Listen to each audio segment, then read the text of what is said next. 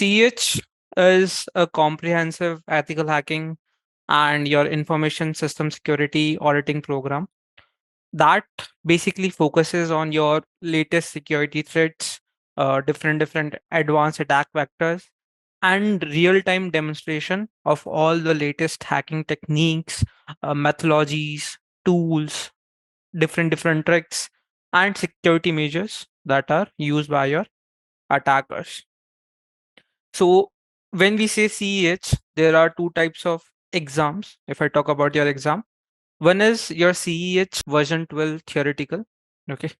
So this is your theoretical exam, MCQ based.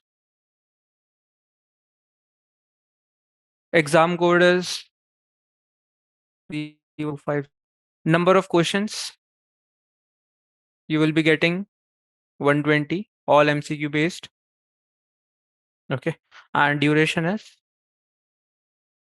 4 hours. Then we have CEH practical. Okay. Now in practical, the duration is 6 hours and you will be getting 20 challenges. Out of these 20 challenges, you have to score 70% to pass the exam. It means 14 challenges you have to solve correctly in order to pass your practical exam. Now, what we'll do, our focus will be more on because if you know how to do the things practically, you can easily obtain the theoretical knowledge. Okay. So 80 to 85% of the training part will be practical stuff and rest 10 to 15% your theoretical stuff. So that after the training, it's up to you that for which particular exam you want to go for either theoretical one or the practical one. Now, this particular CH program contains around 20 modules. So if you look at the master module program, so here you can see networking cybersecurity master program. It contains your subjects like CEH, CompTIA Security Plus, CYSA Plus, and Pentest Plus. Okay, so we will be starting with your CEH. So CEH consists of 20 modules. Around your CEH, you will be seeing 20 modules. So here we will be learning key issues with respect to your information security world, right? We will be learning about hacking methodologies, your different frameworks, information security controls, different security laws and standards. That will be part of your module number 1, introduction to ethical hacking. Now, once we complete the introductory part, it means we have a basic knowledge related to information security and ethical hacking terms. Okay. Then from module 2, we will be starting with your real time. So when I say ethical hacking, it is divided into 5 stages. If I talk about your hacking methodology, it is divided into 5 stages. Footprinting basically means information gathering, your reconnaissance, gathering information about your target. So here we will be learning different methodologies, different techniques, different tools through which we can gather information about our target. Then we have scanning. Okay. In scanning, I will try to scan the network. I will try to scan my target to find what are present on that target. For example, if my target is a web server, I will try to find whether that particular web server is live or not on the network, what all ports are open, what all services are running on those open ports. Okay, so these kind of stuff we'll be doing in your scanning part. Then comes your enumeration. Enumeration means trying to find loopholes, trying to find vulnerabilities target. Now, a term that I said right now, vulnerability. Okay. So vulnerability basically is a weakness. Okay. Or you can say some kind of flaw or a loophole in any kind of system. Okay. For example, if I have some kind of weakness, so I can say that I am vulnerable to that particular problem. So our goal is to find your vulnerabilities around your target, to try to find loopholes through which we as an attacker can get access to that particular system. Then comes your system hacking, phase 4. Okay. And last is your clearing tracks, or you can say action on objective phases of your hacking. Now, when I say enumeration, as I told you, our goal is to find loophole. So we can add your vulnerability assessment into this particular phase. Okay. Then I say system hacking. Okay. Now, if I'm into a system, the first thing I will be doing is gaining access. Okay. First, my goal is to gain access. Now, once I gain access, again, I can do multiple things. I can do your privilege escalation.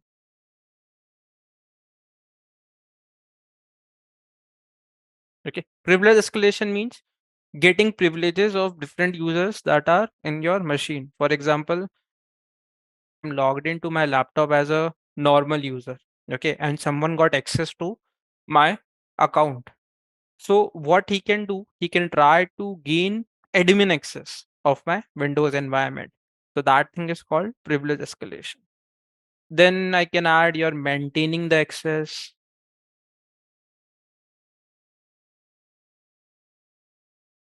your pivoting, moving from one system to another. That is part of that particular network. Okay. So multiple things I can add. These are few of the examples that are part of your system hacking. So these are the 5 phases which we will focus in your CEH. Okay, basically our goal is to learn each and every phase so that we can get to know how a attacker actually attacks a target and objective. So here, if I look at your master program, module 2, footprinting and reconnaissance, as I said, phase 1 of ethical hacking. Module 3, scanning network, phase 2 of your ethical hacking. Okay, your hacking. Module 4, enumeration, your phase number 3. As I said, in enumeration, we can add analysis also. So module 5, vulnerability assessment.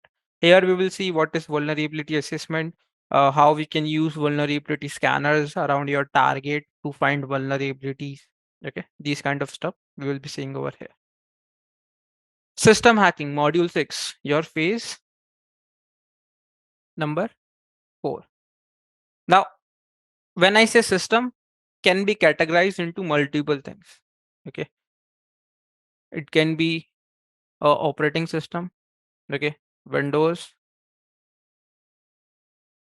Linux, Unix environment, Mac environment. Then I can add your Android, your okay. It can be a wireless network. Okay, it can be a cloud environment. It can be you can add your special devices, right? Specialized devices, your IoT SCADA. Okay. So what we will be doing, over all these things, all different types of attacks on these environments under your system hacking one. Okay. So your malware threats, sniffing, social engineering, your DAWs, all of these things are categorized into different modules so that it becomes easy for us to learn these kind of stuff. Okay. So after DOS, you will see your session hijacking, evading your inline defenses like your IDS, firewalls, honeypots, web server attacks, web application attacks. Here we will be focusing more on your OWASP list, Open Web Application Security Project list. Okay, that what are attacks, how we can do those kind of things around a target using different tools, using different methods. These kind of stuff we'll be seeing over here. Now, under your web application part, they have given a separate module for SQL injection. Okay, so here we will learn what is SQL injection, how we can perform SQL injection over a target. Then hacking wireless networks, as I said earlier, that these things are categorized: IoT, mobile platforms, Android, iOS, okay, cloud computing, and last module is your cryptography. So these are the 20 modules that we will cover in your CEH. Okay. So basically our goal is to think like a attacker the completion of this particular course. Okay. Now comes the practical part, that how we will be doing these kind of stuff. Okay.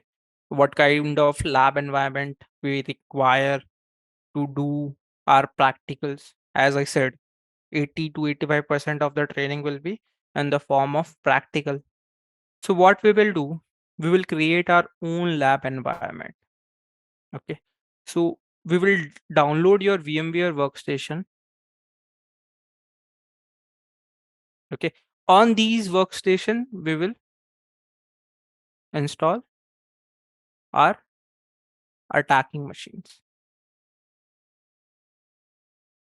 Okay. Your Linux and all other machines that we will try to exploit through your Linux.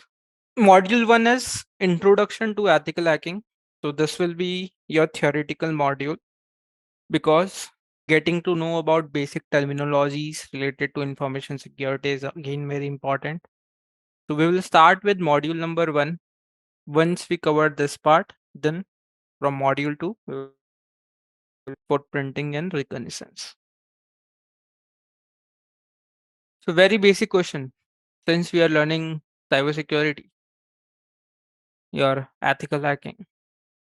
According to you, what is information security? What do you guys think when you hear the term information? Okay, so if I divide this term into two parts, information and security. Okay, so for a beginner, if I say information security, providing security to your information. Okay, providing security to your information. Now, what type of information? Your available information. Whatever information is present around our organization, to that info, we are providing your security. So we can write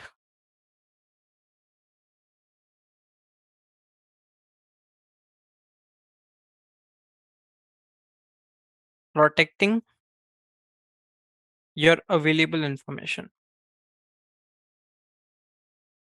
Now,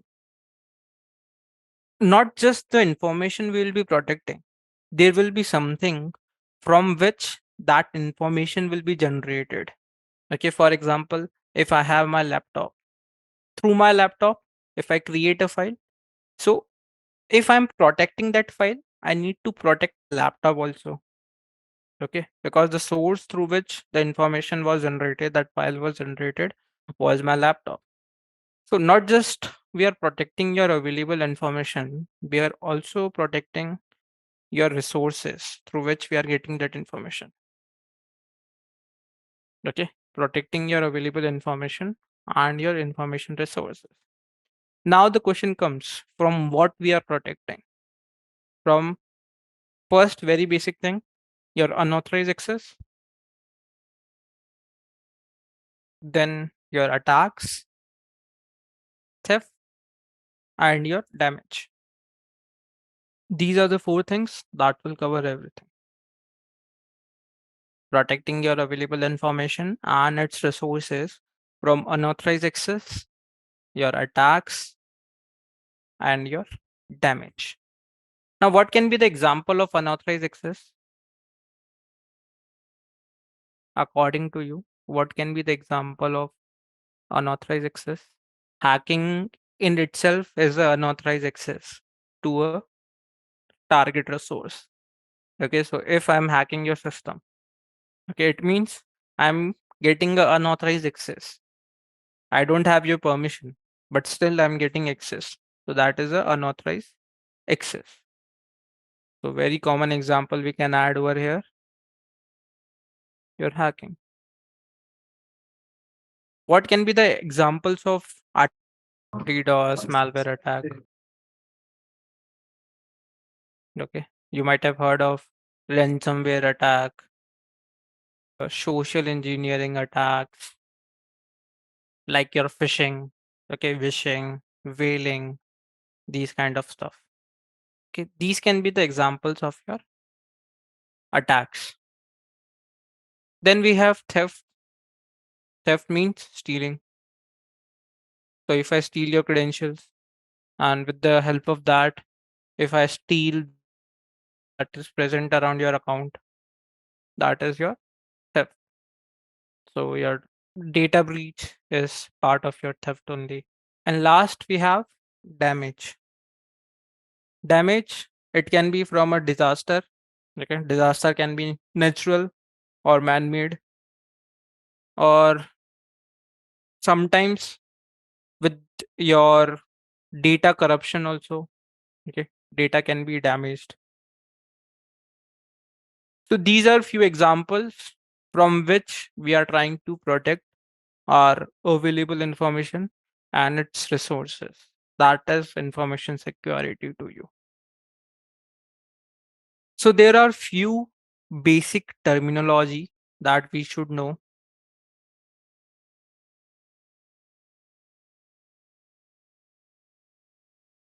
Okay, basic terms that we should know the meaning of, so that it becomes easy for us to understand when I will be using those terms during our sessions. First one was your vulnerability.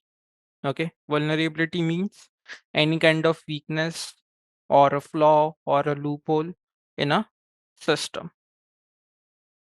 Then we have exploit. Exploit, any kind of software code or a script or a application that can help me to take advantage of your vulnerability.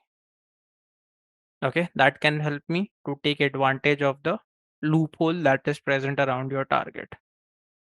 So exploit means taking advantage of a vulnerability. Then we have payload. See, exploit was helping me to take advantage of the vulnerability. Okay. Once I took the advantage, what all things I can do with that vulnerability, that will be solved with your payload.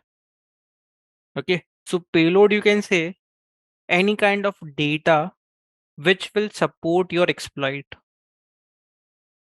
Okay. For example, let's say I want to get a backdoor access to a system. Now, once I get a backdoor access, I need a shell, okay, to get access of that machine, right, from my machine. So there comes your payload who will helping my exploit to take complete control over that system. So payload we can write data which will support your exploit.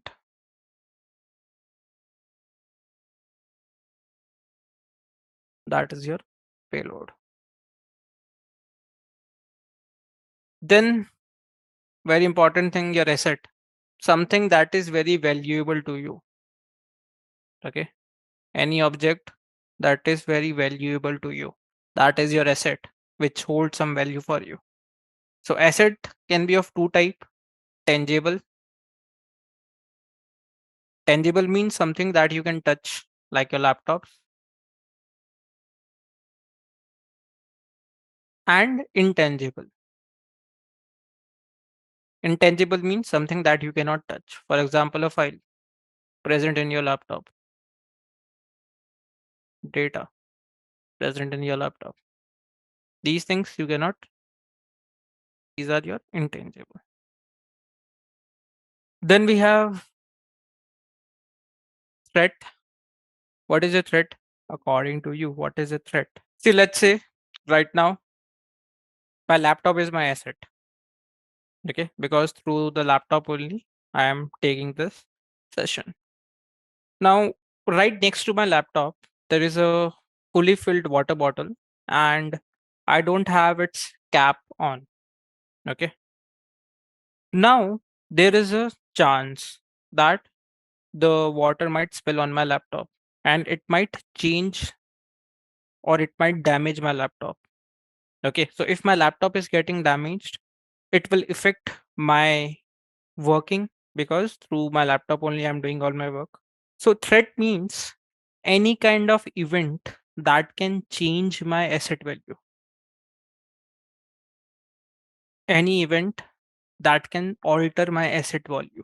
That is a threat to me. Okay, so sometimes there might be some positive threats, but most of the times there will always be a negative threat. So here we can write any event, any event that can alter asset value. Okay, so let's say you bought a car. Okay. Now that car is acting as an asset for you because it is helping you to drive from one location to another. But you still don't know how to drive. Okay.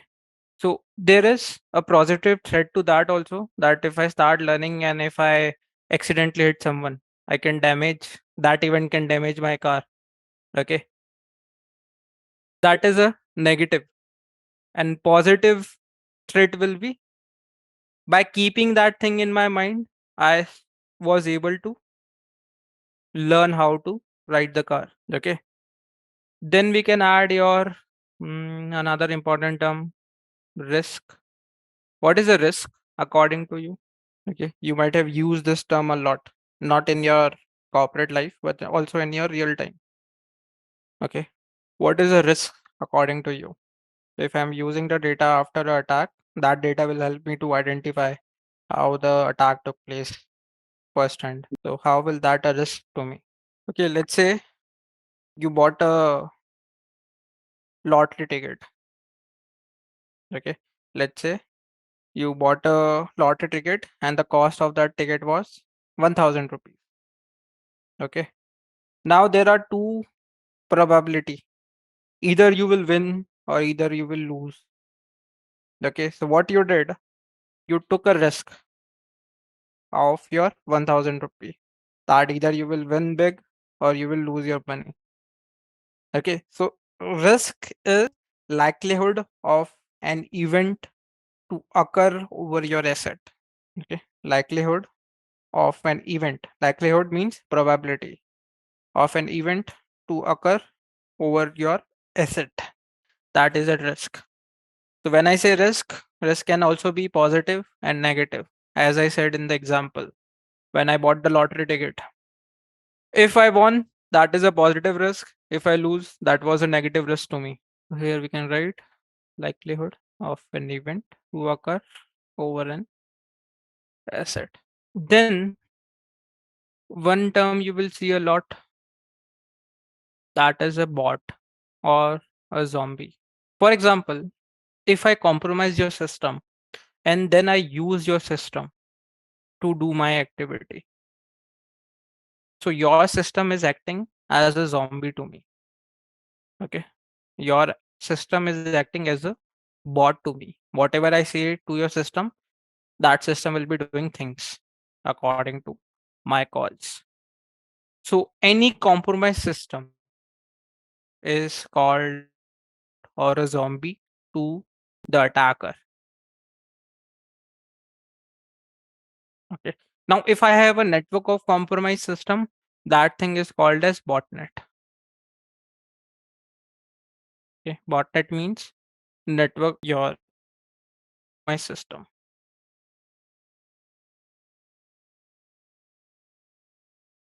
For example, if I compromise Rajneesh, Masood, Deepak, Asad, these four systems, and I connect these four systems to create a separate network and then use that network to do a DOS attack on the server. So that complete network will be called as a botnet network to the attacker. Have you guys heard of zero-day vulnerability or zero-day attack? What is this zero-day vulnerability or attack? The loophole that is not known to anyone, that is not known to your developers, okay? That is not known to your security team. That is a zero-day vulnerability. If a attacker exploits that vulnerability and do a attack, that attack is called as attack. Okay. Famous example recently was your log4j. That was a zero-day vulnerability and attack situation. One more term we can add over here, PII. PII is personal identifiable information.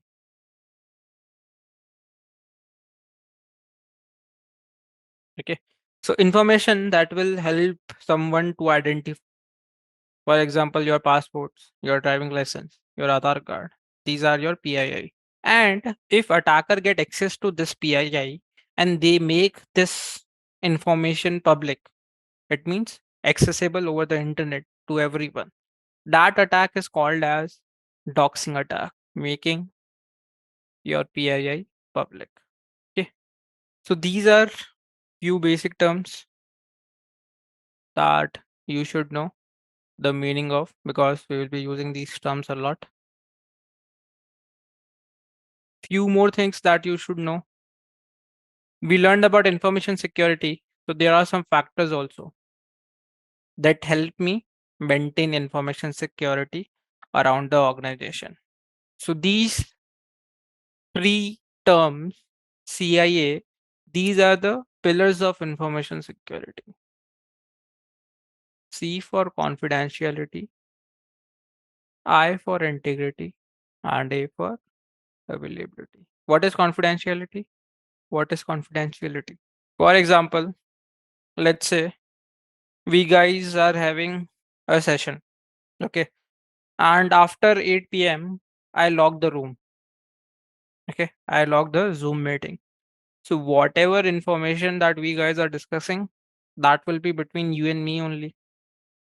No other third person can get access to that, okay, until and unless it is shared by the support staff, okay. So, that is confidentiality, meaning we are assuring that the information is only accessible to the authorized person. Second is integrity. What is integrity? Hashing. Basically, integrity means creating a trust around your data or your resources. Okay.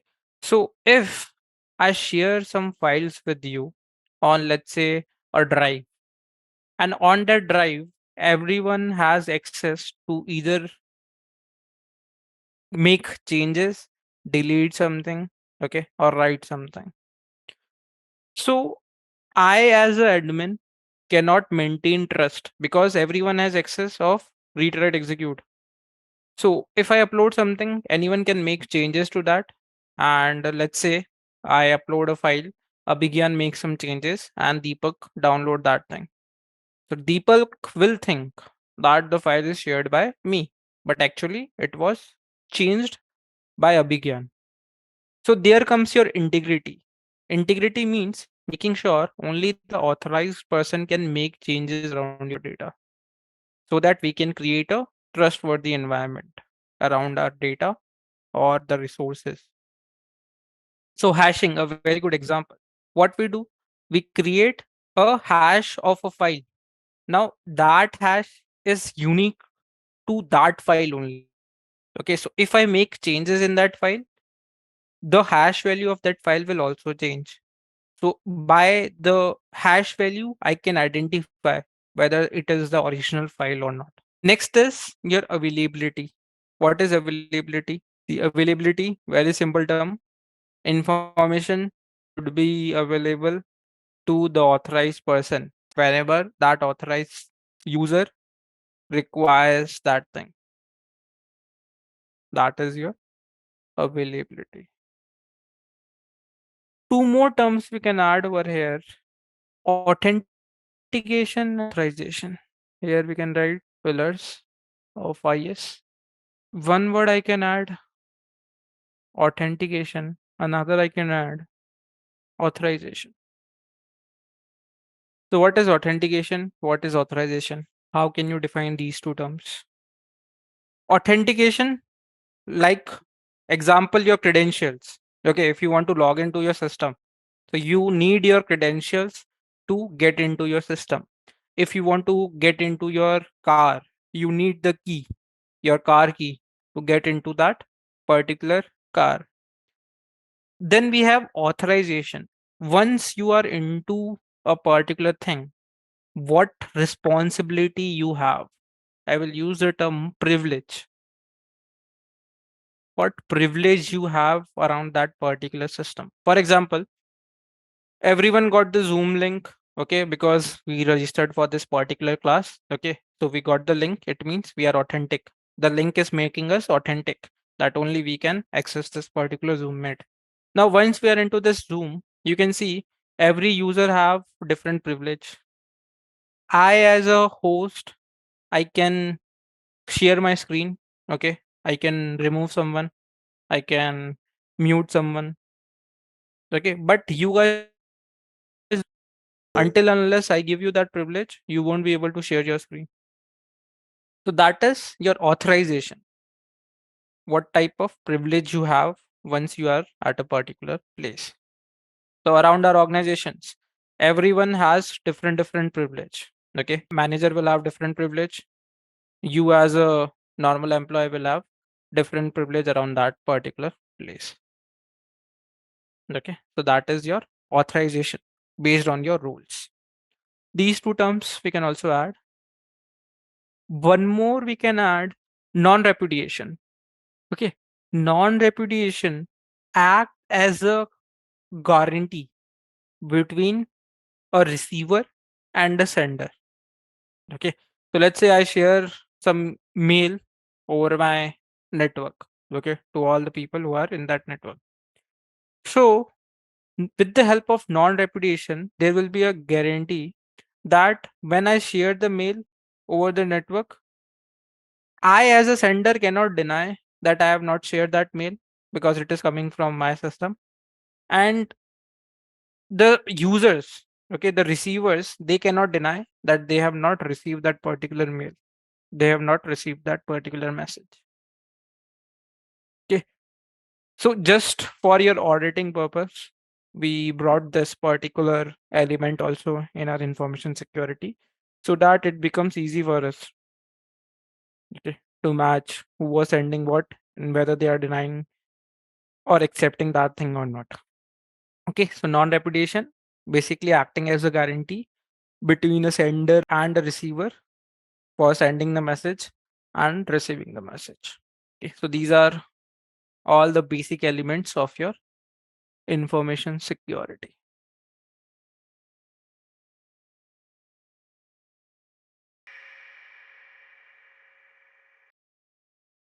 How I will define an attack? Attack is nothing. Attack is a combination of a goal, okay, a motive, plus some vulnerability, some loophole, plus a method to exploit that vulnerability. Okay, you can say, like, if I'm doing a DOS attack to exploit the target servers, my motive is to take down that particular server. So this is how you can define what a attack is. Okay. So whenever you do any case study of attack, what you have to do, you have to find three things. Okay. First, you have to find that what is the motive of the attacker. why attacker is trying to target that particular organization. Okay. Then second thing is you have to find the vulnerability, that what was the loophole that the attacker used to get into the target organization. And third thing is your method, that what was the method used by your attacker to target the loophole. Okay, so this is how you will always think of a attack. But whenever you are reading about the particular attack, these are the three major things that you have to search for. Now, what we can do, we can classify your attacks into different categories also. So what we can do, we can classify your attacks into different categories. See, first two very common things is passive attacks and active attacks.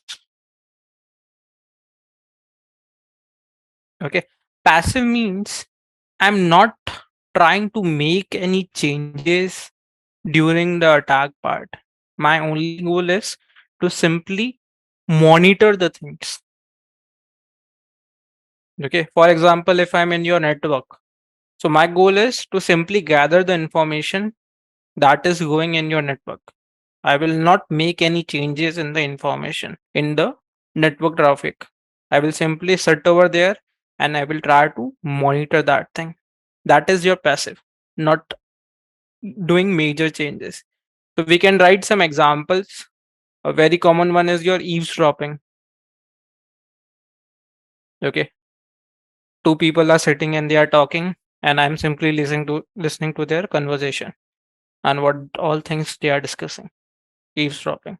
Then example with respect to your network sniffing. Okay, these can be two examples of your passive attack. Second is active. Okay, active means I will try to tamper with the data. I will try to disrupt the communication around your network. I will try to bypass your security controls to break into your system. Okay, so that is your active. Examples: your DOS attack, your cross-site scripting, SQL injection, these attacks. Then third is close-in attacks. Close-in attack means when I as an attacker is trying to perform the attack in a very close physical proximity, okay, around my target. For example, let's say two people are sitting and I'm very close to them and trying to listen to their conversation. Okay.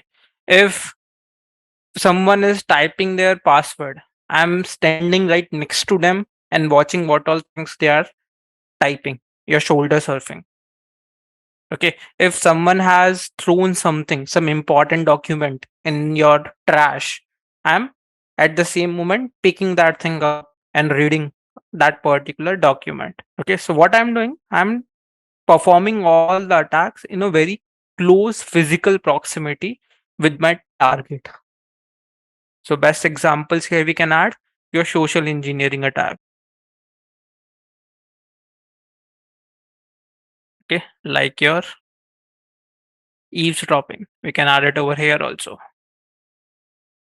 Your sniffing, not sniffing, shoulder surfing.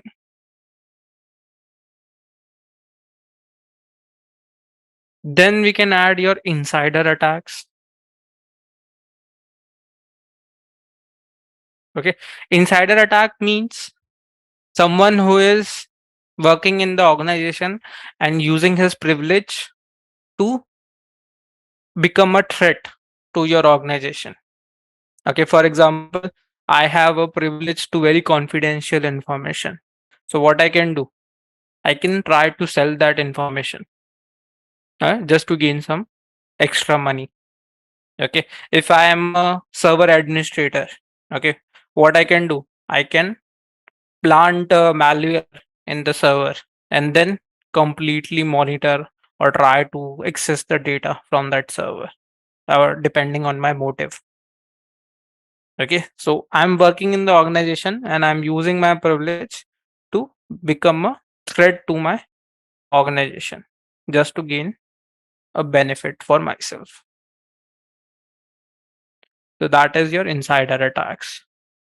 So here I can add example. Best example is your theft. Then last, we can add your distribution attacks. Okay. Here, I as a attacker, what I will do, I will tamper with the hardware of the software which is getting installed at a particular premises. For example, right now, Syed was facing the problem of directly installing this your Kali file from the website. So what I can do as an attacker, I can tell him that okay, I will share the file with you.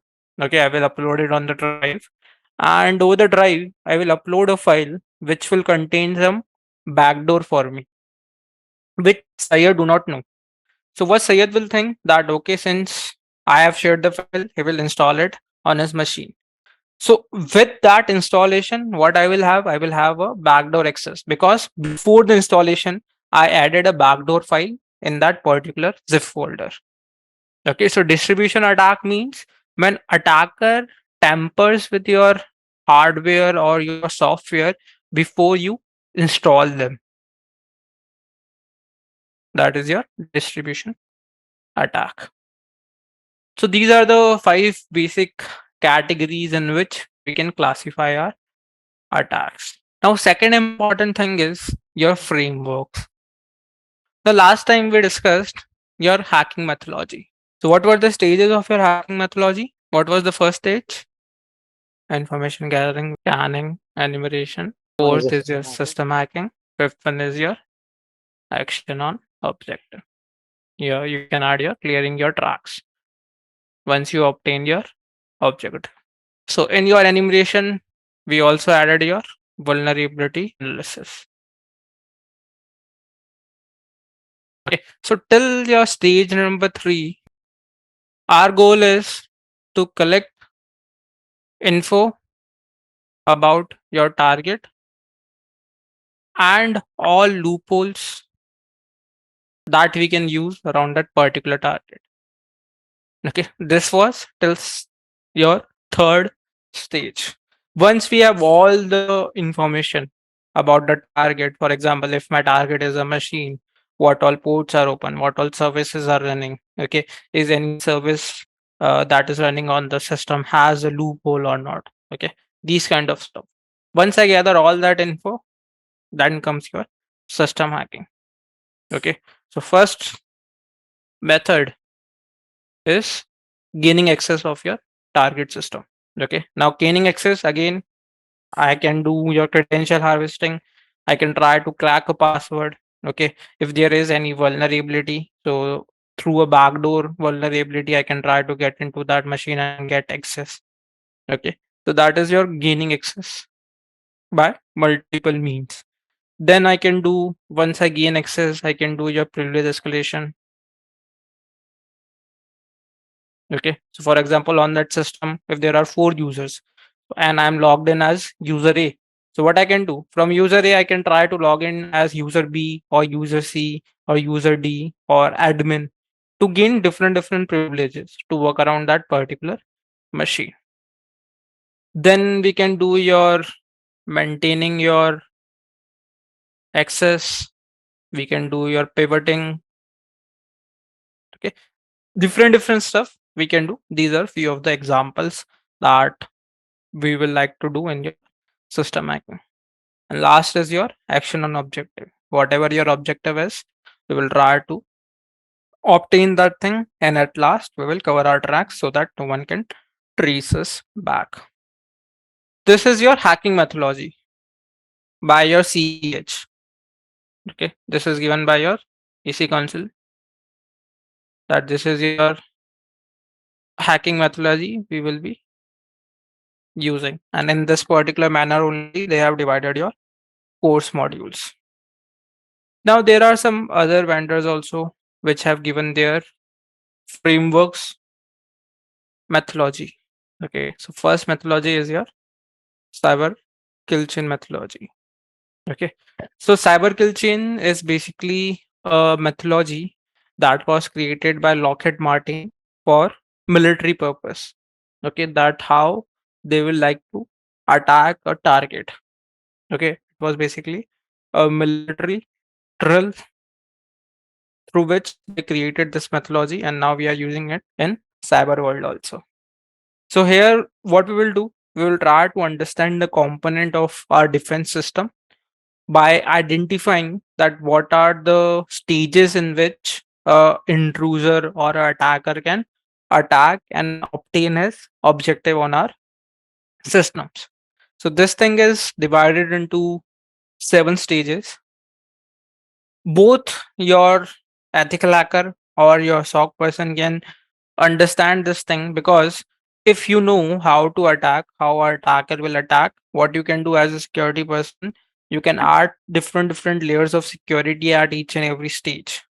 Okay, so let's say our attacker is able to reach stage 3. Okay, so once I identify the attack at stage 4, I will try to block that thing. Okay, so that it does not reach to your stage number 7, your action on objective. So let's see what all the 7 stages we have in this particular methodology. Okay, your 7 stages. So let's create a scenario. Let's say we have 2 systems. One is this. This is attacker. This is some person A. Okay. As an attacker, my goal is to delete a file on the system. Okay. My goal is to delete a file on this particular system A. This is what my objective is. Because as I said, when I said defining a attack, first thing is you should have a motive. So now we know that the motive is deleting a file present on your system A. First stage is always your information gathering, your reconnaissance. First step is always your reconnaissance. Okay, this is information gathering, where we try to find a lot of information about our target. We try to find some weak points around our target. So that is your information gathering. So let's say in stage 1, your reconnaissance, I got to know the email address of user A. Okay, the email on which uh, your user A is logged in on this particular system. I got to know, let's say, some loopholes. Okay, let's say user A is using a particular application which have some vulnerability. Okay, this is what I found from stage number A, reconnaissance. Once I gathered my intel, okay, once I got my intel, step number 2 is weaponization. Step number 2 is weaponization. Okay. What weaponization means? Creating a weapon for yourself. Okay. As an attacker, creating a weapon which you will be using on your target. So let's say from my intel, I got to know about the email, I got to know about the vulnerability, or you can say a loophole. I created a payload, or let's say I created an exploit, okay, which will take advantage of this loophole. And then to support this exploit, I have a payload which will download Trojan for me. Okay. The job of your payload is once the exploit has exploited your loophole, it will download a Trojan. Trojan means a backdoor access. Okay. So this is my weapons that I have created for myself. Third stage is delivery. Third stage is your delivery. Okay. Delivery means delivering my weapon to your target.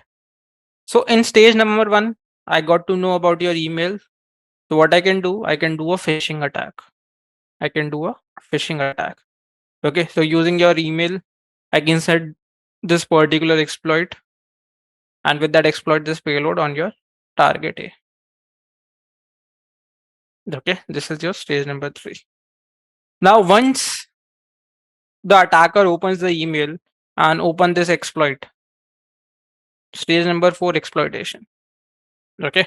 So exploitation, what my exploit will do, it will start executing the exploit on your system A, and we will try to exploit this particular loophole that we found in stage number 1, reconnaissance.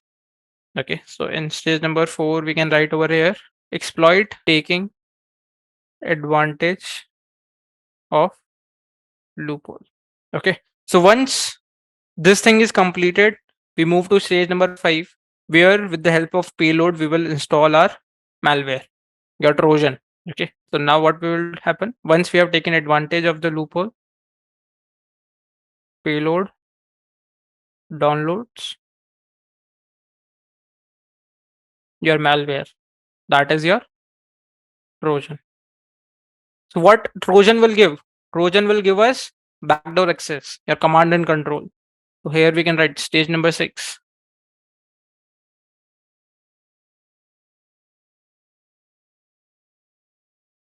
Command and control, CNC. Okay, so with the help of Trojan, now what I have command and control of our target. So if I have control over the system, last step is action on objective.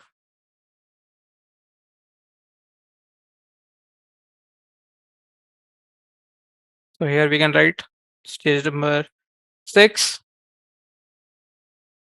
CNC with Trojan, and stage number 7, deleting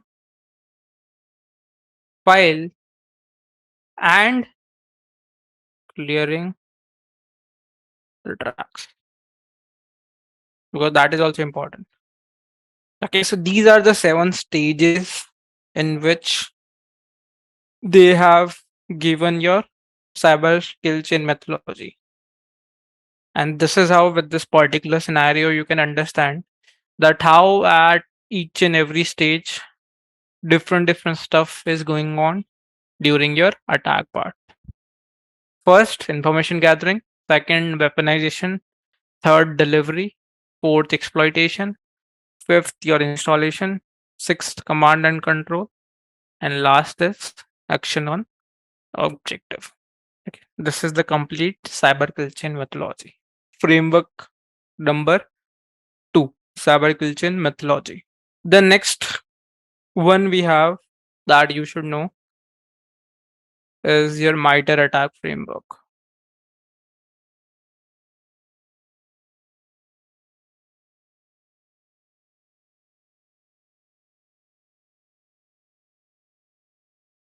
Okay, so basically, your MITRE attack is a database of your attackers' tactic and techniques that they have used in your real world. Okay, for example, if let's say we have a attacker group A and they have attacked multiple organizations, so this database will contain the information about that attacker group, that what are the techniques, right? What are the tactics that attacker group have used around that particular target. So two terms I have said over here, tactic and techniques. See, first, tactics. Tactics, you can say, are the guidelines that will describe that how a attacker performs the attack from beginning to the end, from stage 1 till the final stage. These are your tactics. Okay, so again, first information gathering, then reaching your action on objective. So what all stages attacker have carried on to reach till the final stage. Okay, so these guidelines will be your tactics. Techniques will be the methods that will be used by the attacker in every tactic. For example, in information gathering, what all sources I have used, what all tools I have used, what all frameworks I have used. These are my techniques to obtain my tactic. Okay, so tactics, a guideline which will describe how attacker is performing the attack from starting till the end. Techniques, these are your methods. Okay, here we can say this is your guideline. Techniques are your method. okay, which are used by your attackers for every tactic. So if I open your MITRE attack, so here you can see on this website, I have matrices. Now enterprise, mobile, ICS, your embedded system.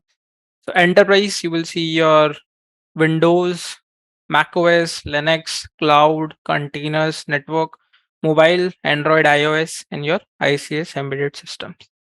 Then we have tactics with respect to different enterprise, mobile, or ICS category, techniques, data sources from which particular source they have collected that particular data, mitigations for each and every problem that we have discovered till now, groups, your attacker groups, your APTs, advanced persistent threats, softwares that have used by these groups, campaigns, and your resources.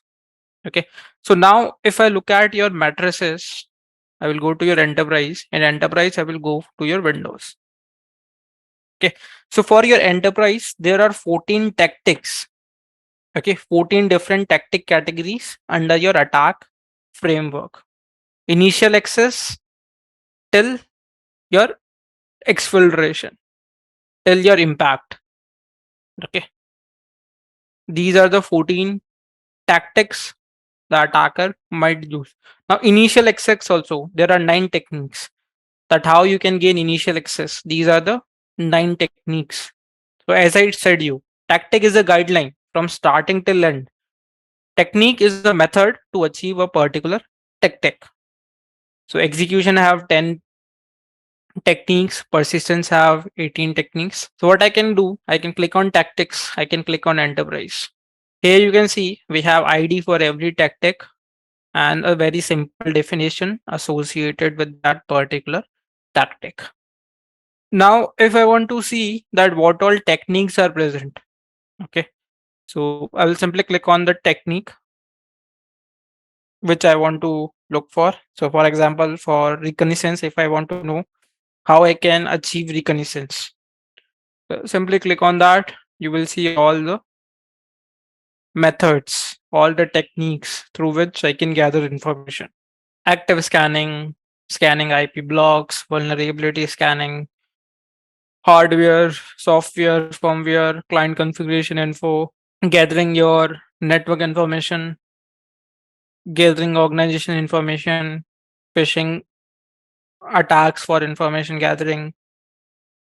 These are some techniques.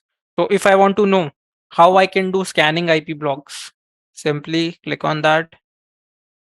It will tell me, okay, that what all things I can do to scan your IP blocks. Very simple description over here. Okay. And mitigation is also present. As I said, we have option of mitigation. So how in our organization we can mitigate these things? How we can detect that thing? What is the reference? How we got this particular data? So these are the reference links. Okay. So like this, as an attacker, I can try to learn and understand that how real-time attackers are using different methods to obtain a particular tactic. Okay. This framework can be very useful for me as a beginner.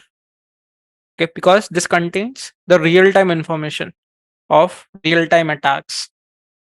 Now here we have groups. If I open the groups, here you can see groups are for your advanced persistent threats, your advisory. So here you can see we have named them APT 1, 12, 16, right? These are the numbers.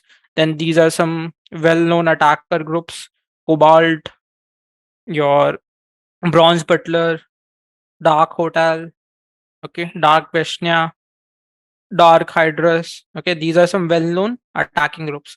So now if let's say I want to understand that what all things your platinum group do. Group actively targets victims since 2009, majorly associated with governments and related organizations in South and Southeast Asia. What are the common techniques used by this particular group? Here you can see. What are the softwares that are used for what particular technique by this particular group? I can get that information also. Now, if I want to learn about this software, ADBUPD, open this thing, it will give me that for what particular technique this particular software is used. It can run a copy of cmd.exe. It can contain a copy of OpenSSL library to encrypt your C2 traffic. It can use a WMI script to achieve your persistence. Now, see how much information we are getting as a beginner from this particular framework. And I can also use this thing to create my threat model for my SOC environment. Okay. Softwares, it contains all the softwares that are used by your adversary, your groups till now. One more interesting thing is there. Here we have a search option. Okay, so from this particular database, you can search anything. For example, I have a command, let's say ifconfig. Now I want to understand that where I can use that command. Okay, your ifconfig. So simply search it over here. Now here you can see it gave me information for ifconfig. If I open this thing, ifconfig is a Unix based utility used to gather information about TCP IP settings on a system. So for what particular technique it is used? System network configuration discovery. If I open this thing, what this thing is? Adversaries may look for details about network configurations such as IP or MAC addresses of systems they access or through information discovery of remote systems. Other than IP config, what all things I can do for system network configuration discovery? ARP, NBT stat, and your route command. For what particular tactic this particular thing is used? Discovery. Okay, so you can see how much information I'm getting for a single command. Okay, that where I can use that thing in future during my attack phase. So this search option is again a very good option if we are looking for some information from this particular database.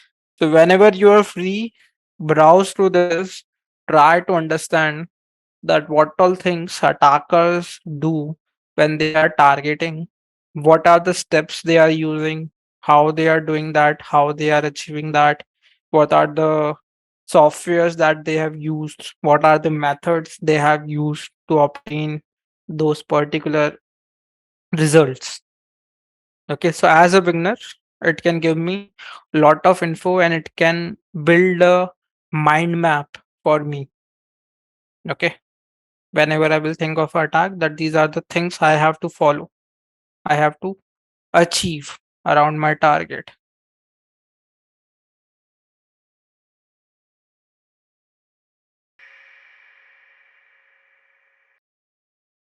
Sony entertainment hack. Okay, that how attackers were able to get into your Sony networks and how they were able to get the private info from their internal servers to the attacker servers, and they were able to publish that info over the internet.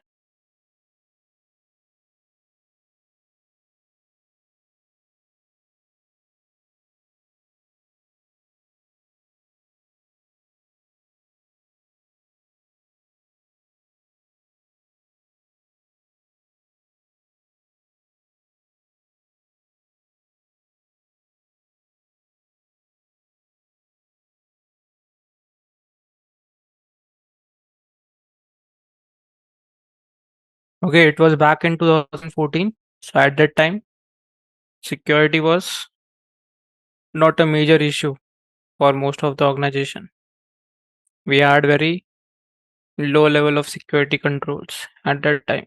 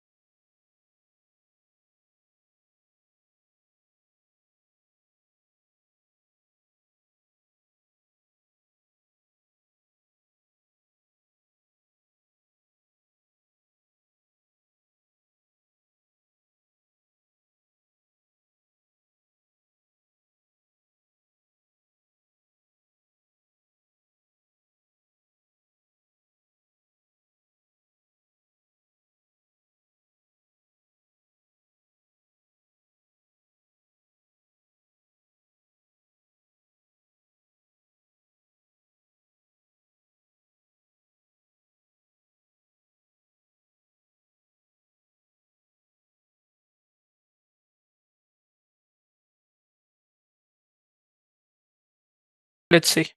So you might have known that the attacker is your GOP, Guardian of Peace, and they are sitting over the internet. Now, this is a very standard architecture. We have two firewalls, we have one DMZ. What is a DMZ?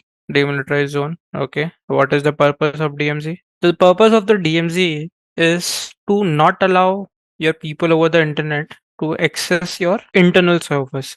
So, whatever my public facing servers will be, I will put it in your DMZ, your militarized zone, so that it will create a separation between your traffic from internet and from your internal network. People cannot access from the internet your internal network. So this is the major purpose of your DMZ. So whatever the public facing servers are of your Sony or any other provider who is using Sony server, it will be sitting in your DMZ. So as a normal user, someone who is over the internet, if I have a request for one of the server, this is how my request will go. It will go through this firewall and it will reach your DMZ. Now in your DMZ, you have your servers. Request will reach your server. Server will respond back to your request, and I will get a reply back through this firewall. Okay. So I cannot reach this particular point as a attacker. Okay. Even if I'm able to bypass DMZ, another firewall is setting that will drop my request before reaching to your internal network. So here you can see as an attacker, my first goal is to get access to the traffic of DMZ. Why? Because let's say if I have a server, let's say this particular server X. Okay. Now people from the internet can also access this.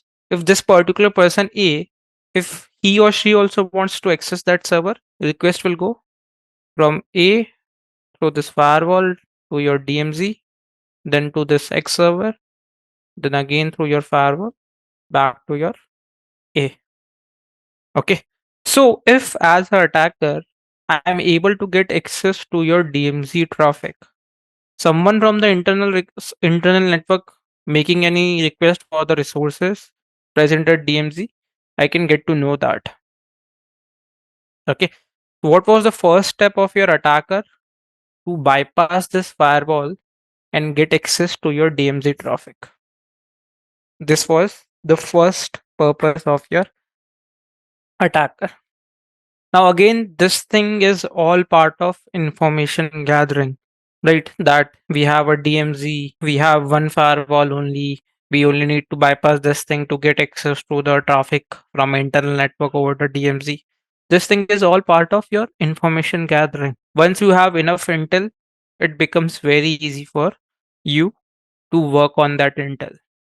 So here what attackers did, once they got to know that they need to bypass this firewall just to get access to the DMZ traffic, they attacked this thing, they bypassed this particular network, and now attacker have access to your DMZ traffic.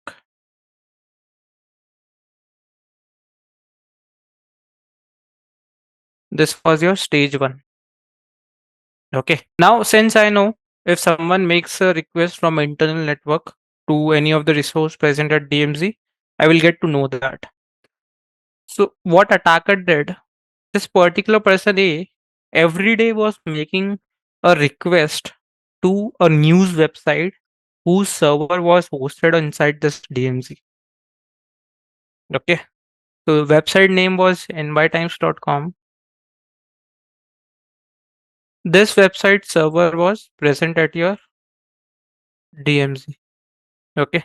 And this particular person A every day he or she was making a request to this website just to get access to the latest news. Because I have access to the traffic, I got to know that. Okay. So now my second step is attack this thing. Why? Because when A makes request to nytimes.com, okay, in the response, I can send a malicious request. Okay, I can send a malware to A. So once I got to know about this, second thing was attacker attacked this and got access to your nytimes.com.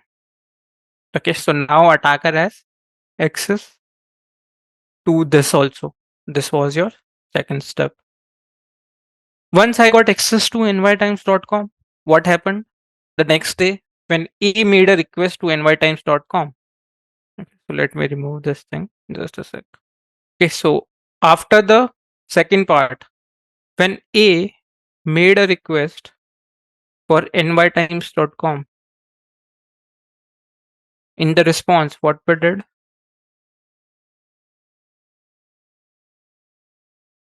We added your malware. The job of this malware was to give you backdoor access. Okay, so we can say we added a Trojan. Okay, just to simply understand this thing, we added a Trojan in the response that will give me backdoor access. So once your Trojan is present over here, it will give you backdoor access. The backdoor means CNC. As an attacker, now I have access to this particular system. Okay. So from this system, I studied the internal network and then I started my lateral movement. So from A to B, from B to this network, from D to this network, from like this. Very slowly, I started to compromise the internal network. Okay. So till now, I have access to your internal network. Okay. So you can say now this is a compromised network. Now, on this network, there are terabytes of information. Okay. There are terabytes of information. So I, as a attacker, let's say this is my server, I cannot transfer all that info to my server because information is in terabytes, a very large size. So I cannot do this thing. Okay, so I need to come up with something which will become untraceable for your Sony people.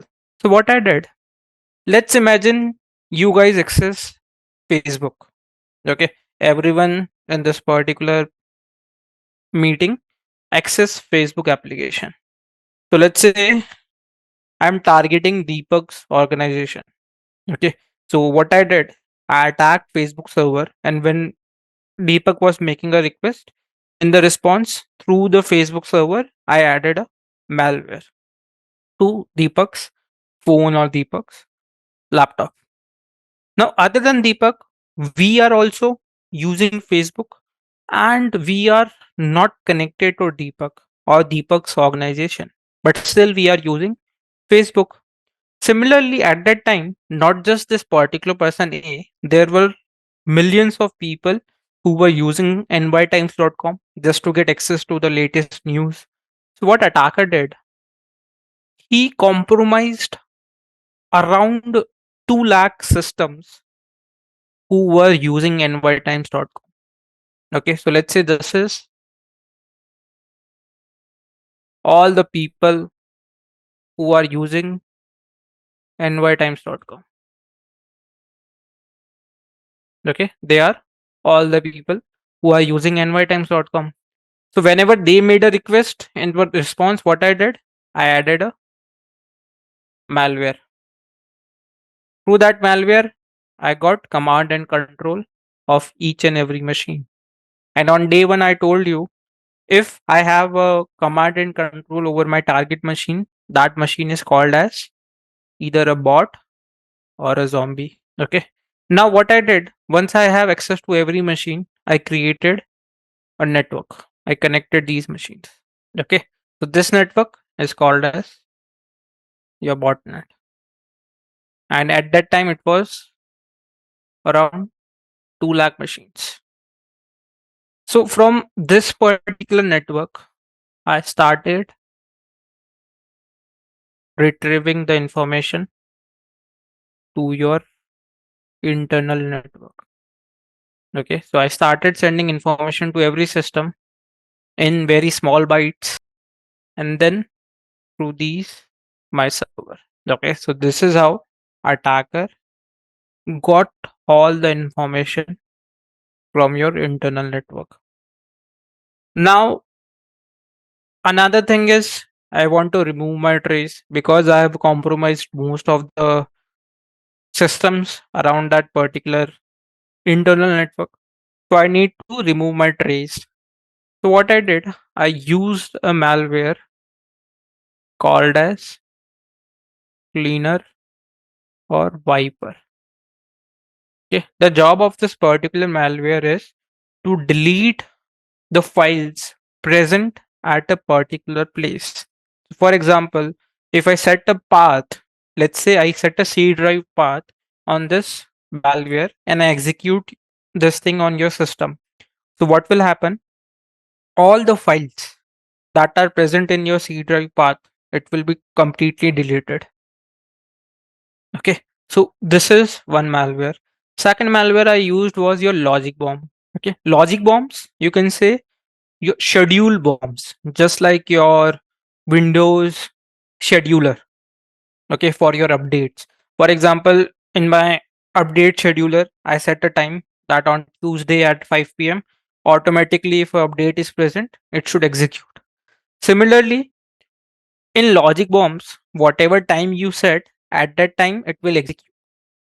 So I added my wiper in your logic bomb. I set it for a time and I added a message. You have been hacked by GOP. This was the message. And the time was whenever a system starts, okay, in the morning, this particular malware should explode and both the cleaner and your message should be displayed on the target. Okay, so once my attack was completed, I added this malware, and on the next morning of the attack, on every machine in your Sony network, okay, it was displaying a message that you have been hacked by GOP. And this is how they got to know, the Sony people got to know that they have been actually hacked by someone. Okay, so again, this process is not a 1 day or 2 day process. Okay, it took around 3 years. It took around 3 years for the attacker to retrieve your information and clear their traces. Now, what was the motive? The motive was your revenge. Okay, attacker group was Guardian of Peace, GOP. Motive, revenge. Okay, method, we have already added backdoor access through malware. Okay, and weakness was your person A using DMZ resource. Okay, these are the complete scenario related to your Sony attack. So let me minimize a bit so you can see all the things in a single picture. Okay, so here you can see. Here we have 200 systems. And why they did that? Because Sony released a documentary which was deframing the leader of North Korea. Okay. So just to take revenge for that, they attacked the Sony network. They got access to all the latest copyright films, your copyright documentaries, their upcoming movie projects. They got access to all the data and they uploaded it free on internet. Okay, so the purpose was not to gain some money from Sony. Okay, it was not for financial benefit. Whatever they got, they uploaded it free over the internet. So here the purpose is revenge, just to take revenge. That how they were deframing their leader. They attacked the network and got access to info present at that network. Now this is for Sony Entertainment. Okay, Sony have multiple operations. So this attack was on Sony Entertainment. And one more task I'm adding. Read about solar wind attack. Why? Because this attack was on a security organization. Okay. So if you attack someone who is providing you security, that is again a very big thing. It took place in 2021 December or 2020 December. Again, a very good attack to read about. Okay, so this was a supply chain attack. See, first thing is, if I have been attacked, there will be major problem within my operations because I have to stop lot of things which are already compromised. I have to separate those things from my network. So I will face a lot of problem around my operation. Second thing is, if sensitive data is lost, someone can take legal action around that. Okay. Then I will be having reputational damage. For example, we all are using Gmail, and tomorrow you got to know that Gmail has been compromised. So we will again start looking for alternative because now we know Gmail is not that secure. So that is a very big reputational damage to Google. And if users are not using your service, you will face financial loss. Okay, so these are the four major impacts that the organization will face during or after the attack. Okay, operational, legal, reputational, and financial.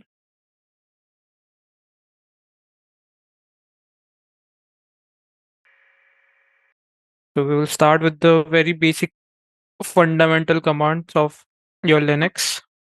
So everyone start your VMware and in that start your Kali.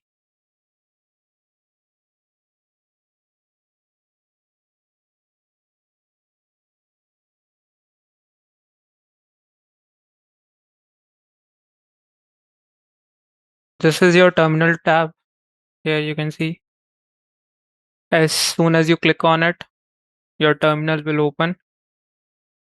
If you click on the bottom arrow option, here you can see. You can also open it as a root user. Right now I'm using it as a Kali user. Okay, a normal user through which I logged in on this particular machine. Okay, you can also open it as a root terminal and also as your PowerShell. So if you have any PowerShell scripts and if you want to execute it on your Linux, then we have an option for that also. Our main focus will be to learn the basic terminal commands. Now here you can see right now, since I logged into this machine as your Kali user, okay, so I'm using it as your Kali. Now here the limitations we will have over this particular user because Kali is not your root user. So what I will do, I will switch my user. Okay, I will switch my user and I will try to use this terminal as a root user. So to switch a user, command is sudo space your su. Su is your super user. So what I'm doing, I'm switching my user to your super user. So I have to enter my password. Password is Kali, and here you can see. Now I got access to this particular terminal as your root. Whenever we are into a machine, we will always try to get maximum privilege of that machine. Okay. So maximum privilege, either your admin or your root user will have. If you are using your terminal as a normal user, okay, and if you are running a certain command that requires root permission, then you can use sudo space the command whatever you are executing. So what sudo will do, it will give that command root permissions. Okay, so sometimes when we are normally using the terminal as a normal user, there will be some errors while using a particular command, right? It will require root permissions. So at that time, you can use sudo space your command so that we can give that command your root access. So right now you can see my directory is /home/kali. This is my current directory, present working directory. Sometimes when we are into a machine, we don't get this particular emulation. Okay, because Kali is designed in such a way that it should be friendly to your user. So it is already giving me the path in which I am currently working. But sometimes in a target, you might not see the current path. Okay. So if you want to guess, if you want to identify what is your current path in which you are using the terminal, you can use the command pwd. Okay. Pwd will tell you your current working directory. That this is the directory in which you are working. So here you can see same result I'm getting over here also in the output. One more interesting thing, when I executed pwd, it was in green color. Okay. So when you are executing the correct commands, it will be in green color. When you are executing a wrong command, it will be in red color. Okay. For example, if I write PWE, you can see it is in red color. It means your Kali is not able to identify this command. So it's a wrong command. So this thing also helps you while running your commands. Okay. This is also one of the great feature of your Kali. So here we can write in your notes.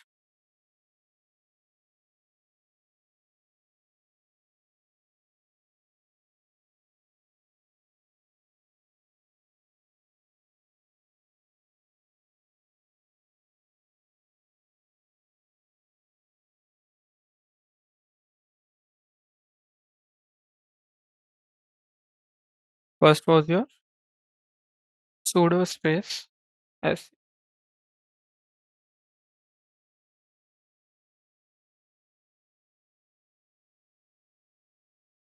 Second was your pwd.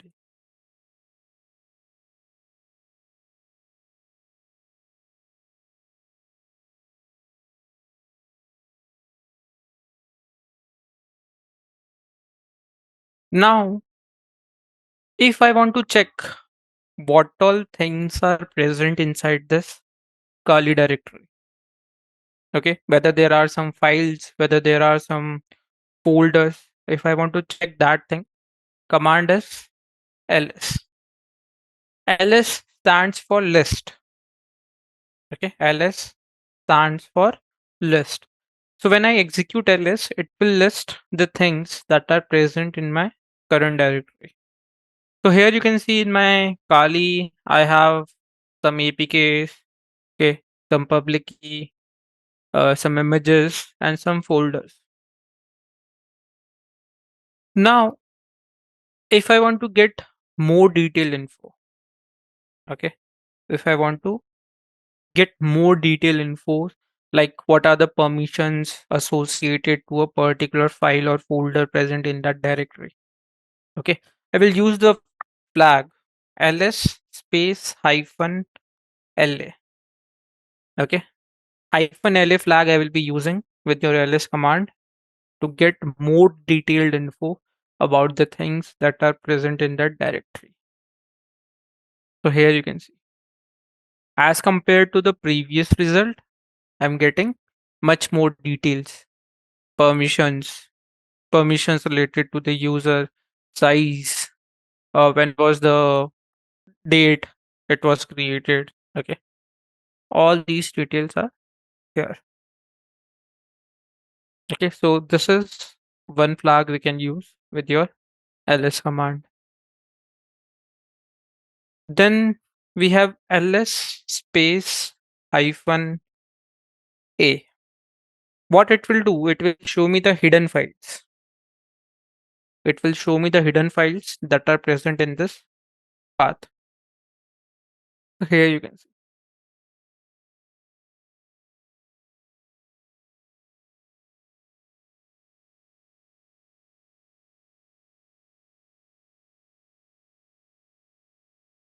Now, if I want to check what more options I can use, what more flags I can use with your particular command. Okay, for example, I'm using ls list command, and if I want to check what more things I can use with your list command, I can write ls space hyphen hyphen help. Okay, ls space hyphen hyphen help. So what it will do, it will give me all the arguments, okay, all the flags that I can use with my command. Okay, so hyphen a, I will get everything that is present in that part, right? It will not ignore any entry starting with your dot. Then we used hyphen la. It might be somewhere here only. So somewhere down the line, you will see that thing also. So it will give you information related to the arguments you can use with your command. So hyphen hyphen help is again a very useful option when we are learning about a particular command. Let's write it over here and you guys also execute these things. ls to list, okay, ls hyphen la,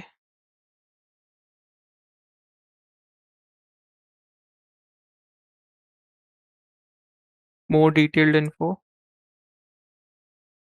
and ls hyphen a,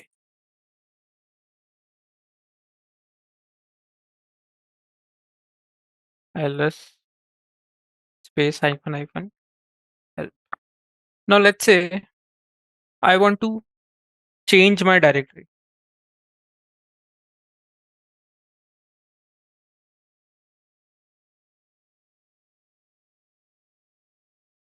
The arguments you can use with a particular command. Okay. So not just with ls, with any command you can use it and you can check what all arguments you can use.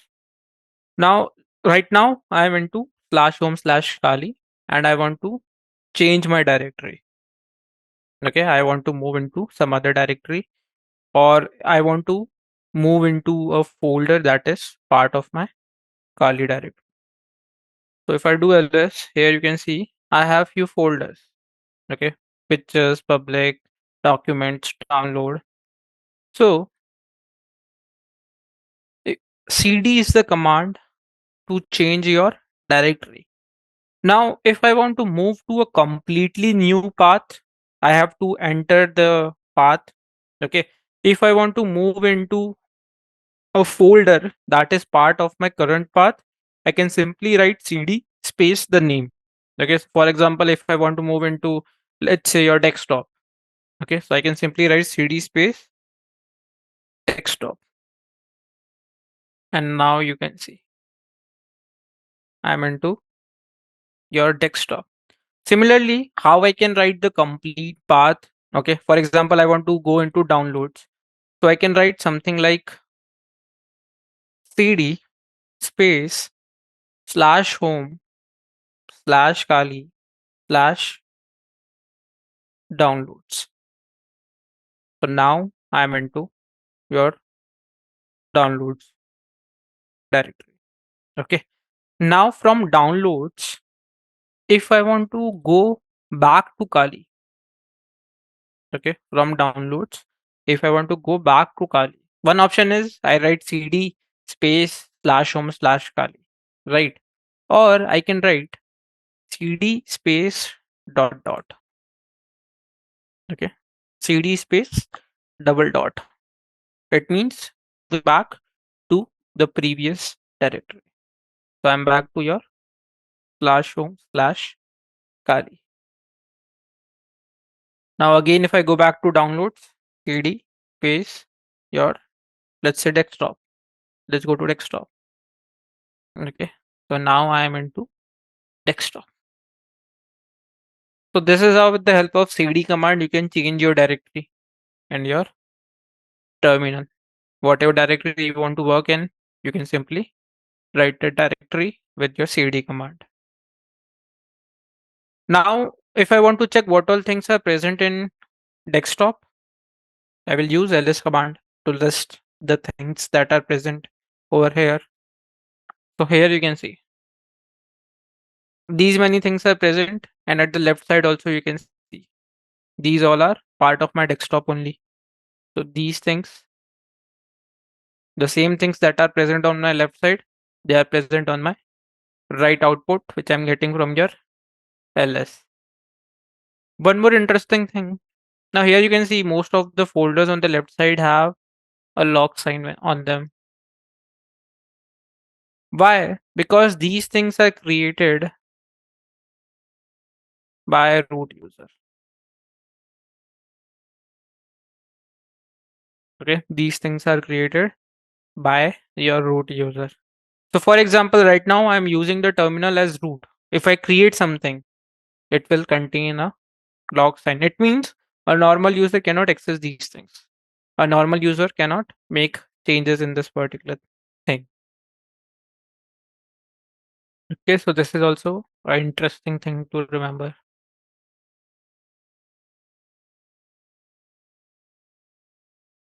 Okay, so let's say I want to create a directory with our batch name. Okay, so let's name our directory CEH October. Okay, CEH OCD. Let's name the directory. So if I want to create a new directory, okay, in my present working directory, command is mkdir and then your name. I want to create CEH OCT.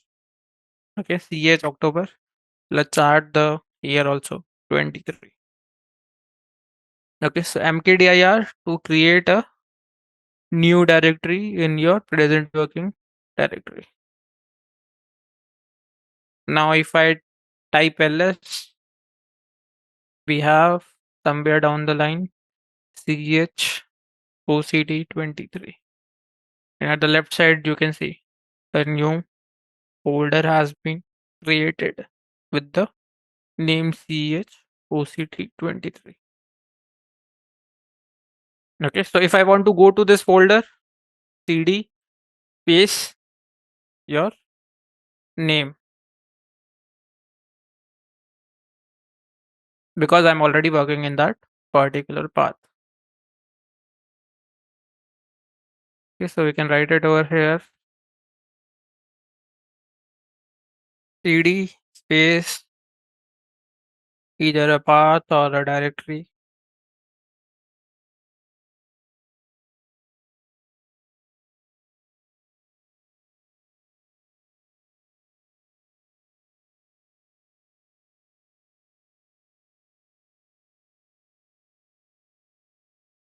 One level down, you can say.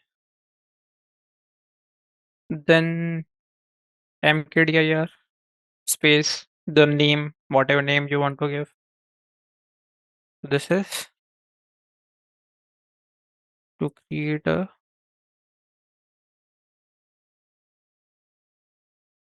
new directory and present working directory. Okay. Now let's say I want to create a file. Okay. I want to create a file. So command to create a file is touch. Okay.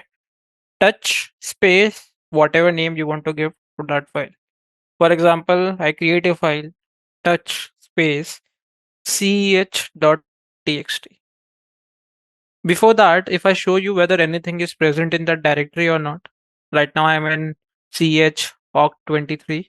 So if I type ls, you can see nothing is present over here. So if I create a new file into this particular ch awk23, so let's name it touch ch.txt. Okay. Now if I type ls, a file is present over here. Right now, I only created the file. Okay. I have not added any text into this particular file. So in Linux, in your Kali, we have two editors. Okay. One is your Nano, second is your VI. Nano is user friendly. Okay. Nano is much easy to operate. VI is a bit difficult because you have to remember all the syntaxes, all the commands to operate your VI. Okay, so these two editors are present in your Kali, and by default, always go for Nano because it is much easy to operate as compared to your VI.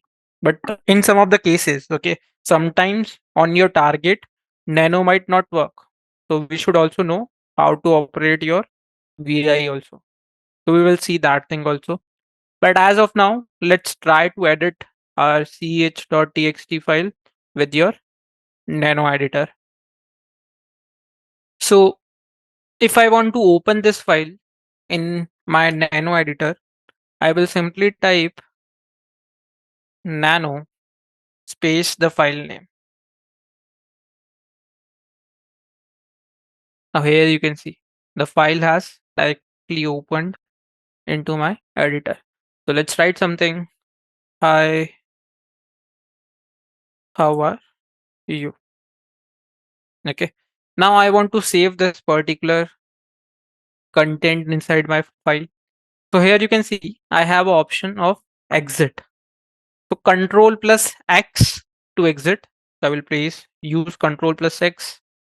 Do I want to modify the save buffer? I will press yes. I want to make changes. I want to save the changes. So yes. Now here you can see my changes have been saved. Now if I want to exit, simply press enter. Okay. Now how I will check the content of this ch.txt. So we have the command cat. Okay. Cat to display the content of your file on your terminal. So cat space your file name. So ch.txt. Hi, how are you? So what we did with the help of touch, we created a file. With the help of nano editor, we made changes in the file.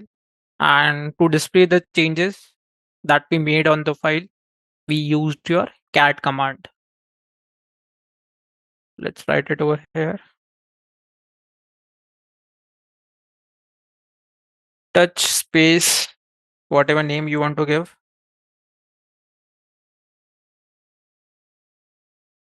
To create a new file. Nano space, whatever file name you have.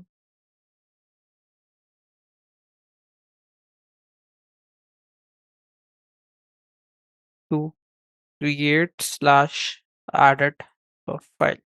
Now, why I wrote create because with the help of nano, you can also create a file. Okay, so we will see that thing. First, one more command we use cat, then your file name.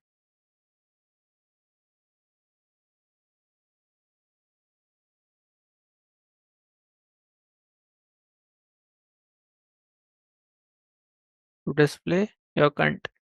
So right now you can see if I do ls, only ch.txt is present, the file which we created with touch. I can also create a new file with your nano.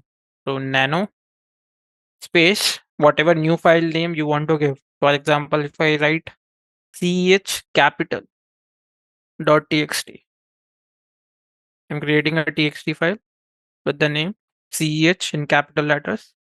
Press enter. So automatically a file is created and a editor has opened that file. So here if I write hello, let's save this thing. Control X, we want to modify, yes, and enter. So now if I type ls, I have two files, ch.txt and the file which we created with your nano. So if I want to display,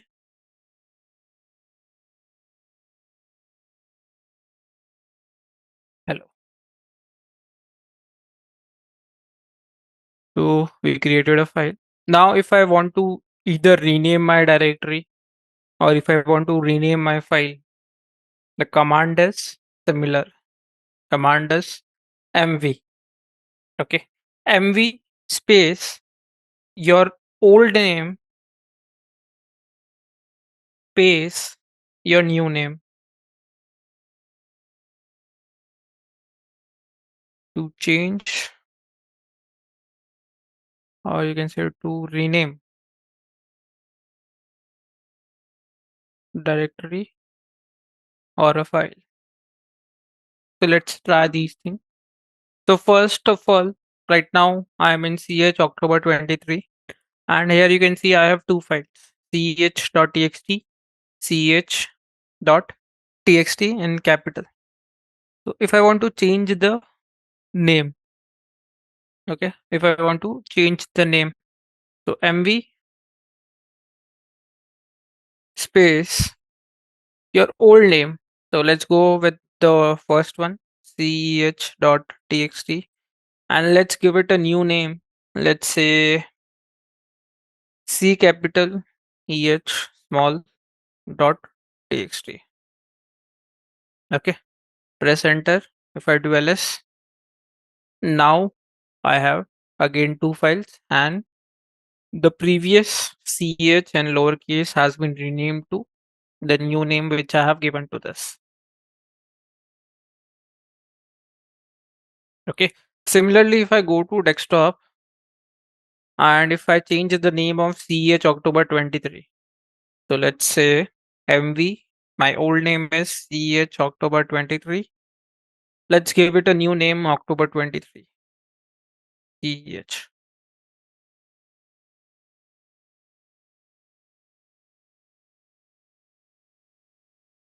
Name has been changed. At the left side also you can see name has been changed October 23 ch. Okay. So with the help of nv, we are able to rename a file or a directory. I can use the same command mv to move a file also. Okay, for example, if I go to this October 23 ch, okay, now here we have two files, ch.txt and one in capital letters. If I want to move, let's say the file with capital letters to my desktop, okay, so mv your current file directory. Okay, so right now I'm already in October 23 ch, so I can simply give it a name of the file ch.txt.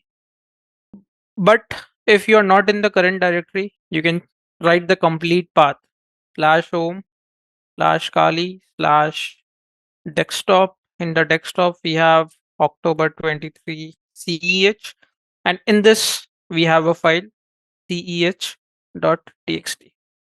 This while I want to move from this path, your October 23 CEH to slash home slash Kali slash desktop.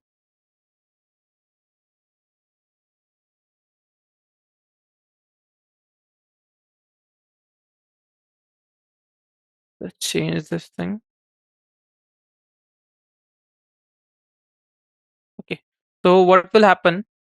The file ceh.txt, which is present on this path, it will be moved to this particular path. So if I execute this thing,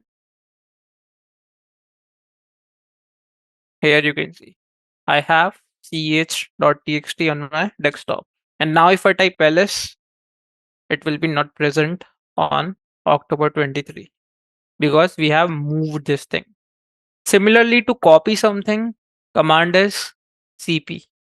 cp space your current destination space your new destination.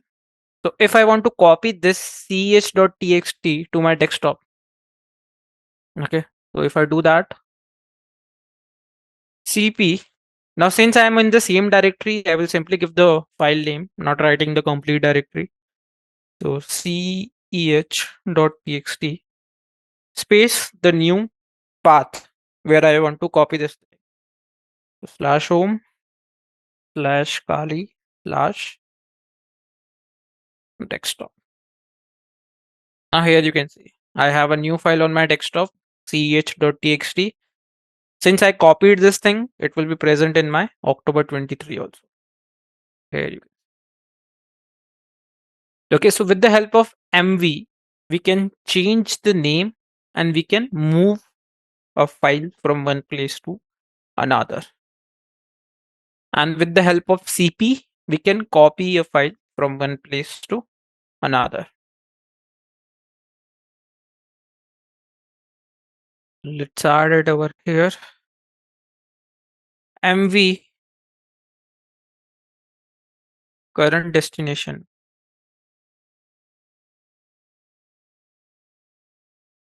New destination space your new destination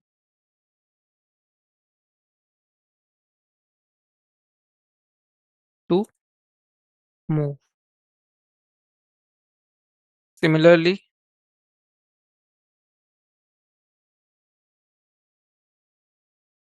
CP space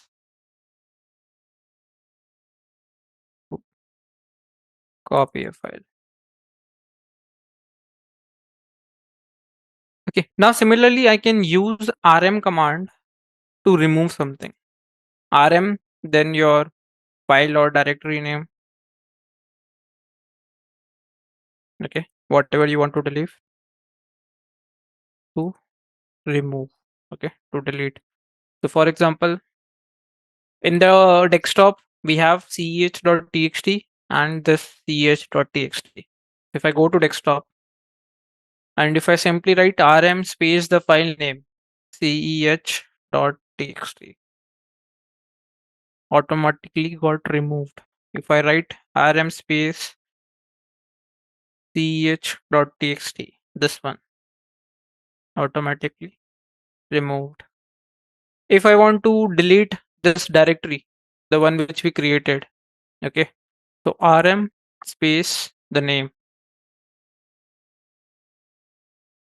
Now here you can see cannot remove October 23 CH. It is a directory.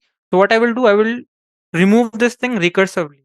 So I will use the argument -r, rm space -r, and then give it a name, October 23 CH. So what I did, I forcefully deleted this directory, -r recursive. So you can see at the left side, now that directory is not present.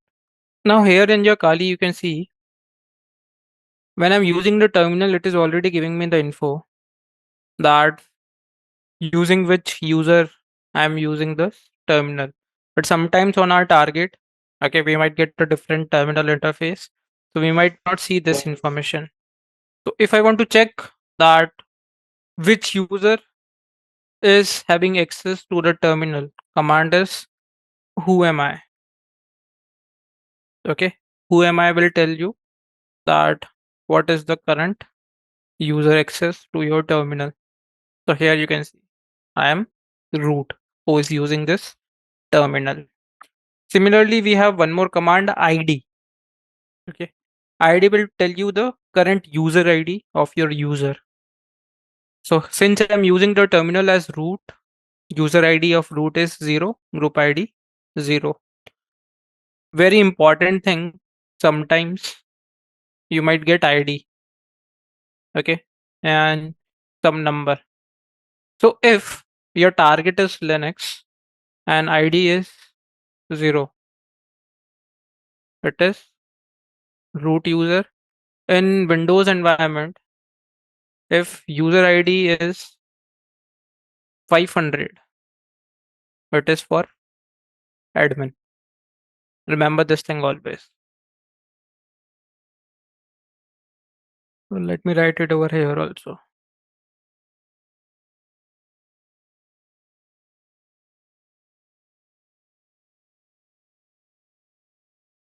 Who am I? ID. Okay.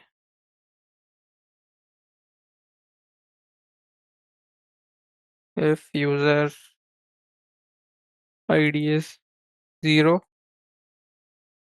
target is Linux, then root user. If user ID is 500 and your target is Windows, then it is your admin account.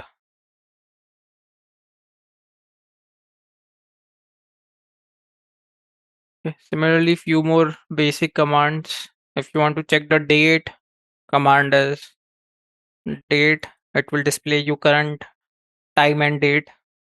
Okay.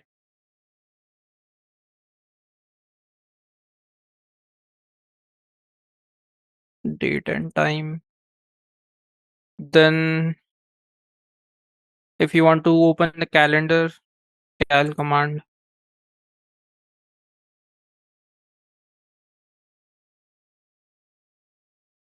will show you current month's calendar.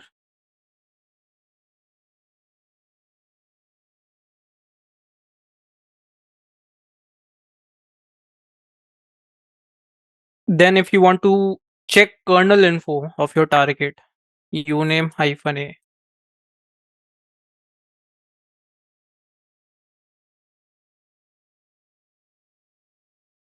Very useful command. If for example, if I want to check the current kernel version of this Kali Linux, uname -a. Kali Linux 6.3.0, Kali AMD 64, Debian 6.3.71. So if I'm at a target and if I got to know about the version of the OS, I can do a Google search and see whether any vulnerability is present around that or not. Okay, so again, a very useful command. One more thing I want you guys to do. I want you guys to update and upgrade your machine. Okay, so command is, since you are using it as a root user, first we will update it, then upgrade it.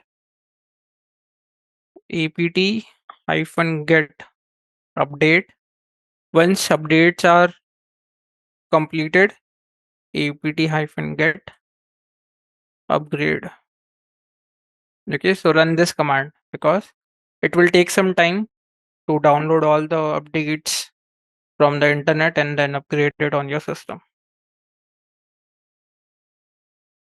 If you want to install something, let's say you have a package and you want to install it. So apt-get install your package name. If you want to remove a package, apt-get remove your package name. Okay, these are some very basic commands. So run these two commands. First update it, then upgrade it so that all the latest things will be present in your Linux machine.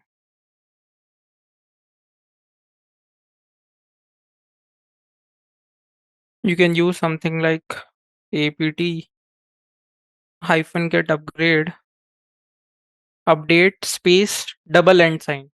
Double end means it is an operator.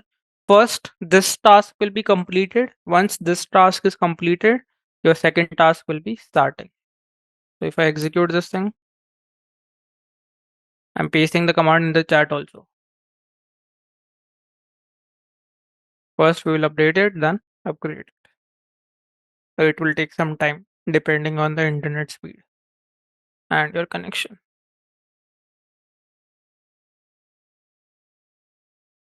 Okay, so this will be all for today. Very basic stuff.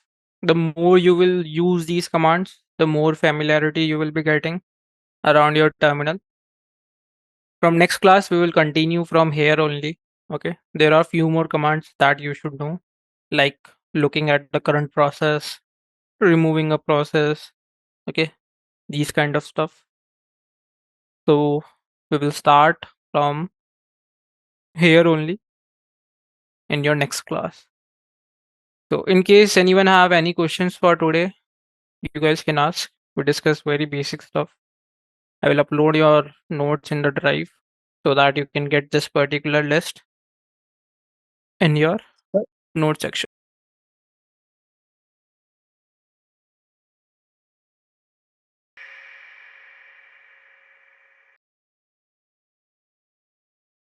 So now we can simply say what hacking is.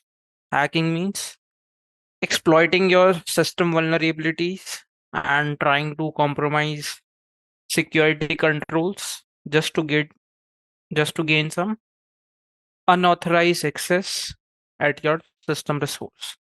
Okay, this is a very simple definition of your hacking. Now there are some classes also in which we can categorize different types of hackers. So we call them hacker classes. So just to name few of them, we have black hats,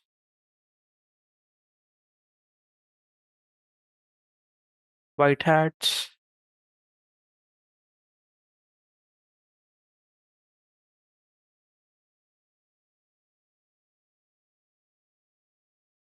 gray hats, suicide hackers,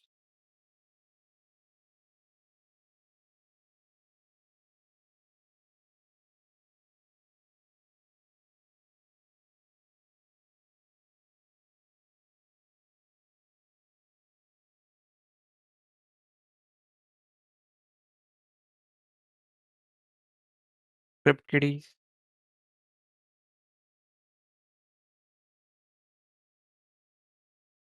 state sponsored,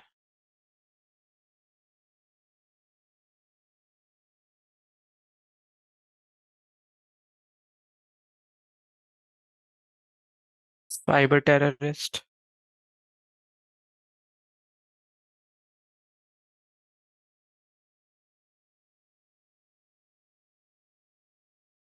then we can add your activist,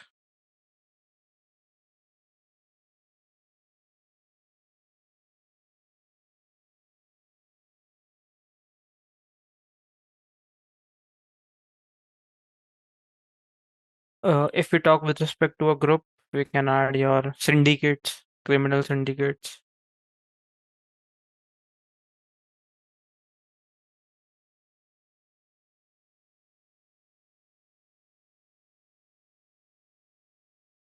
Okay, and one more we can add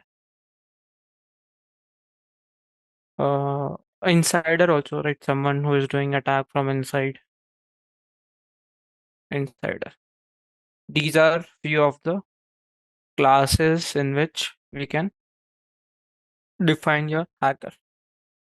Black hat peoples are those peoples, okay, who will always try to exploit something for their personal gain. Okay. So if I'm someone who is doing any malicious activity, okay, or something that can harm my target, okay, just to gain something from that, I'm a black hat hacker. Second, white hats, ethical hackers. Okay. So people who are doing everything with your owner's permission. Okay. So someone who is doing everything with in the permissions, he is a white hat. Then we have gray hat, someone who can work both offensively and defensively depending on the situation. That is a gray hat hacker. Suicide hackers, someone who does not care about the punishment that he or she can face if they get caught. So if I'm trying to hack a government website and I know the outcome that if I get caught, I might go to jail. Okay. But still I'm doing the attack. So I'm a suicide hacker. Then we have script kiddies. Script kiddies, people who are still unskilled. Okay. They don't know much about your hacking. They are using someone else tools, someone else scripts, okay, someone else software, which are created by a real hacker. So right now, you guys are under script kiddies. You don't know much about hacking. You are still trying to upskill yourself in this particular field. Okay, so until and unless you create something of your own, you will be in this particular category. Then we have state-sponsored hackers. These are the people who are hired by the government, okay, to either penetrate or gain top level information from your target nation. So during the war, when your government hires hackers just to take down the critical infrastructure of your opposition. So people who are working at that particular time, they are your state sponsored hackers. Then we have cyber terrorists. Okay. So these are the people who try to motivate other people, okay, over the internet with respect to any religious or political beliefs. Okay. They try to create some kind of fear with your religion or with respect to any political matter. Then we have hacktivists. Okay. Hacktivists are those people who have some kind of agenda. Okay. For example, let's say my agenda is to bring down Facebook's server. Okay, this is simply my agenda, nothing else. So I will be under your hacktivist category. So someone who is working for a agenda, okay, who is promoting a agenda, that is your hacktivist. Then we have criminal syndicates. Criminal syndicates, these are your groups of different individuals who do organized crimes, who do your organized criminal activities. And last we have insider. Okay. Anyone who is working in an organization, if they try to bring some very critical asset down of that organization, okay, if they try to use their privilege to harm the organization, they are your insider attackers. These are the 10 common hacked classes that you will see a lot of times. Now, since we are learning about hacking, we should know the scope also, the limitations also. So if I talk about scope, okay, hacking, or I will say ethical hacking, it becomes a very important component when it comes to your doing risk assessment around your asset.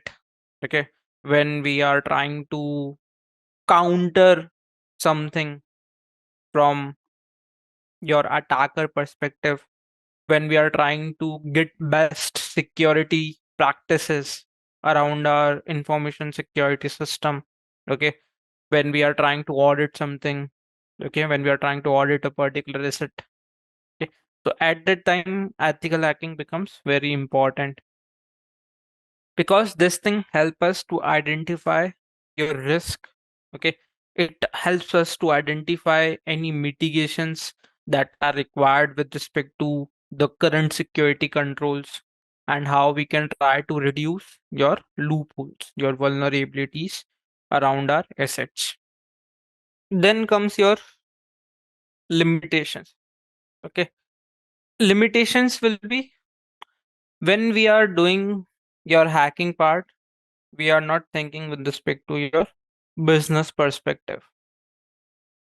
Okay, so since we don't know how we will help the organization with respect to their business analysis. So for example, if I hire a third party vendor just to hack my systems, so they won't have any idea about my business, what is important to my business. Okay, so from that, there is a chance that I might not gain much info from those particular people. They will come and they will tell me that, okay, these are some problems around your security. But when it comes to your business analysis, they will have a very less insight related to these particular things. There are two more important things that we should know. One is what all technical skills we should have, and what all non-technical skills we should have. Because every time when people talk about this, they will only talk with respect to technical skills. Like you should know your operating systems like your Linux, Unix, Windows, Mac. Okay, you should have knowledge of networking. Okay, you should have knowledge related to hardware and software. You should have basic security knowledge, these kind of stuff, your technical stuff. But what they don't talk about is non-technical stuff. See, every organization that is situated at a particular location, they have to follow the rules and regulation of that particular country. Okay. So as a security person, first you should be aware about the local standards and laws. Okay. Second thing, you should know that what your organization is trying to achieve with respect to their security policies. Third thing, you should have a good problem solving approach. Okay. You should have a good communication skills. And last thing is, you should always be adaptive. Okay. Whenever you see something new with respect to technology, you should be able to quickly adapt to that, because nowadays we are moving towards your AI. Okay. And in futures, maybe 5 to 10 years, everything will be automated with your AI. So we have to quickly switch to that particular area also. We should know that how we can improve your security with the help of your AI. So these are few non-technical skills that we should keep our focus on. Have you guys heard of defense in depth? If I talk about information security control, most of the organization use this thing, defense in depth. Anyone who have heard of defense in depth security control? See, defense in depth is your strategy in which what we try to do, we try to add different layer of protections, okay, throughout your information system. For example, as an attacker, my end goal is to get access to the data. Okay. Now data is sitting on a system. System is part of your network. Okay. Then there will be a parameter associated to that particular network.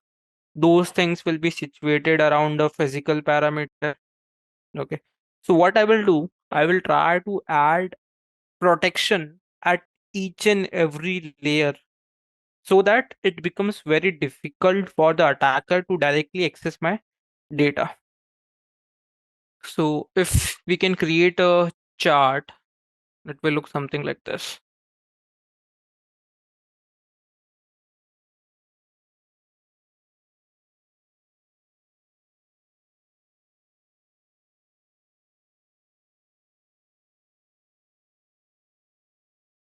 Let's say this is my data.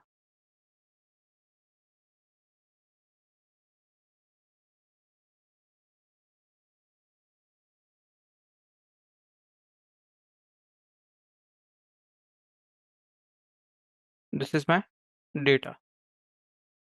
Data generates from a application.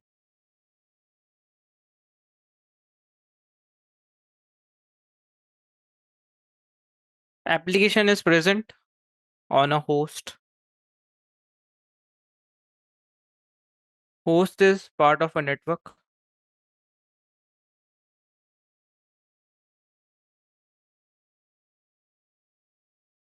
Network will be part of a parameter. Okay, then we have our buildings, physical security. And to cover them all, we will have some guidelines, some policies.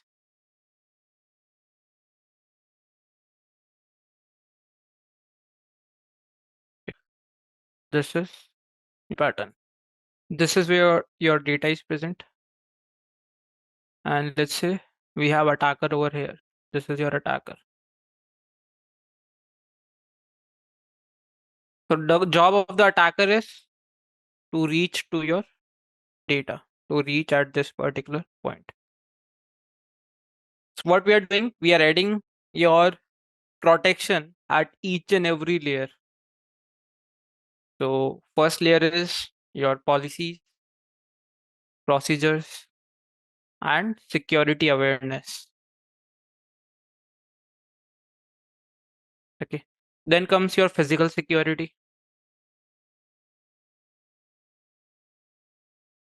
Then comes your perimeter security. Then comes your network security. Then comes your host security, application security.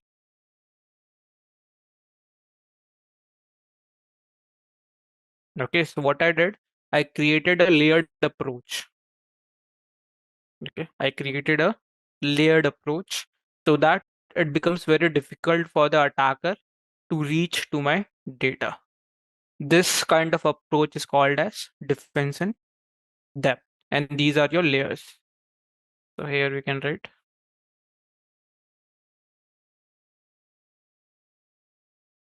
defense in depth layers. Okay, so now what we did, we made difficult for the attacker to directly reach to your data. He has to bypass different security layers just to reach your data. This is your defense in depth. Then next thing we have is your risk management. See, risk, any kind of uncertainty, okay, or any kind of expectation from a attacker event that may cause any kind of damage to my system is a risk. Okay, so you can say it is kind of a probability of a adverse event to occur on my assets. So what risk management is? Risk management, we can say it is kind of a process in which we are trying to reduce or maintain risk at a acceptable level. Okay, by creating a strong security program around our assets. Why acceptable level? Because we all know that we cannot mitigate the risk 100%. Okay, there will be always some 0.1% chances that attack might occur. So the asset always have some kind of risk around that particular system. So what risk management? Trying to reduce and maintain your risk at a acceptable level. So there are 5 phases in which you can manage your risk. So just to define, we can write process of reducing and maintaining risk at an acceptable level. So what we can do, we can divide this particular management into 5 phases. So we can write risk management phases. First is identification. First phase is risk identification. Okay. Here, what we try to do, we identify the sources, the causes, the consequences, okay, of internal or any kind of external risk that might affect the security around my organization. Okay. For example, very simple thing. If I'm using Windows 7 as an operating system around my system, so that thing contains a very large risk because the Windows 7 is now no longer supported by your Microsoft. Okay, so whatever vulnerabilities are present around that particular OS, those things do not have any patches. So here in identification, our goal is to identify all the sources, all the possible causes and consequences, either from internal risk or from external risk that might affect my security around the organization. That is your risk identification. Second is second phase is risk assessment.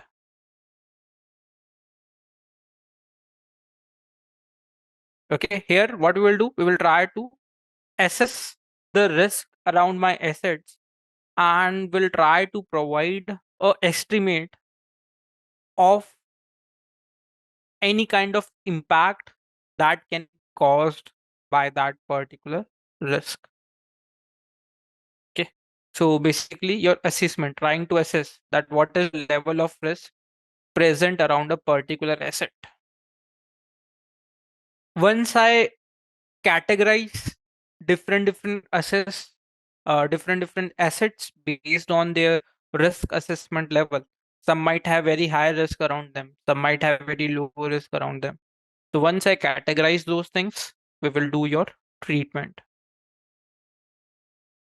based on the priority.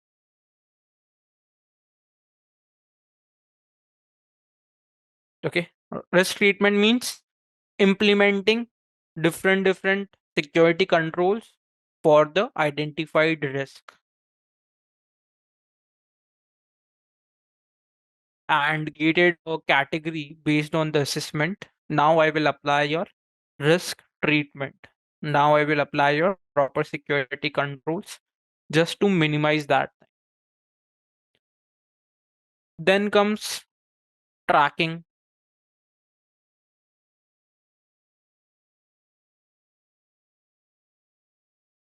Okay.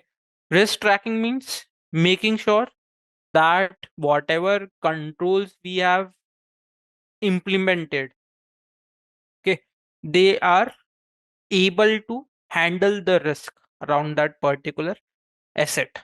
Okay, so checking the level of security controls, okay, that are present around my assets and how they are able to handle different attacks that can cause a risk around that particular asset.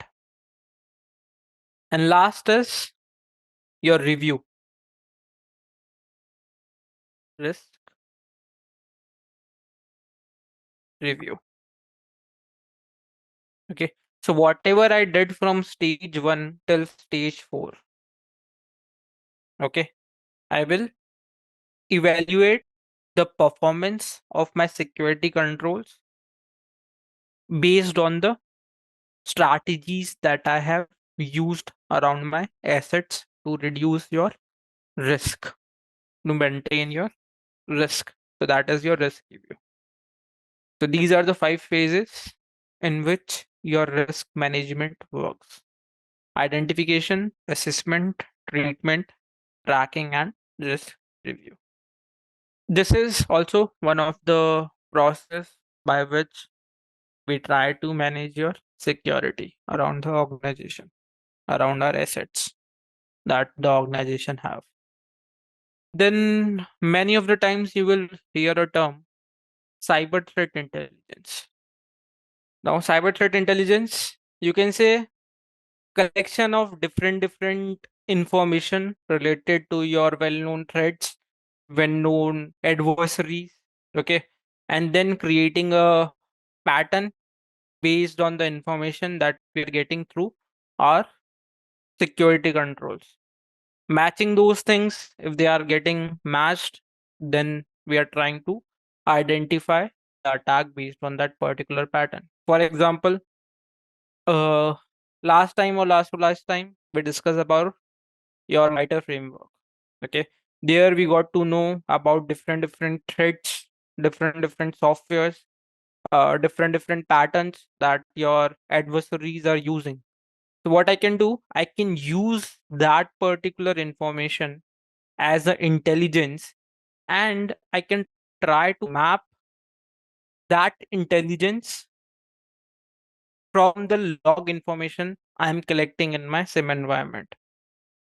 If any of the pattern is matching from my logs to my intelligence, okay, so that can help me to prevent a cyber attack over my network or over my systems. So here what organizations do, from different sources they try to collect information and then they create their own analysis that what can be good for them, what can be really bad from them, and on the basis of that they use that information to prevent or to prepare against cyber attacks that might happen over their business. There are few laws also, few laws and standards that you should know. Basic definition of that, not going into details. For example, we have PCI DSS. Okay, we have PCI DSS standard.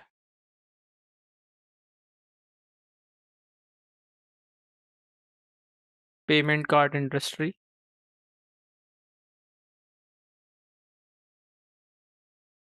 Data security standard.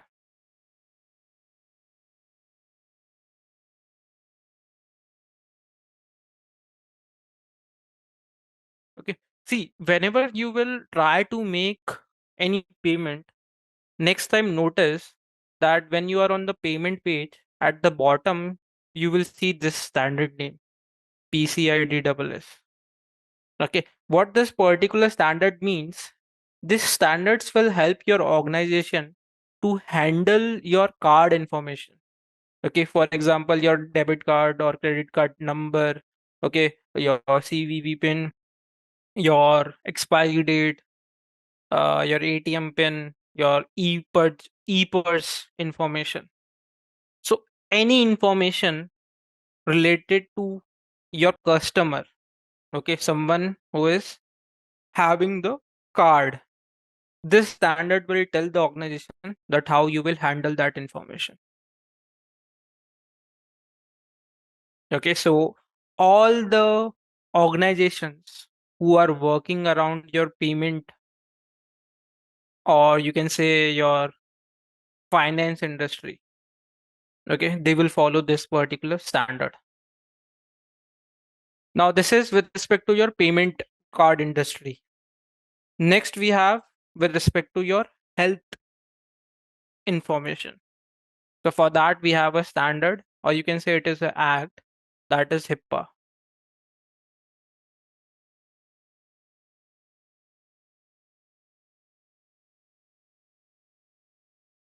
Health insurance, portability,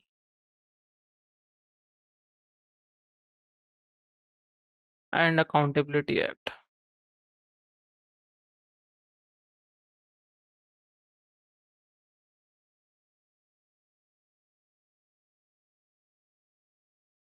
Okay, so here based on this particular act, your organization who is working in health sector, they have to follow certain standards to handle your health information. Okay, anything related to your health information, any previous health history, okay, any previous disease history, your insurance number, okay, all these kind of information related to your health. This act will allow the organization to store your information in a particular way, okay, by handling your integrity, by handling your confidentiality, by handling your availability of all your health information.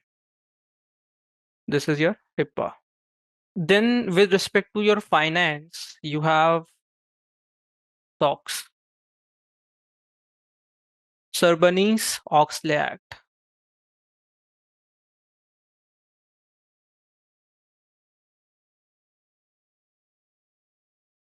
Okay, according to this particular act, okay, you have to disclose all the financial information of your organization to your investors and your public.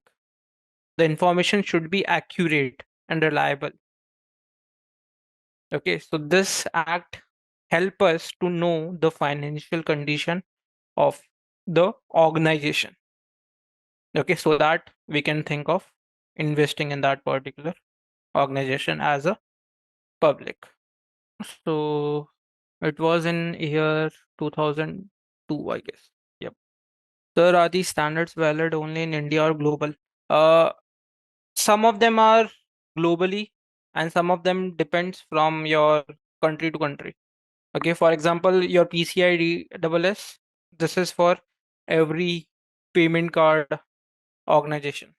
Okay, SOX, if let's say uh my organization is situated in England also, it is situated in India also, so I have to follow this thing based on the finance market of that particular country. Then few more common standards. One is your DMCA. DMCA is your Digital Millennium Copyright Act.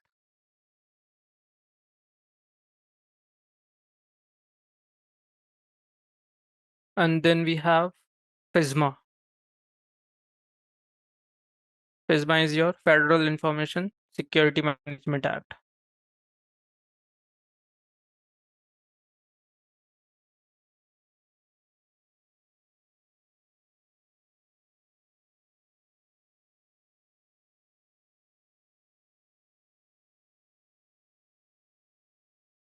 Federal Information Security Management Act.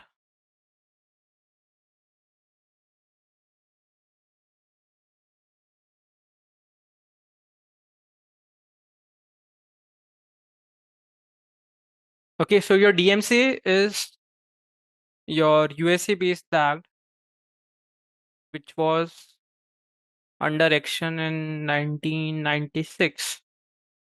Okay, this is for your intellectual property copyright. Okay, so let's say you have created anything digital. Okay, let's say you created a digital picture. So according to this particular act, if someone else is using your digital picture, okay, you can take actions against that particular party.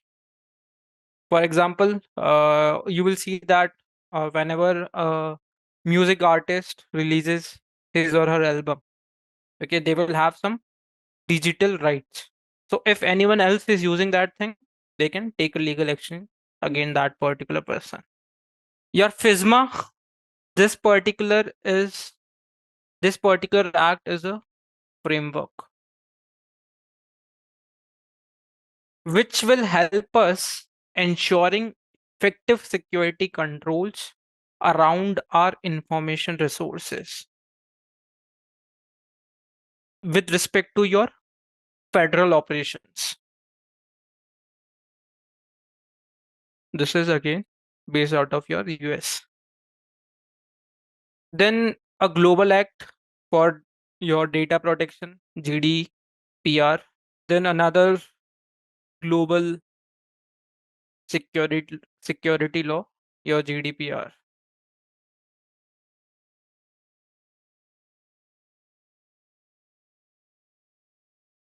General data protection regulation. Okay, it was effective from 2018.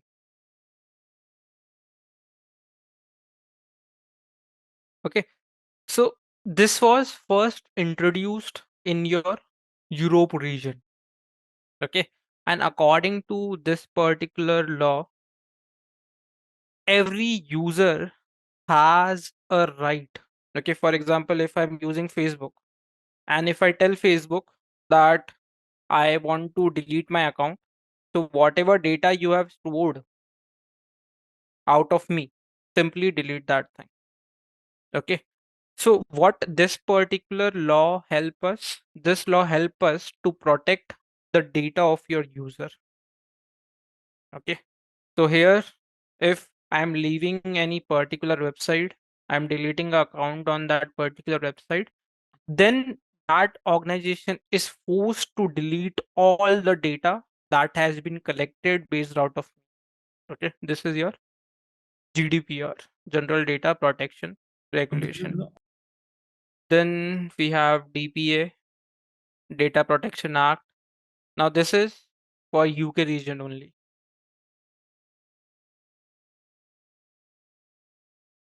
Your EU region has some very strong standards, some very strong laws related to user data.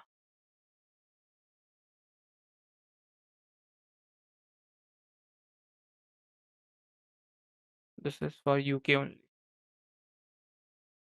Even this year, we also got a new Data Protection Act in India, your Digital Data Protection Act 2020. Then if I talk with respect to law around India, we have Information Technology Act.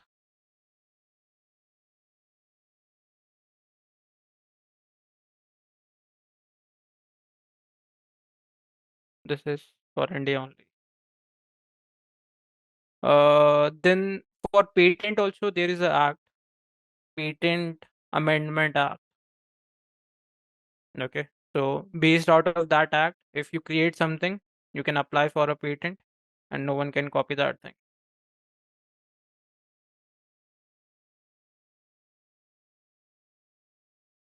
It was 1998 or 1999.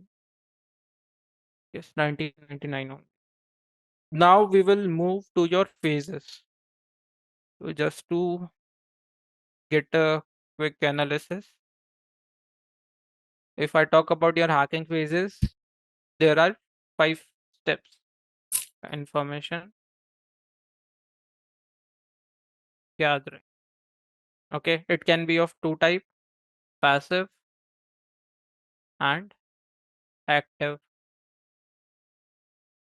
Passive means without making a contact with the target, I'm trying to collect information. Active means I'm indulging with my target to get information. Second step, your scanning. Scanning means trying to find whether my target is live or not in the network. If it is not live, then I will do physical attack. If it is live, let's say I got to know my target is live, then I will check what all ports are open, what all services are running on those open ports. Okay, this is what I will do in your scanning phase. Third is your enumeration. Third phase is your enumeration. In enumeration, what we try to do? We try to find loopholes. we'll try to find your vulnerability. So it can be either by some scripts, okay, or we can use some tools like your vulnerability scanner.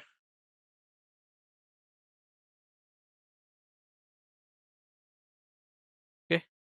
So once I find vulnerabilities, we will do your system hacking.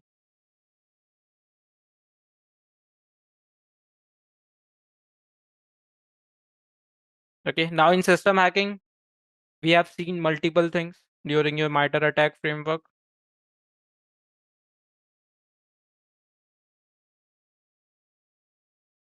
Maintaining access. Okay. Privilege escalation.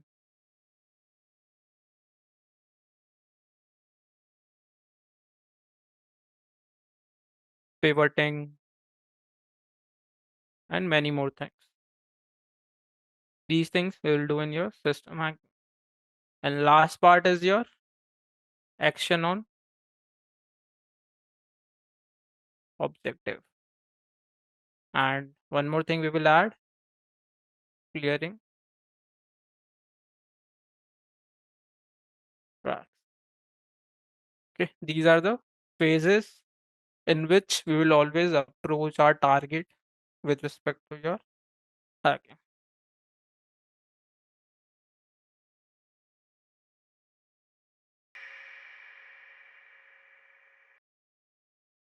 So today let's start with your information gathering. Okay, so first step of your attack is to collect information about your target network. So that thing is called as footprinting.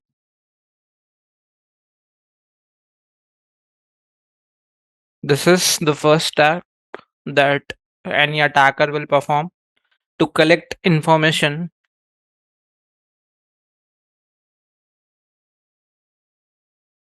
about your target network so that it will be easy for us to intrude into that particular system. Okay, so reconnaissance is your common term to get to understand about your target's tactic. That is a military term. So when we say collecting information about a network, at that time we use your term footprinting. So in our case, we will be using footprinting. Again, it can be of two types, passive and active. Passive means that we are collecting information, we are gathering information without making a direct contact, without directly interacting with the target. Okay, for example, if I want to collect information about you guys, I will try to collect information through your social media handles. Okay, I will try to collect information through your colleagues, your relatives, without making a direct contact with you. Active means making a direct contact.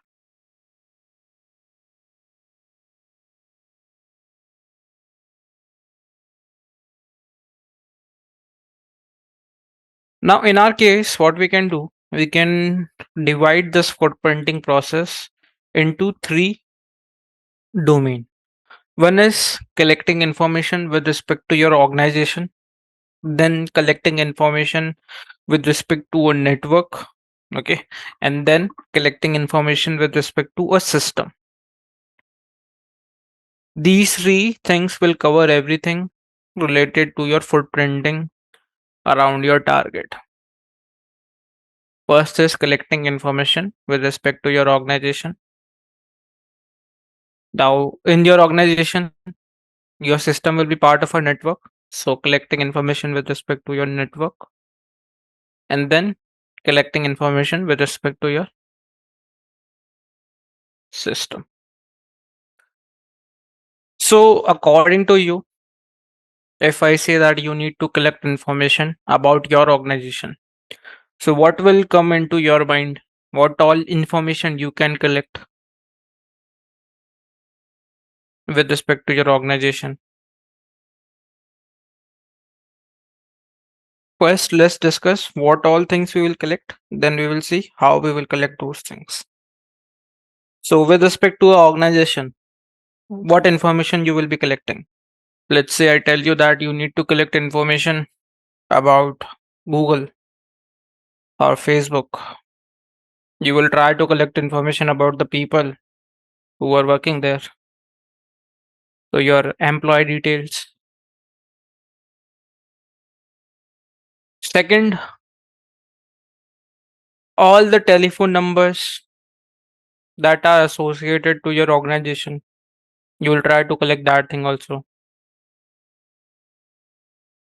Okay, so your support desk, your help desk, your admin number, any other number, whatever phone numbers you can gather associated associated to your organization, you will try to collect that thing. Then, at what locations your organization is situated? Okay, is there any branch or not? Is it situated at a single place or not? Okay, information related to the branch and location. So here we can write background of organization. If you know the organization background, it will be easy to you to understand that what type of data your organization will have. Then we can add technologies that are used by your organization. Okay, if a organization has a web page, what all technologies are being used by that particular page? Okay, then we can collect information with respect to your news articles. Okay, so any information that is published in your news related to the organization, you can collect that thing also. Okay, so when I say news, anything, if let's say I'm going for some news publish, okay, so there will be some press release for that also. Okay, any information that is present in a magazine related to the organization, that will be very useful for me. Okay, so we can write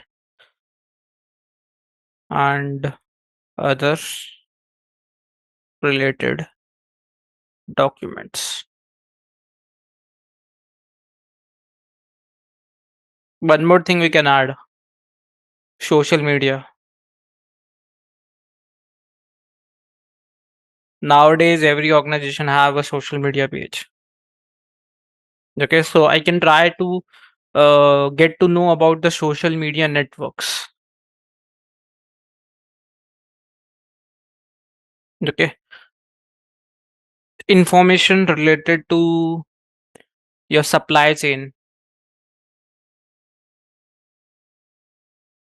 that is also very important. I guess we have covered everything, right?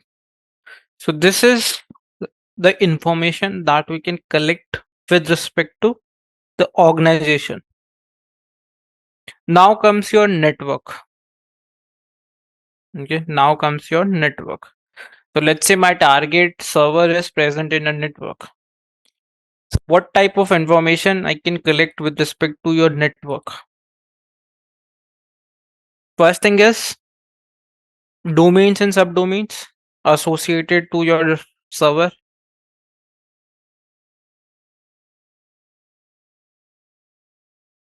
When I say domain subdomains, I can also add your IP address.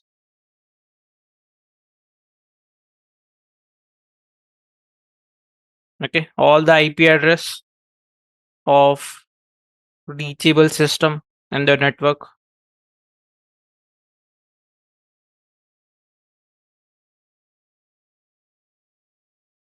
Then DNS records,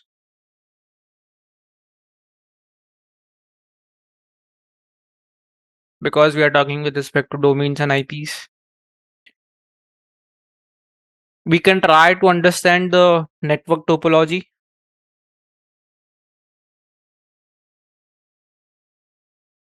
Okay. Sometimes if you know the network topology of your target network, it becomes easy to add your machine in that network.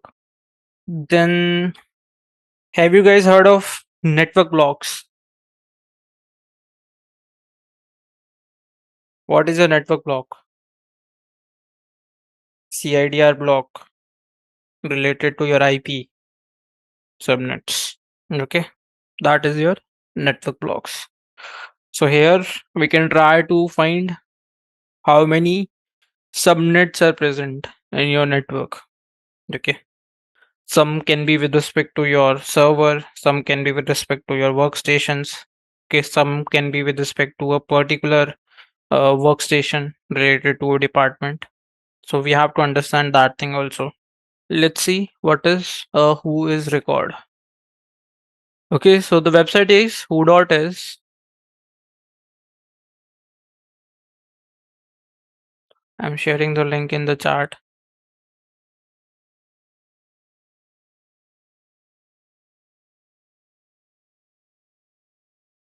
Okay, so here all you need to do is enter the IP address or the domain name. For example, if I type www amazon.in. So let's see what information we are getting related to this particular domain. 504 gateway timeout. Let's see.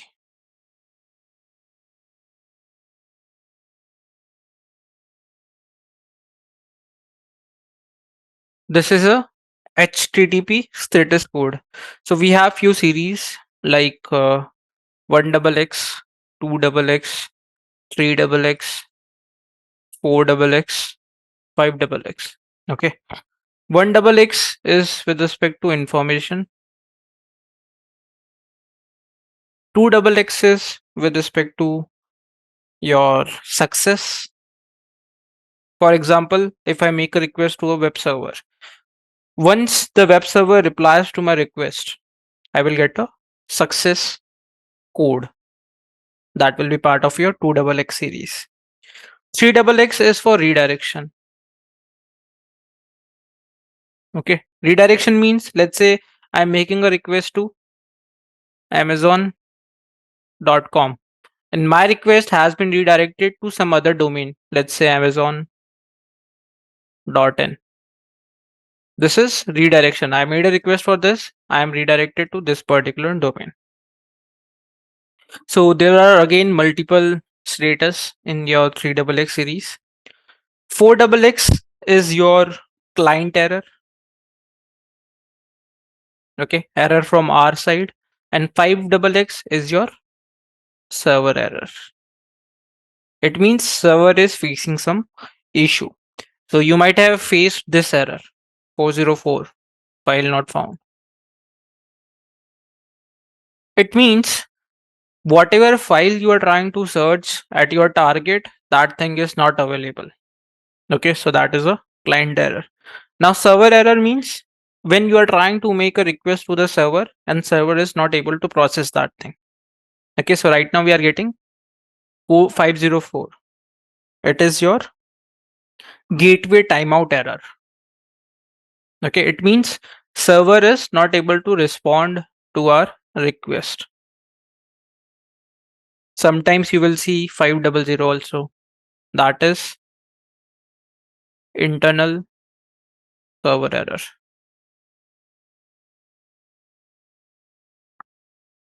Okay. If a service is not available, then you will see 503. Service not available.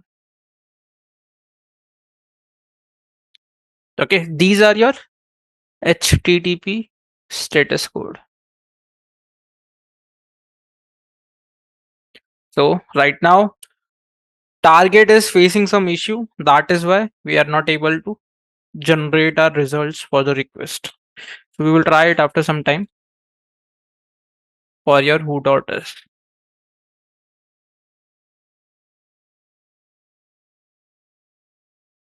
Let's come back to your notes. Okay, this is all the information that we can collect with respect to a network. Now comes last part, your system. With respect to your system, what information you will collect?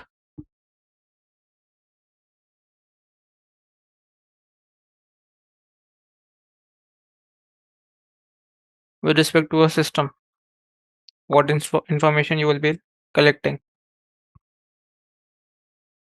So type of OS will also come under this.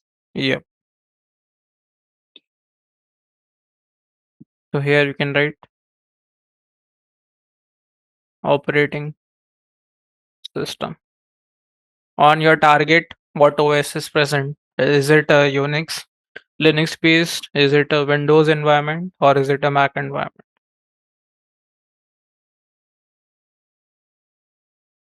Open ports and services running on those ports, credentials. Okay. Is there any public email associated to that system?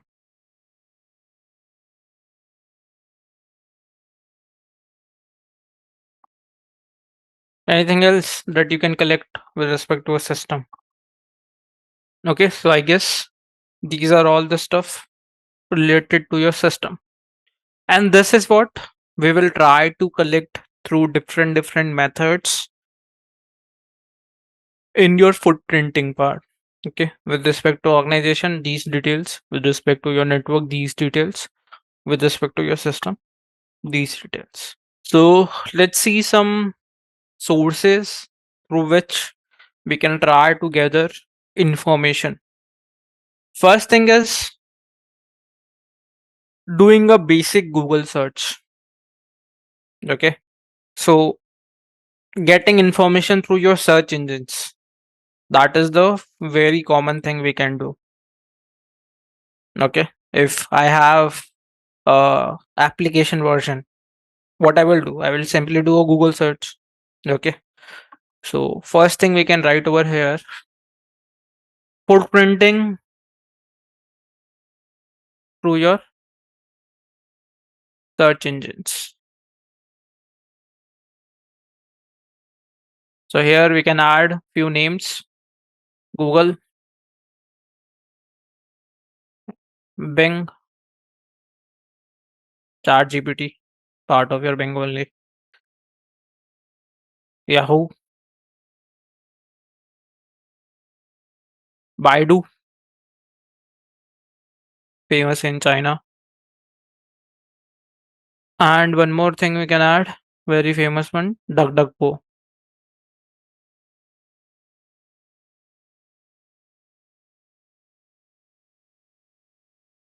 These are few search engines through which we can collect your information. We can try to do footprinting. Then you should know about Google docking. Okay, since we are talking with respect to search engines, you should know about Google docking. So basically, when we normally do a search, we get multiple results. Okay, so now our job is to filter those results, because I don't want to waste my time while doing a search through a search engine. So I will always try to filter my search. So there comes your Google docking. Okay, we have certain operators using which we can filter our search around your Google. So there are some operators that we will see, that how those operators can help us to filter the results on my web page. So first I will write the name of the operators, then we will see the functions of those particular operators. In URL, all in URL,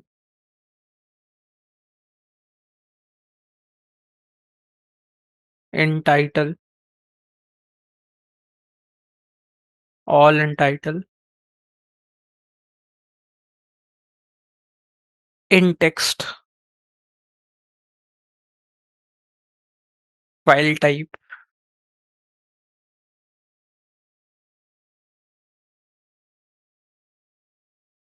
define, related, mm, site, and link. Okay, these are the common ones.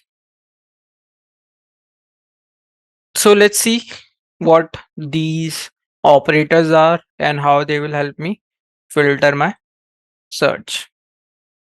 So let's open your Google. First thing is your in URL.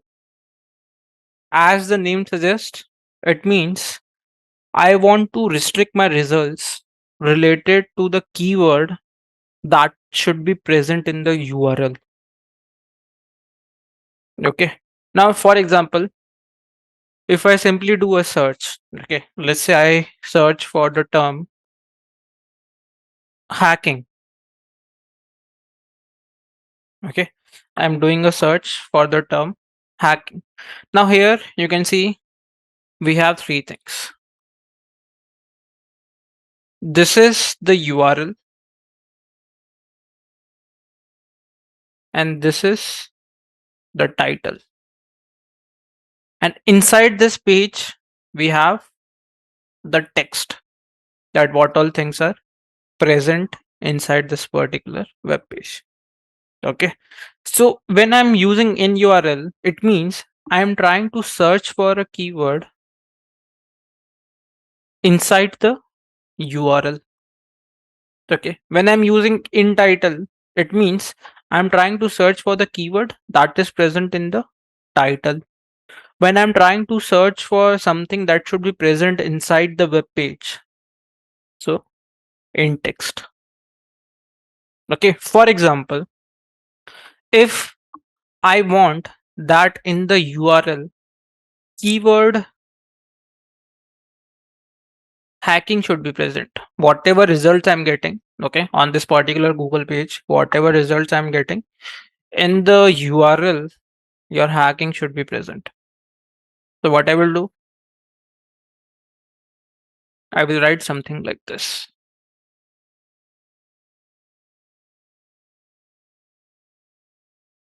In URL, okay, colon, whatever keyword I want to have in your double quotes. Double quotes will make it in the form of a string. So if I search something like this, in URL, colon, double quotes, inside that you're hacking. In every result that I'm getting over here, in the URL, we will have the term hacking in it. So let's say, let's open this one. You can see in the URL, we have hacking. If I open, let's say this one.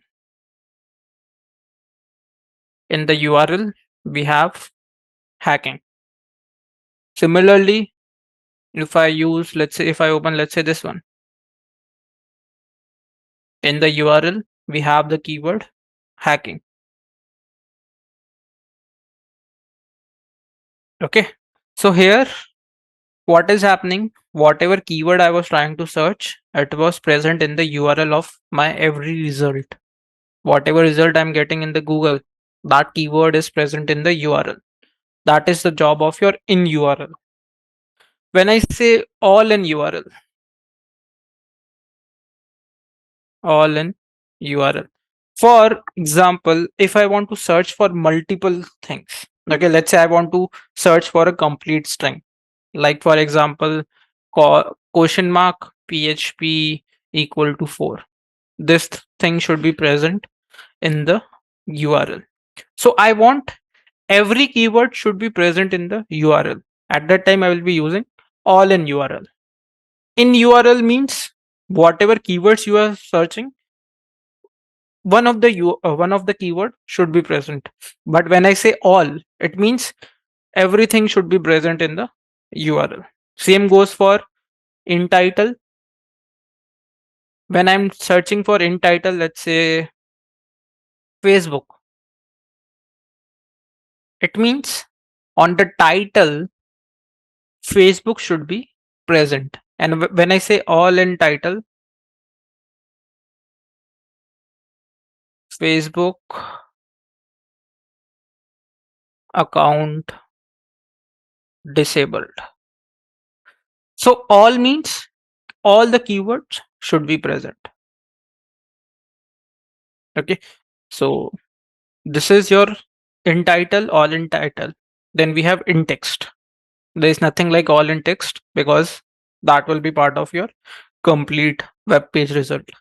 So if I search for in text and let's say hacking, it means whenever I open a web page in the result, in that web page, hacking should be present. So let's try this thing. So instead of in URL, if I type in title,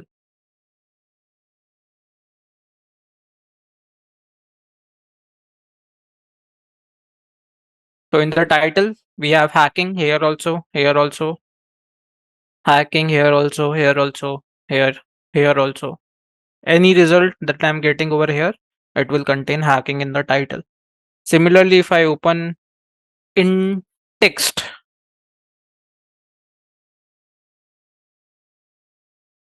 so in the text, any website that I open, it will have hacking in it. For example, if I open this one, in the text here you can see hacking. Okay. If I open, let's say this one, I'm opening any random website. In this text, they will have hacking. So this is taking time. So let's open some other page. Now here you can see we have the term hacking. Okay, so try these three keywords in title, in URL, and in text. Okay, so next thing we have is a file type. File type means in the results, you are looking for a particular file. For example, let's say in the result, whatever results I'm getting over here, okay, whatever results I'm getting over here, every result should be in the form of a PDF. Okay, every result should be in the form of a PDF. So what I can do, I can use something like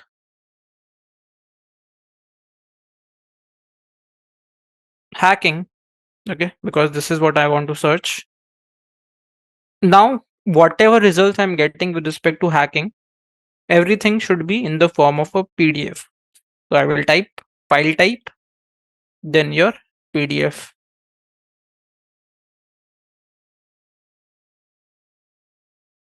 File type, colon your PDF.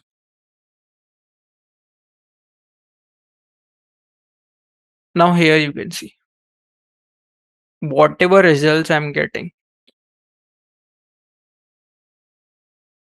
PDF, PDF, PDF. If we scroll down,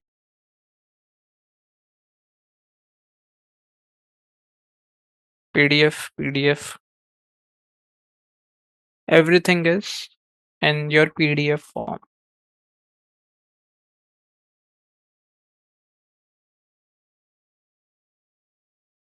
You can see everything is in the form of PDF. So as soon as I open this particular link, a PDF will be downloaded. So here, what file type means, we are looking for a particular file in the results. Okay, so right now what we were doing, we were looking for a PDF files related to your hacking. Now I can use multiple operators at the same time also. For example, in the URL, I want hacking, but file type should be PDF.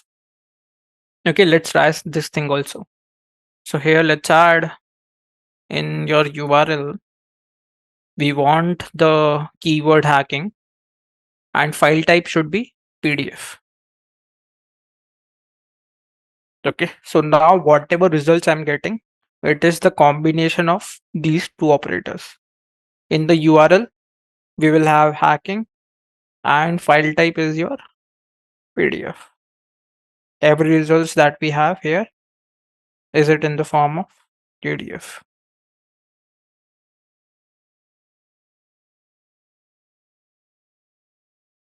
Okay, this is your file type operator.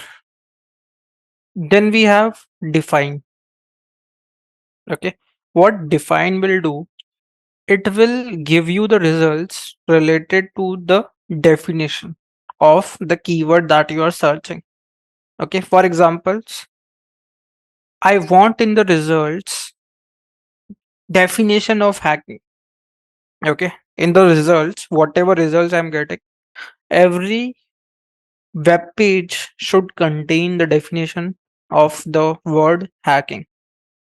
So at that time, I will use this particular keyword, your operator, define. So if I write define hacking, let's remove these things and let's add your define and hacking. So here you can see what is hacking, what is hacking, what is hacking, what is hacking. All the results I'm getting, it will contain the definition of the keyword hacking in it.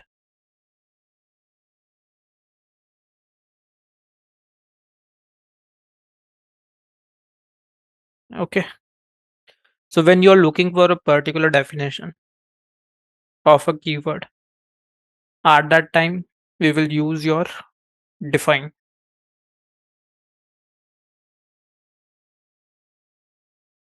So here in the examples I will add, okay, so that you can also perform.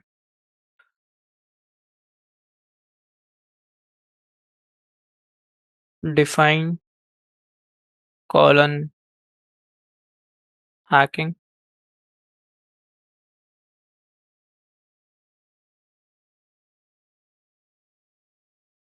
Now here you can use combination also. Define hacking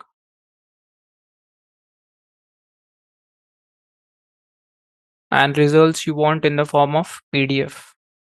Okay, so file type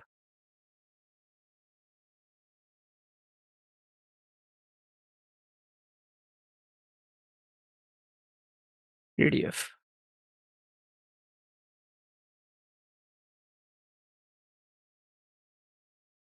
Then we have related. Related means you are getting the results of web pages that are similar to a specified web page. Okay, for example, I am looking for the results related to hacking. Okay, but I want to be very specific. Okay, I want my results related to Facebook only. Okay, results are for hacking, but it should be related to specific Facebook only. Okay, so let's try this thing.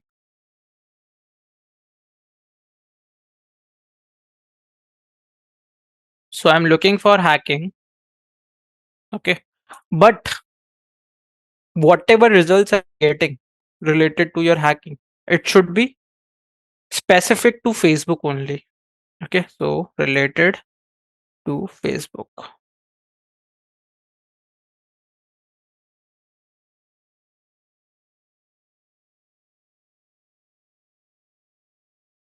So let's see what results we get from this. Now here you can see whatever results I'm getting, It is related to your Facebook account heist, taking actions against hackers in Bangladesh and Vietnam, your beta. Facebook scammers hack accounts. Scammers are hacking Facebook accounts. How to hack Facebook. Every results will be related to your Facebook only. Hacked and fake accounts. Facebook Help Center.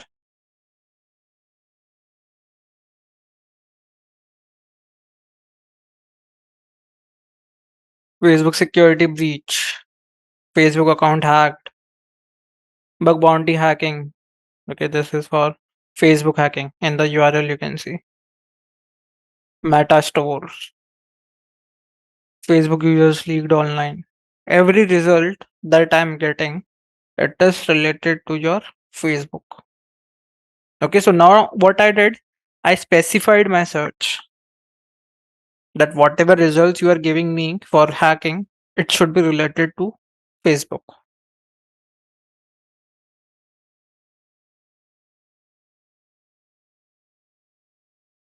So here we can write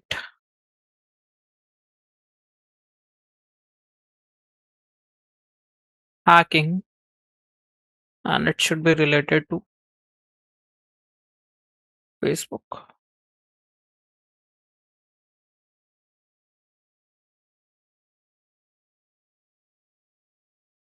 Then last two we have one more we can add index of if we have not added. Yep.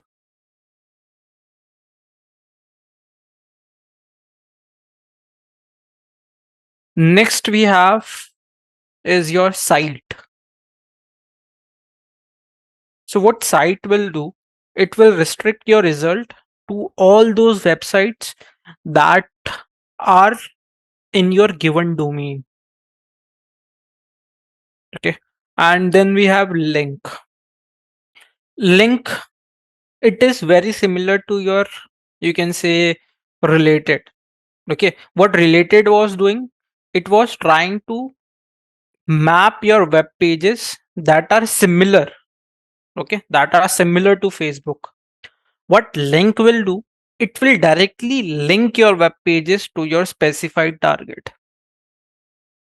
Okay. This is the basic difference between your link and your related. Related, it will give you the results similar to your target. But what link will do? It will directly link your results to your target. So let's try this thing. So here you can see this was for hacking related to Facebook. Okay, all the results similar to Facebook. Now instead of related, if I link it, that link my results to Facebook. Now here you can see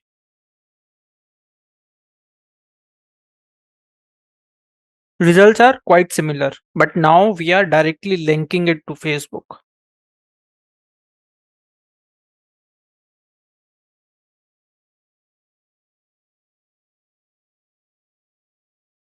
Or if I write site Facebook, let's see what will happen.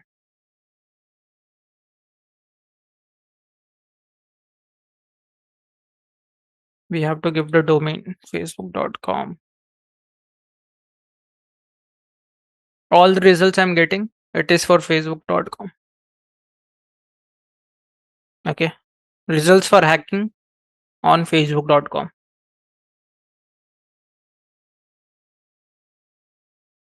See, all the results that I'm getting over here, it is on facebook.com because I have given a operator site that I want the results on this particular site only for by hacking.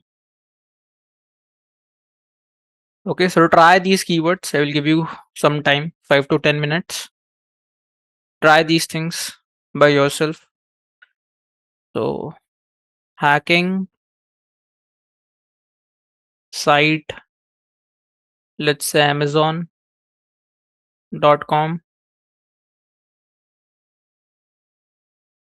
hacking, and let's link it to Google. Okay, try these things. I will give you 5 to 10 minutes, and then we will see the last operator, your index of. Okay, completed. And last one we have is index of. What this thing will do, it will map all the directories that are present in a web server, and it will give you the results in the form of a listed directory. So for example, if I search for index of hacking, index of hacking. So let's see what type of results we are getting. We should get the results in the form of directories. Here you can see. If I open the first one, I'm getting the results in the form of directory. Hacking hackers, if I let's say open hacking, I'm getting some PDF.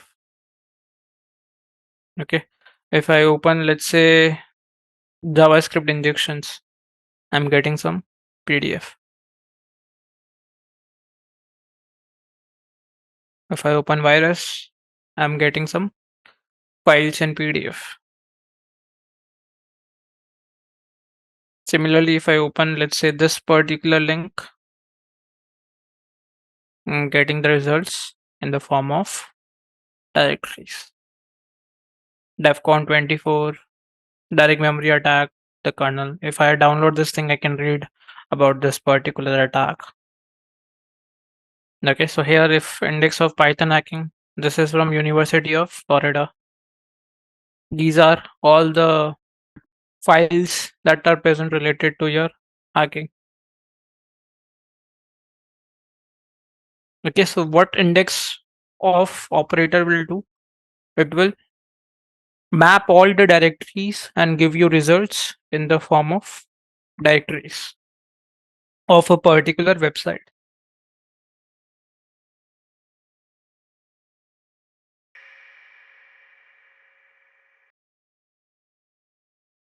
That is your Google hacking database.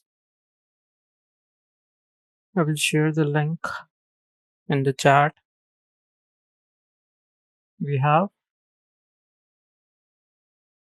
Google hacking database, which also goes by the name Exploit DB. Okay, Exploit database. So here, this is the database where you will see lot of exploits. Okay, a lot of informations about your target. So if we look at this particular page, now here you can see exploit database. You will have some shell codes, some exploits, some payloads for different vulnerabilities. Okay, so here you can see there are around 45,789 entries for different exploits. Now here you can also search, let's say I know a CVE, okay, and I want to find the exploit for that particular CVE. So what I can do, I can simply search it over here. I can enter the CVE name, and if there is any exploit related to that CVE, we will get it over here. Okay. For example, if I search for let's say Windows, okay.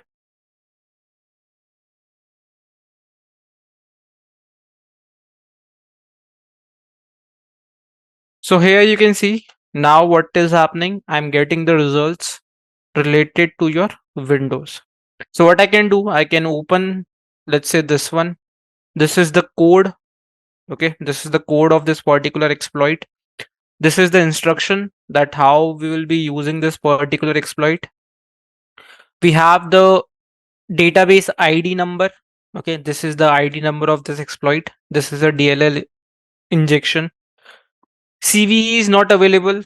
Who is the author of this particular exploit? Name is Moin Shahabi. Okay. Platform Windows, created on 9/10/2023. You can download this thing also. Okay. Or if you want, you can simply copy the code and run it on your target. So like this, if at our target, if we are finding any vulnerability, okay, at our target, if we are finding any vulnerability, what we can do, we can come to this particular database and we can search for the exploit, okay, so that we can take advantage of that particular vulnerability. Now here we have exploits option. So if you go to Google hacking, it will give you options for Google Docs. Okay, see, index of in title, in URL, in title, in URL, site. Now last week, last day, I gave you a basic idea that how we can use Google Doc in our day-to-day results. But today, let's see how we can get the results with respect to your hacking perspective. So for example, I want to get login pages on my results. Okay, if I open Google, I want that every results that I'm getting, I should get a login page.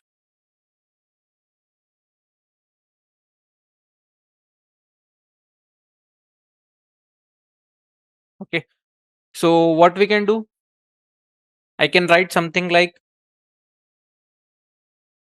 in title, I want login. Okay, in title, I want login. So here you can see in the title, what is happening? I'm getting your login.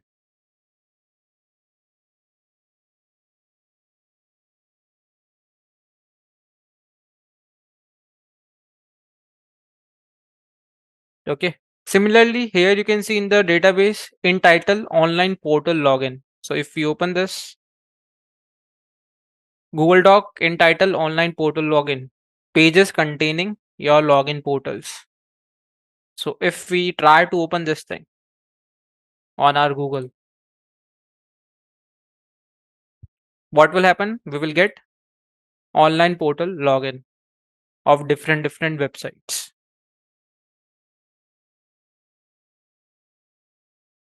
Okay, of different websites, we will get login pages. How this will be helpful?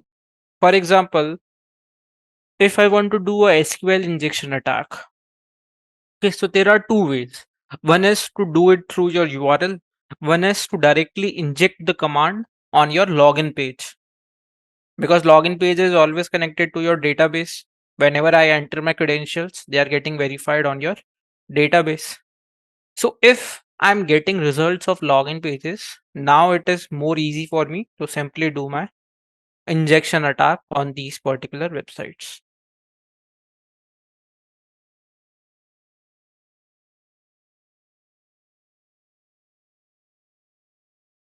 Then here you can see there are more Google docking. Okay, these are the categories. These are the authors who have given this particular docs for us. Your Google hacking database. It will also have your shell codes. These are all the shell codes for different platforms created by different authors. Now in your Linux, this exploit DB is already present. It is with the name Certsploit. Here you can see we have a Certsploit menu. So in the Linux, this database exploit DB is already present with the name Certsploit. So if I'm downloading some exploit for my Windows, I can come to this website and search for that. But if I'm looking for some exploit, I can directly look it in the Certsploit present in your Linux. We can also install it for your Windows. Here you can see the installation process. We can install it for Windows, Mac OS, in Linux. It is already present. And here is the git path for this particular tool. If you are a researcher, you can submit your own exploit for a particular vulnerability. So here you can see you have an option of submission. Okay, so you can also submit your own exploit, and if it's get verified, it will be present in the exploit database.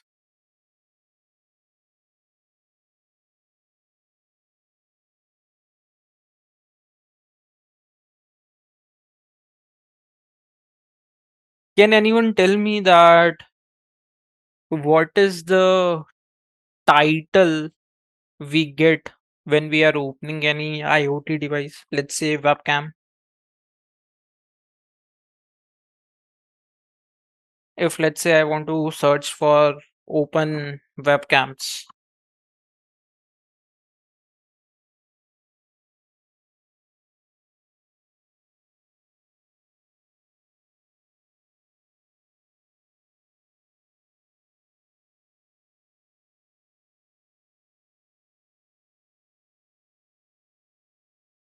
So yeah, it's using the operator like define webcams file type. define, you will get the definition of webcam. File type, you will get a particular file. Okay. So whenever you will have a IoT device, in the URL, you will have something called SHTML, server past HTML. Okay, so do one thing. I will give you guys 5 minutes. Try to find your web results related to your web cameras.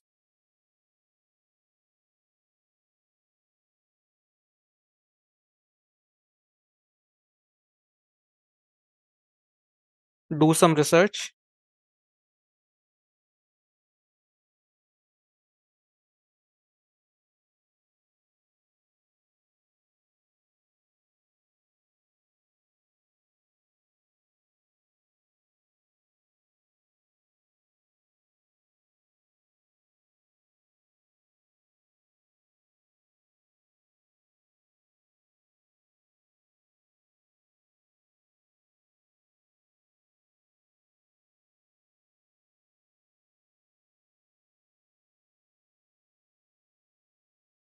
See, for my home webcam, and the URL I get index.html. So I can search for something like in URL. I want something like view slash index dot. This is my index page. So if I search for this, so let's try to open these things.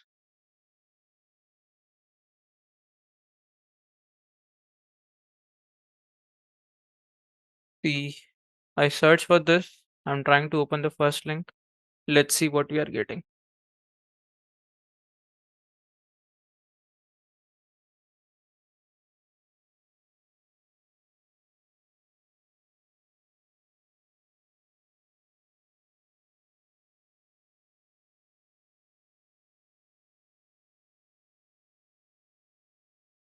Here you can see I got an unsecured camera. Let's see what image we are getting for this. This is the dog that I used.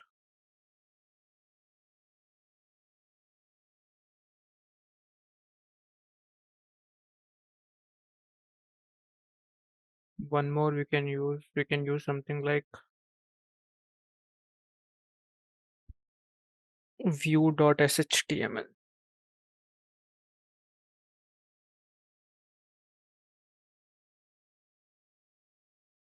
Now here you can see this is a live feed. You can see people moving. If I point this thing,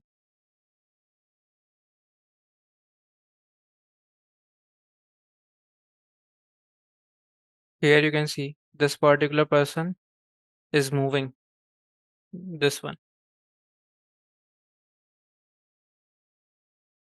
This is a live feed. You can see this particular plane moving. You can see the shadow of a new plane. You can see a new frame just got into this particular frame. So this is a live feed. Let's see whether location is available or not.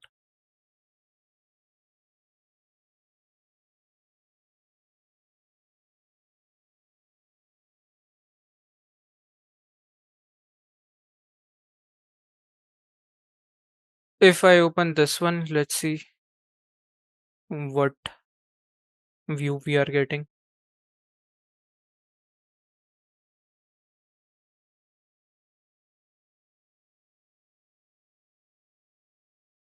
Add your own operators for the keywords that you are looking for and see what results you are getting. This is again a live feed. You can see the timing, and this is the name of the location. I guess it is in Russia or somewhere near to that. This is again a live view of this particular access camera.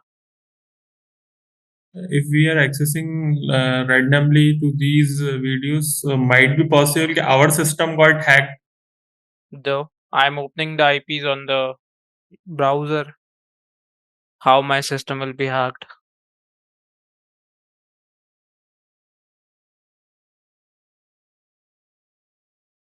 Until and unless I run something on my system from the internet, how will my system get hacked?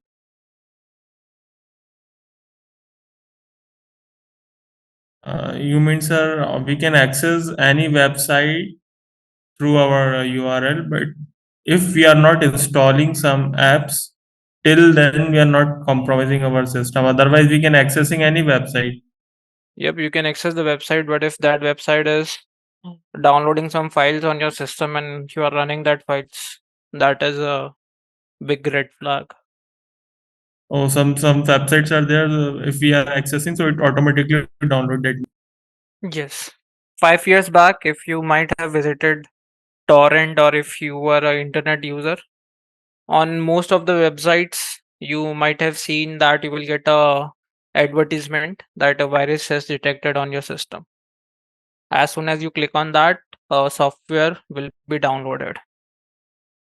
Okay, so basically that was a malware. So until and unless I download something from the internet and run it on my system, I don't have any problem around my system.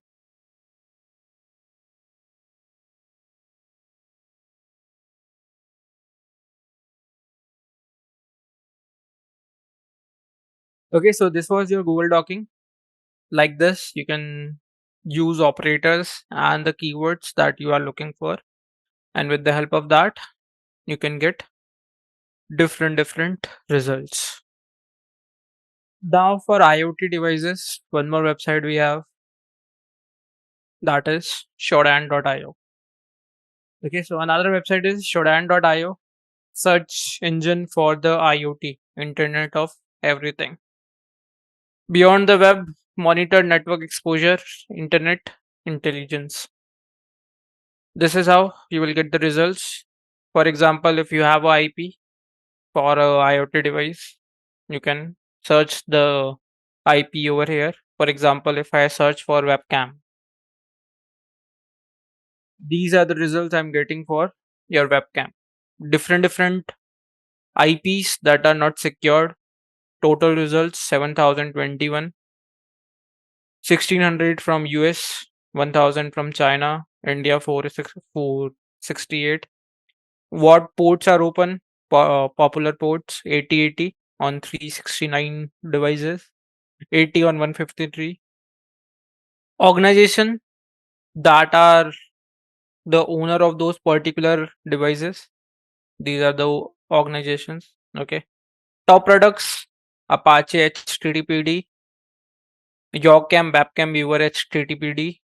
Top operating system on those devices: Windows, Unix, DSM, Ubuntu, QTS. For example, if I open this one, you can see the location Japan, Tokyo. If I open this was the domain of this particular IP. So if I try to open, let's open this.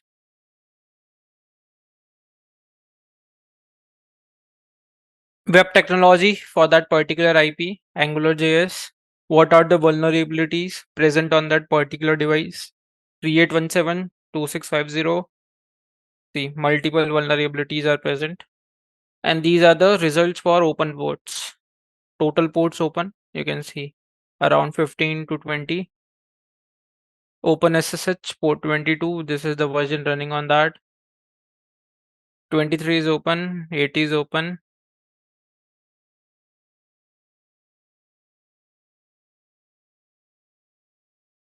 Now again, this is a paid service. So what we are seeing right now, that is a free version. Okay. So if I open this,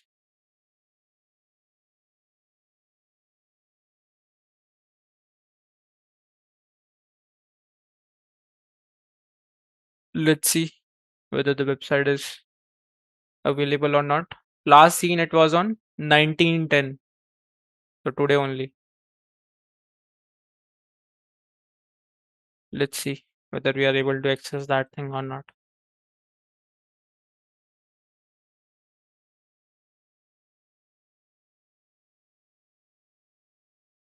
This is the location on the map. You can see Tokyo. Server not found. Here you can see. Okay, so I'm not able to make connection on this particular IP. Similarly, sometimes you will also see honeypots.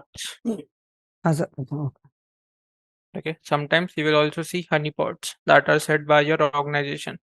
So here you can see Tencent Cloud Computing Beijing has set a honeypot.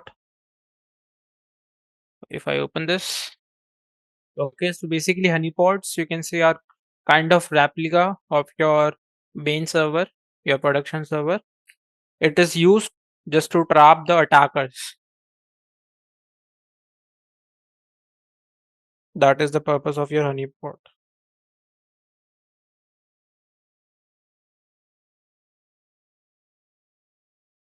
So here again you can see error 503. Last day I told you about the error 503. We are getting a timeout from the server, your Shodan, for this particular IP. Okay, so like this, you can come to this website, Shodan, and you can look for the IPs for the IoT device if you find any on the Google. And this So Shodan will tell you that what all ports are open on that IP, okay, what all vulnerabilities are present, what is the web technology used by that, all the details. So not just IoT, you will also find your servers. Okay. You will also find devices like routers, which are exposed to vulnerabilities to outside world. IoT is also part of it. Now, yesterday we were also looking for who.s. So let's see today it is working or not. If I give Amazon, okay, so here you can see it is giving me registrar info,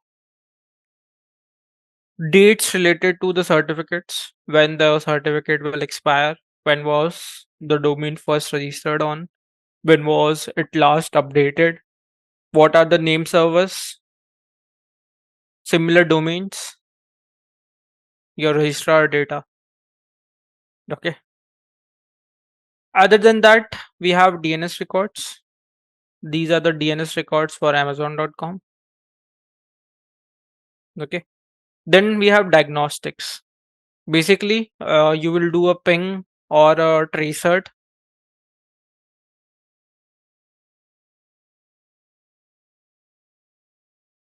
Okay, to check that how many hops are present between Amazon server and my device. Okay, so here you can see for trace route, we are getting the complete path, that how request is going from my IP to your target IP. And this is the ping. Since it is replying to your ping request, it means the website is live. So these are the information that we get from who.is database. Okay. DNS records and your registrar information of your IP or the domain.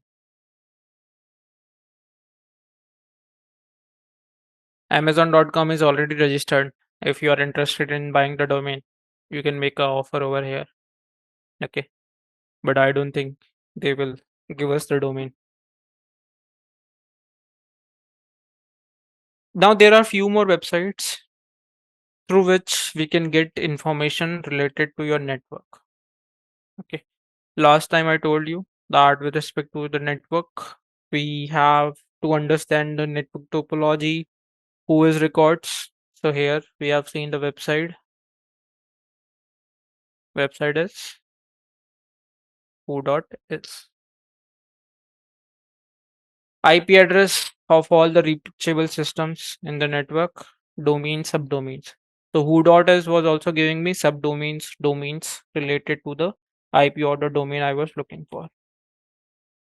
Few more websites are present which can help us to get this particular information. One is urlscan.io.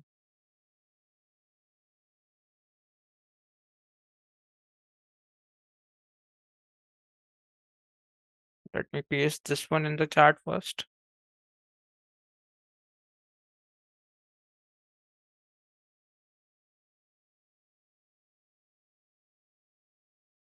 Okay, another website is urlscan.io.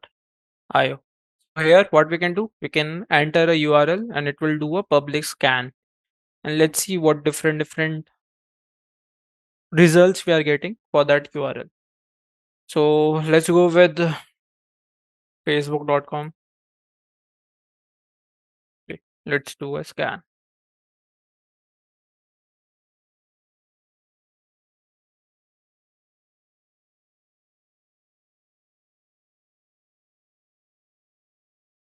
The submitted domain is on our blacklist. We will not scan it. We got a 400 error. So let's try some other website. I don't know why they have blocked facebook.com.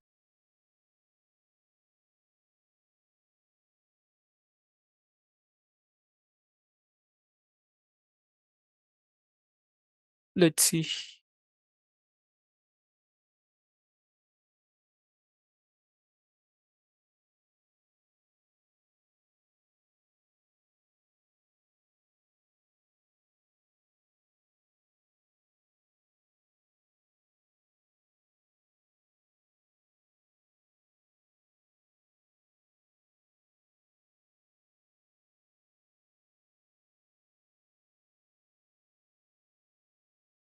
Let's wait for the result. In the meantime, use the fast SSL checker to quickly diagnose problems related to your SSL certificate installations. So let's search for a hosted server name. So view write review of digital cert. Okay, so DigiCert has issued the certificate for Amazon. So I can check whether DigiCert CA is present in my certificate option or not. Here you can see view certificates. Do we have DigiCert authorities? Here we have DigiCert. Okay, so if the CA is present, it means if I visit your Amazon.com, it will be a secured connection because certificate is already present in my browser.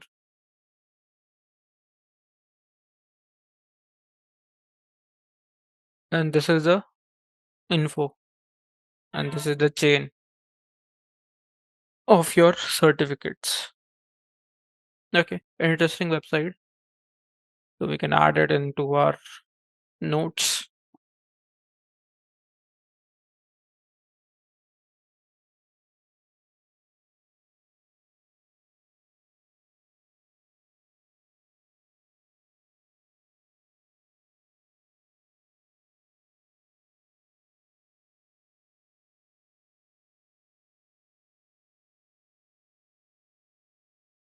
not giving me any results. So let's try for Amazon only.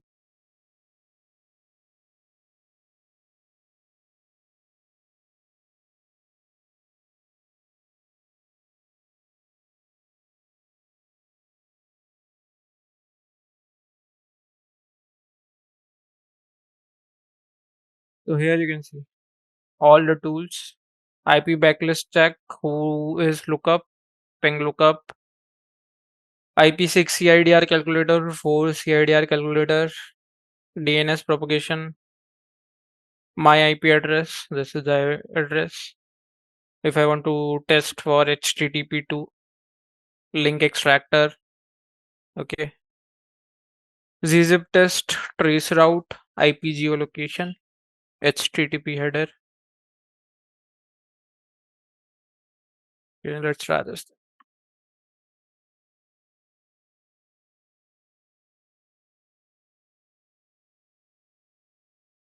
So this is the HTTP header info. Content type text HTML, connection keep alive, location amazon.com, server as a server, 301 moved permanently. I told you 3XX for redirection.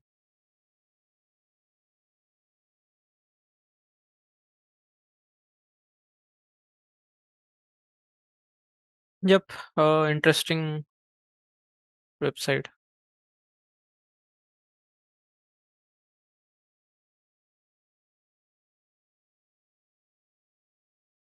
We have encoder decoder also on this website. This is very useful. Base64 to PNG, PDF, MP3. Random IP generators, random signature generator. Okay.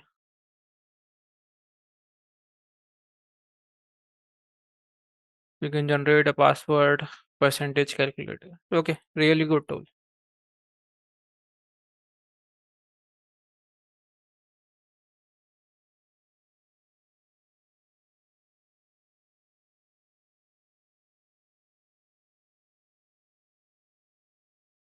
Now for Amazon, we got the results. Effective URL www.amazon.com. Okay. Summary: this website contacted 26 IPs in 7 countries across 44 domains to perform 320 HTTP transaction, 3XX series redirection. The main IP is this IPv6 located in USA, belongs to Amazon 02. The main domain is amazon.com. Cisco umbrella rank is 639 for this particular domain. TLS certificate issued by your DigiCert, we already seen in our authorities. Domain and IP information, you can see it over here. These are the IP details. We can look at the tree also, domain tree. These are the links related to amazon.com. Certs are also present. So digital certificates are also present for your amazon.com for different subdomains. Here you can see.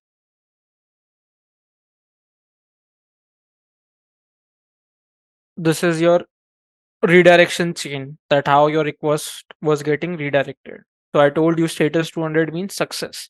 So whatever request was made, it was successfully completed by the target. So we got a status code of 200.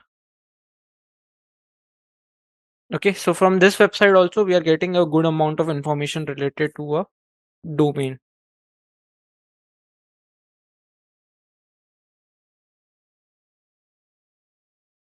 So we can also add this thing over here.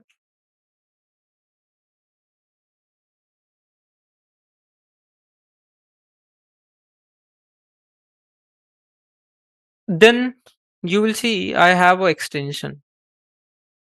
Okay, here you can see I have an extension that goes by the name Vapalizer. What this extension will do, any web page I visit, it will tell me that what technologies are used by that particular web page. Okay, for example, if I visit this Shodan, it will tell me what technologies are used by this particular web page. If I visit your exploit DB, it will tell me what technologies are used by this particular web page. So here you can see for analytics, Google Analytics, JavaScript framework, Vue.js. These are the libraries. These are your UI framework, reverse proxy engine, Nginx, CDN, cookie compliance, cookie bot. Okay. So another interesting extension, you can download it for your browser also, because if I know the web technologies that are used by my target, and sometimes if let's say this particular movement.js with version 2.2.2 is having vulnerability, if I'm getting the version also, that which version is being used, so if I do a Google search and if I find that a vulnerability is present for this particular version, my job will be pretty much easy. Okay, so I can target this particular library on this website to try to get into the backend database. Okay, so this extension is also useful just to get to know about the web technologies that are used by your web pages, your webalizer. So this is the link. I will share it in the chat. You can download for your own browser. If not, you can come to this website. You can enter the URL and it will give you the results related to that. See, for Chrome, Firefox, Edge, Safari, HubSpot, Salesforce, and your Android Play Store also you can download. iOS store is also Apple Store is also available. For Gmail also you can download. Okay, so these are the tools which will be working with this particular webalizer. Similarly, one more extension is present, that is your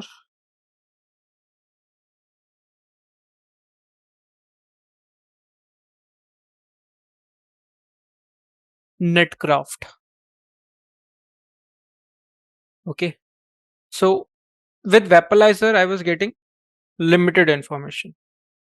Okay, but let's say if I visit this exploit DB page, if I go to my Netcraft extension, I will get the rank of this particular website, 536, who is the host, when was the domain first seen, August 2010, on which particular country, US. If I click on site report, see, it will analyze the domain for me and it will give me so much info.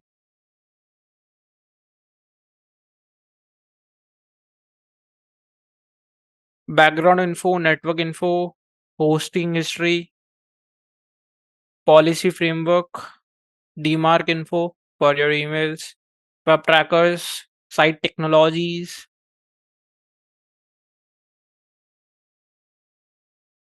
So here you can see this is the title, exploit database, first seen on August 2010, language English. This is the description. This is the network information, netblock owner, hosting company, GoDaddy, IPv6, IPv4, organization, offensive security, name server organization, registrar name server name. These are your IPv4 delegation. This is the hosting history of your NetBlock owner. These are the web technologies that are used by this website. Okay, so not just the network info, I'm also getting the web technology info with this particular Netcraft. So this is the link.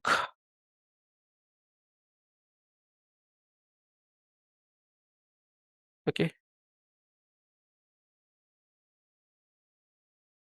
Again, this is a paid service, but in free service also, you will get a lot of benefit by using this particular extension. How? Let's say I open a website or I open a link that contains some malicious scripts. Okay, let me show you that how this particular netcraft extension will help me block some malicious link. So let's say I try to do a attack.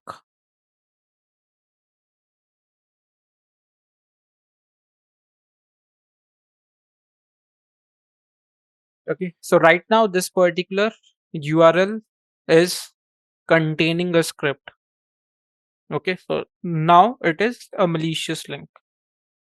If I execute this thing, netcraft extension block this particular page from opening on my browser. The page has been blocked by the netcraft extension. Suspected cross-site scripting attack. Okay, so not just it will give me a site information when I visit a web page, but if I'm opening a malicious domain which is part of this netcraft, okay, if netcraft is able to detect that thing, it will automatically block that URL to open on my browser. So on this website at the bottom you can see you can enter the URL or the IP and you can see the information related to that site. So if I type facebook.com, it will give me information related to your Facebook. Doing a background check, site title, login to Facebook, rank is 10,039. First seen on May 1997. This is a description. This is the network info. This is IP delegation for IPv4 and IPv6. SSL TLS info. Web technologies that are used by that particular site, your Facebook. So you can also download the extension.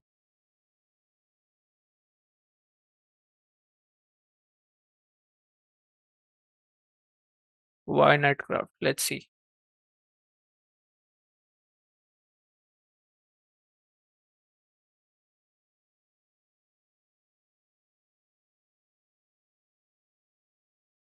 Apps and extensions and the resources.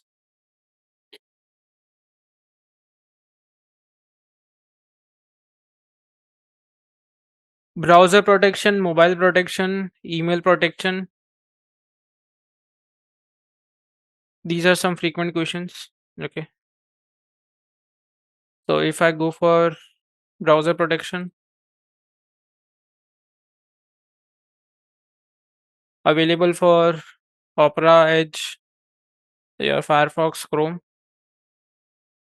What extensions it will help me protect?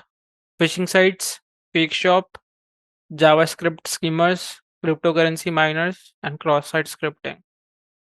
These are the 5 things that this particular extension will help me protect on my browser. And I have shown you the example of cross-site scripting, that how it was able to detect that thing and simply block that particular URL to opening in my browser. Okay, so it is also available for your mobile and emails also. You can download the app.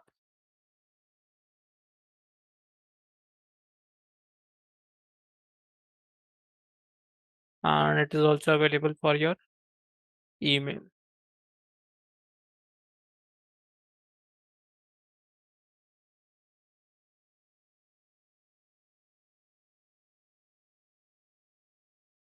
Okay, so go to this particular netcraft, look for your own organization's URL and see what information you are getting for your organization, whether it is giving you a good detailed or not.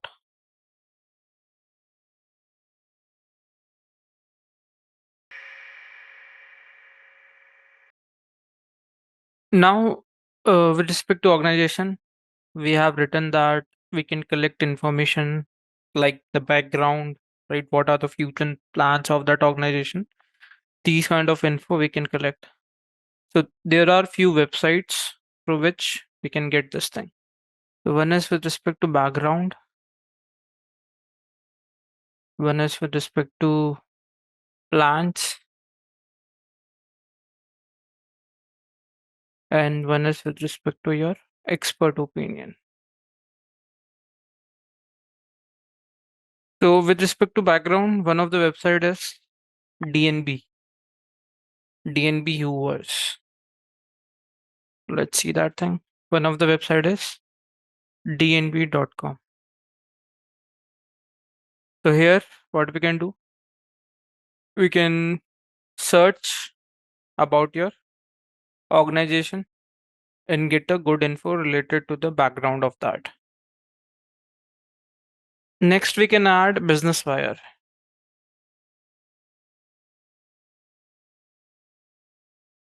Okay. So here also we can search with respect to organization and it will give us all the details related to that organization.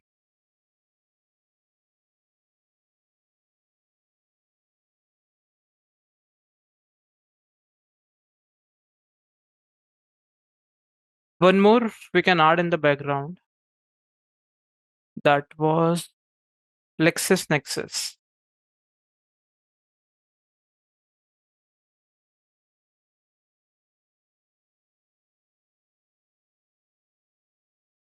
Here you have two solutions. One is for law firms, corporations, government agencies trying to seek legal solutions, news, and business insights. So this is what we are trying to get. We are trying to get insights about a particular organization. So here we have the search option. We can get information through that.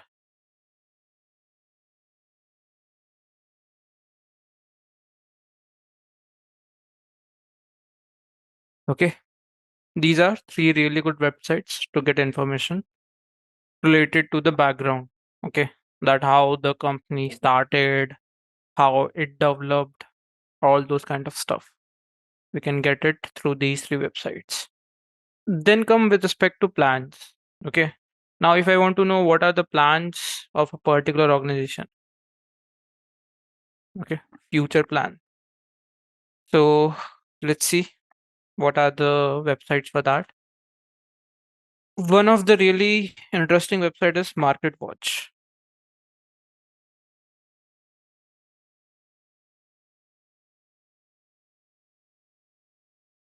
I guess this website is no longer available. Maybe they have changed the domain. Let's Google search it.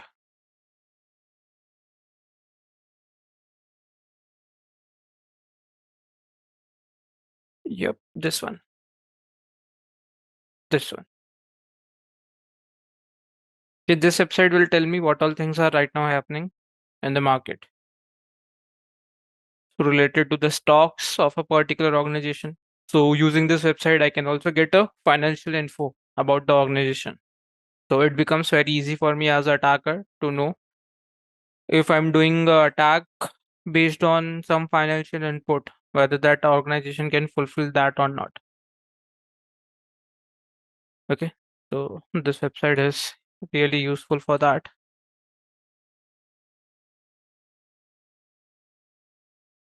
Then again, with respect to your finances, we have your Yahoo Finance. Again, this website will help me to understand the financial situation, to get to know what all things are right now happening within the organization. Anything new is happening or not. These kind of stuff.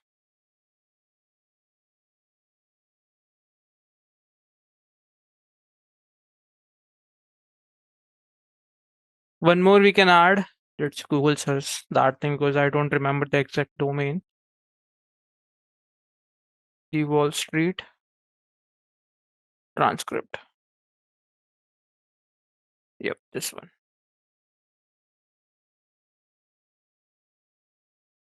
Okay, so again, a very good website.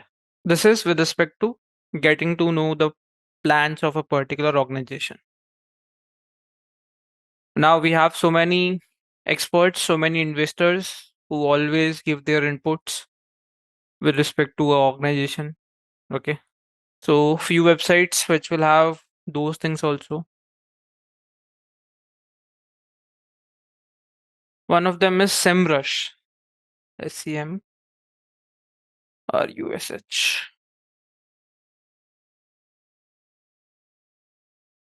Okay, so here what you can do, you can enter a domain, keyword or a URL.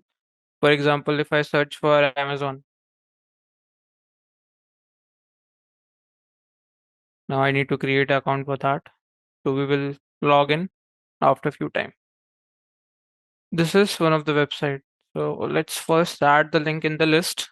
Then later on we will see what kind of info we can get by creating account over here.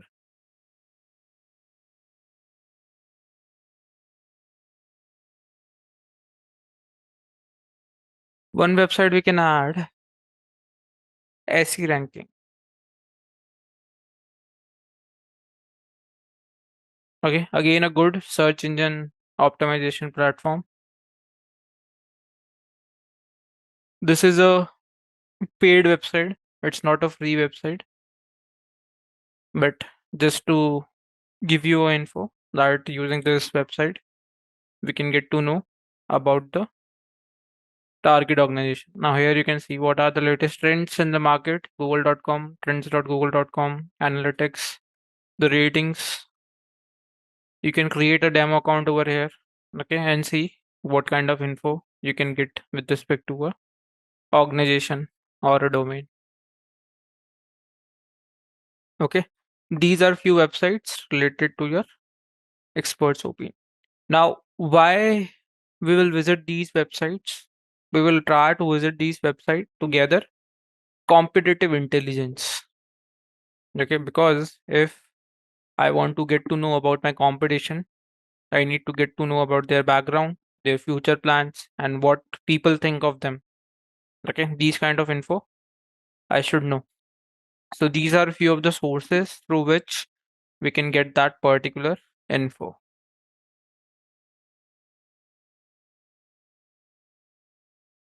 Can you guys gather corporate emails of an organization from the internet?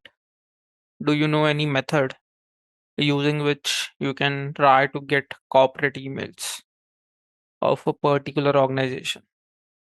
Let's say I want to know that what is the corporate email of, let's say, Amazon.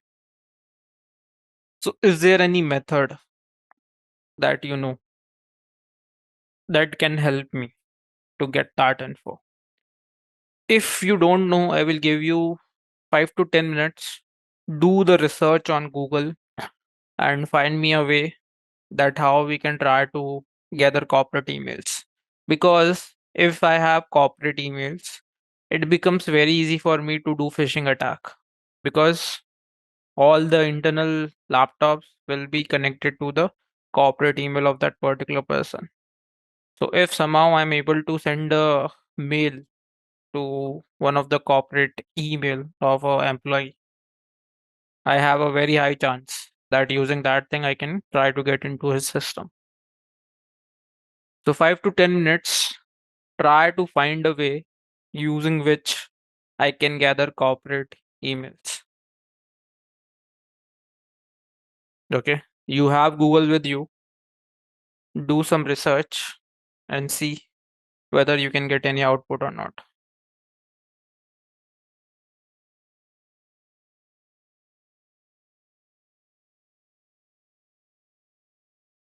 In the organization, you will always see there will be some kind of nomenclature.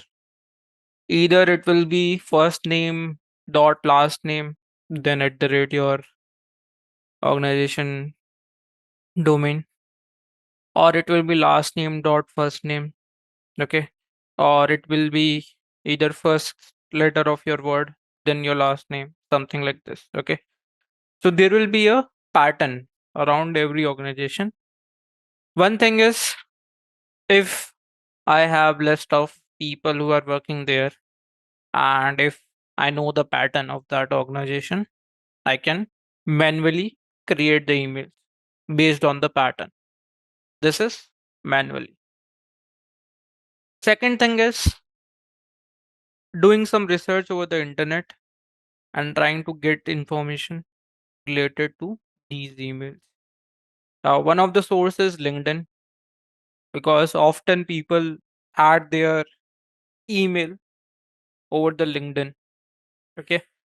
So one source is that I can try to get information through the LinkedIn. Second is there are some websites, okay, which will do some research for me from the internet, and it will collect all the information with respect to a particular organization. So let's look at these websites. One of them is snuv.io. Snuv.io.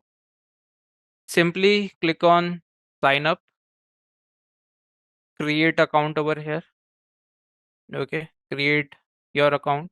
Don't give your phone number, enter any random phone number. It will not ask for any OTP. I will log in. I have a account over here. I will directly log in over here. Okay, now here you can see we have a upgraded plan, but I don't want to look into that. I will go with the free trial only because right now I don't want the exact info. So I will select the free trial, and here skip for this. At the left side, you will see your domain search. Okay, in the search option, you will see domain search. I will go to this. I will enter the name of the organization name, any organization. CHR, this one. I will look at the domain emails.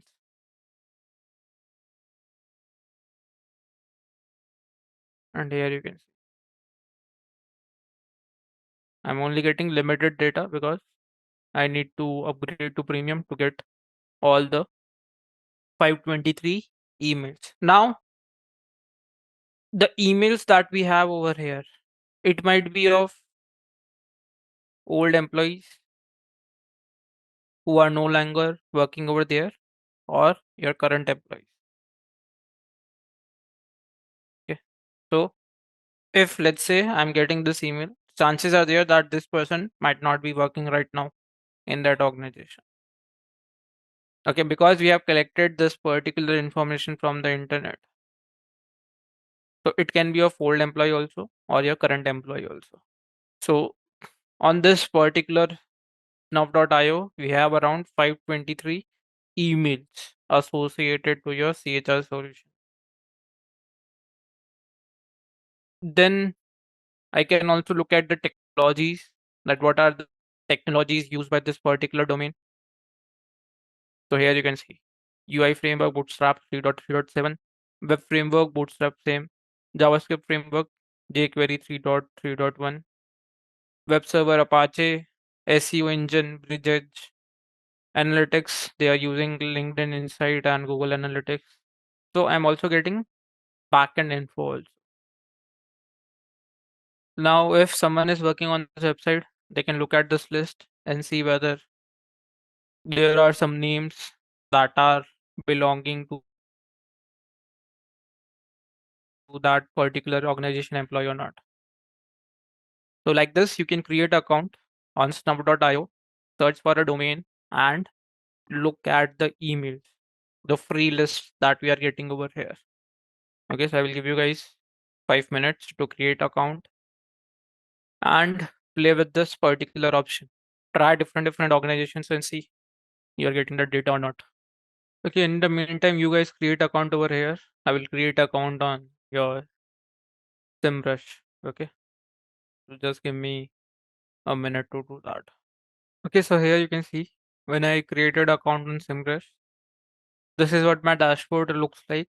If I search for Amazon.com, it is giving me a quick overview. Okay, if I look at the growth report, I'm going for worldwide, not going for a specific country. Try to compare it season to season. Now again, this is a paid service. for growth reports. If I look at a quick overview, I'm getting the organic traffic for searching. Okay. Paid search traffic, backlinks, traffic distribution with respect to country, key organic keywords for Amazon, Amazon Prime, Prime Video, Amazon.com. Okay, now let's say I am some content creator. Let's say I'm a content creator on YouTube. How this thing will help me? It will help me understand that what type of traffic is generated for a particular keyword. For example, if I search for YouTube,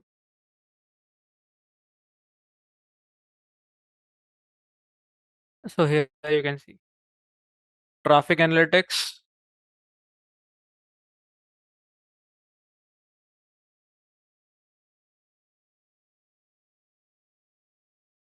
Now again, this feature is for paid version, but I'm getting few details. If I look at the keywords overview, it will tell me that what all keywords are in trending, so that if I'm trying to create a thumbnail for my video, it will be very easy for me to look at the particular keyword. Okay, so basically it gives us a good info related to your optimization part for your target. I selected the free plan. There are few paid plans also, but I opted for the free one. So if I show you the paid plans, that what all paid plans are available. Now again, I need to add my card. So let's skip that part. If I search for, let's say, India, if I look at, let's say, Microsoft.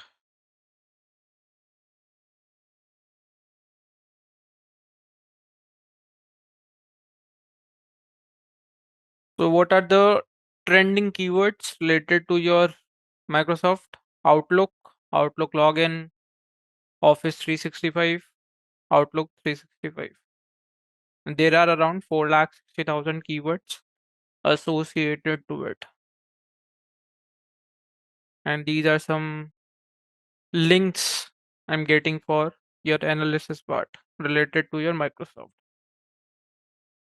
So some with respect to GitHub, Play Store, YouTube, Instagram, LinkedIn, all these kind of things. Okay, so this was about your SEMrush. Few other websites are there. One is hunter.io. It's not .com. Okay, hunter.io. Again, you have to create a free account over here. You can see the get started for free.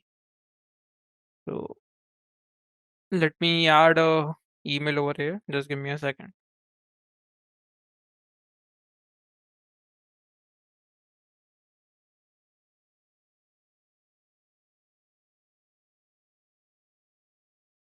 Okay, so one website is hunter.io. Other website is getemail.io.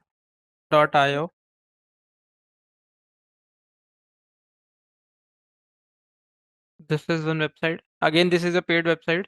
You can see the plans, that what all things will be accessible in the free one, in the basic, standard, and premium one.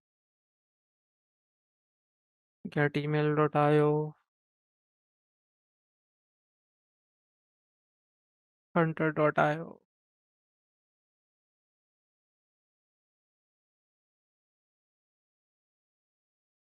And one more is present. I think the name is Rocket.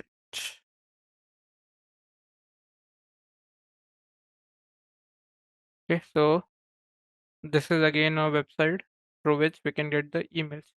Now the problem with this particular website is Hunter, Get Email, and Rocket Reach. Here you have to enter the name of the person, and then it will search in the database the name of that person. If let's say there are 10 persons with the same name, so it will give you information based on all those 10 results. Okay, all those 10 persons. But with snuff.io, the good thing is it is giving me information with respect to a organization. Okay, here I'm simply adding the name of the organization and it is giving me complete list related to that organization.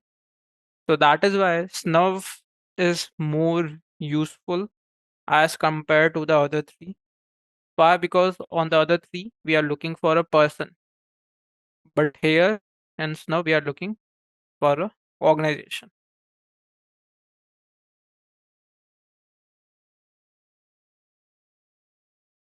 Now, with respect to the locations, for example, if I want to get the map of a particular organization, okay, if I want to get the location of that organization, how many blocks are there in the parameter of that particular organization?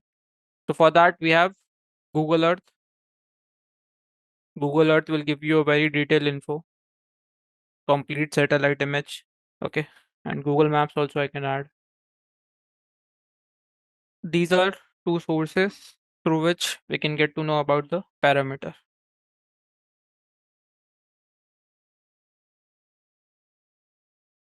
Your yellow pages. Now, if you want to access the dark web, because dark web is also a place where I can get lot of information, either free one or the paid one. Okay, so there are few browsers through which we can access the dark web. One is your Tor browser.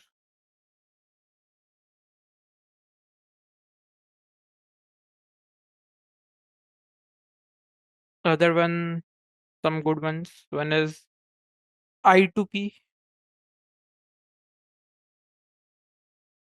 Freenet, and one more we can add. Let's add your GNU. These are some of the dark web browsers through which we can access the dark web. Then information gathering, we can add your social engineering. One of the place to get information is social engineering. Okay. Now there are multiple ways, okay, through which we can do social engineering. So that we will discuss in your social engineering attacks. But just to give examples, okay, for example, if you are getting a fraud call and through that call they are trying to get access through OTP or some information, okay, like your bank details and all, that is social engineering only, and that thing is called as phishing. If you are getting a mail, okay, and through that mail they are trying to get some information about you, like your name, your address, okay, they are giving you a form. Let's say I send you a mail and say that you have won a lottery. Enter the details on the form and we will share more details with you. So as soon as you enter the details, what I'm doing, I'm getting your information.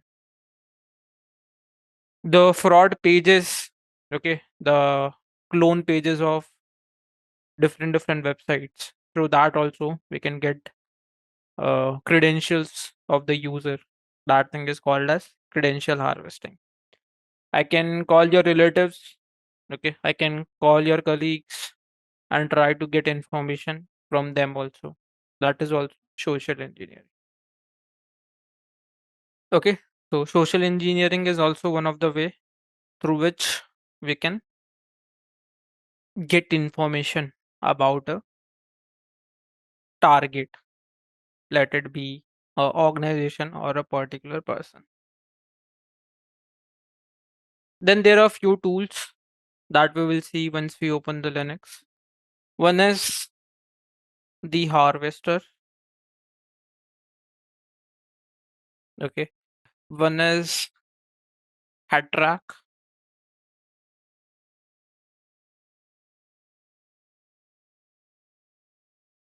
And one we can add social engineering toolkit. SE toolkit. One more we can add URL crazy. Okay. These are few tools which are present in your Linux with the help of which I can get information. For example, the harvester have multiple web pages associated to it. So if I search for something, let's say I'm searching for a domain, what this harvester will do, it will look at all those sources related to my keyword, the domain, and whatever information is present on those web pages, it will collect it and it will give it to me.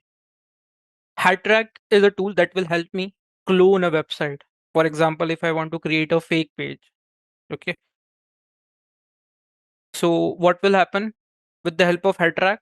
I can simply enter the domain name and it will create a clone page for me. SE toolkit is your social engineering toolkit using which you can do different social engineering attacks.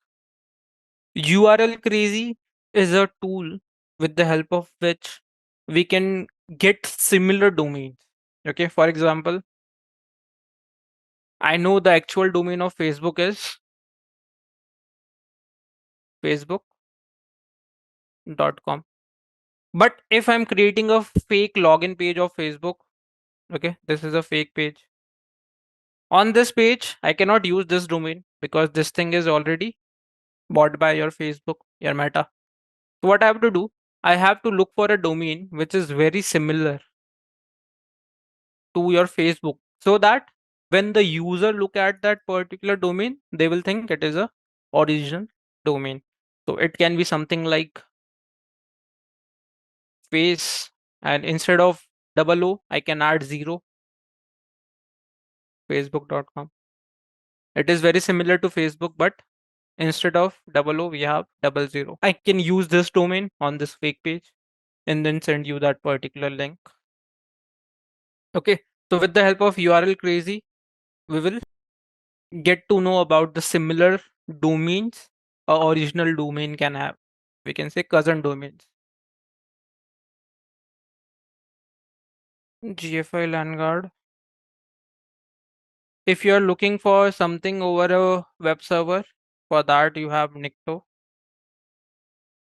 Okay. Then you can go for OpenVAS. Okay. These three tools will help you.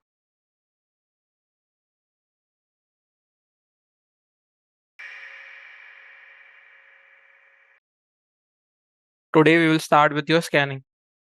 The tools that were part of your information gathering, we will cover them in your malware and social engineering section. So in information gathering, we got to know that how we can collect information, what type of information we can collect over our target, be it a network or a host or an organization. In scanning, our goal is to scan your host. Okay, it means to get basic information about your target host. When I say basic information, it means whether your target is active or not, your target is live or not in the network. Because if, let's say, I'm attacking your machine and your machine is offline, okay, it's not in any network. So I cannot do a attack. I have to think of a physical attack. So first thing is to discover whether your target is up or not. Okay, whether I can connect to your target or not. This is the first thing I will check. Once I get to know the target is up, then second thing is to check the open ports. Find open ports at your target, because through one of these ports only I will be getting into that target. Then third step and final step of your scanning is check what all services are running on the open ports.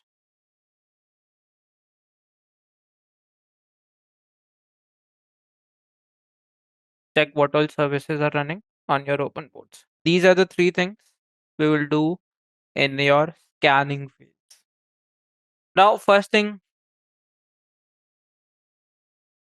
very common thing, your ping. Simply ping the IP and see whether you're getting a reply or not. Then you guys said IP scanner. Okay.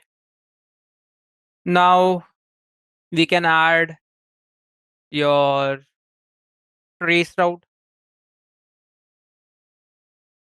or your tracer to check how my request is traveling from my system and how it is reaching your target system. How many hops are there in between? Okay. With the help of these two, trace route is for Linux, tracer is for Windows. Okay, I can do that thing. So let's try. So ping works both on your Windows also, on your Linux also. So if I open my CMD, let's say on my Windows machine, if I let's say ping google.com, I'm getting a reply. 4 packets sent, 4 packet received, 0 lost. Okay, it means google.com is live. And if I type google.com on the browser, I will connect to the Google page. Then we have tracert. Okay, so if I try to find the route, tracert google.com, it will tell me how my request is reaching your Google.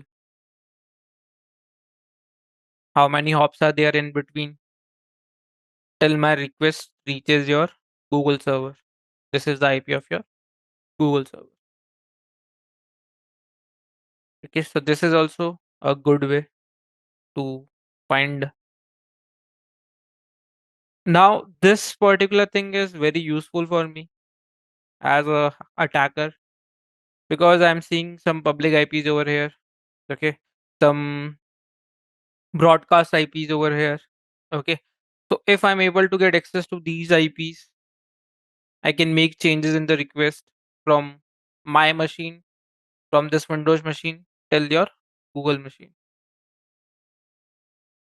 Okay, that thing can be happen. Now here you can see one more thing.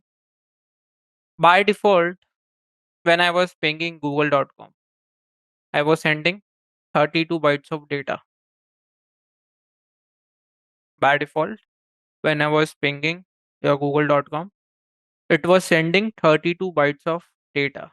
And here you also have a TTL value. What is a TTL value? Time to live. What does it say? What does it mean? Maximum hops. Okay. Time to live basically means it is telling you that how much maximum hops your packet can travel before it expires. So sometimes by looking at the TTL value also, you can try to guess the operating system of your target. If I show you one website,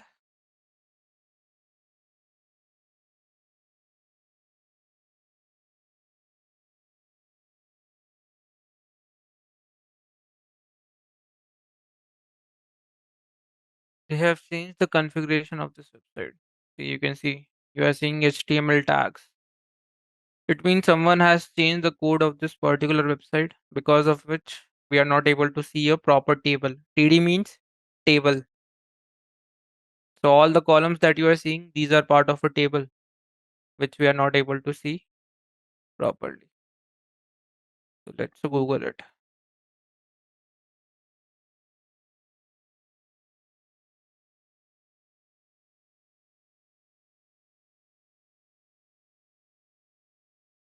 Okay, see here are some basic TTL values.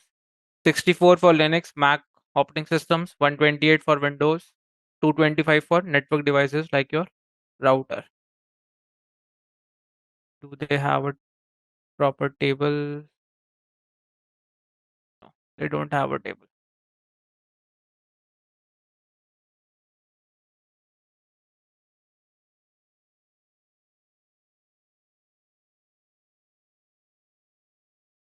Now here you can see initial TTL values for different devices OS with respect to the versions on what particular protocol. Okay. So here if we go for Linux, mostly for 2.0.x kernels at ICMP, it will be 64. For 2.4 kernel ICMP, it will be 255. For Red Hat 9 Linux, 64. If you look at the Windows, For Windows 95, 98, 32, 98, 98 SE, ICMP is 128.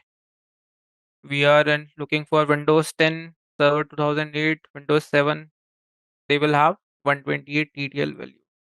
So sometimes just by looking at the TTL values, you can try to guess what is the OS at your target. Okay, what device you have at your target.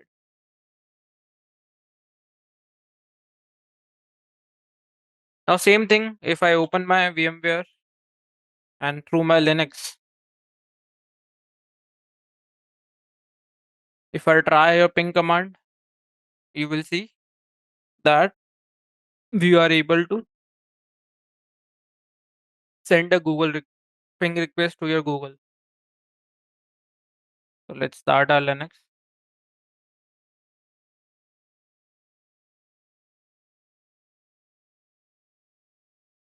How can you find your own system IP? What is the command of your CMD to find your own IP? To find your network configurations, ipconfig. For your Windows, fconfig for your Linux.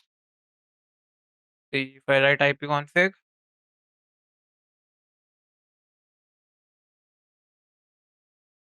I'm getting my Windows IP configuration.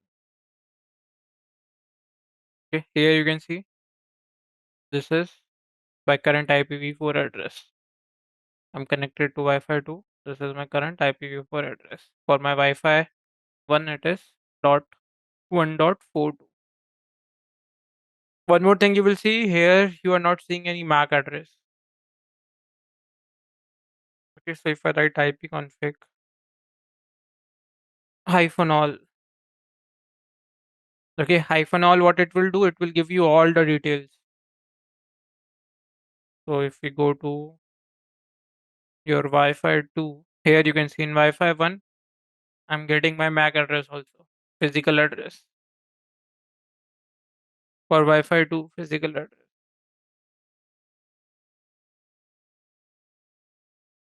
For my IP, what was the lease and when it will expire.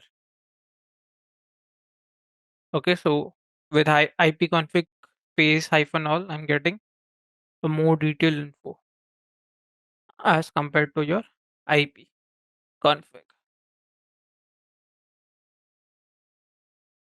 Your lab section, there is one Metasploitable machine in your task list.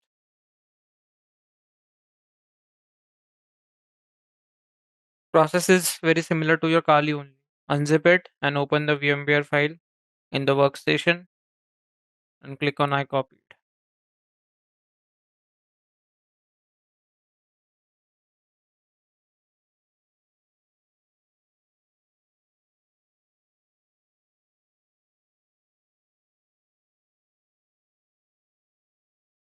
Docker service is running ETH0. I'm getting the IP. Okay, I have the address also. Okay, so here we don't need to type hyphen all.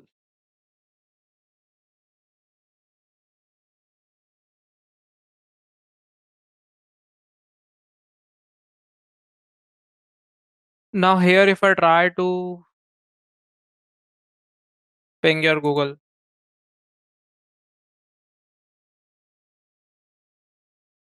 5 packets transmitted, 5 received, 0 packet loss. If you look at the TTL value, we are seeing 128. Why 128? Because in my Windows, when I was doing your ping command, it was 113. But here I'm getting 128. Why is that? How the virtual machine network is designed? This is my router. Router is connected to my laptop that has Windows. Okay, so my machine will have some broadcast address. Okay, then network ID and your gateway. Okay. Then inside this Windows, we have your VMware workstation.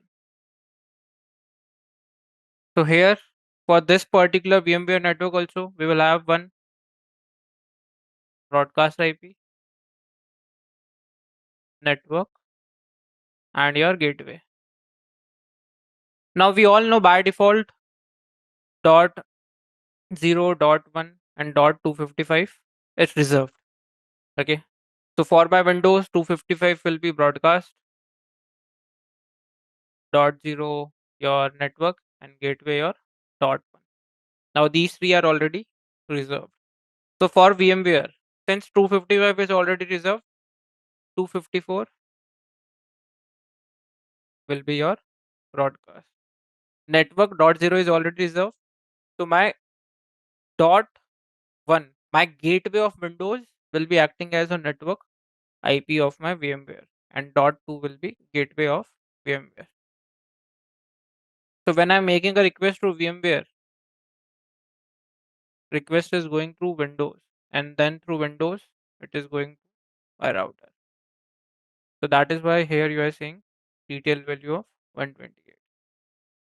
Now next thing here is you are seeing something by default I'm sending 32 bytes of data. If I check this thing in my Wireshark, okay, that what is the size of the frame that is going out of my network when I make a ping request to your Google. By default here in this terminal I'm saying 32 bytes of data. I can change this also, right? With the help of -L option, ping -L. Let's say I want to send 64 bytes, 64 and google.com. Now I'm sending 64 bytes of data.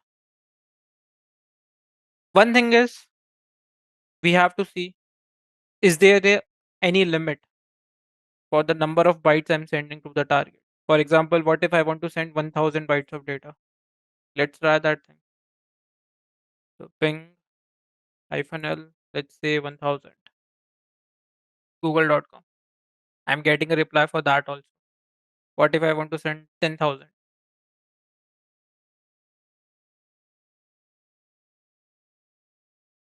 Now here you can see I got a request timeout. I started getting a request timeout. 2 packets sent, 0 received. It means there is a limit at the target. Okay. That maybe 1500 bytes of data is the maximum. Okay, maybe 2000 is the limit. Just to prevent DOS attacks. Okay. Just to prevent people consuming your network bandwidth. This is a very simple reason. Okay. I don't want that people making very large requests on my network so that they start consuming my network bandwidth, because it will affect other users who are trying to access my service at the same time. And the example which you are giving, that thing is called as ping of death, where you are sending multiple pin requests from multiple machines to a host just to try to consume their bandwidth. Okay, that attack is called as ping of death.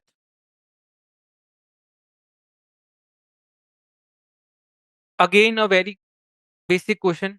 Right now, here we are seeing by default we are sending 32 bytes of data. If same thing, if I try to analyze it in the Wireshark,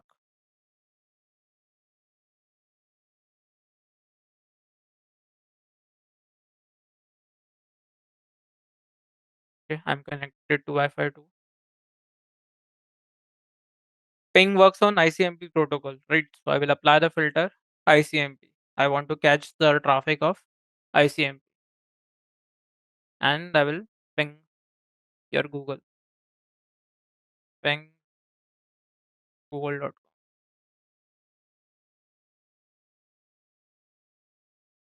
Now here you can see we got a request timeout when we were pinging Google. First reply was in 127 ms, second was in 52 ms. Detail value also changed every time.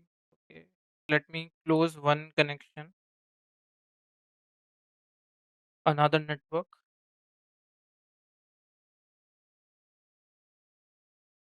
Let's see again.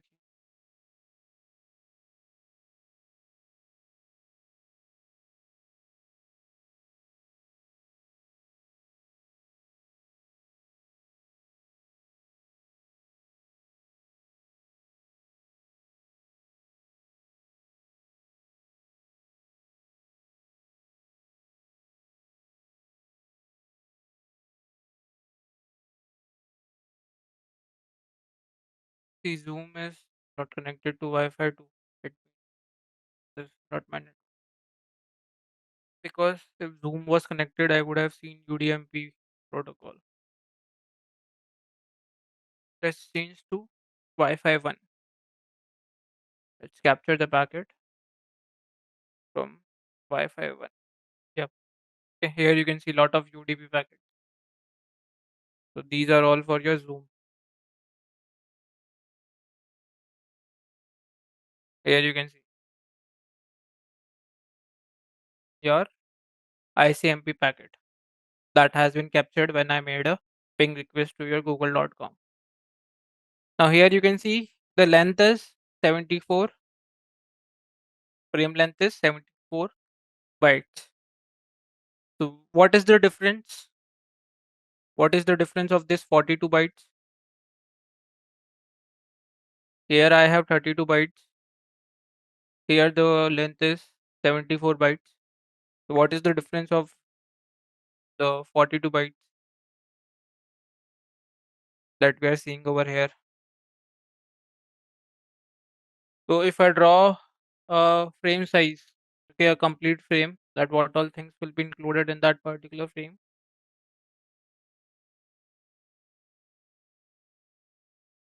This is your complete frame. Size is 74 bytes. So the 32 bytes which you are seeing here, this is your data variable for your ICMP protocol. This is of size 32 bytes by default. Okay. Then you will have ICMP header, which will be of size 8 bytes. Then you will have your IP header, which will be of size 20 bytes. And at last, you will have your MAC header, which will be of size 14. Okay, so these three things will be of 42. 20 plus 8, 28 plus 14, 42 bytes. Okay, so the 32 bytes which we are seeing over here, this is your ICMP data variable. So when I change the size of this particular variable, you will see the change in the length of the frame also. So if I try this thing, ping hyphen L, let's change it to 40. Okay, let's increase by 6. Okay, so let's change it to 38. Now here you can see the frame length has changed to 80 because I have changed the data variable. Okay, again a very basic info that we should be aware of. Right now we have seen that your ping was working on ICMP. Okay, your traceroute also works on ICMP. Your trace route, it will work on UDP. Okay, so what if target has blocked the ICMP protocol? Okay, for example, let's say we visit a website.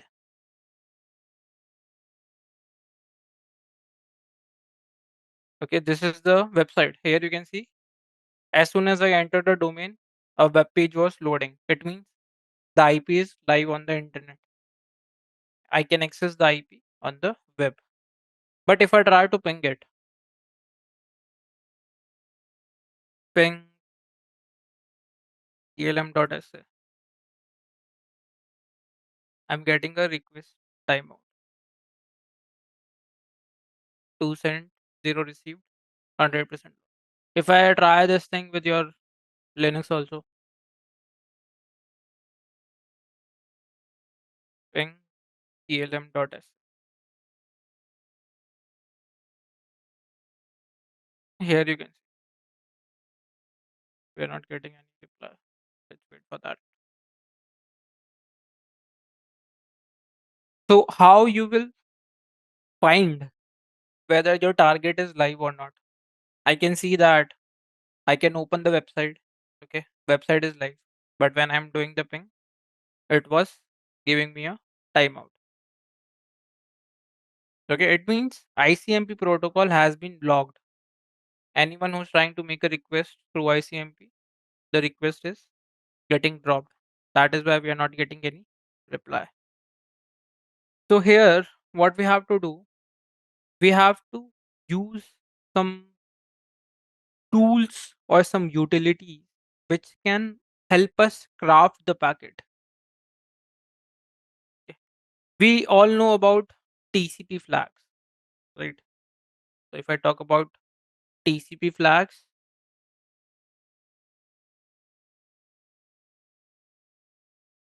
okay, now these flags are used during your TCP connections. So 6 common TCP flags that we have. First is syn, synchronous. Second, ACK, acknowledgement.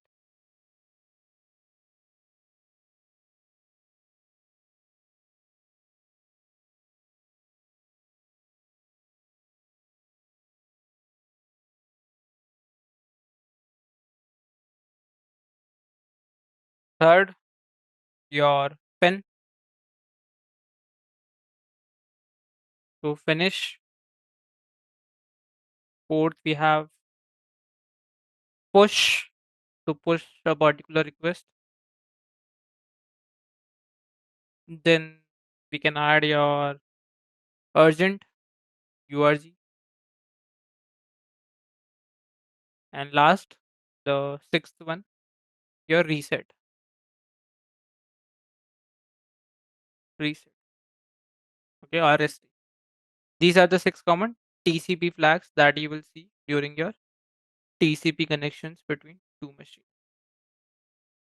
Now, the second flag, acknowledge, we have. It means whenever we send the acknowledge flag over a TCP connection, the target should acknowledge it. Be it even if the target is having firewall. If I'm sending a acknowledgement flag, it means it should be able to pass through your firewall. And I will get a reply from the target for my acknowledgement flag. So here what I can do, since I'm not able to ping your elm.sa website, so I can craft a acknowledgement packet and send it to the target. So as soon as the target receive this packet, what they will do, they will reply to it. Okay, they will acknowledge it. So this thing I will be doing with the utility called hping3. hping3. This is a packet crafting utility which is present in your Linux. So with the help of this, what I can do, I can craft my own packet. Let's close this thing. Here you can see 236 transmitted, 0 received. hping 3 hyphen. Okay, these are the arguments that are present with your hping 3. Okay, these are the arguments I can use with your hping 3 utility. So here you will see one hyphen a argument.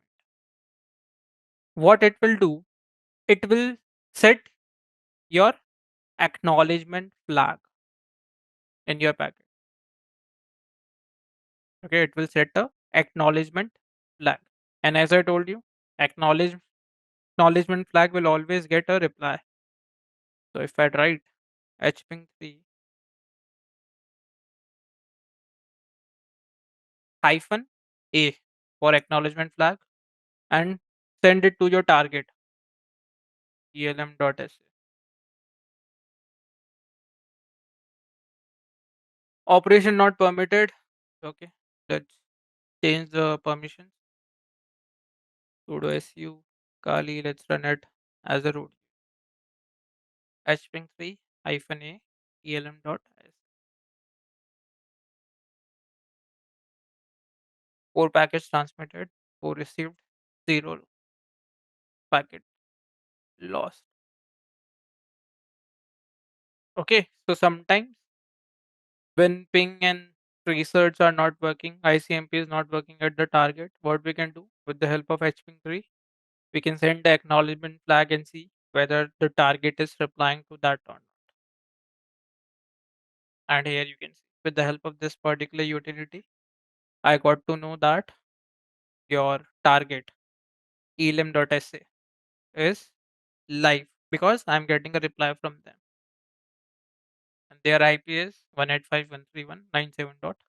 Now, how you will find what all IPs are live in your network? Any utility that you know of, any command or any tool that you know of to check what all IPs are live in your network. For example, here you can see on my VMware network, I have one Kali machine running. Other than that, if I want to check whether any other IP is live or not for my VMware network, do you know any tool, utility, or any command that can help me with that? Angry IP scanner, it is for Windows only. Okay, but right now I'm into my Linux, so I cannot use this particular tool. This is a Windows tool, and with the help of this, you can also find open ports.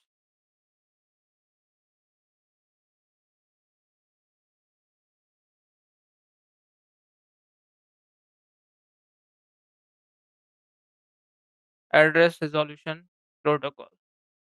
Now, this thing will only work in your internal network.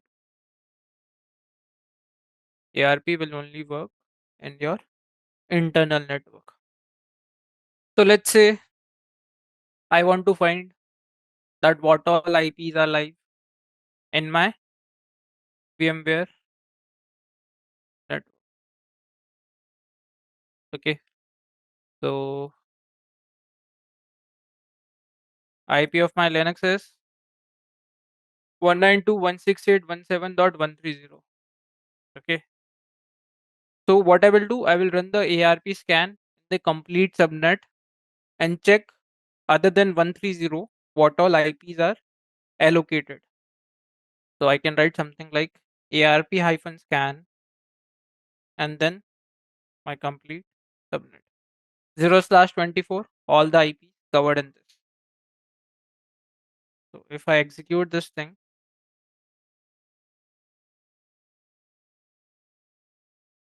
other than 130, 130 is of my Linux. I'm getting .1, .2, .254.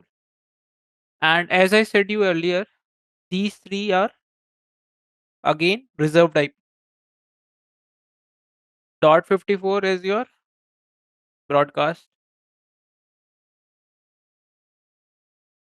.2 gateway. .1 network. And here you can see also in my VMware, only one machine is running. That is your Kali.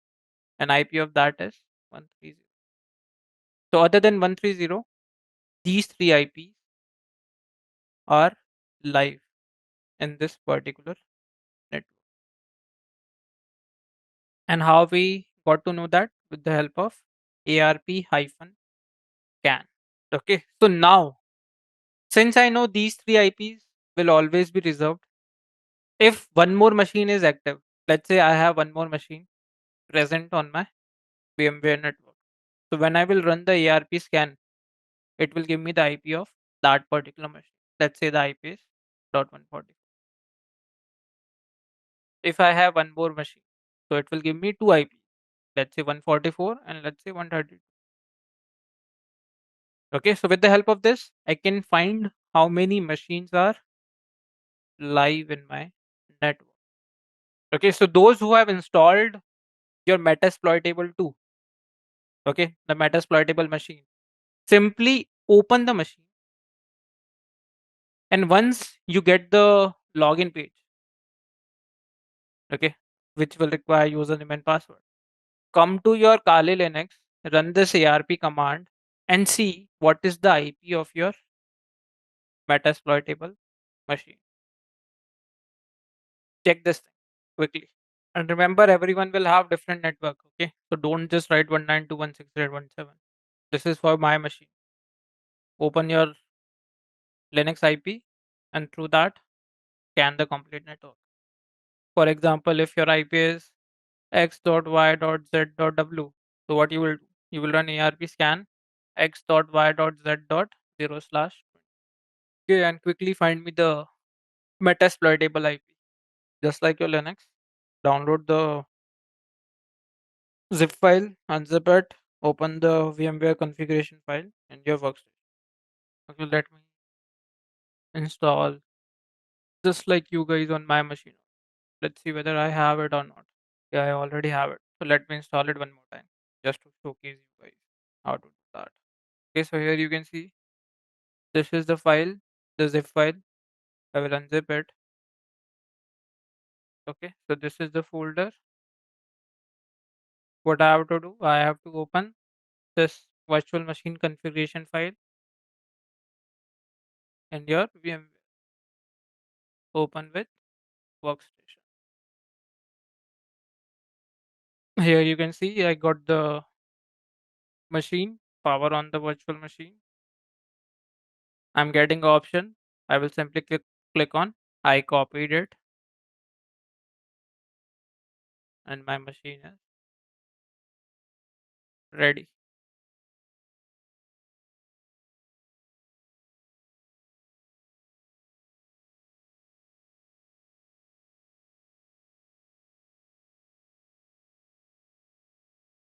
Okay, it will take a minute to install all the settings.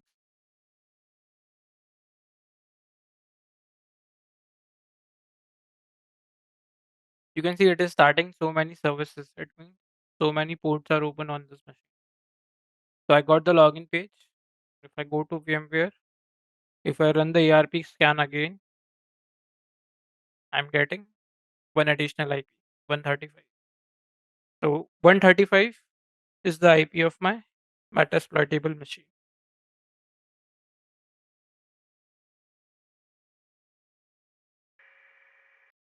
So basically, if we say Nmap work in 5 steps. If we talk about the working of your Nmap work in 5 steps.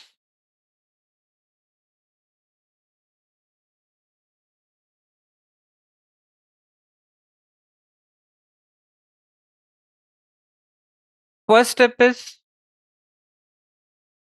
it will check whether your target is live or not. So here, the first step, that is of your scanning. Same thing your Nmap will do. It will check whether your target is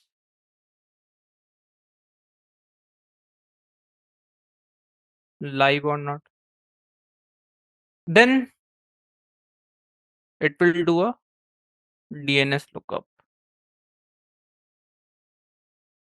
Third,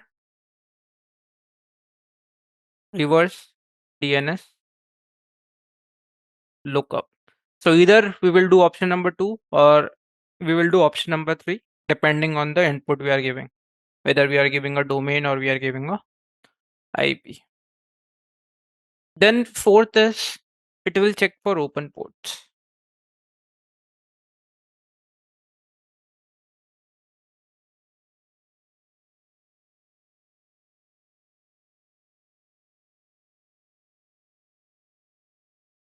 That will be your fourth step. And fifth step will be NSC, Nmap, script engine. Okay, these are the 5 stages in which your Nmap works. By default, Nmap will run all the first 4 steps. So for step number 5, NSC, you have to use some arguments. You have to tell Nmap that you want to run your script engine.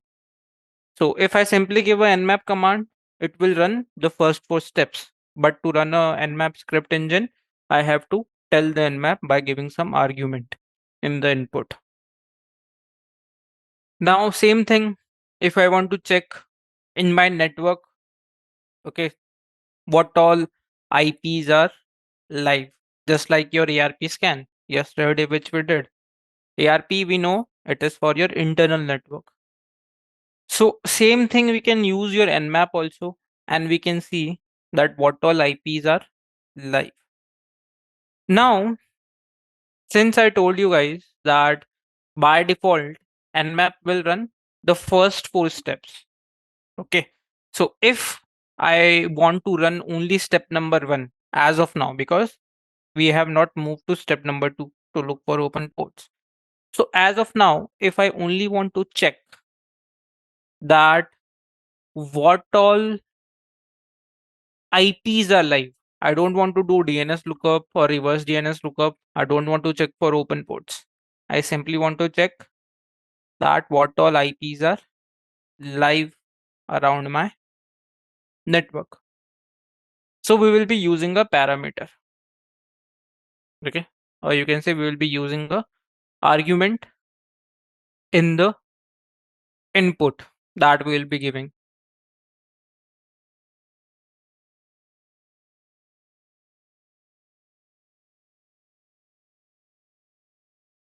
So at the left side, I will show you the ARP input that we got yesterday. We are getting 4 IPs because Metasploitable is also live. So from this, I can say Metasploitable IP is 135.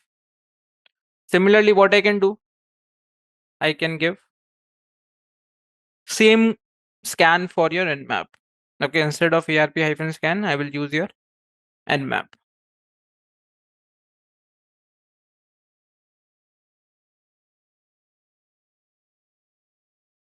Nmap 192.168.170/24.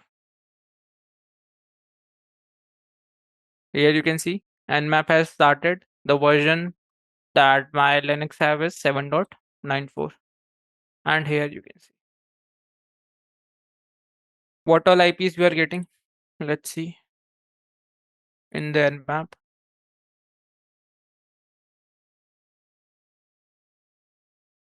Right now you can see I have not used any argument in my input. Simply nmap, then your complete subnet. So here we have dot one present over here also. Okay. So this is your network. Then we have dot two present over here also, your gateway. Then we have 135 present over here also. That is of your Metasploitable. Okay. Now I told you first 4 steps of Nmap. Target live or not, DNS lookup, or reverse DNS lookup. And fourth one, your open ports. So in our case, which one will take place? Reverse DNS lookup or DNS lookup? This is the input that I have given. So what input I will get? Okay. DNS lookup means when you are looking for a IP from a domain. Reverse DNS lookup means when you are looking for a domain through a IP. So since I have given a IP, so it will do your reverse DNS lookup. And since these are my local IPs, no domain name is present. Okay, so that is why I'm not getting any results. So here you can see we have checked that the host is up. So step number 1 completed. Since no domain is associated to the IP, I'm not getting any result for reverse DNS lookup.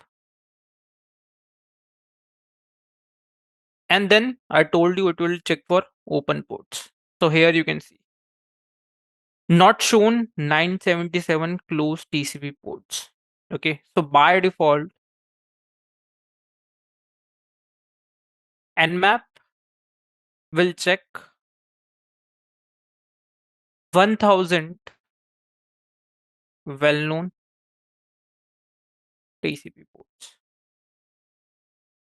Okay, by default, Nmap already have a configuration set for 1000 well-known ports.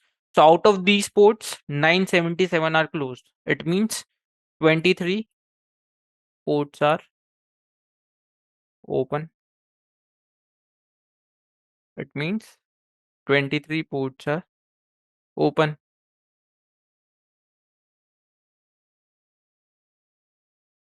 So here you can see I'm getting a list of the open ports. You can see state open. These are the service associated to that port. And one more IP we are getting over here. That is your 254. 254 is your broadcast, which we are getting over here also. So broadcast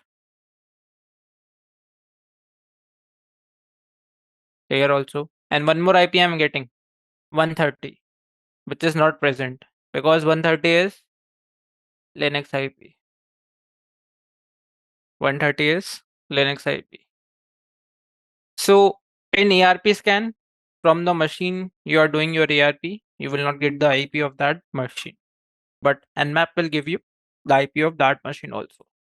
So here you can see I'm getting 130 as my Linux IP, which is up. Okay, so by default, the working that I stated over here, target is live or not, DNS lookup or reverse DNS lookup, check for open ports. These 4 are working when I'm simply using my nmap command.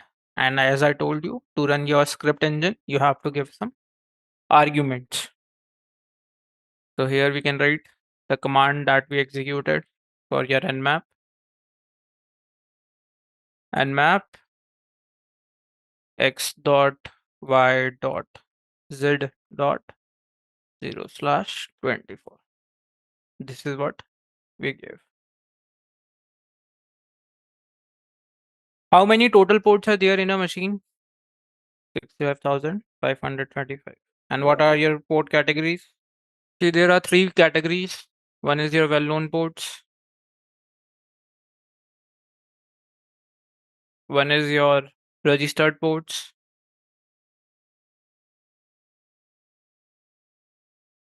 And one is your dynamic ports. What is the range of well-known ports? 021023. Range of registered ports? 102.249. That is 49. 151. Okay. And 49152 to 65534. That is your dynamic ports.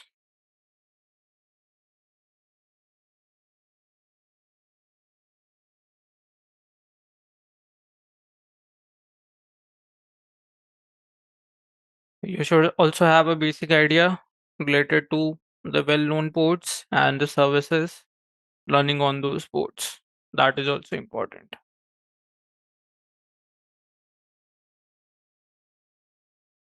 Now here you can see when I executed your Nmap, then your complete network, it was giving me 4 to 5 IPs, and it was also checking for your open ports, DNS lookup, reverse DNS lookup, and posters live or not.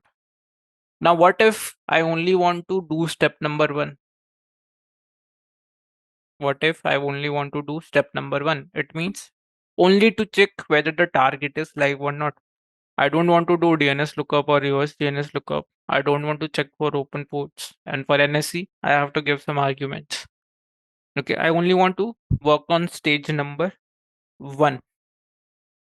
Okay, so for that, argument is -sn. And map -sn, then your complete network. Now here you can see when I executed -sn, it is only doing your step number 1. It is only looking for live IP. Other than that, it is not doing other stages or other steps of your Nmap. Okay, so we can write it over here.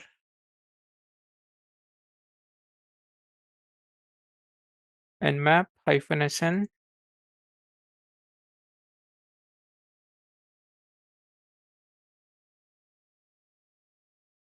What it will do? Only check for live IP. What is a three-way handshake?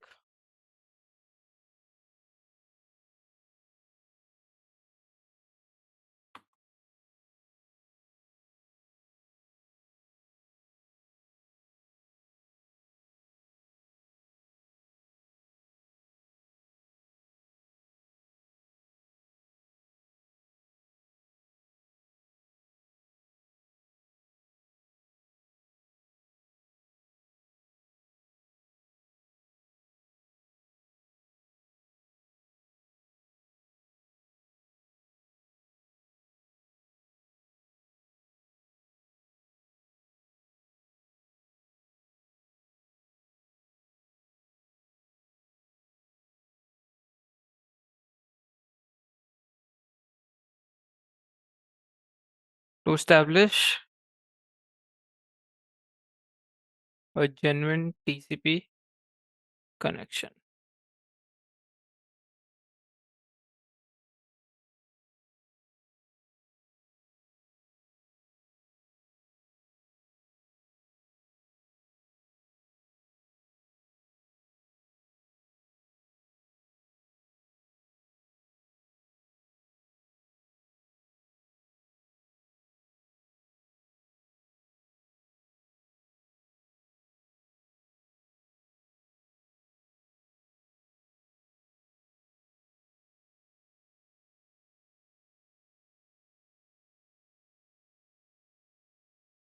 Okay, so let's say I have two machines.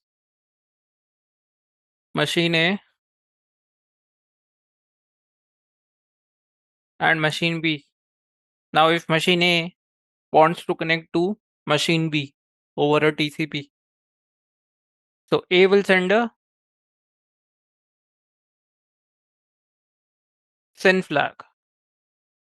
Okay, as soon as SYN flag received by your B, B will reply with SYNACK. Once SYNACK is received by A will reply with acknowledge.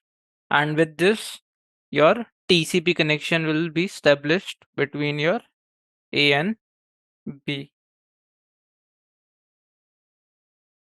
Similarly, we have a four-way handshake.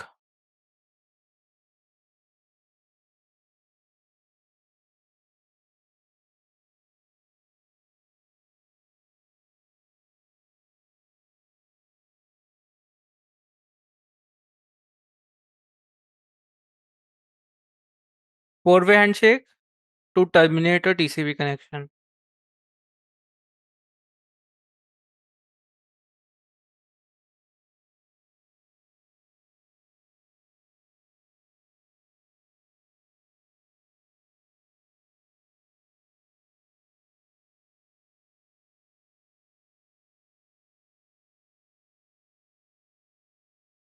to terminate your TCP connection.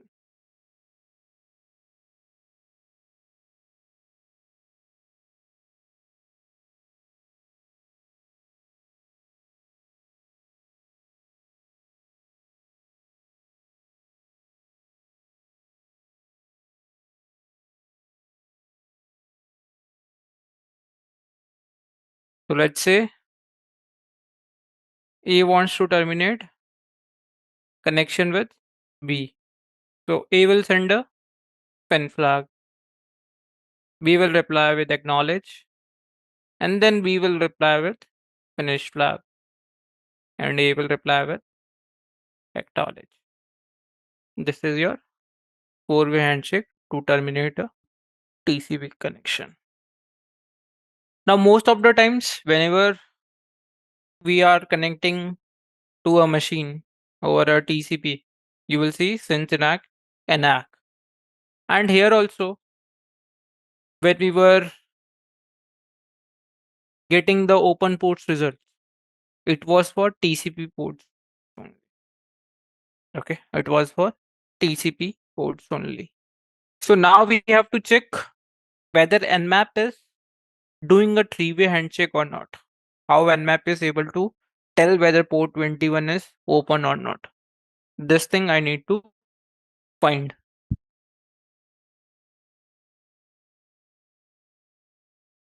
So first, let's look at all the ports option. By default, we know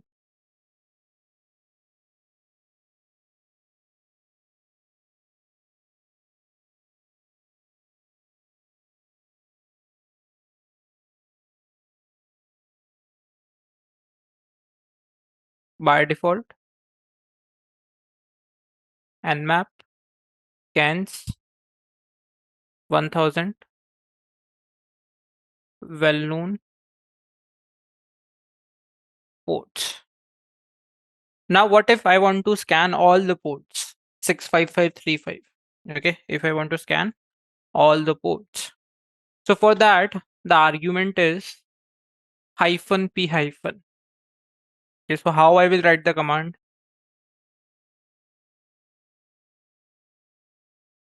Nmap -p-, then the IP of your target.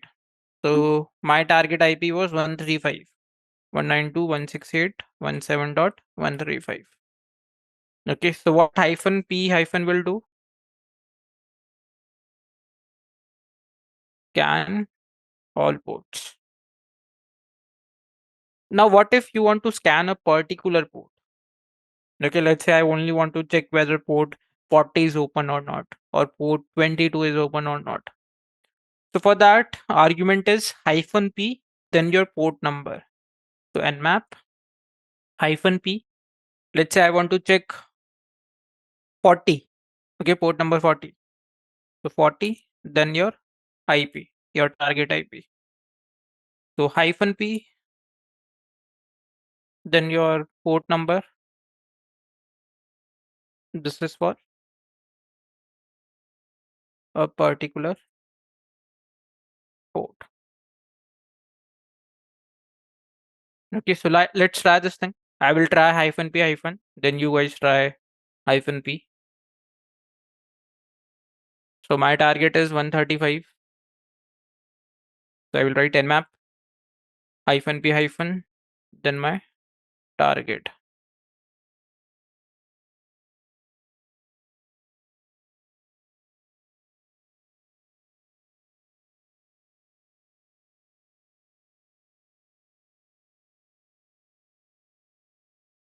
Now here you can see it took around 11 seconds to get the output. Not shown 65505. Previously it was 977, but as soon as I used -p-, it is not showing me 65505 closed TCP ports. It means around 30 ports are open. Previously only 23 ports were open, but now when I scan for all the ports using this argument, I'm getting results for all the ports. Okay, so similarly, if I try for, let's say, port 40. Map -p space your port number, let's say 40, then your IP.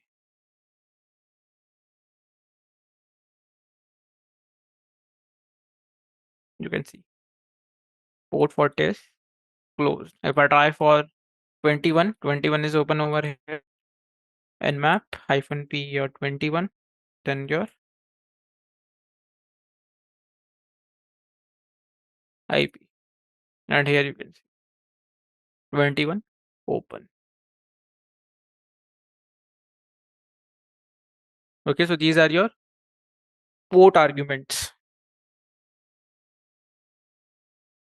By default, -p for all, -p for a particular port. Okay, let's see. Now our goal was to check how Nmap was getting these ports. Okay, which type of connection Nmap is doing.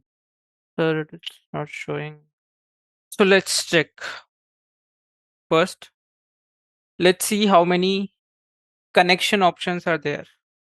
Okay, what are the different connections through which your Nmap can identify whether a port is open or not. So one, we all know that we have a three-way handshake. Okay, we have a three-way handshake. This thing is called as full TCP connect.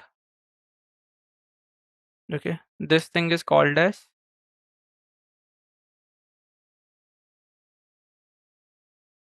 full TCP connect scan. Okay, and the parameter is -st. This is the parameter, or you can say the argument associated to this particular scan. Now there are few more other scans also, because sometimes there might be any kind of inline defense which might not allow you to do a three-way handshake on a particular port. So for that, we have some other options also through which we can identify. So let's see what all options are there.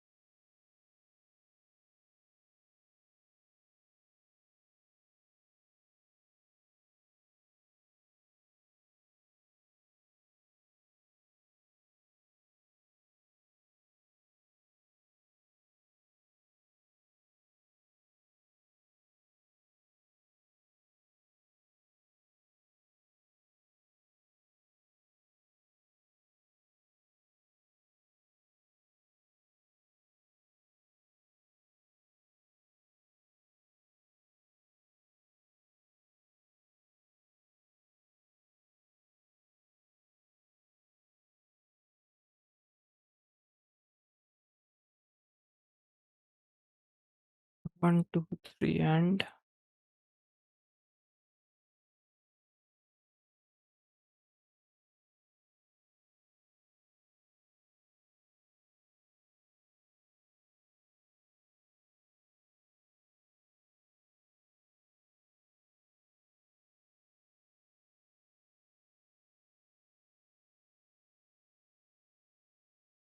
five.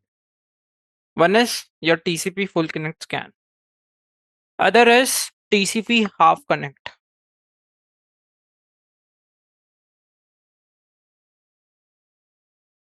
We have TCP half connect, and it is also known as sledge scan. So here what will happen? A will send a SYN flag. B will reply with SYNAC. Once I am getting some reply from B, I will close the connection. I will close the connection. For example, there are two ways to check whether you are answering your phone or not. Okay, one thing is I call you, you pick up the call, and then we have a conversation. Second thing is, I call you, you pick up the call, and I simply cut that call. Because if you are picking the call, it means you are near your phone. You are replying to your calls. So in TCP half connect, what we do, if the target is replying on my send request, we will get to know that target is available and we will simply close the connection. We will reset the connection. So this is a TCP half connect scan or your slit scan. Then one more scan we have fin scan.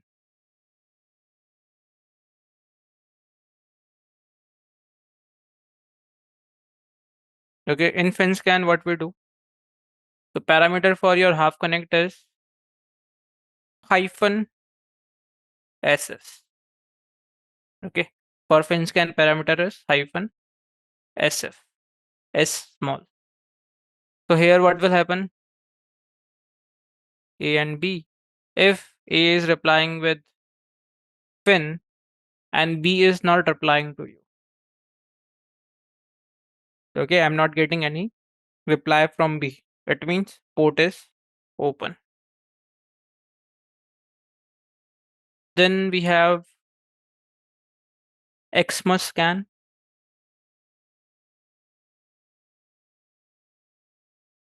Here the parameter is hyphen SX, H small capital X. And one more scan we have, that is your null scan.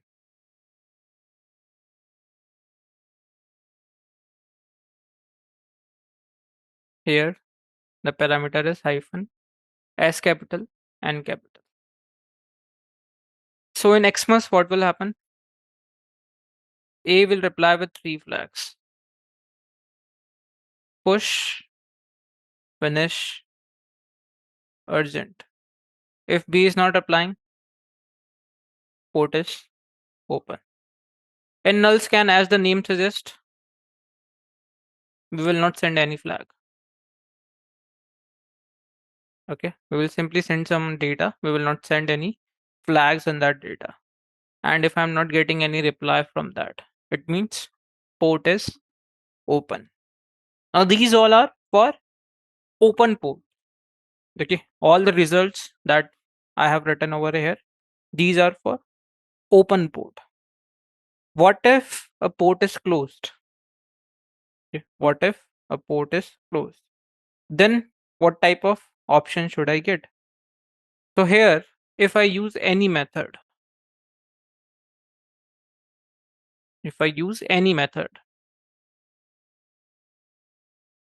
be it TCP half connect, fin scan, Xmas scan, or your null scan, if in the reply I'm getting reset acknowledge,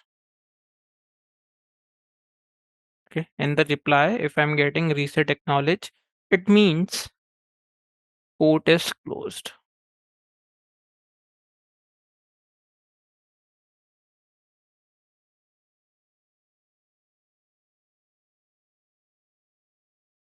And we will verify these things also through your Wireshark.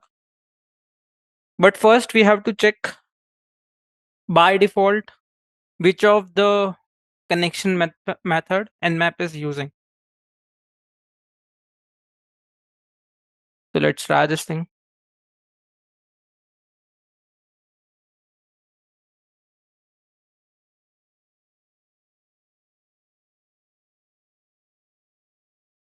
Okay, here what I will do, I will start your Wireshark, because with the help of Wireshark only I will capture the packets.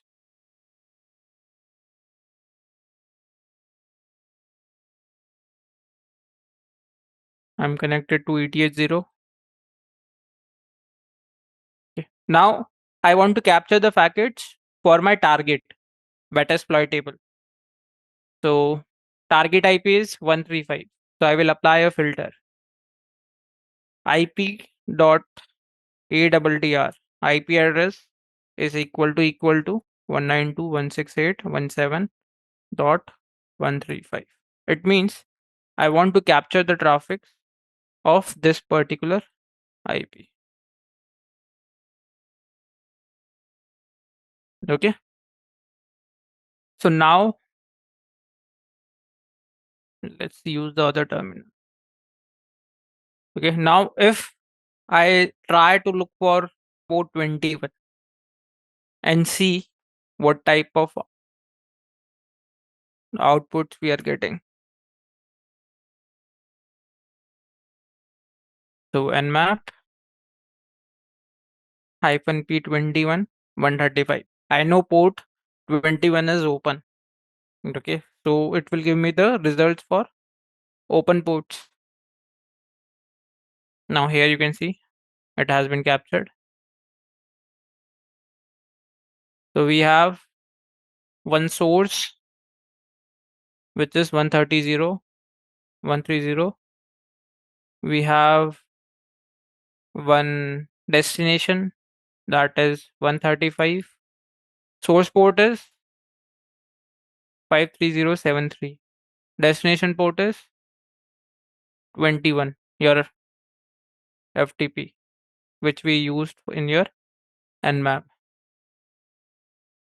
So from 30 to 35, we are sending a send request. From 35 to 30, 35 to 30, we are getting a send acknowledge. And from 30 to 35, reset. Now, if I try to find this particular thing in the notes where we have written,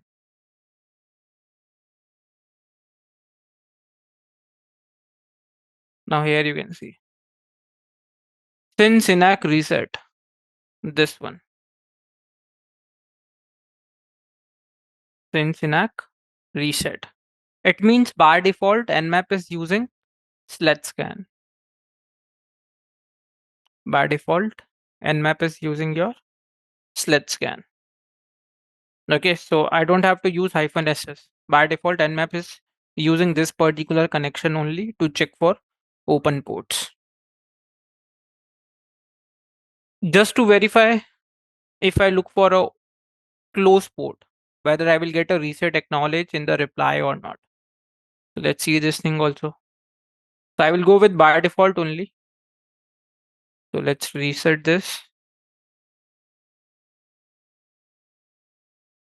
Okay.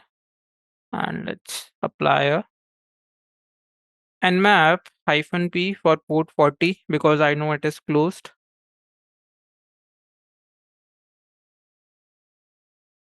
From 30 to 35, 30 to 35, we are sending a send. And in the reply from 35 to 30, we are getting reset acknowledge. So as I told you, you can use any method, but in the reply, if you are getting reset acknowledge by your target, it means that particular port is closed. And here also you can see same thing. Port is closed.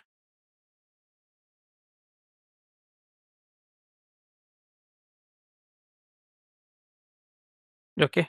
Now, if I try to use your -s T option, if I try to do a complete three-way handshake, okay, let's see whether I'm getting Cyberattack in the Wireshark or not.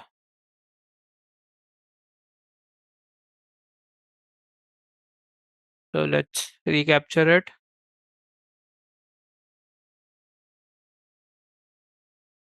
Nmap -p for 21 open port -st full TCP scan and then your IP.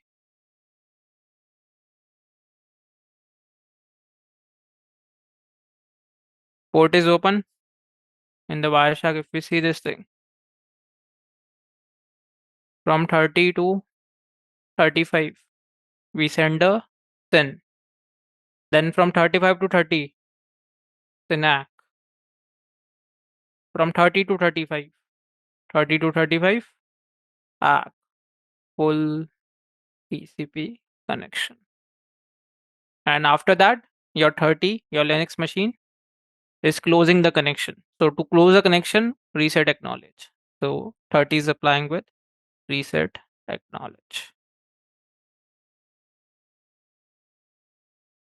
Okay, so hyphen is T option, full TCP scan.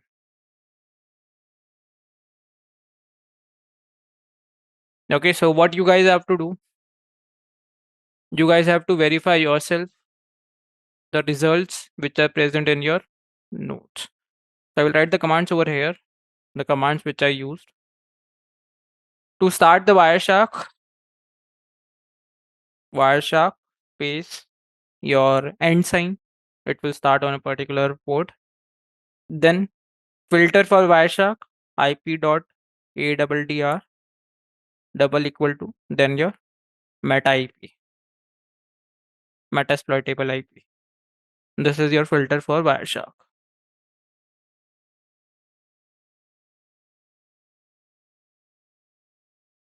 And here in the Nmap, you can write -p. I have already written for 40. Nmap -p for 21. Let's use -st and your meta IP. Okay, -st full TCP scan. So one more thing we can write over here. By default, Nmap uses half TCP connect scan. Okay. So I'm minimizing this screen so you can see all the options available over here. Let's go to 50. Okay, I think everything is visible.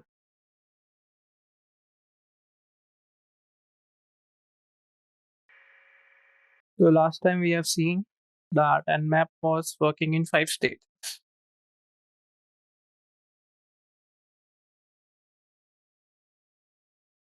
First, checking whether the target is live or not.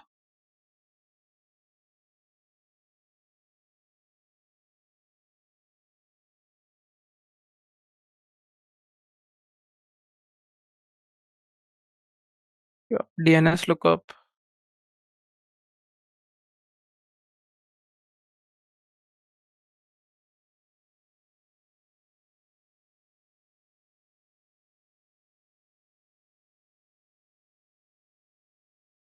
Then checking for open ports.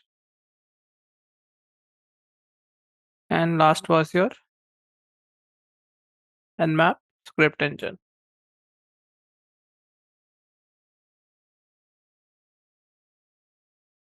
Now by default, we know that the first 4 steps will proceed when we will execute any Nmap scan.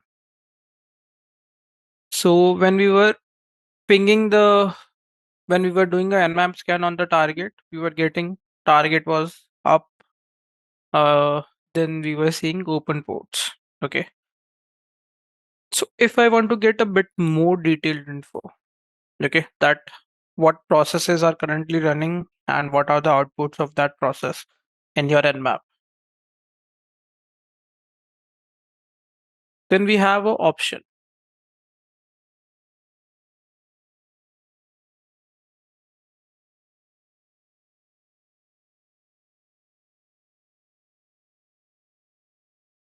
-v, which stands for verbosity. Verbosity means a detailed output. Okay. Verbosity means getting a very detailed output from the input command. Let's try this thing. Few more options we have seen that was -p hyphen for all port scan, -p for a particular port,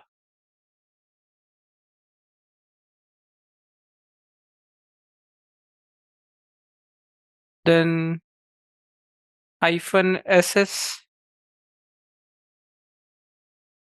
let's scan, which was your by default.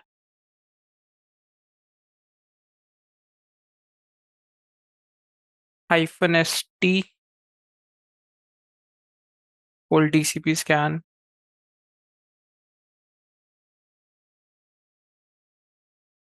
-sn null scan. Then we sx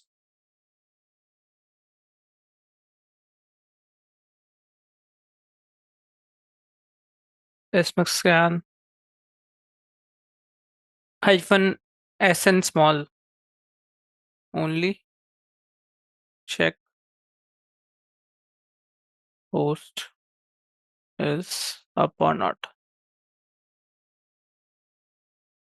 These were few options that we have seen last time. So what does verbosity mean?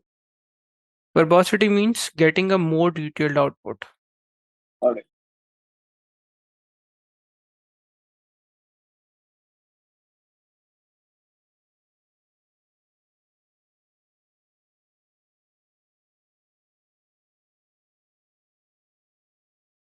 So this was the normal scan. Let me get the IP first.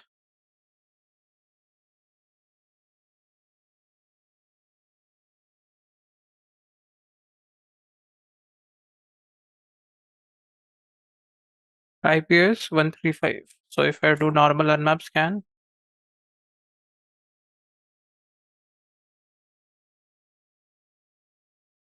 I'm getting host is up, not shown ports, and your open ports out of your top 1000 default ports that has been set in your Nmap. Now if I use -v option, Nmap -v, then your IP.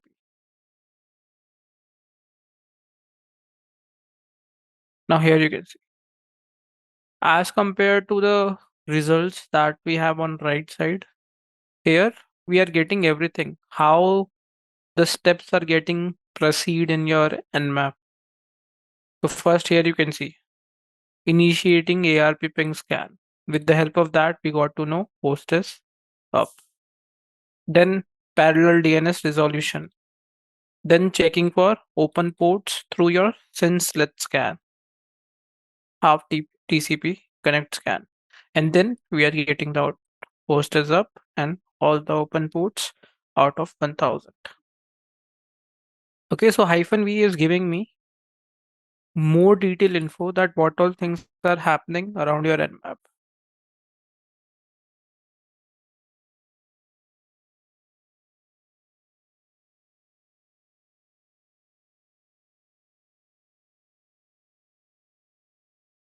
We can write this command in our notes.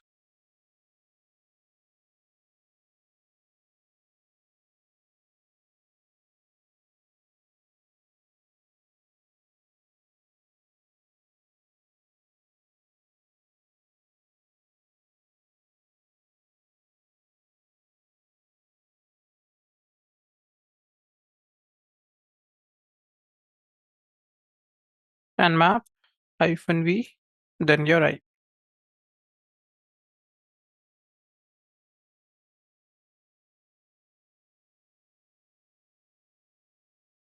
Now, if I want to check on these ports, what services are running? Okay, on FTP, what service is running? On SSH, what service is running? On your telnet, what service is running? So option is -sv.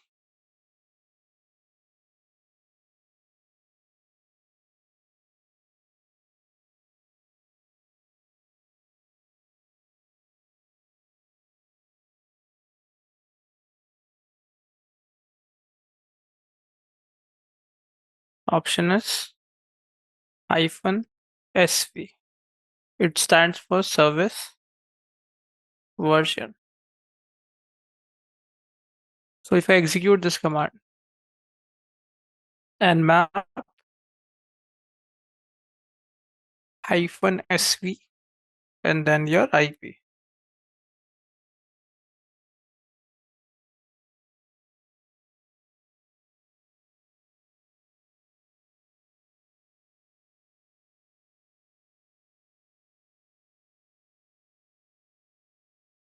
Now here you can see.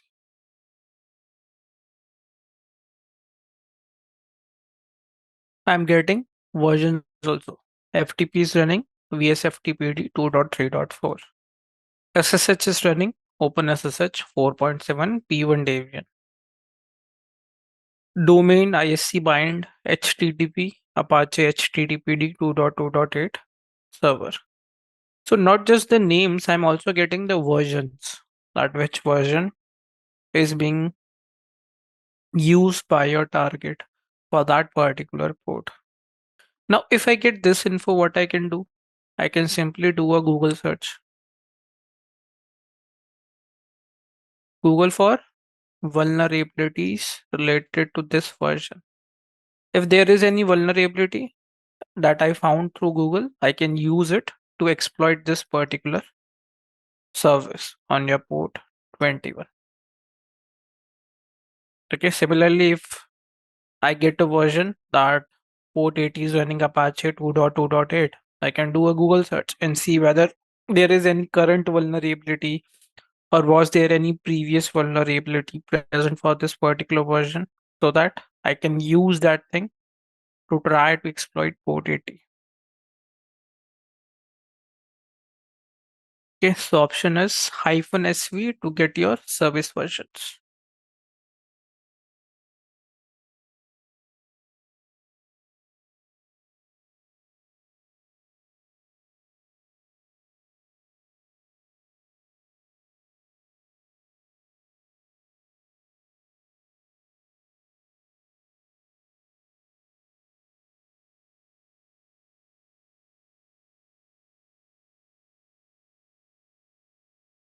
Okay, so it's not like you can use only one argument at a time. I can run this command with all the ports. Nmap -p for all the ports -sv and then your IP.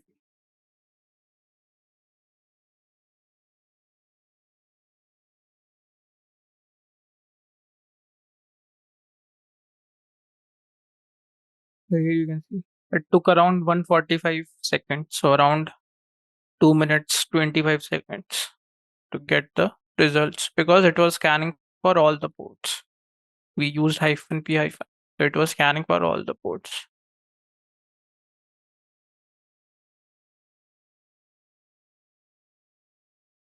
Okay, these are the options we have to execute your step 1 to 4.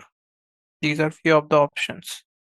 Now, what if I want to run your script engine? Okay, I told you we need to use some parameters, some arguments to run your script engine. So what if I want to execute your script engine? So Nmap have some scripts stored at a location, which we need to find first.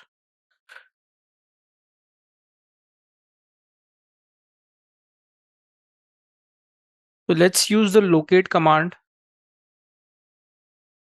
Locate Nmap slash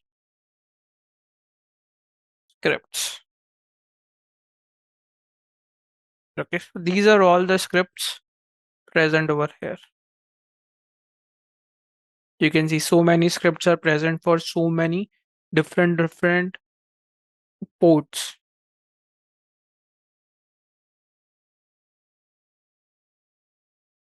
Okay, so around 700 or 800 scripts are present in your Nmap.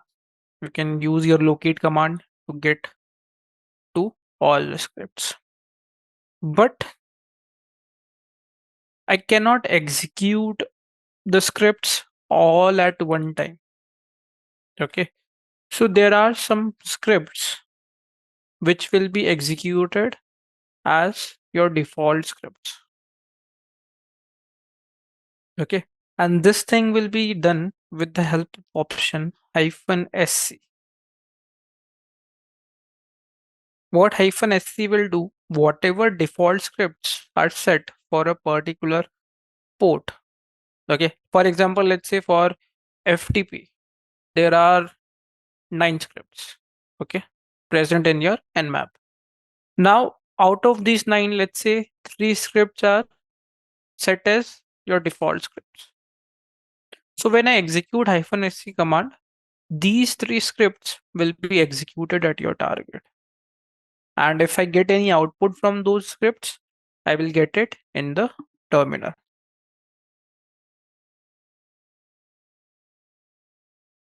Okay, so let's try this option. So let's try it for a particular port, then we will try it for all the default ports. So first, let's try with 21. Nmap -p21 and -sc.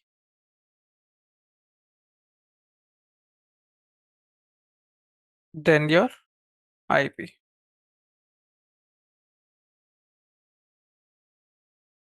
Now here you can see FTP anon and FTP syst. These 2 scripts got executed at port 21 of your target.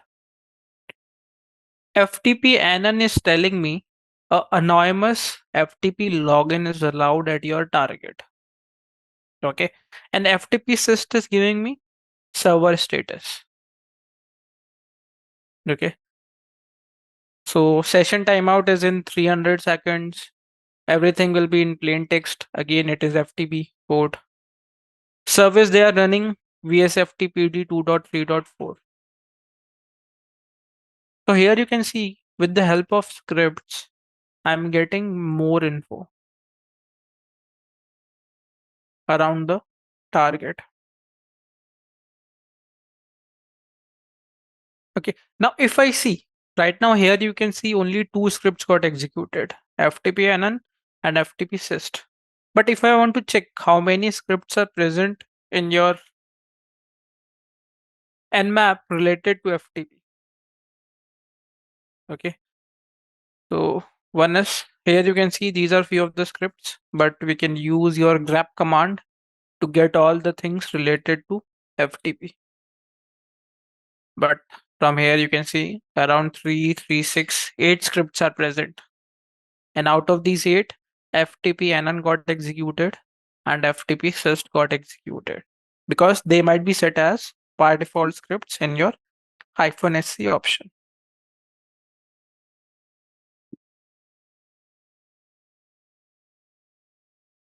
Now same thing if I do for all the ports. Nmap -sc. So going for the top 1000 ports.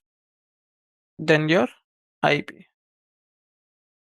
If I use -v option also, let's see whether script engine is getting executed or not. So let's try this thing.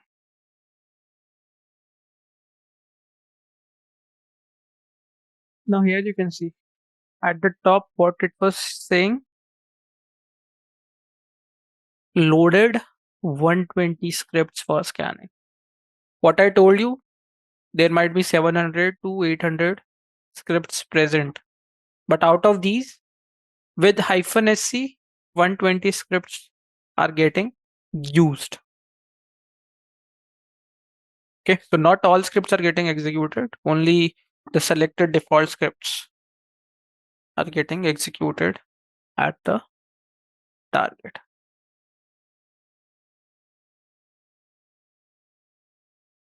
Discovering open ports. Now here you can see first script that was executed was FTP bounce, from which I'm getting illegal port command. And always remember, not every script will give you the output. Okay, if your output is vulnerable to something, or if your output is, if your target is able to execute the script, then only you will get the output. Okay, so if you come to me and say I was trying to execute this script but I was not getting any output, it means Nmap was not able to execute this thing on your target, or your target was not giving any response to this particular script. Okay, so remember that part also. So here you can see for 21, some scripts got executed. For 22, some scripts got executed. For 53, one script got executed. For 80 also. For 111 also. Then for 3306 MySQL, 5432 PostgreSQL. Okay, now here you can see.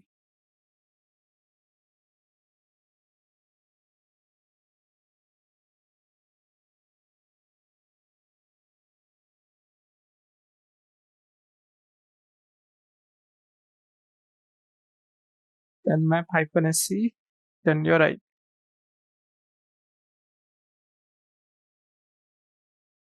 -sc,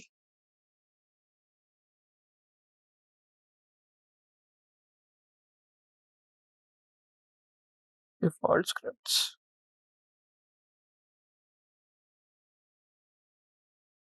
So run this command at your target and see what outputs you are getting for different ports, what more information you are getting around your open ports. Now in the Nmap itself, if I want to see what all scripts are related to FTP or HTTP or your SSH, okay. So what I can do from the complete list, I can look for those particular words. Okay. For example, if I want that in the script, FTP should be present. So with the help of grep command, I can search for all the scripts which contain your string FTP in it. So locate nmap/scripts. Now whatever output I'm getting from this, we will use your pipe, and in that output we will search for FTP. Okay, pipe means whatever output you are getting from the left side, use it for the right side. If I execute this thing, these are all the scripts that contains the string FTP in them. Okay, so like this, I can search for any string. If I look for HTTP,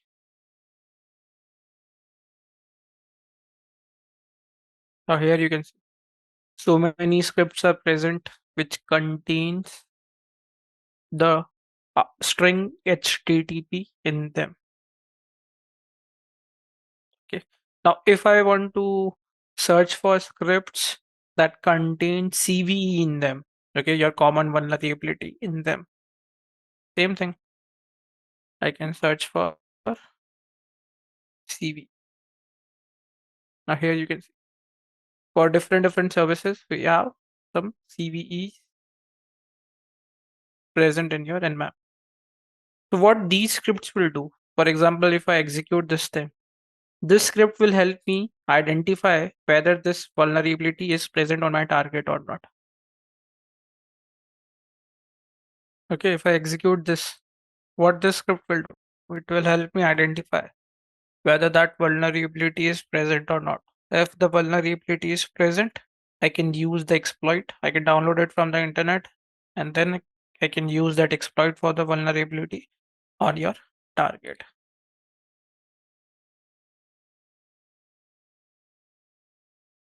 Okay, so this is the command to search for a particular string. Now there is one more option, -o, which can help us get to know the target operating system.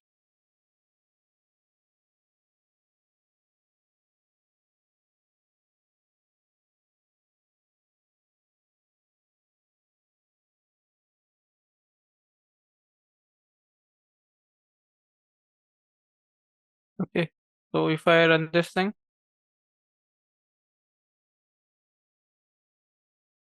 Nmap -o, then your target.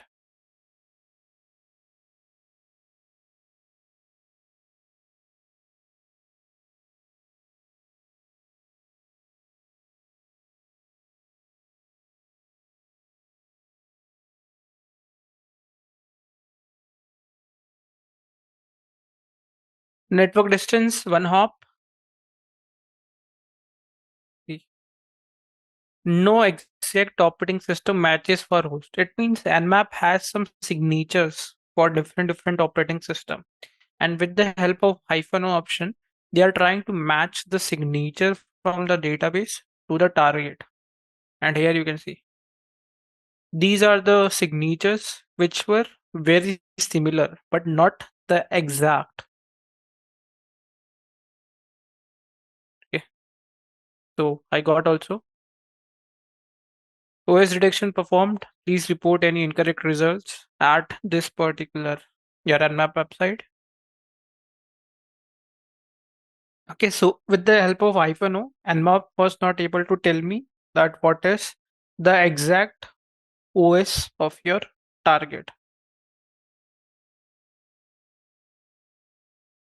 But again, sometimes this use option can be very useful because if I know what my target is, things become pretty easy because now I will have a mindset that now I want to do everything related to that OS only.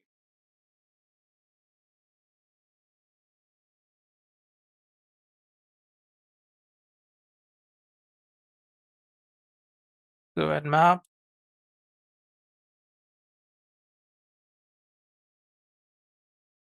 for a port range Nmap -p, let's say 45 to 99. So what it will do, it will look for all the ports between 45 to 99, whether they are open or not. If I want to search more than one port, map -p 25, 33, 99, 1102. Okay, so I can separate them with commas.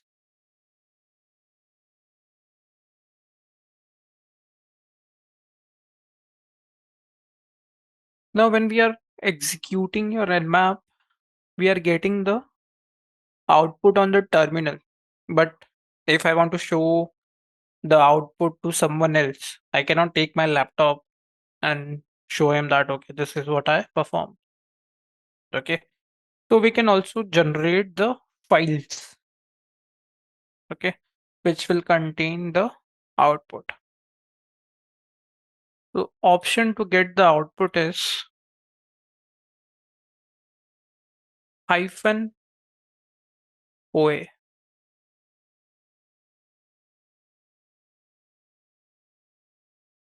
Okay, and Nmap will generate three types of output. Dot Genmap, so that you can open it in your Genmap. Dot Nmap file, and one will be dot XML file.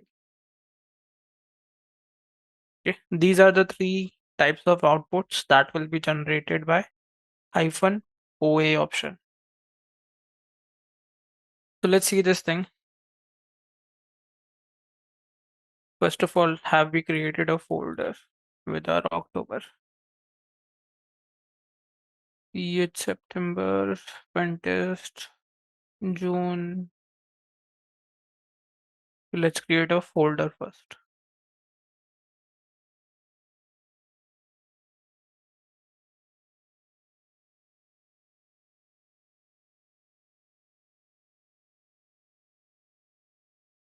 mkdir October. Okay, let's go to that and let's generate the output. Okay, and map for all the ports. I want -SV, I want -SC. Okay, and then I will give the IP.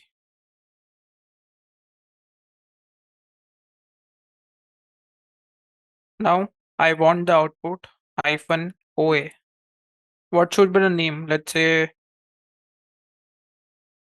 CH scan. Okay, so whatever outputs will be generated, it will be saved with the name CH scan. Or let's change it to Metasploit table scan. Okay. So once the command gets execute, we will see whether in your CH October folder outputs are generated or not.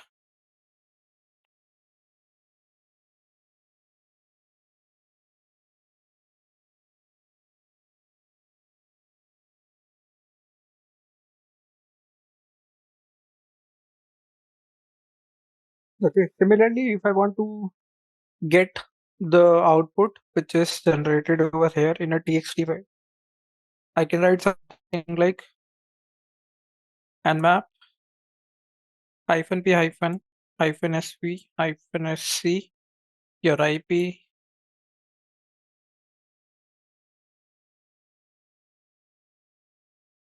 Now, whatever output is generated from this, I want that output to be saved in, let's name it abc.txt. Okay, so from the left side, whatever output is generated, let's save it in abc.txt. T is a command which will save my output in a file at the same time when it is displaying the output. Okay, so when we do cat what it does, it simply displays. But when we do TUI, it not only displays but also saves your output.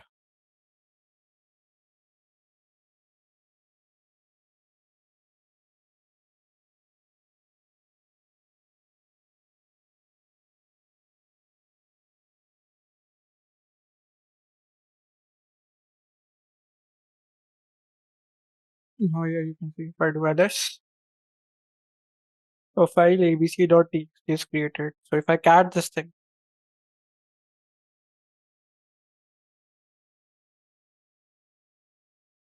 same output that was generated on your terminal is now saved in the file.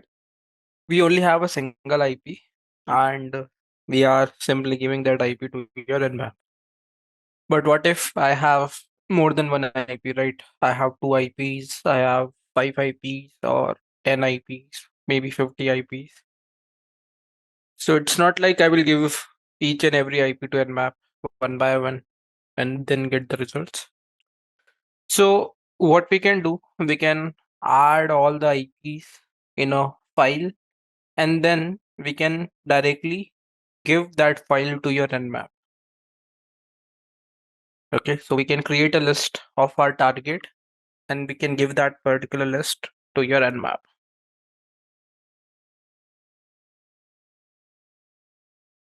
Option is -in.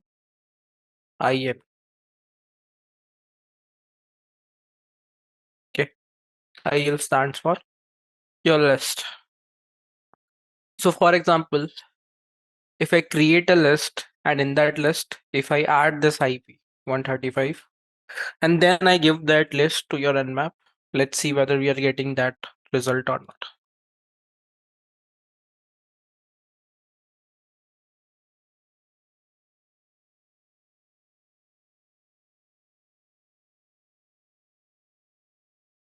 Okay, let's create a file nano ip.txt.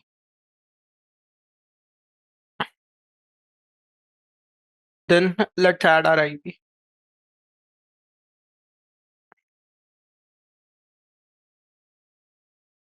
As of now, I'm only giving one IP.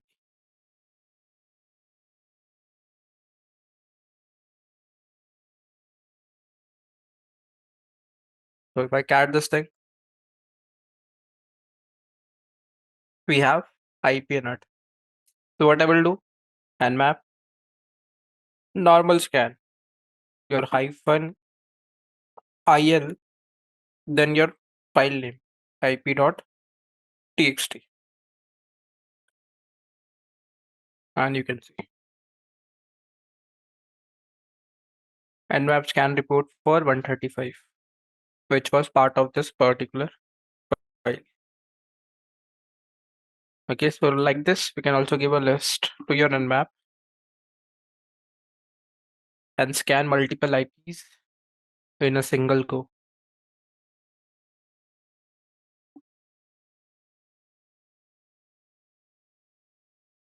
So try this command.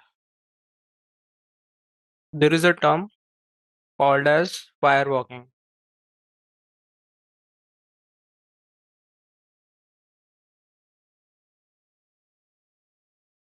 It means analyzing the rules around the target firewall.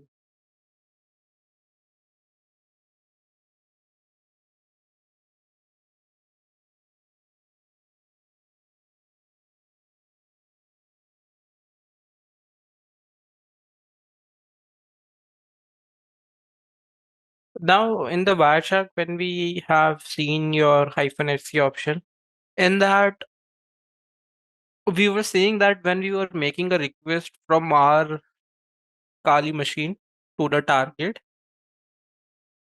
any source port, okay, at your target, on our machine, Kali was opening any particular port.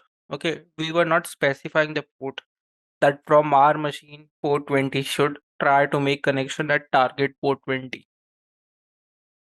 Okay, so we were not specifying the source port, but sometimes around the firewall there might be rule that if a request is coming from some different port other than, let's say, 80 or 443, simply drop that particular request.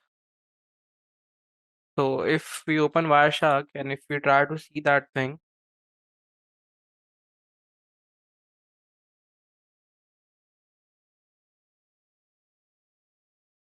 okay, see, right now we are doing everything with ETH0 interface.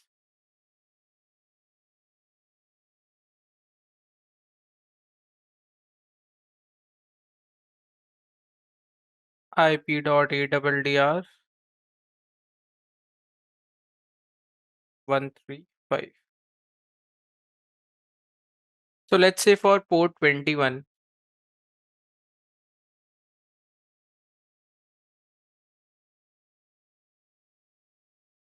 if I make a Nmap request for port 21 to your IP,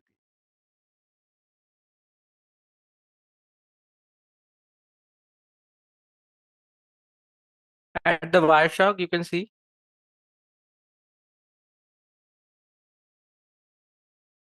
source port is 35780, 35780, and destination port is 21. So we have an option which goes by the name -G. Okay, using this option, we can specify a source port also. Okay, that from 21 only, I want to make a connection to 21. Okay, for 443 only, I can make a connection to 443. Okay, so this is -G. And we were doing everything with ETS0 interface. With the option -E, you can change interface also. Okay, if I want to make a connection with some different interface, I can use your -E option. So let's see this thing. Let's refresh this.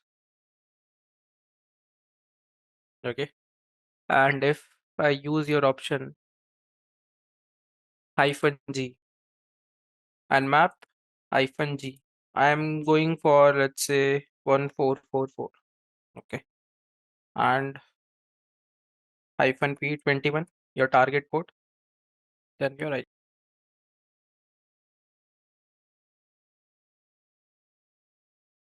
If I look at the Wireshark, here you can see source port has been changed to 1444.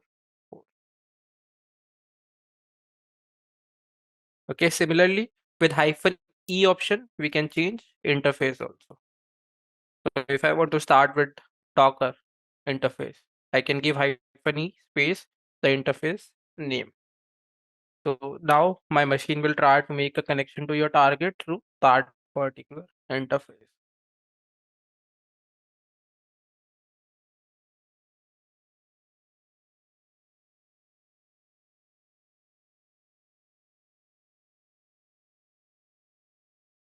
So here we can write -G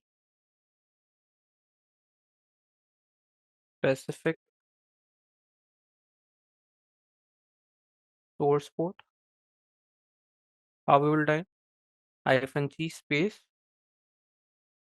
port number and -E to change your interface.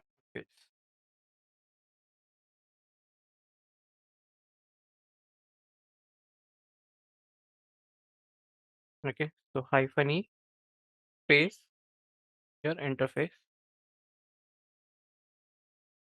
name.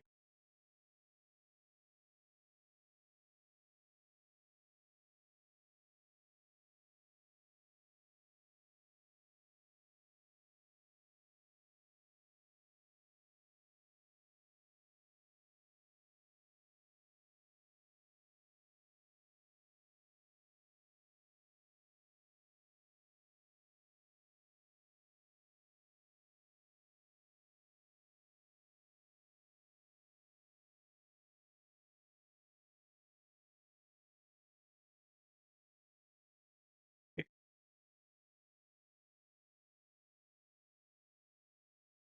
Now we were doing all the things for your TCP IP. Okay, your TCP ports. Whatever results we were getting it for TCP port. But what if I want to check the UDP port? For that, option is -SU.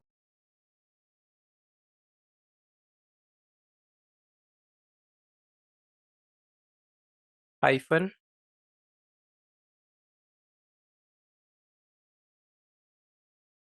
SU.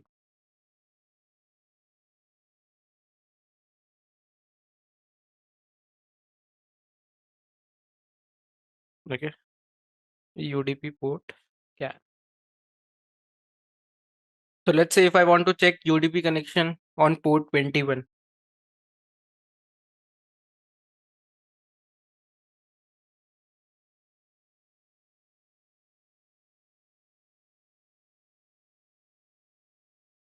So Nmap -P21 -SU. Then your IP.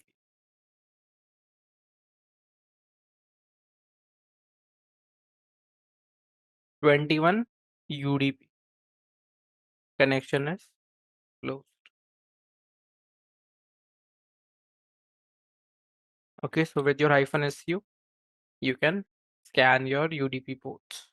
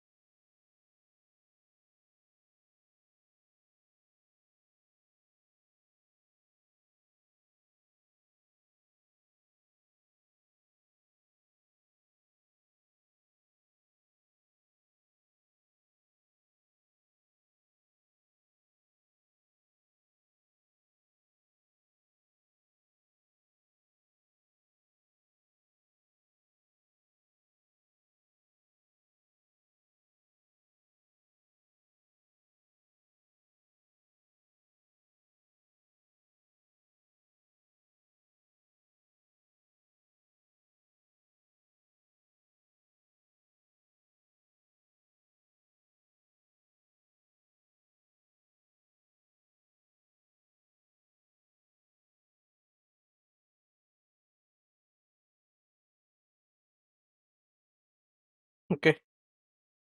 Now let's say we have seen that Nmap works in these stages. Okay, first step will always be to ping your target to check whether it is live or not.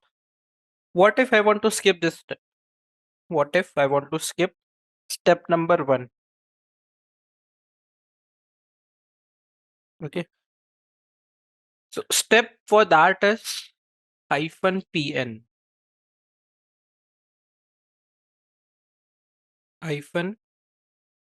-PN. So here we can write skips stage 1. It means no pinging.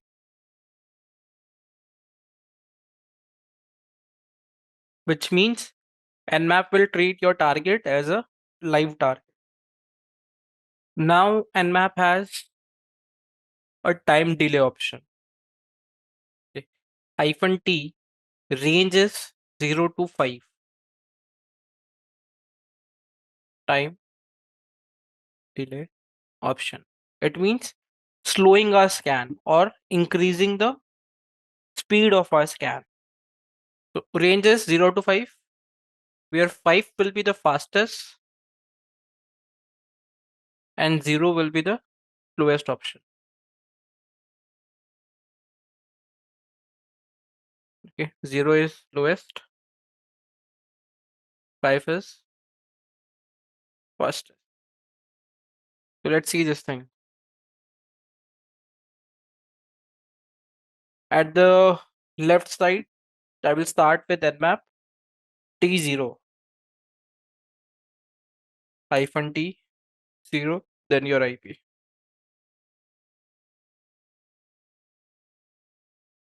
Okay. And at the right side, I will start with, let's say, T5.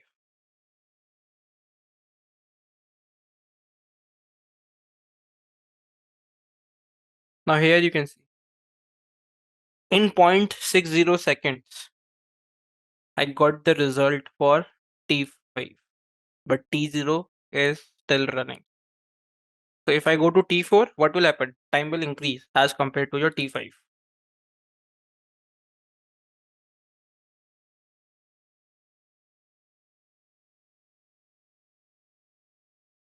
So let's go with T4. Now here you can see time has increased as compared to your T5. Now it is 1.90 seconds. And T0 you can see still it is running. So it might take 5 minutes, 10 minutes, 15 minutes. We don't know. If I go with T3,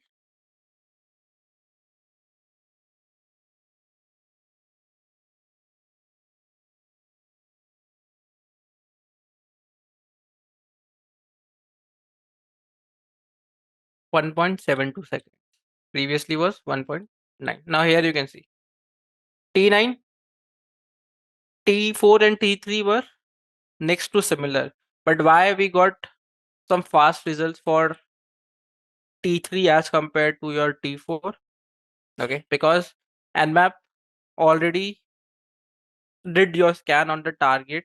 So there is some data already stored. Because of that, we were able to get a quick scan as compared to your T4. And by default, we goes with T3 option. Okay, when we are not delaying any time, by default, Nmap will go with T3 option.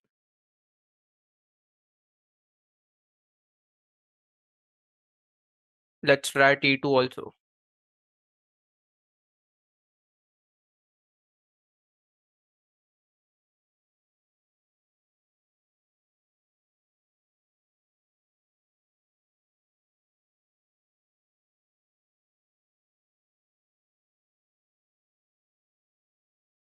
Now here you can see the timing has automatically increased. So it might take a minute or more than that. Now here you can see T2 is taking a lot of time. Only 28% is completed. So if I go with T0, let's see how much it is completed. Let's close these two. Taking a lot of time. You got the idea, right? That how T0 is the slowest, and as we move up till 5, it becomes the fastest. Now, if you want to get the route, okay, of your target from our system, command is -trace route.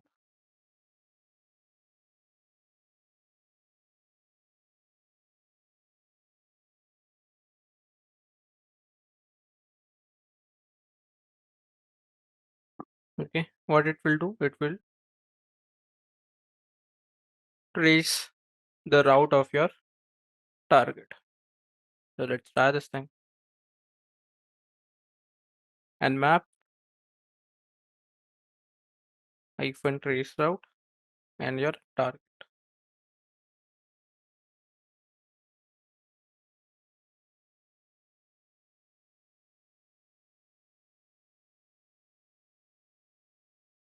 You can see trace route results, number of hops 1, return time 4.59 ms.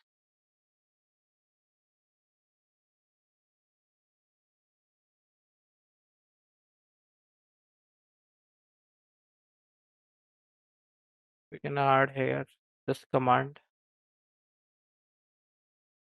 nmap -t, let's say 0, then your IP.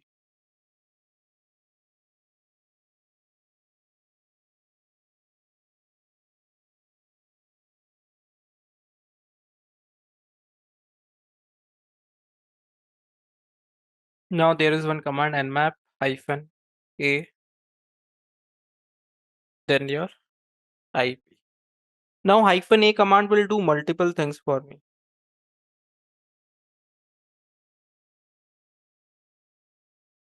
-a command, what it will do? It will start my operating system discovery.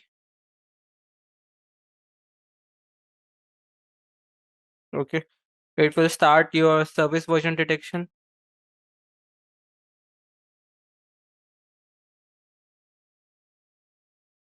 It will run your by default scripts.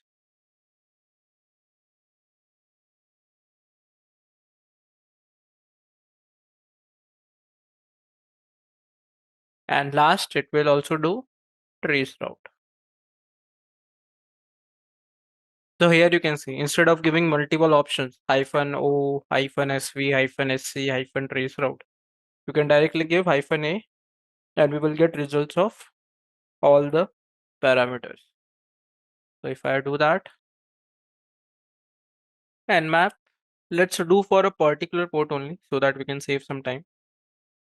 21 -a, then here I.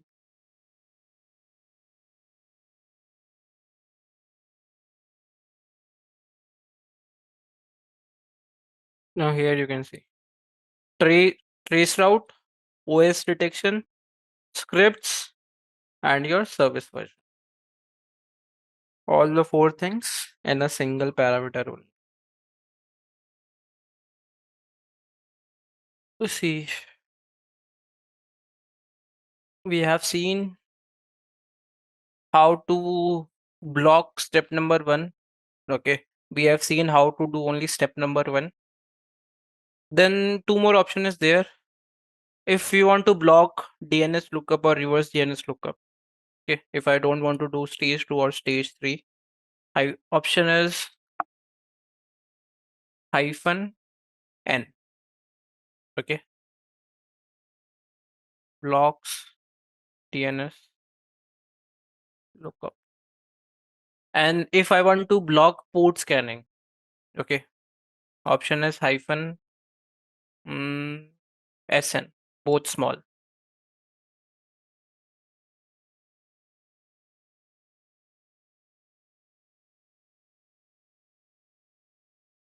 So let's verify this thing. Nmap -v to get more detailed info. -sn -n, then your IP. So what should happen? I should only get result for stage number 1, right? And here you can see. There was no DNS resolution.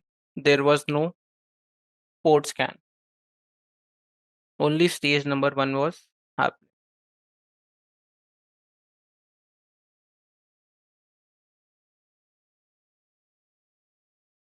Then if you want to use a spoof IP instead of your own IP, if you want to use a spoof IP, option is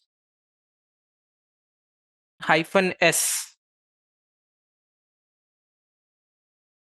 Okay, -s, then your spoofed IP.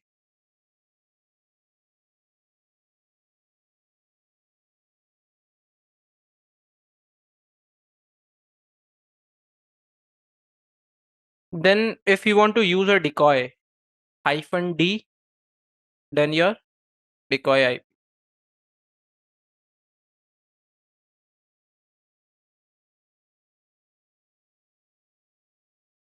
Okay. These are some of the commands that you should know as a beginner. Okay, it should be on your mind that if I use -X6, what this thing means. And rest of the commands, once you get familiar with these, once you start working with Nmap a lot, you will automatically get used to those commands. But for now, these commands you should know on your tips. And you can look for all the commands using your help Nmap -H. Okay, that thing will tell you all the commands that are there in your Nmap. Okay, -L is for input list, -SL, -SN ping scan, disable port scan. Okay, then your -SS, -SU, SN, the common ones which you should know as of now. I have mentioned it in your notes. One more we can mention. Remember, we used your acknowledge flag when we are pinging your elm.sa using your hping3. Same thing you can do with your Nmap also. Option is -SA.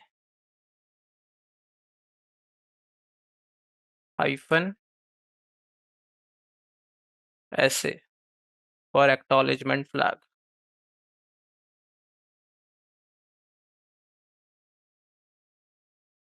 Acknowledgement scan.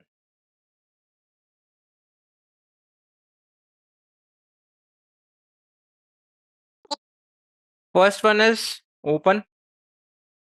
Open means port is open, Nmap is able to access that thing. Second is closed. Nmap was trying to make connection with the target port, but it was not replying, so it was closed. Then comes filtered. Okay, filter means Nmap is not able to determine whether the port is open or not, because there is some kind of packet filtering which is preventing your Nmap to make a connection. Okay, which is preventing your Nmap to reach to your target. So in that case, Nmap will tell you it is filtered. Fourth is unfiltered.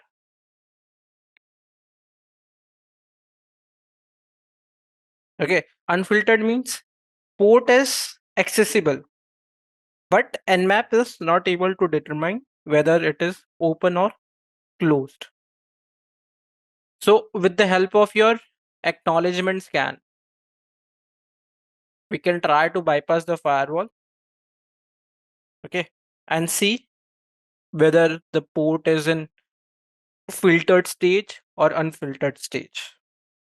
So if I do that thing right now for port 21 using your acknowledgement scan and map -p for 21 unfiltered, it means there is no inline defense present.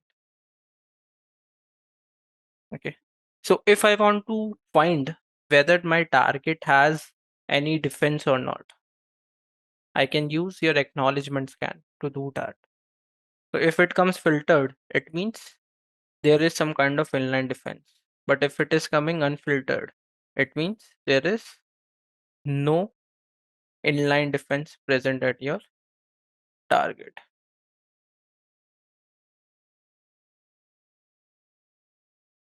Then two more states are there.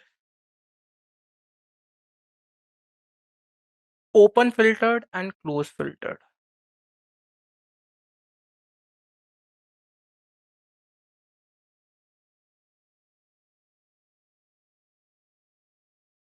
Okay. Open filtered basically means Nmap is not able to determine whether the port is open or filtered. And why that thing is happening? It is because your target port is not giving any response to your Nmap.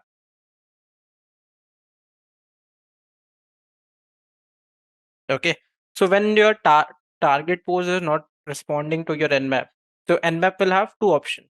Either the port is closed or there is some kind of firewall which is preventing the port to respond to your Nmap.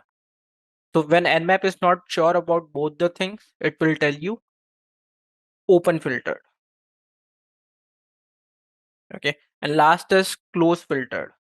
It means Nmap is not able to determine whether the port is closed or filtered.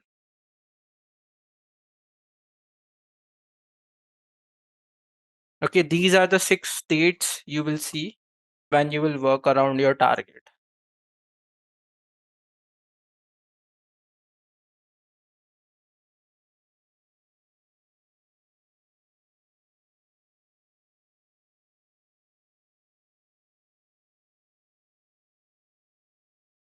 Okay, so try these commands which I have pasted here. You can use your decoy also. For example, if I use something like this and map, I want to use a decoy IP. Okay, let's say any random IP 10.10.10.16.18 and then my target IP 135. Okay, so it means from my Linux also, I will do a scan on this IP and from this IP also, Nmap will give false data to your target. Results will be same.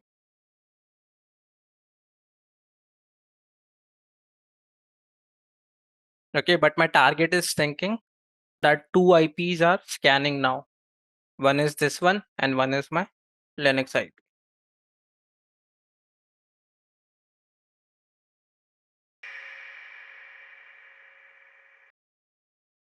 We use your locate command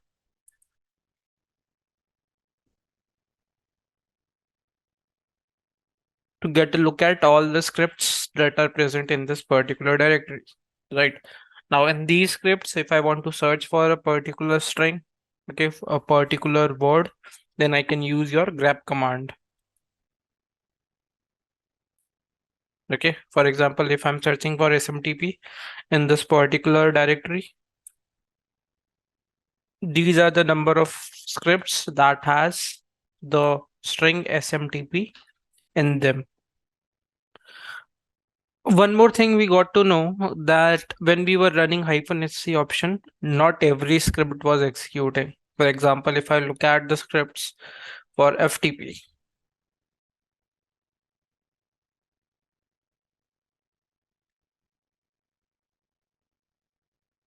okay, these are the number of scripts for your FTP. And if I run -sc command on port 21 and see what all scripts are getting executed,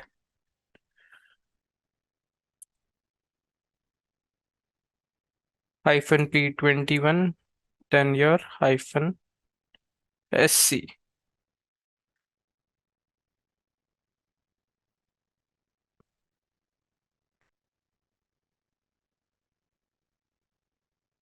Okay, so here we can see how many scripts were loaded. Again, 126 scripts were loaded because we are using -sc command, and out of which your FTP syst was executed, FTP nn was executed. FTP syst was giving me server status, FTP nn was giving me that I can make an IMS login over your target FTP server. Other than this, if we see any other script was executed. So one you can see FTP bounce.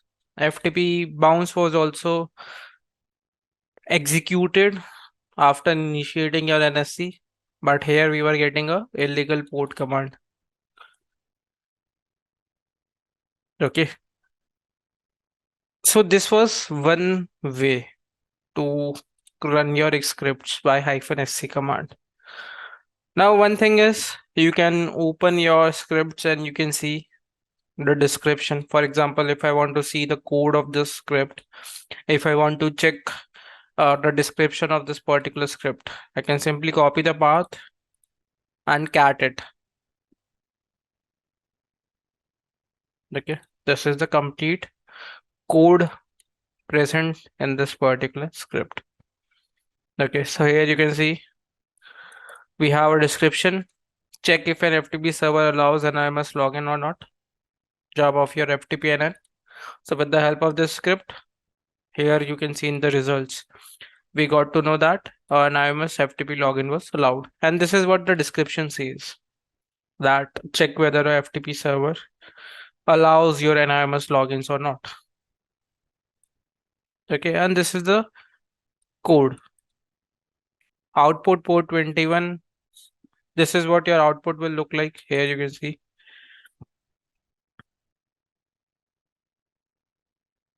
And this is your code of that particular script. So like this, we can cat a particular script and see what is the description, what is the code of that. Okay. Now let's say I only want to execute, let's say FTP leverpy script. Okay. I want to only execute this particular script. I don't want to execute anon or bounce or brute or any other script. I only want to execute FTP leverpy script. Okay. For that, option is hyphen script.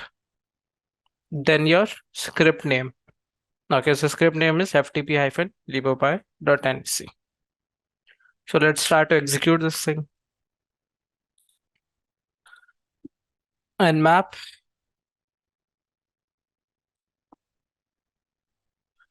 -v on port 21, right? Hyphen script ftp hyphen leverpy.nsc. Okay, and then your IP.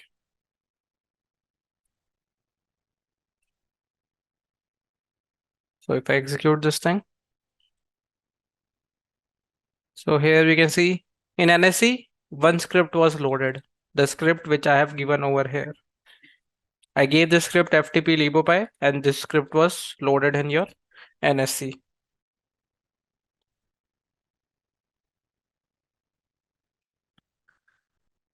Then initiating since can initiating NSC, completed NSC. So here you can see I was not getting any output from that script on my target. Okay, it means the script is not getting executed at the target. So here you can see the results also. I'm not getting any results for that particular script. So if I look at the description, that for what that particular script is all about, let's cat it.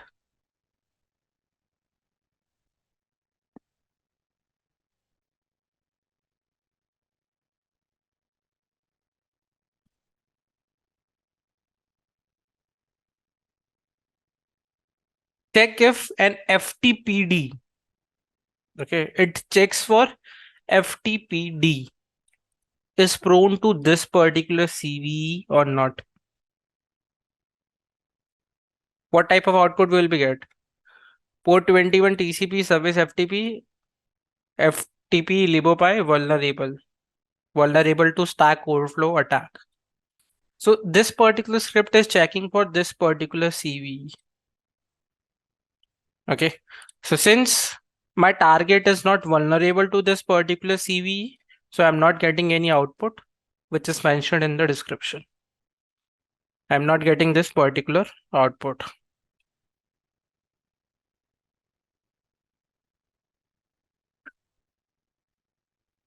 Okay, so like this, we can run multiple scripts. If I want to run one more script here, I can separate it with a comma.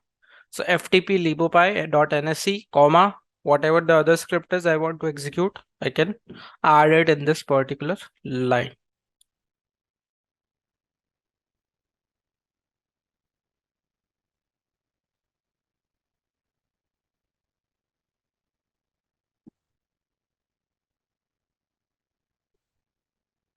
Okay, so just for the example, I will write one more here with FTP NSC comma FTP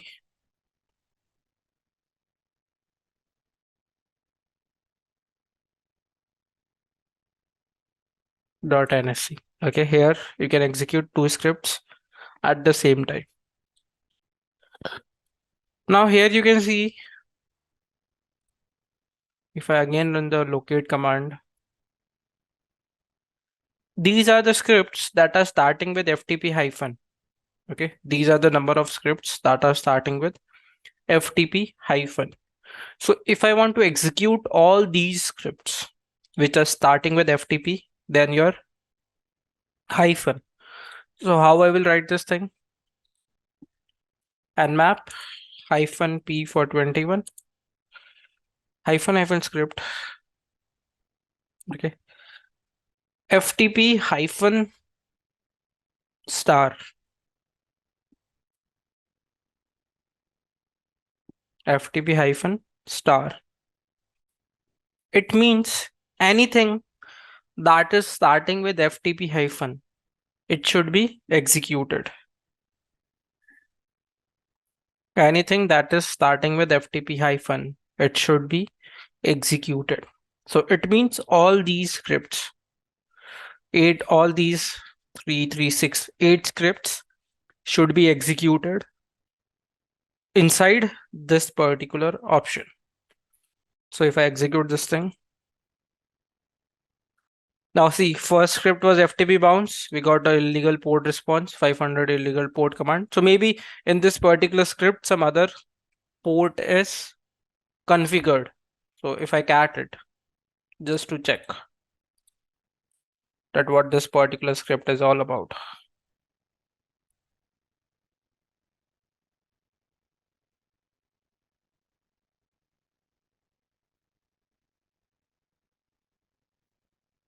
Check to see if an FTP server allows port scanning using the FTP bounce method.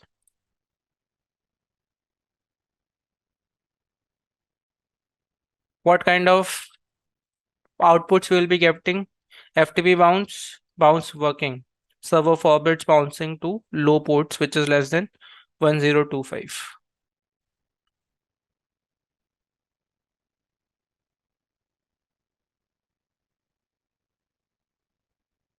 Okay, so it will only check till 1025. But when I'm using a single port, okay, it is not coming under this particular range. That is why we are getting a error 500 illegal port command. And another problem is you can see it is taking a lot of time this time because I'm executing a script called as brute.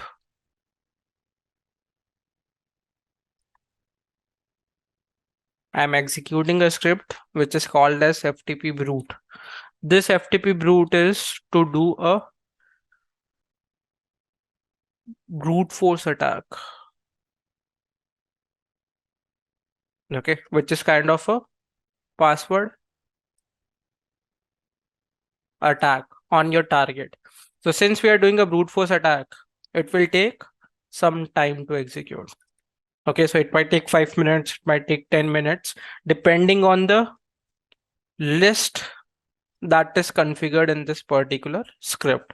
Okay, if this list contains 1000 words or 10,000 words, so time will automatically increase to check every word for the password at your target. Okay, so these are two ways. One is if you want to execute everything starting with a particular string, FTP hyphen star means all. Okay, and another is you write the complete name of the script and then execute it over the target.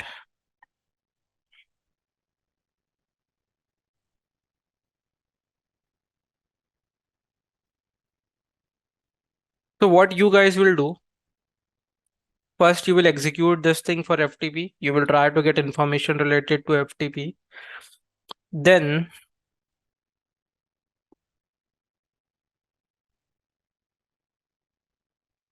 You will try to get information. I will close this thing.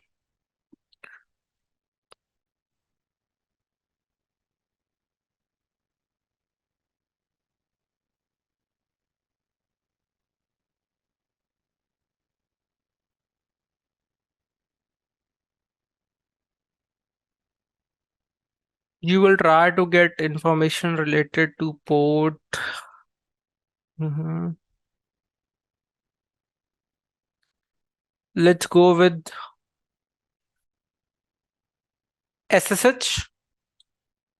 Okay, let's see how many scripts are present for SSH. Yep. So not much scripts are present. So once you complete with FTP, you will try to run the execute. You will try to execute the scripts which are for SSH using the same method. Okay, so 10 minutes you have. You have to try to get as much information around your port 22 so that we can use that information to get into the target. The more information we collect, the more easy it becomes for us to get access to that machine. So try this thing and let me know what information you guys are finding for 22. Yeah, I will write it over here that what information we got for FTP. For FTP, I got to know I can make an IMS login.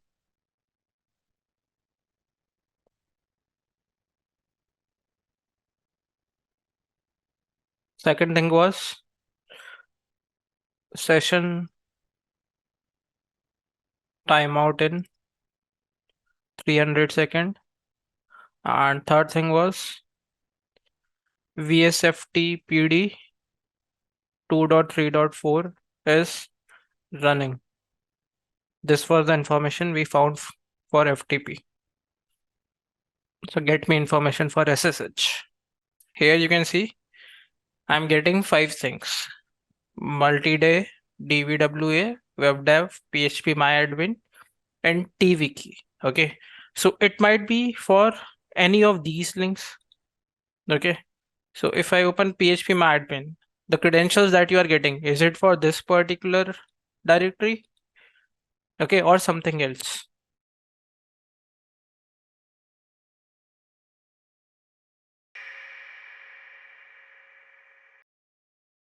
Today we will see that what categories are present around your script so that based on that category only we can get a particular result.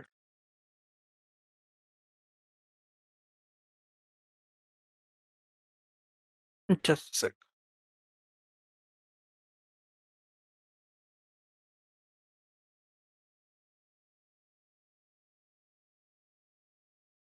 So there are 4 types of Nmap scripts.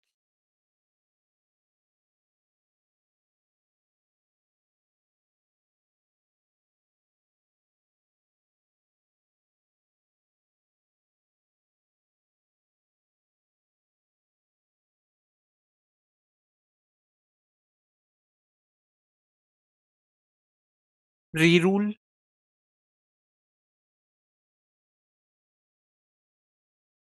post scripts,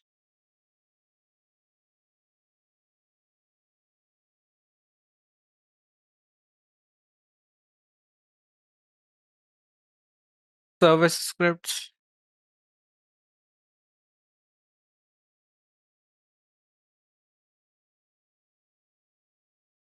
and your post rule scripts.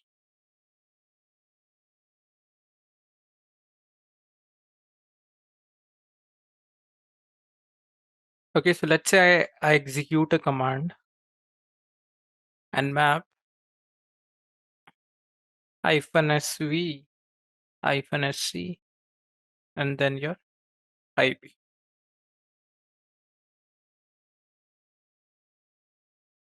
So what pre-rule scripts are? Pre-rule scripts will be those scripts which will run before the start of your nmap operation. Okay, these are the scripts which will run before nmap have any idea about your target, Nmap have any kind of data about your target. So when I run this particular command, okay, first thing we know that your host is up or not, that thing will be executed. Before this, your pre-rule scripts will be executed because this is the first step of your Nmap. The pre-rule scripts are those scripts where Nmap have zero idea about your target. These are executed before the Nmap operation starts. Okay. Then second we have host scripts. Okay. Once we got to know about uh, open ports, what all softwares are running, okay, what all services are running. After that, your host scripts will be executed. Then we have service scripts. These are the scripts which are for a particular service. Okay, for example, if let's say on my target HTTP service is running, okay, so there are some scripts which are specifically for this particular service only. Okay, on my target, if I have FTP, so there are some scripts which are specifically for this particular service only. So remember yesterday what we were doing? We were searching for a particular keyword in the script. So these scripts are basically your service script. These scripts are specially designed for this FTP service only. That is why they have FTP in the script name. And at last, we have post rule scripts. Okay. Once the entire operation is completed, right after your NSE, your last step. Okay. We have post rule scripts. Okay. So once all the operations are completed, your post rule scripts will be executed. Now, where these scripts are used? These scripts are used if you want a particular output in a particular format. Okay. If you want to do output parsing. Okay. If you want to format your output. So for these particular things, your post rule scripts will be used. So before the start of Nmap, pre-rule scripts, once your Nmap executes the command with the arguments, we will have host scripts.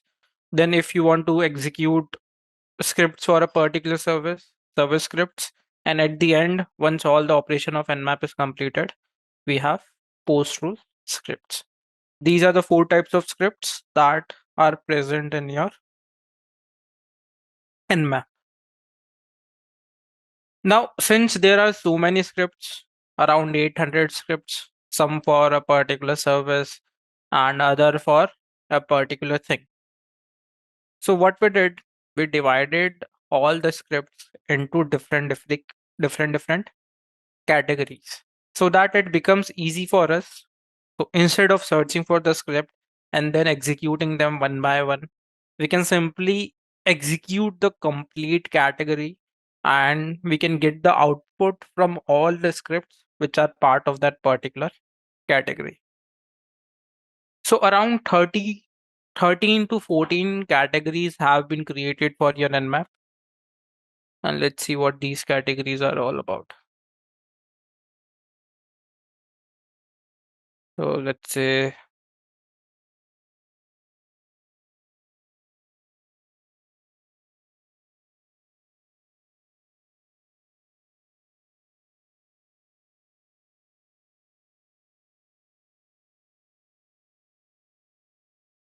first one is AUTH. Okay, first one is AUTH. This particular category contains all sort of scripts related to your authentication and user privilege. Okay, so here we can write all sorts of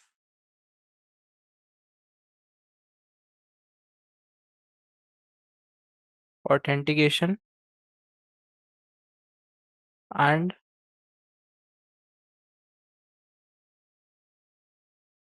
user privilege scripts. Okay, so any script which is related to authentication or user privilege, that is part of this particular category. How I will run this thing? I will simply run the name of the category for your script. So let's say I want to find all authentication and user privilege scripts for port 21. Let's get the IP first. 135. Okay. So Nmap -p21 hyphen script. Then your category AUTH. Then your IP.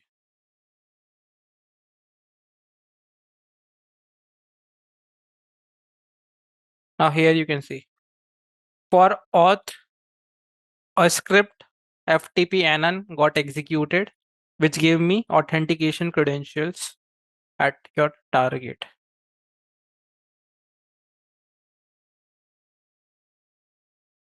Okay, automatically FTP anon got executed and I got the credentials NIMS around your target. So auth for authentication and user privilege scripts.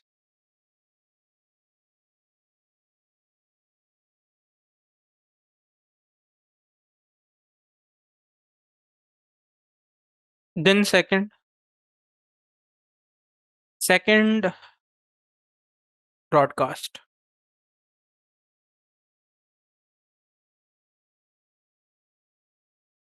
Okay. So this particular script category contains all your network discovery scripts.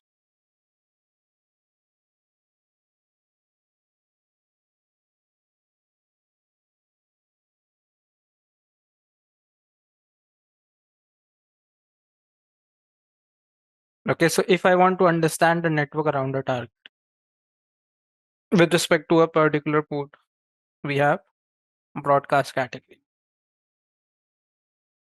Then we can add for brute force attack, brute category. So here we can write scripts performing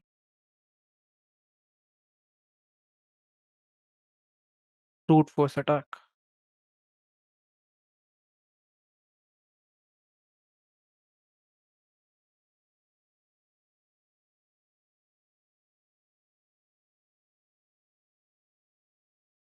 A, B, C. Okay. Then we can add your default category, which we all know, hyphen SC. The default scripts which are set for your hyphen SC argument. That is your default category scripts.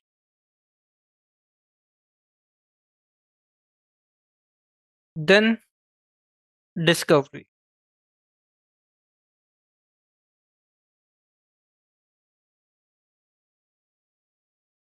Okay. So if I want to get information related to network or the services or about my host, we have discovery category. So here we can write scripts related to network service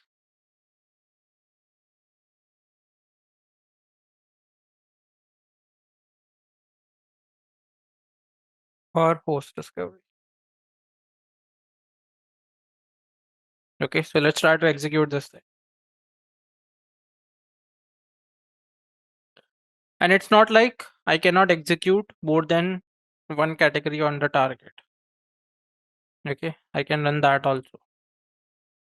So nmap -p21 hyphen script. Let's go with the root comma discovery and your IP.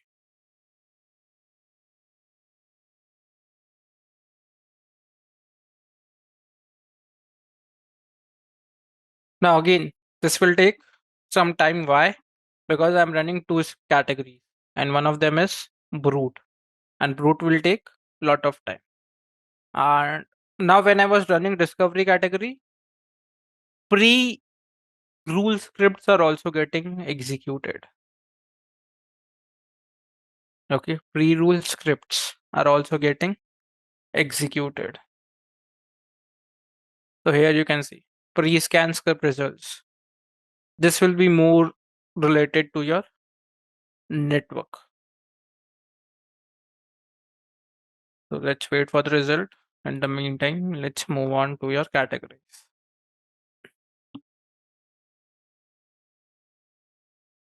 After discovery, we can add your DAWs category. Okay. DAWs category will contain scripts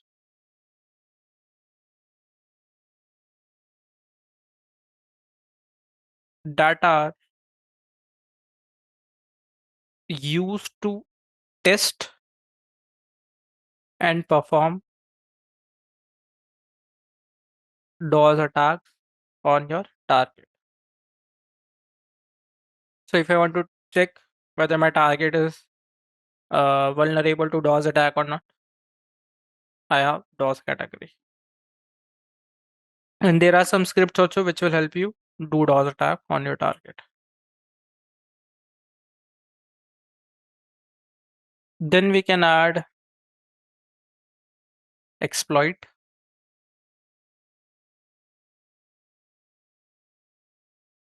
Okay. This particular category will be used to perform your service exploitation based on different CVEs. Okay. If your target is vulnerable to a particular CVE, then we can use this particular category to do your exploitation. Here we can write used to perform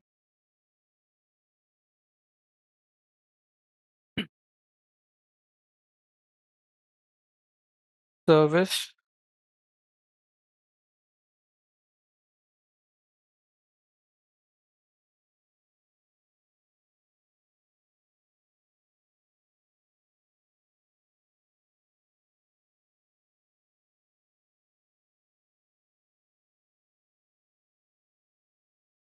on different CVEs.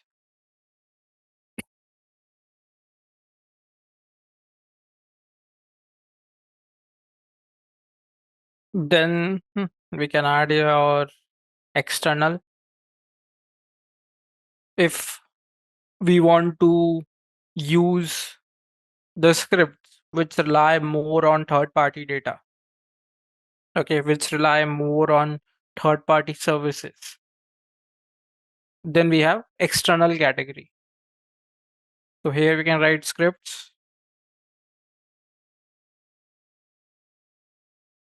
that rely on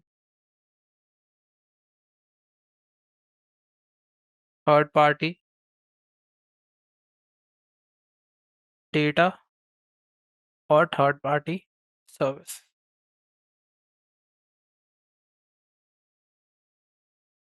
Then if I want to check for malware, we have malware category.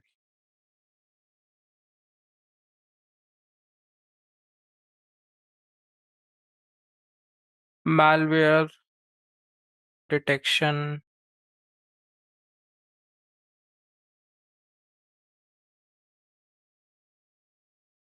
and exploitation scripts.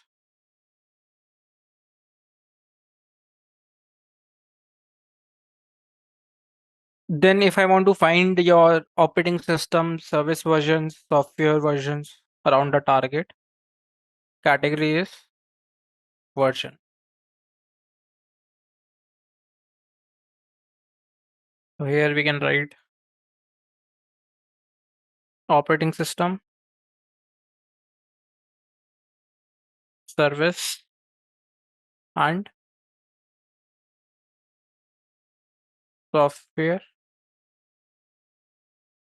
detection scripts.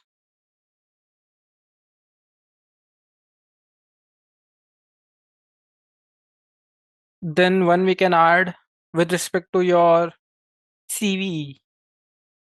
Okay, if I want to execute the scripts for a particular CVE, category is VULN.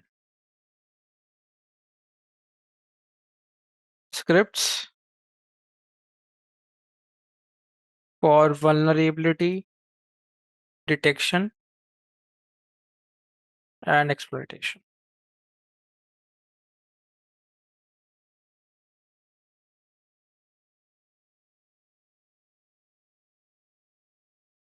Then we can add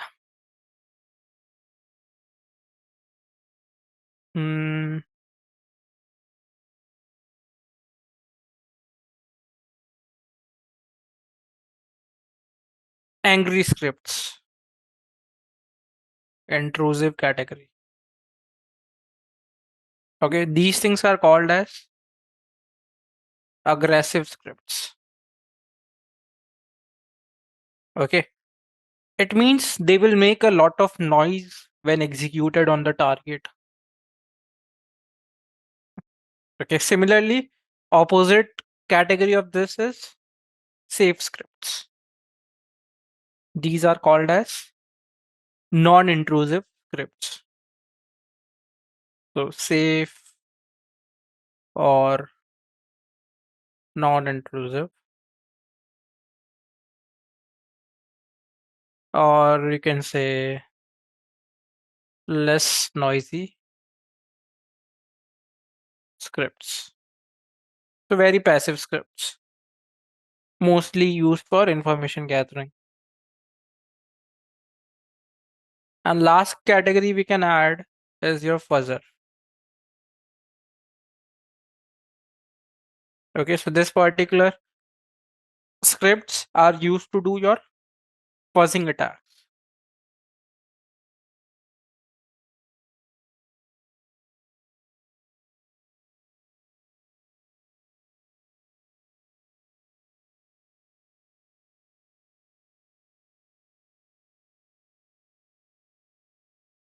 Against your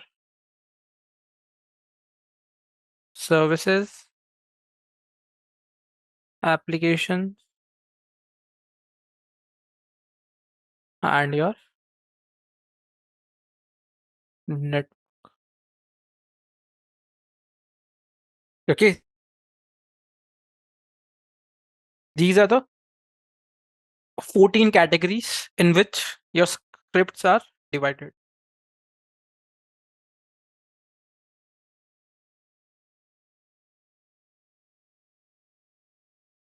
Okay, so now instead of searching for a particular keyword and then using those scripts, what we can do? We can directly execute the category based on our need and then try to get information around the target. So here you can see, I guess the script might have executed.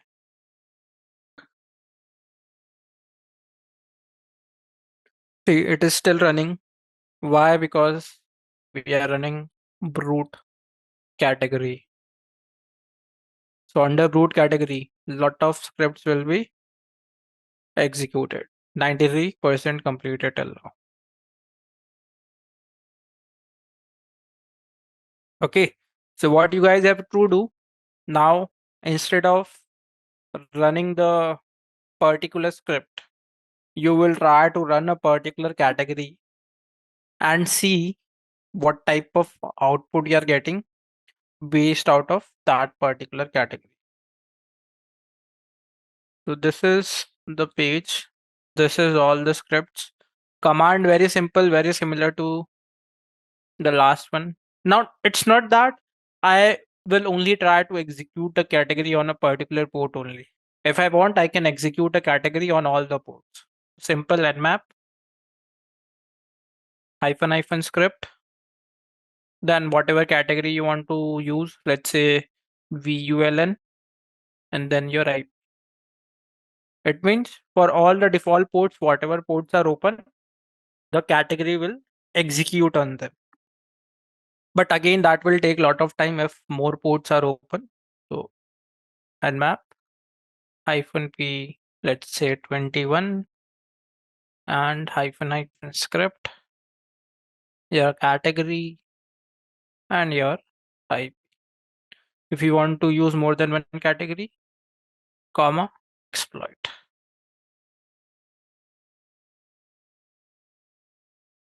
Okay, this is the way to run it.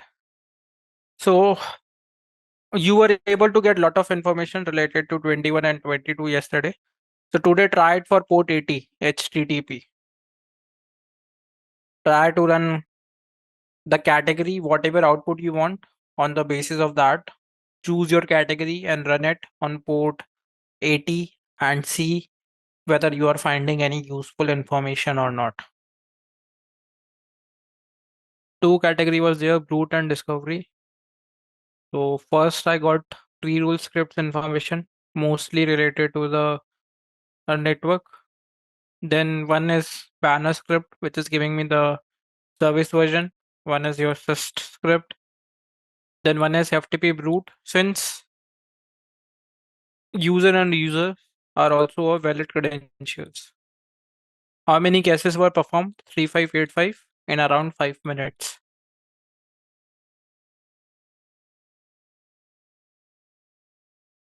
DNS brute can't guess domain of IP. Okay, because domain is not available. That is why your DNS brute script is not able to get you the DNS info.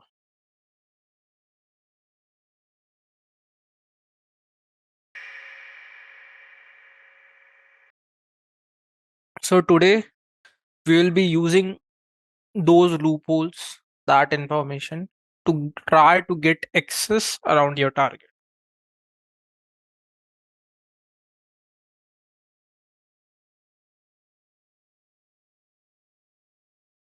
So today we will be learning about a framework called as Metasploit.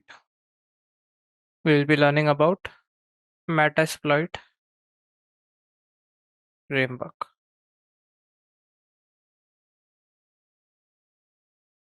Okay. Now this is a Ruby based framework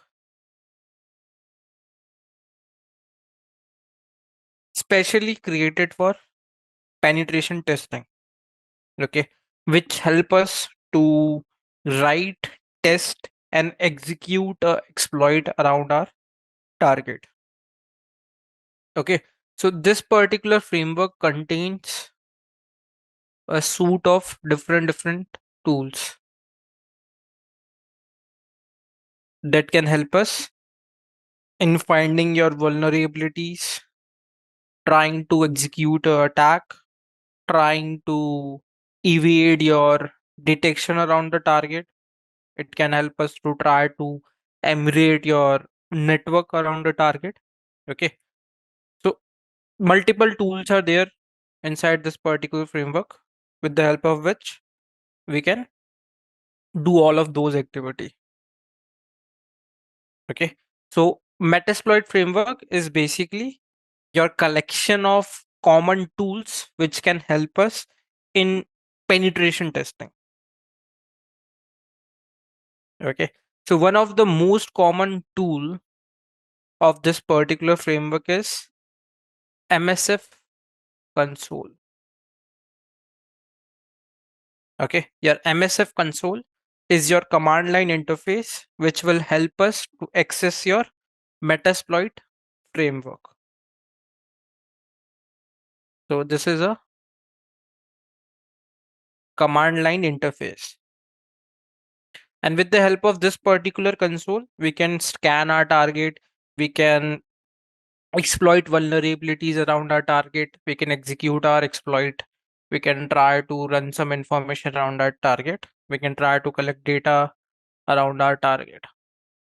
Okay, so this particular thing contains modules with the help of which we will be doing all of those things. So to access this particular utility, the command is msf console. msf console.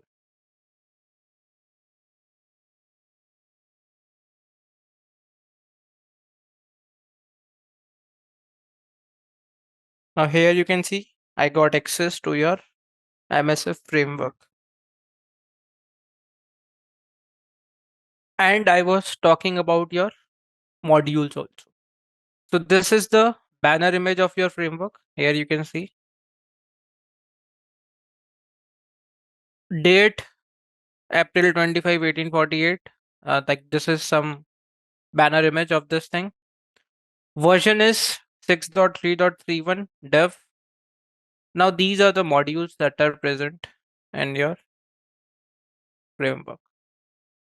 Exploits, auxiliary, post, payloads, encoders, nops, and evasion.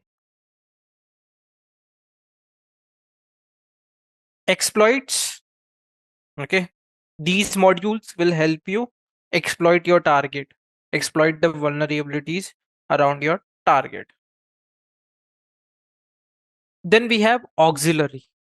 Auxiliary means modules that will help you find information around your target. These modules will help you take advantage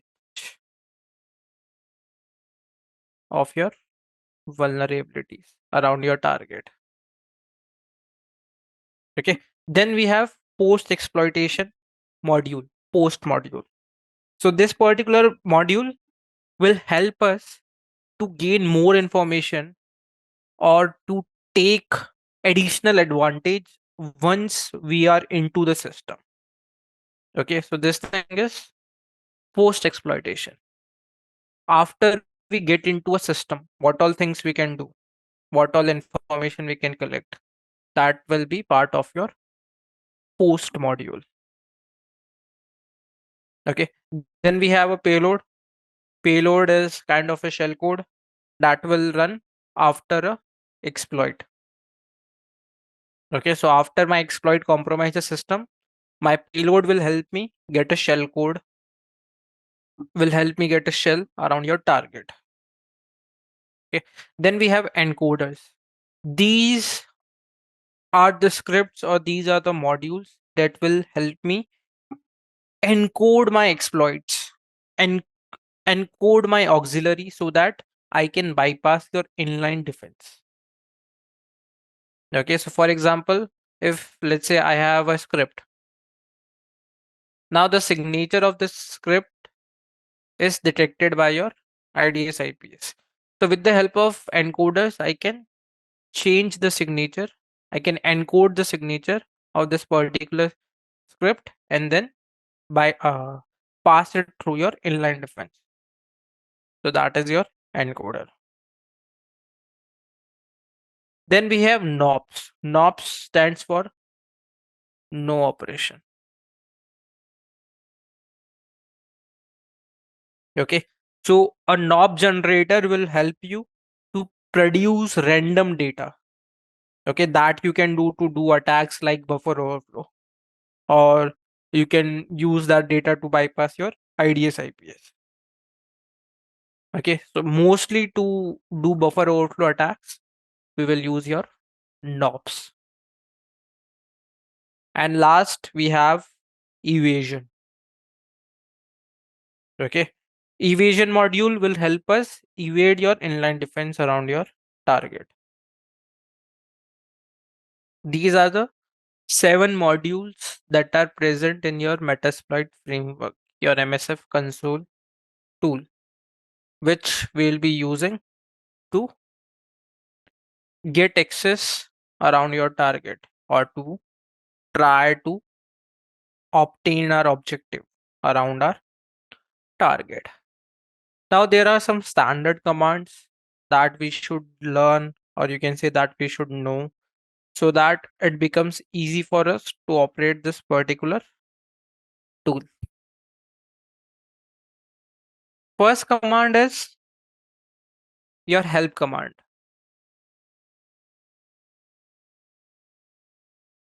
What help command will do? It will tell me all the commands that I can use to work around your MSF console.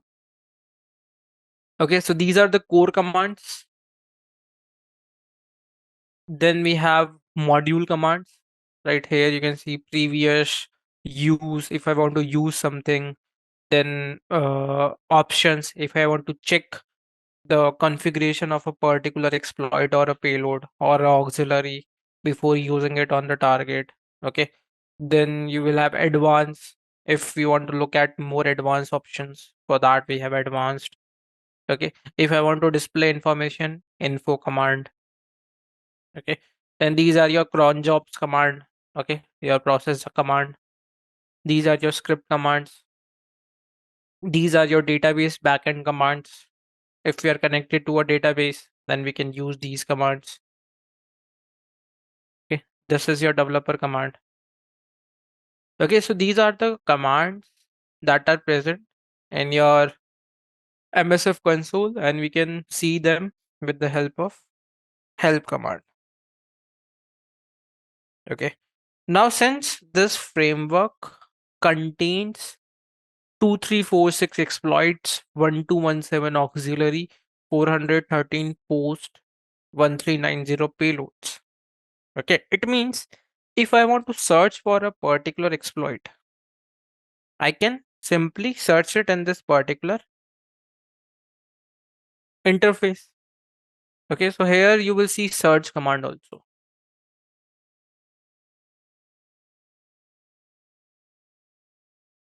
Here you can see. If you want to search for something, we have search command. Okay, so for example, very simple thing. This is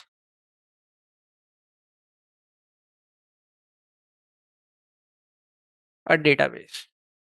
Now, in this database, we have different modules. We have some exploits, we have some payloads, your knobs, auxiliary. Okay, so 7 things are present over here. Now, from the complete database, we are searching something. Okay, so how we will search? We will search in the form of a string only. Okay, like we were doing in your Nmap when I was doing grab FTP. So what was happening? It was getting this FTP for me from that particular Nmap slash script location. So here also what your search command will do, whatever I type after search, it will look into this database. If any of the script or module has that particular word in it, has that string in it, it will give me the result. So if I do search FTP, it means out of all these 7 modules, in whichever module FTP is present, I should get it on my results. So let's try this thing.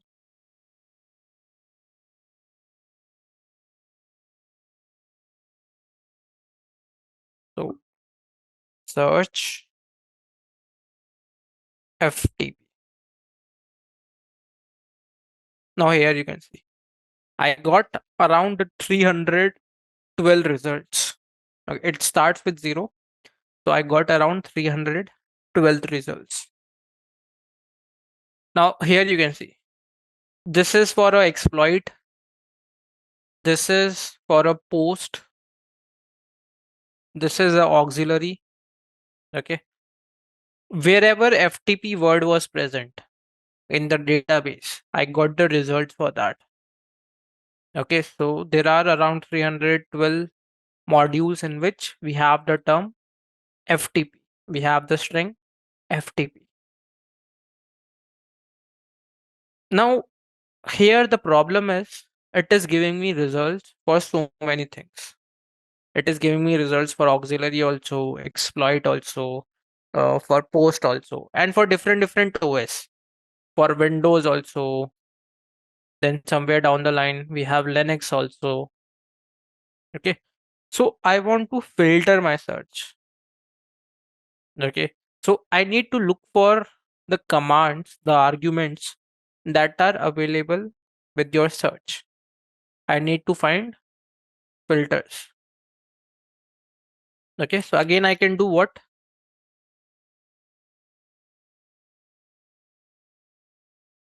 I can do something like search -help. Okay. Now these are the arguments present for your word help search. Okay. So we can enter your filters with respect to author name, CVE name or CVE ID, date, description, name, path, platform. Okay. Then type, we want to get results for exploit or a payload or a encoder, auxiliary. Okay, these kind of stuff. Rank, date, name, type, these things. And these are the examples. Okay.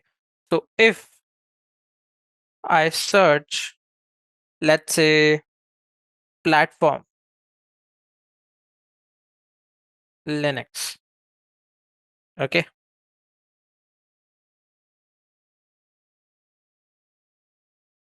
Platform Linux.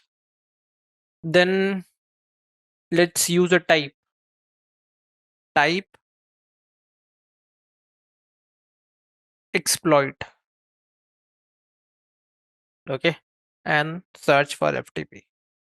So what will happen? Now I will get the results for the exploit module related to Linux platform only.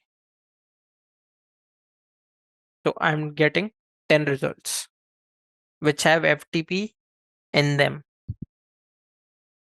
All are for Linux and exploit.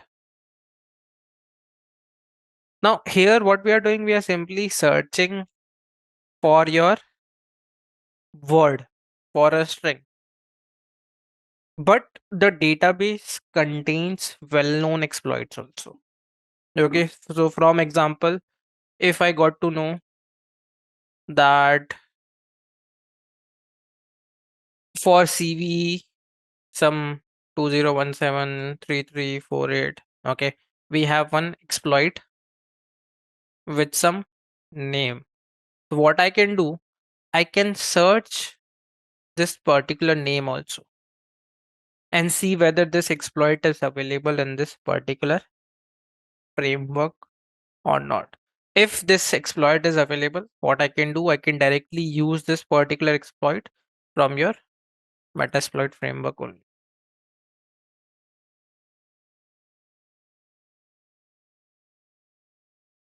Okay. So yesterday for port 21, you guys got to know that there was a backdoor vulnerability for VSFTPD, right? Let's do a ARP scan. 135. This is my target IP.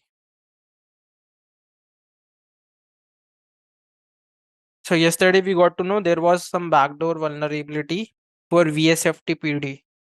So if there was a vulnerability for VSFTPD, the exploit will contain the name VSFTPD. So what I can do, I can search VSFTPD. If there is any exploit which contains this particular name, it will give me the result. Now here you can see, I got two things. One is a auxiliary, one is a exploit. Auxiliary is for DOS attack. Okay. And exploit is for VSFTPD 234 backdoor. So if I try to match this particular version with my target version, Nmap -p21 -sv and then your IP.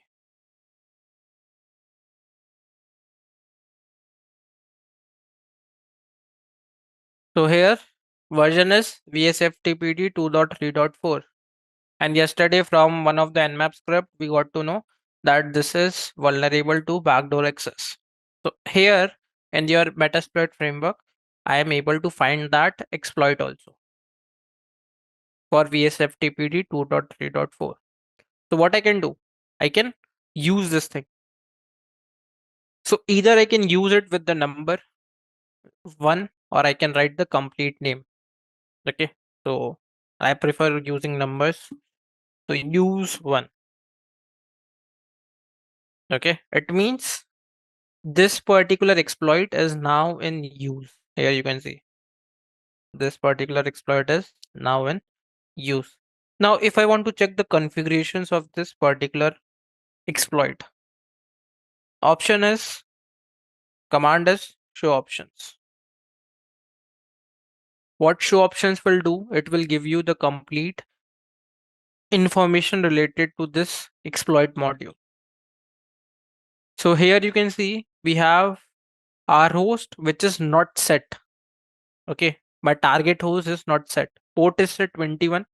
This is the by default payload which they are using. I don't have a problem with that as of now. So what I have to do, I have to set my R host. I have to set this Metasploitable IP over here. So set R host to your 192.168.17.135. R host has been set. Just to confirm, I will again check the configurations. Here you can see. Now R host has been set.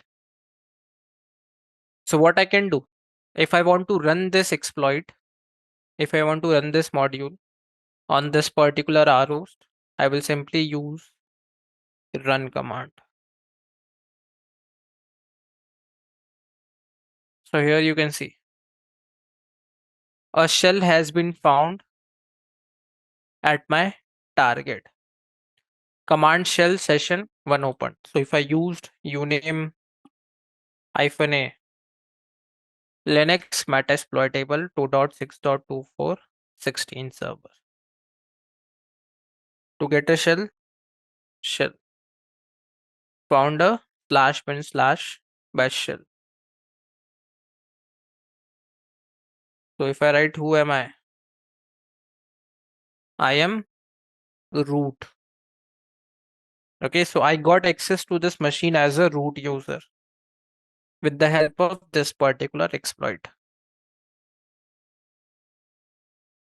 Okay, so now you can see without any credentials, just by knowing the vulnerability, I searched for the exploit and I executed that exploit on the target, using which I got a root shell.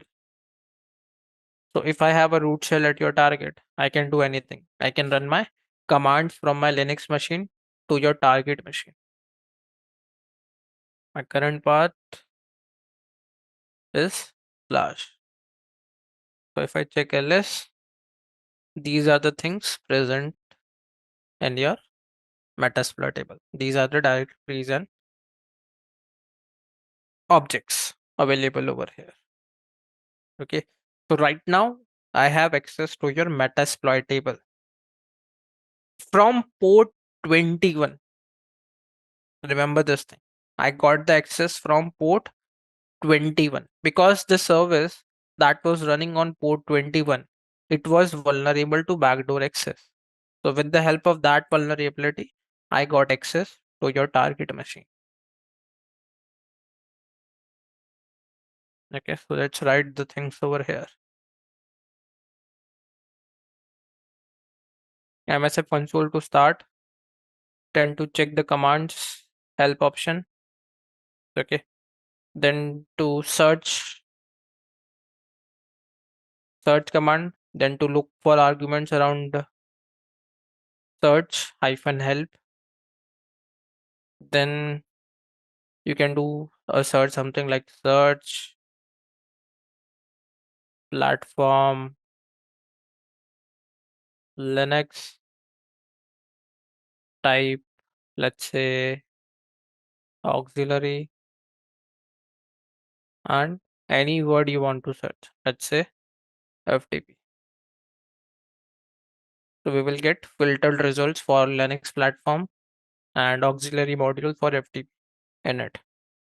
Then I made a search for the word vsftpd from the database. Okay, here we have two results, auxiliary and a exploit. So I used your exploit. Then I checked the configurations with show options. I set my ROs where I want to execute this exploit, my meta IP. We can put multiple IPs. Yep. If your target is running that service. Okay. Then just to verify again, I executed show options. And at the last, I ran the run command. After run command, my exploit was executed and I got a shell. So just to check the information, I got qname-a command to get the kernel version, and to get a shell, I wrote shell. And then I executed who am I command to get to know about the user.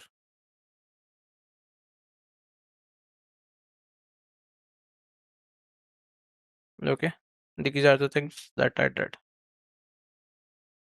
Those who complete this,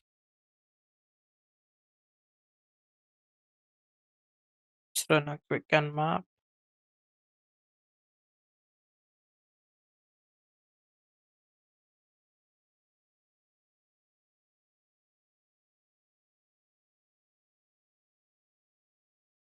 Your job will be to try to exploit port 80. Again, first you have to get information about port 80.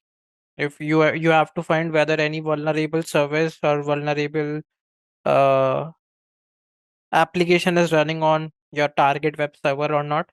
If it is running, you have to find that thing, and then you have to search for an exploit for that. First thing is information gathering. Once you get to know that what is the problem, we can search for that problem over here. ROST has been set. If I want to check whether my exploit will work on ROST or not, I can simply use check.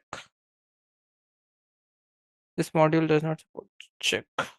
In just a sec.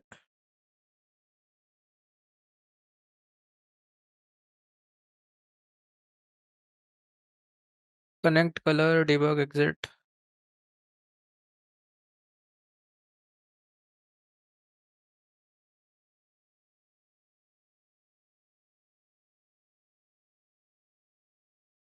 Check module that supports the check method. It is part of your search command. Check is there.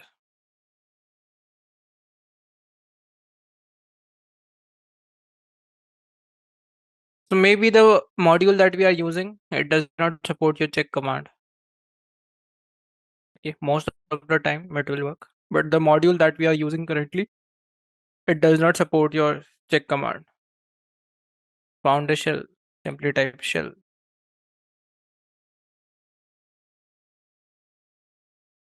Your Metasploit is a database that contains lot of scripts in the form of exploits, payload, okay, knobs, auxiliary, and multiple things. Okay, this is my target. Okay, so on my target, if let's say a service is running XYZ, so first I have to find whether this service is vulnerable or not. If it is vulnerable, I have to search for the exploit from the internet.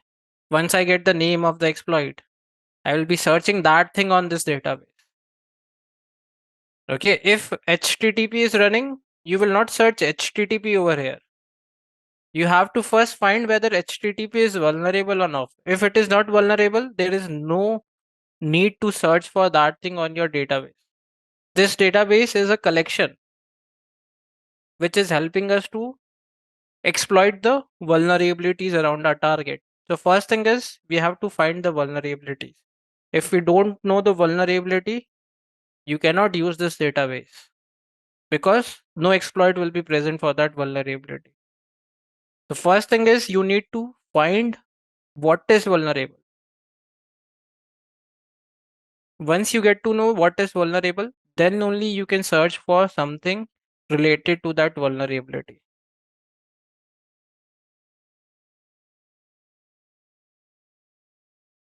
Why I made a search for VSFTPD here?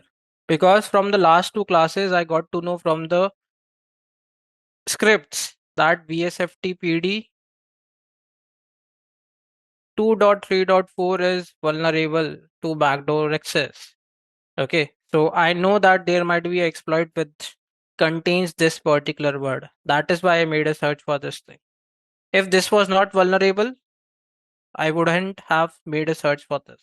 I would have looked for something else which was vulnerable. Okay, so don't confuse that because it is running VSFTPD. I made a search for this. From information gathering, I got to know it was vulnerable. So from that, I made a search for this. Okay, so first you have to find what your target is running and whether that thing is vulnerable or not. If it is not vulnerable, you will not find the exploit in the database. PHP version up to 5.3.12 and 5.4.2 is vulnerable to argument injection vulnerability.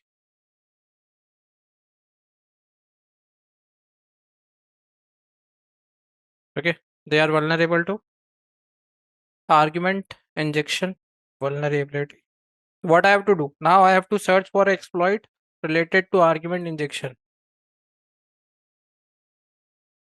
So let's search. Here you can see in module options. Use module PHP CGI ARG injection. Okay. From the internet only I'm getting these things. I'm not doing anything by myself. Exploit module is PHP CGI argument injection.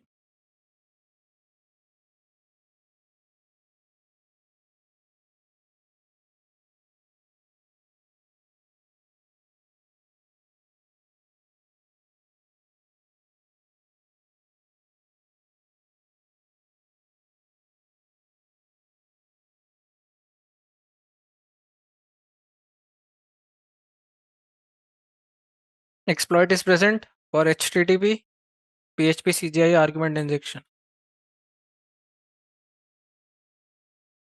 Use it. Check the options.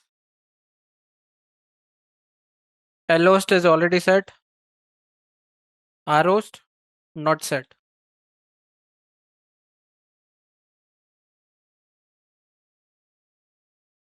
Set RHost.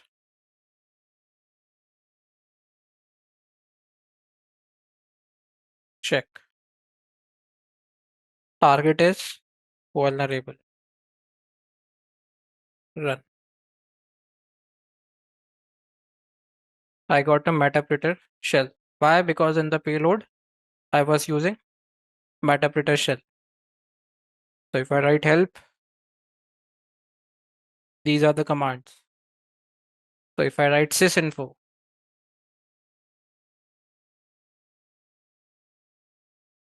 Linux Metasploitable 2.6.2 Metasploit php/linux.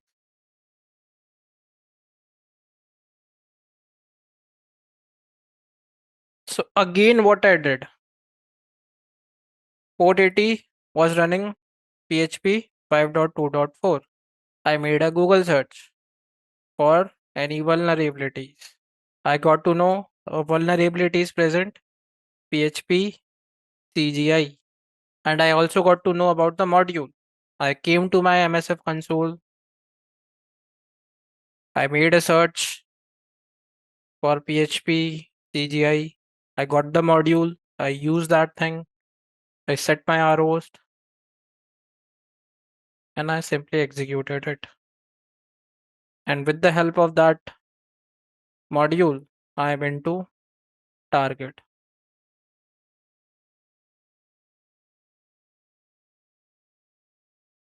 So you have to treat this thing as a database which contains your scripts that you want to use on your target. So to get something from this database, first you have to find what you are searching for. Okay, so I need to find PHP CGI is vulnerable at port 80 or not. I got to know it is vulnerable. Then only I made a search in this database. So at your target, you need to find what all things are vulnerable. If your target is not running any vulnerable service, it is of no use to me. This MSF console tool is of no use to me if my target is not running any service that is vulnerable. So first I have to find any service that is running on the target is vulnerable or not. If it is vulnerable, then only I will go to MSF console. If it is not vulnerable, it is of no use to me. So this is how your thought process should be. I never visited any website. I simply made a Google search, and from Google only I got everything. If I open this link,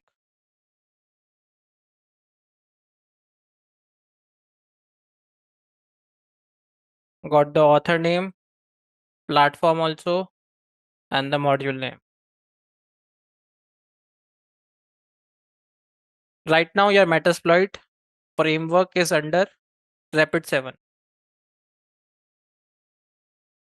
Okay, so Rapid 7 is responsible for maintaining the complete database.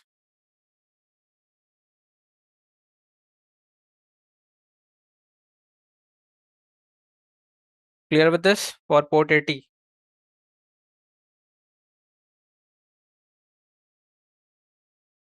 And what was PHP CGI injection all about?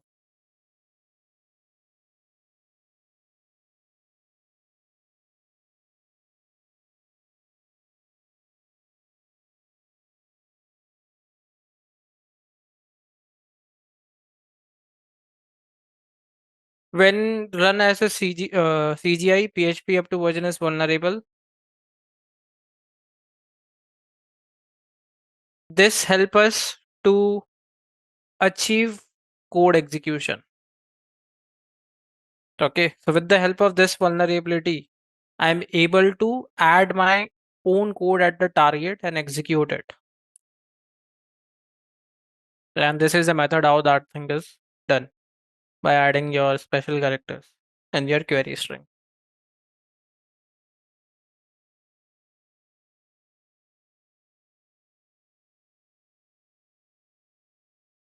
Okay, so you have to take first help of Google and your Nmap, NSE. From these two things, find the exploit. Once you have the exploit, then go to MSF console. That okay, I came with the exploit. Now help me exploit the target.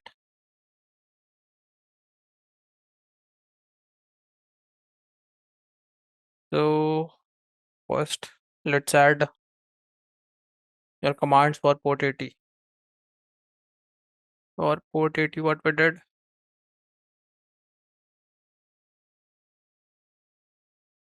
We made a search for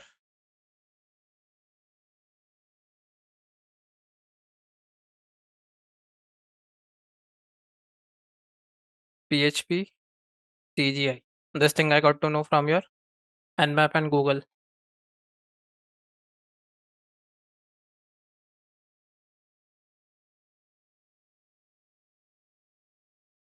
Show options, set our host.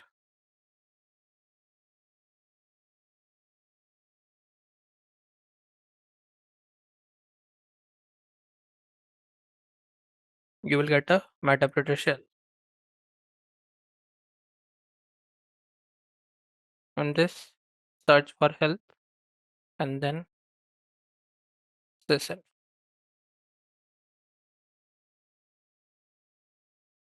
Okay, just like your bash shell, Metasploit framework has a shell called Metasploit. okay, which help us get a shell around the target. So in the payload, you will see this shell was already present.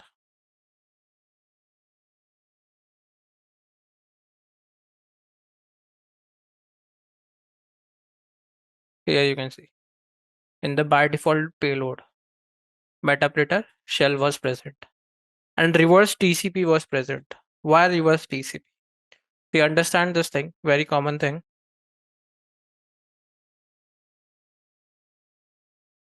Let's say this is some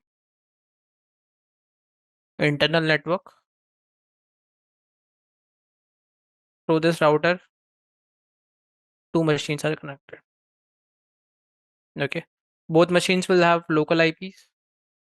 So 192.168.1.17, 192.168.48.37. Okay. This is your internal network. Now this router will be connected to your internet. On the internet, your attacker is present.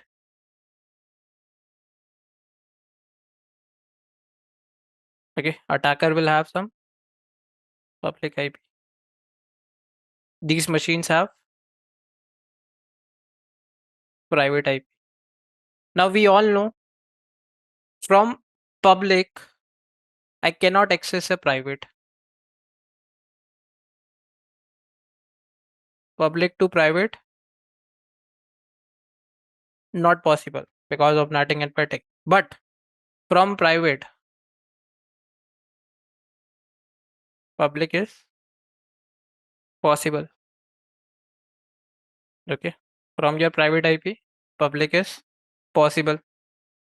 So if my target is present in an internal network, I cannot make a request, but my target can always make a request. Okay. My target can always send a connection request to my machine.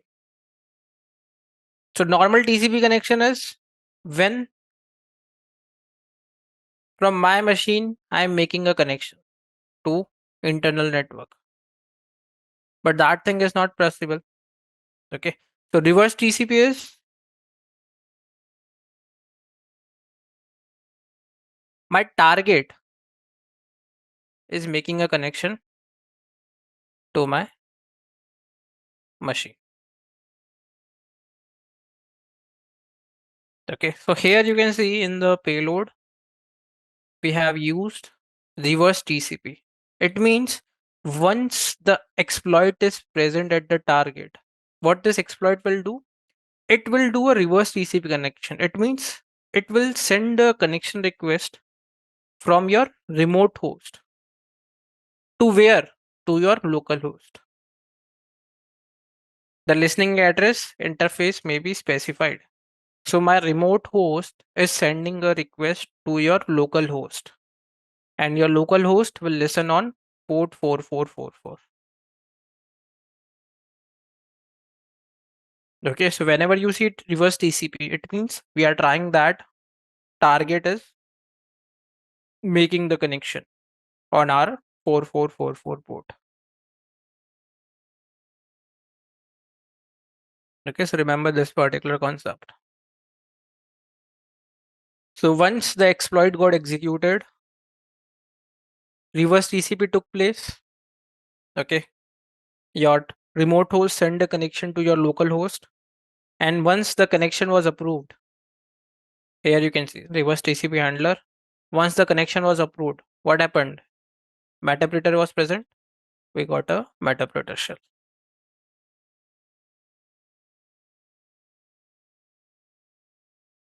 Okay, so in most of the exploits, by default, payload will be reverse TCP only in most of the exploits. But in some case, if you want to use some different payload according to your need, then we can change that. But that is of different scenario. Understand with this particular problem that why payload we were using was reverse TCP. Clear with this? 1099 and one is 1099 Java RMI.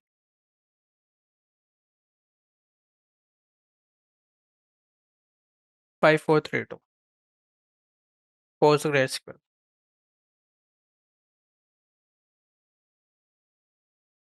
So your job is to first find info about service running on these two particular ports. Okay. Then finding whether they are vulnerable or not. If they are vulnerable, search the exploit at your MSF console. Okay. This is your basic workflow.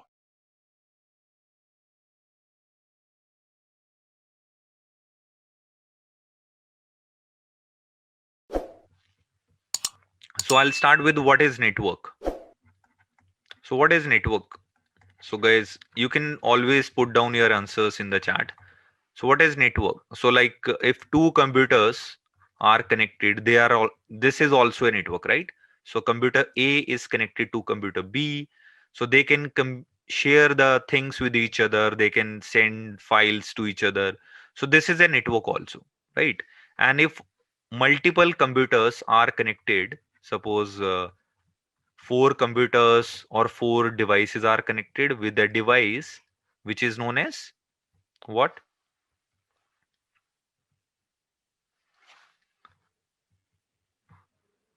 How to undo?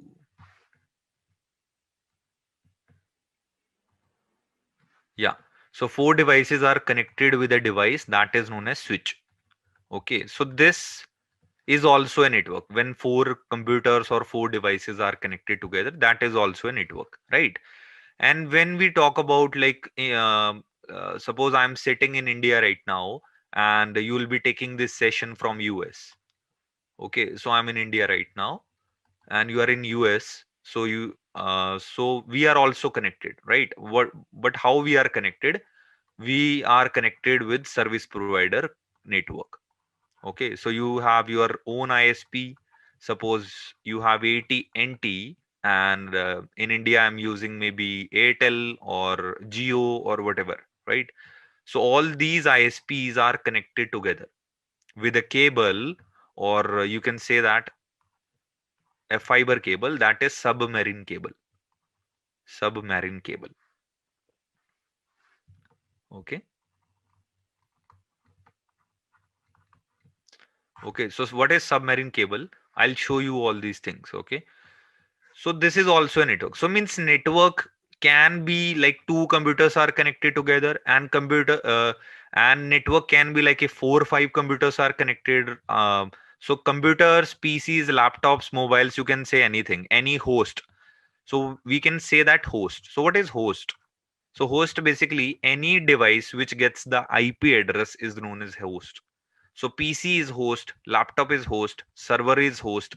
So when we say host in networking, so host means the any device which gets the IP address, that is host. Okay. So PC, laptop, servers, all these machines are your host. Okay. So now, so got my point, right? So this is network. And what is networking then? So this is network. So what is networking? Right? So IT networking, or you can say the networking. So networking means when they are going to share the data. So suppose you are watching my screen right now. So we are sharing resources with each other. So sharing of data and resources is known as networking. Okay. So sharing of data and resources in a network is known as networking. Yeah. The basic I'm covering. Okay, so now in network we have like in industry we call this LAN and WAN. So don't just read the books with MAN, PAN, and there are a lot of other networks. So just simply learn these two terms, LAN and WAN. So what is LAN and WAN? So LAN is local area network. Okay. And what is WAN? That is wide area network. So these are only just the terms. Trust me. But when you will be in the industry, you will not be figure out this is WAN or LAN, what exactly. But yes, in a simple term, suppose uh, you have your own office, and let's say this office is in Mumbai. Okay, so this device, this icon is of a circle with this like four lines. So this is a representation of a router. Okay, so this is a representation of router. So why I'm adding a router here in Mumbai? Because maybe I have another router in Chennai. Okay. Okay, so why we have two routers? Because when we connect with the different networks, we need a device that is known as router. So what is router? So when you want to connect two different networks, so I'll write here router. So when you want to connect two or more networks, and which are different, right? So when you want to connect two or more different networks, okay, so different networks, then we use this router. So let me take an example. Suppose you are sitting at home, you have a broadband router right now, and router is connected with internet. Okay, so you have your own mobile phone, laptops, okay, which are connected with the router. Okay, so these devices or these PCs are connected to internet. So internet is what? Internet is a network of networks. So what is internet? Because a lot many companies and users are connected, that is internet. So internet is nothing but network of networks, a very big network which is a combo of small networks, big networks. So you can simply say that internet is network of networks, right? Yes, it's an interconnection of network, correct? Right. So this device router is helping you out to connect outside your network. So this is the role of router.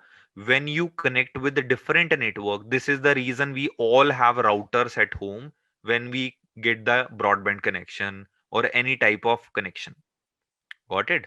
So this is the reason when you have your branch in Mumbai and you have another branch office in Chennai, so if you want to connect both the locations, so you need a hardware device that is known as router. Okay, got it? So router is what? When two or more different networks are connected together, they actually need a device that is router. Okay, got it? So below this network, below this router, okay, so we have a device that is, you can say that simply, that is a device which is a switch. Okay, so switch has a lot of ports, like 4 ports, 8 ports. So it has a ports where we can connect our computers, servers, printers, or any type of network device. And this switch is actually connected with your router.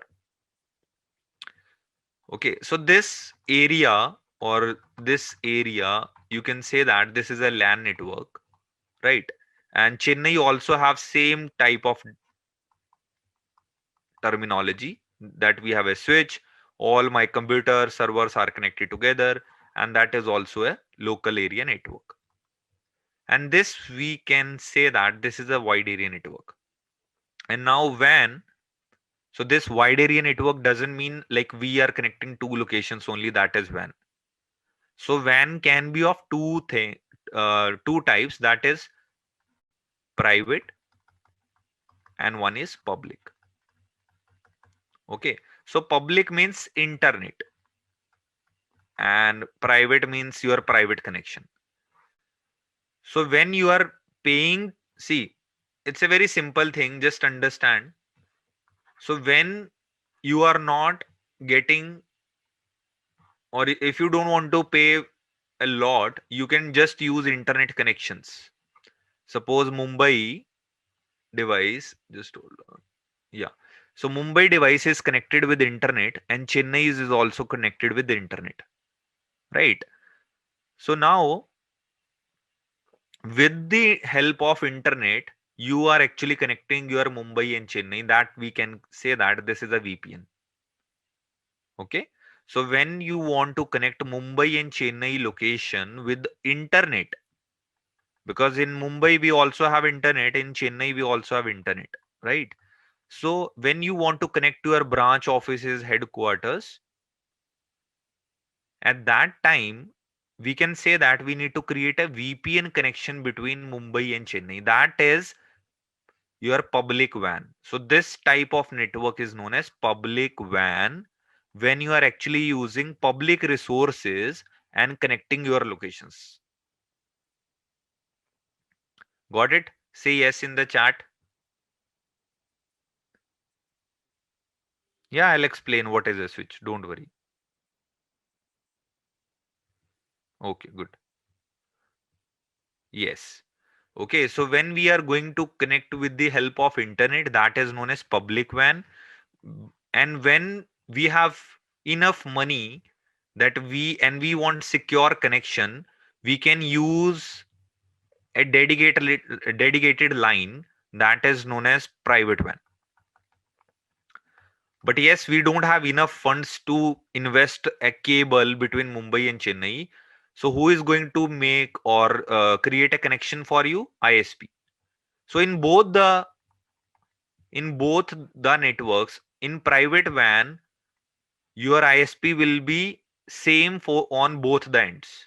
Like in Mumbai, also you are using Airtel, and in Chennai also you have to use Airtel. Then only you Airtel can create a virtual connection or a hardware connection, lease line. There are lot many type of ISP connections available, right? Like MPLS, L2 VPN, L3 VPN. There are a lot of other connectivities that is too advanced right now for you. So just understand one thing. Like in WAN, we have two type of connections, private and public. So when we connect all our offices with internet, okay, so that is public WAN. And when we connect all our offices with the dedicated line with a high cost cable or leased line, you can say that leased line. Okay. So that type of connection, you can say that private. So private is costly and secure, but so it's a secure connection because nobody is in between the connections. But in public WAN, it's internet. It's not costly. It's a cheap connection, but yet it's not secure. So this is the reason we have to use advanced technologies like VPN, IPsec, or other type of things. So that I'll discuss. Okay, so that is the difference between local area network and wide area network. So local means the network which is behind your router, or you can say that downstream, uh, like all your switches, routers, and all. So this is the LAN network. When you are going from outside your network, that is WAN, wide area network. So you can simply say that. So this is my wide area network. Okay.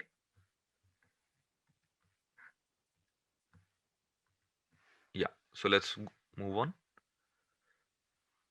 So I'll explain what is a switch. Okay. See, so switch is a device which is used to connect two or more hosts or two or more computers.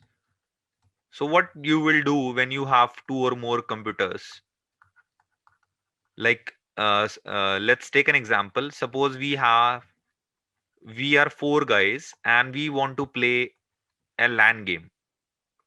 Okay, so we want to play a LAN game like Counter Strike, Call of Duty, and anything, right? We want to play together. What exactly we will do?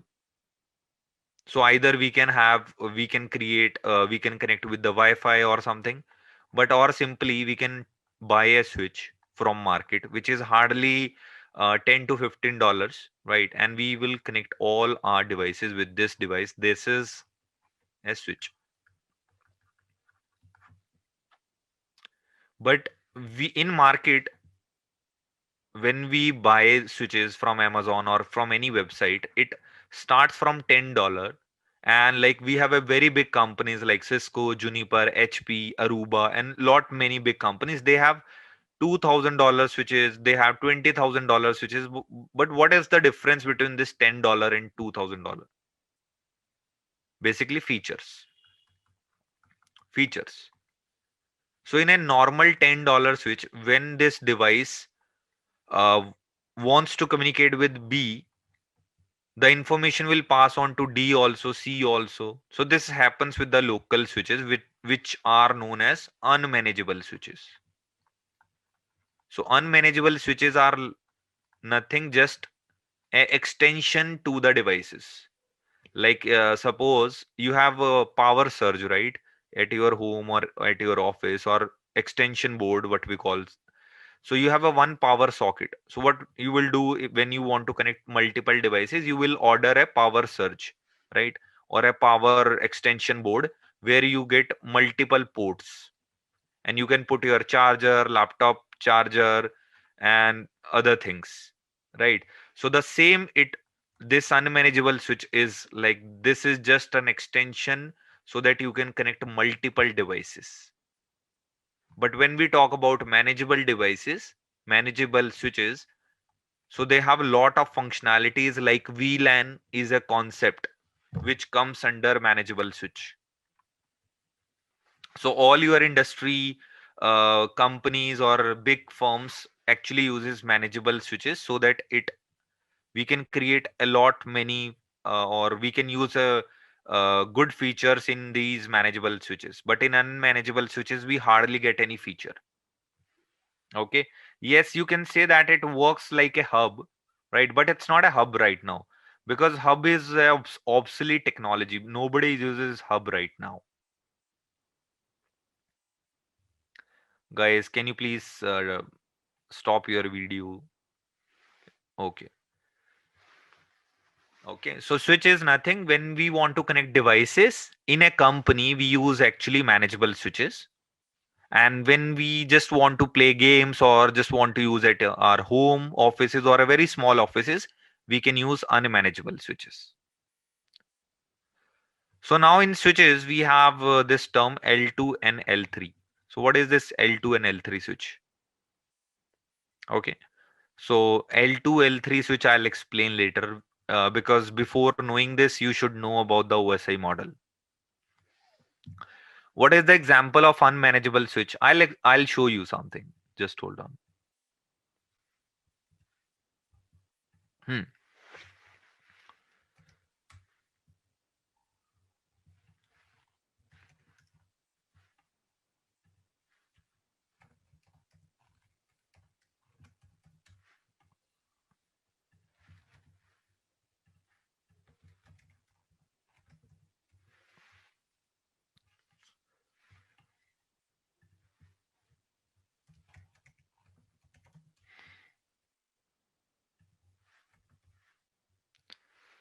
Okay, so I'll show you.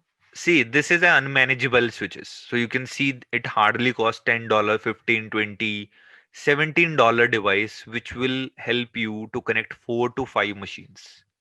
So you can see, so it's a 17.99 $18 device, which will help you to connect at least approx 4 to 5 devices. So you can see 5 port.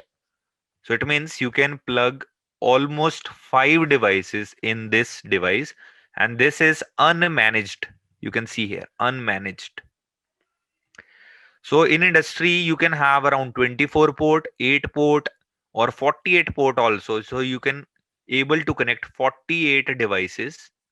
So that is unmanageable device. That is very like you can say that cheap or like cost effective. But from industry point of view, this is not acceptable because it doesn't have too many things. Okay. Yeah, but you can see here is managed, but somehow it's a smart managed or partially managed. So it is giving you option of VLAN, but if you go and buy the Cisco switches, which are or HP switches, so they are very costly. So these, even Cisco makes very small devices nowadays. Okay, but this is hardly at $60. But when you go into the industry side, it will cost more, or maybe $1,000, or maybe you can see this. So I'll show you one device that is 3850. So that model is 3850. Okay. So Cisco has a device that is also a switch that will cost around 3000 plus, or maybe, and maybe this is a new, or you can see the actual price is $14,000. Maybe this is the old one or refurbished one.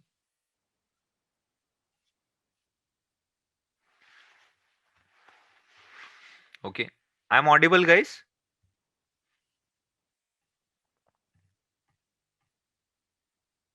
Okay, great. Thank you. Okay. So this is the difference between managed and unmanageable. Okay. So I'm giving you some real examples by showing some images and with Amazon. So what's the difference actually? So unmanageable is like very basic functionality just to get the work done. But in manageable switch, we get VLAN features and lot other things. So this is the difference between unmanageable and manageable. Because people actually ask me when they do um, uh, what exactly they ask, sir, what's the difference between this $10 or $20 switch and with $2000 devices, because they have more functionalities.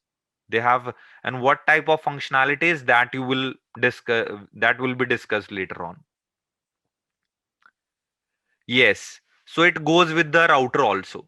So if you have let me show you. Yeah, so now let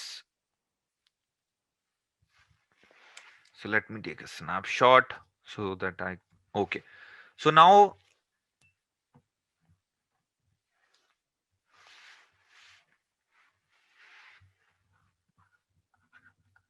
router.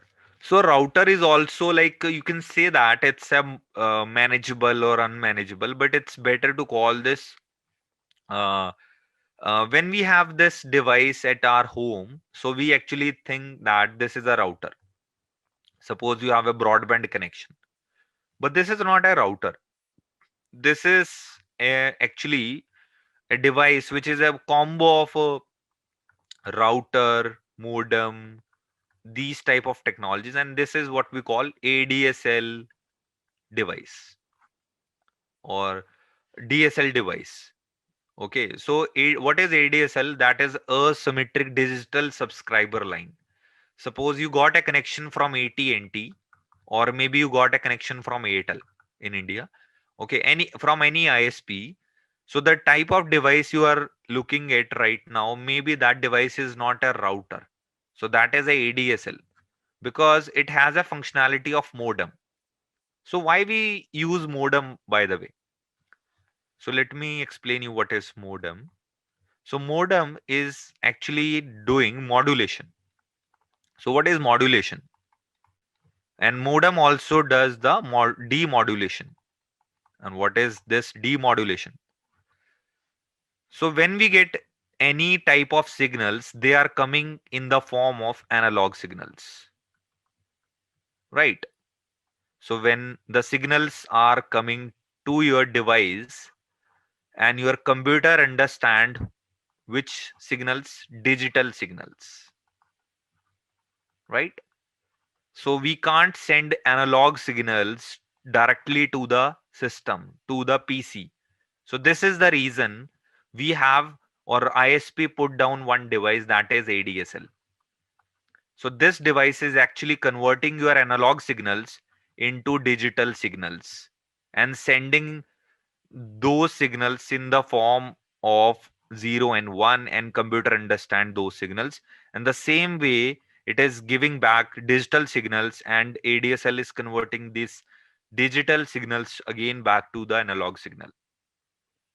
So this is modem, and this modem is actually integrated into this device ADSL. And now ADSL has one another functionality, router, because this device is actually created for multi-purpose. Router, modem, it has a 3 4 ports outside also, like it has a small switch inside also. And this is a very cheap device which is used by ISP to provide the internet connectivity. Yeah, it goes with the fiber also. Your fiber modems actually converting your light signals, because when you have a fiber or fiber type of modem, the signals are coming in the form of light, right? So that is optical transmission. So when we get any type of communication with in the form of signals, that we call this optical, but your computer does not understand these type of things. So we have to convert this into digital signals or electrical signals. So this is what fiber modem does. So fiber modem is converting your light signals into electrical signals. Got it? Yeah. So Himanshu has a question. Sir, I have a Wi-Fi router. These are not Wi-Fi routers basically. So if ISP has given you something, I'll show you with the example again. Okay, just hold on. Mm,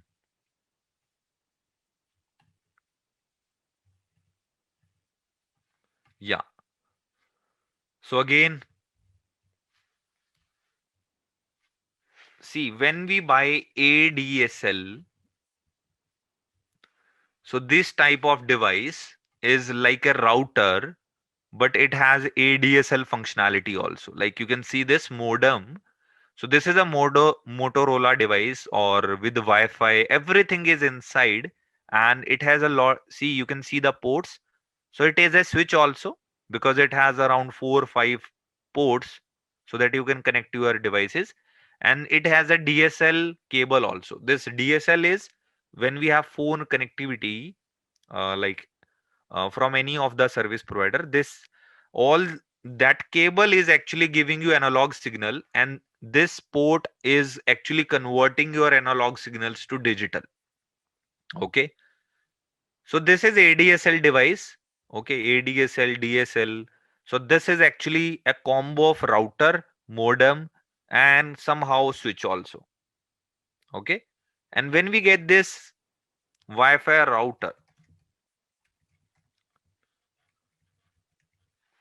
okay, so these type of devices like Wi-Fi router, and let's check the ports, guys.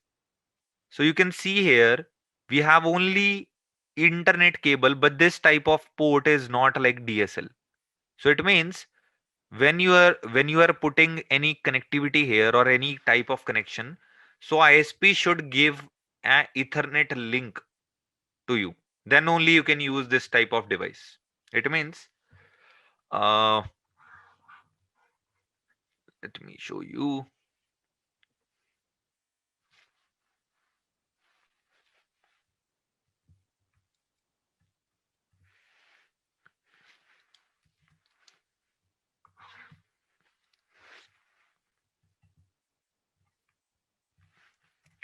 Okay. So what I was trying to say. So like okay. So ISP. What is ISP, by the way? Internet Service Provider. Okay. So ISP is giving you connection, and you have this device which we call this ADSL. Okay. It has a Wi-Fi, but it has a limited range. It only goes up to maybe 100 square feet area. But you have a big home, big house, and you want to send these signals to another uh, part of the room. So what you will do, you will put a Wi-Fi router here, which we have seen right now.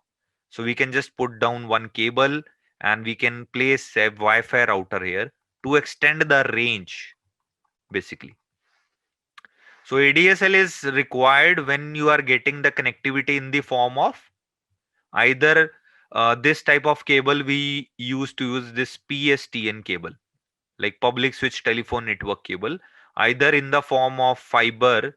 So when you are going to get the fiber connectivity, we are going to use fiber modems. Okay, and uh, so ADSL, fiber, sometimes ISP gives direct Ethernet connectivity also, or what we call this copper cable. Sometimes I have seen this, but it's not common. So this is PSTN is common, and fiber nowadays is common.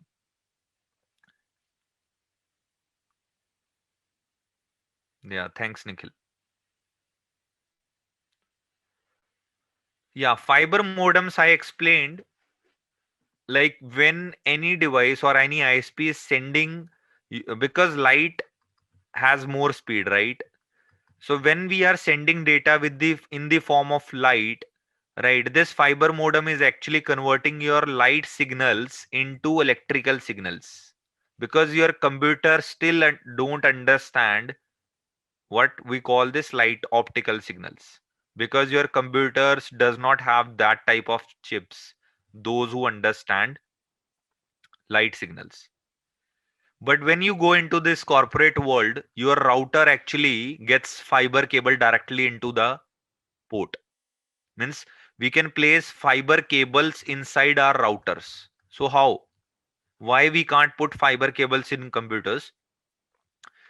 Because the router, uh, these type of routers or any high-end devices, or nowadays servers also, so they have a small chip that is known as SFP. So this chip is known as small form pluggable adapter. So this chip is like a small modem which is helping you out to convert your light signals into electrical signals to the router. Are you getting now? So this works like a small modem which actually converting your optical signals into electrical signal. This is the work done by SFP. So this is the reason we have SFP type of chips inside the router. If you have not seen it, ignore right now. We will see later on. Okay. But high-end devices can, like in a server, in a routers, we can place fiber cables directly because of this small chips, SFP.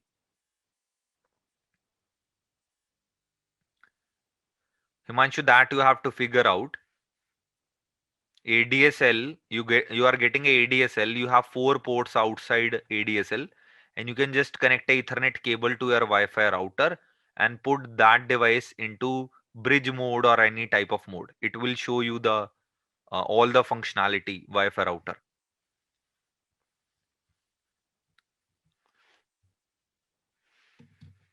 Okay, clear? Just say yes. SFP is a small form pluggable adapter. I'll show you what is SFP. Again, I'll give you real examples also. Okay, so I'll show you what is SFP. SFP. Okay, so SFP is actually a small chip, or you can say that it's a small part.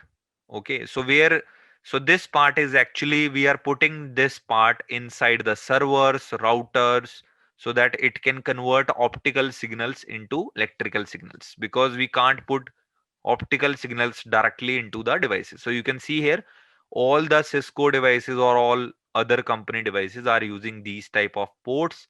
We are not putting directly fiber cable into the device, because we are putting this SFP first and then we are putting or adding the cable.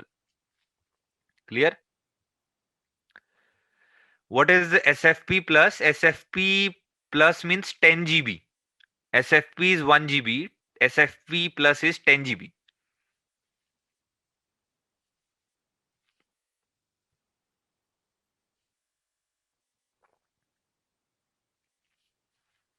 Okay.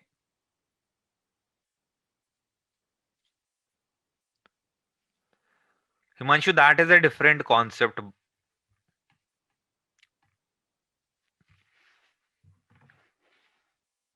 Yeah. So I'm not going inside very advanced right now. So because this is a network fundamental class.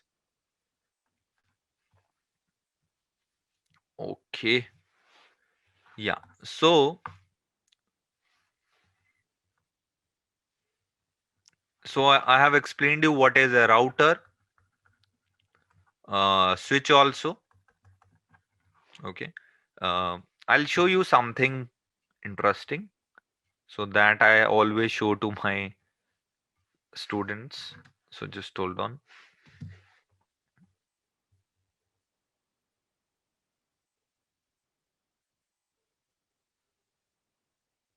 No, Avinash.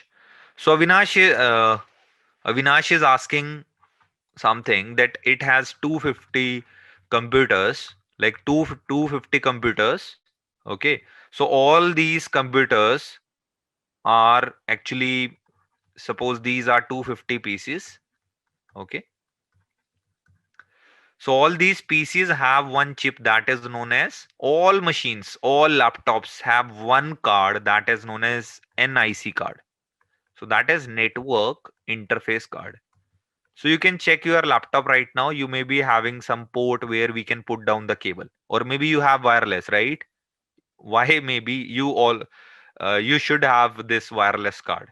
So all these chips are known as NIC. So either we have wired NIC where we can put down our cable, and we have wireless NIC.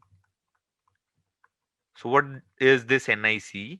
NIC is a chip or any type of part which is actually helping you to connect your computers with the network. Okay, so you are adding the network cables into the computers, and where we are adding these cables in a small, like this chip is nowadays integrated in the motherboard, so we don't have to add this. But a few years back we need to buy a separate card to install in the PCs, but nowadays it's pre-installed into the motherboard. Okay, yeah. NIC card is basically your Ethernet port. Yes, when we say we have Ethernet port in our laptop, that actually means it's a NIC. And do you know that your computer does not have any MAC address? Your NIC chips have. It means if my laptop has wired NIC, means and wireless NIC, and a Bluetooth adapter, Bluetooth NIC, Bluetooth means also NIC. So it means if I have three things in my laptop, it means how many MAC address we will have? Three MAC address.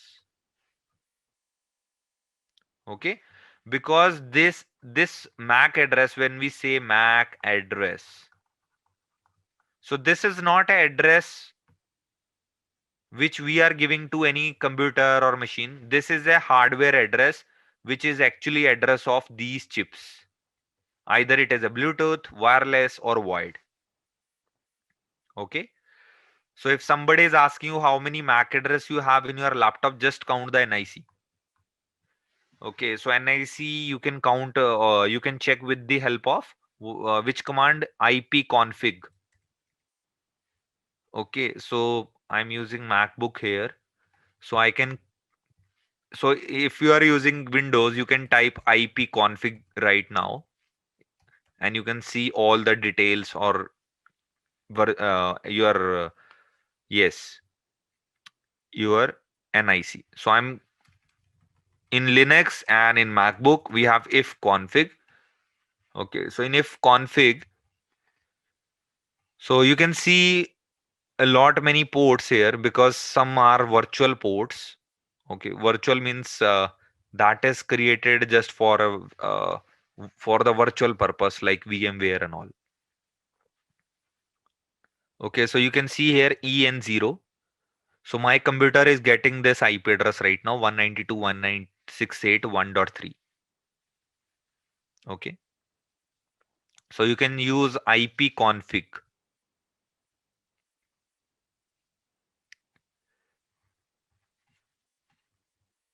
Okay, yeah, I'll explain MAC address, don't worry. Okay,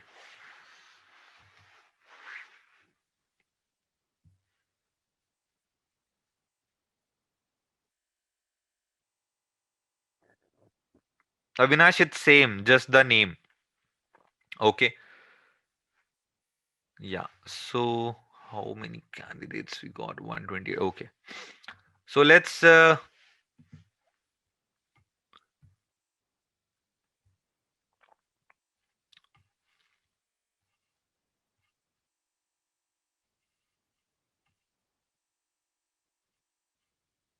okay.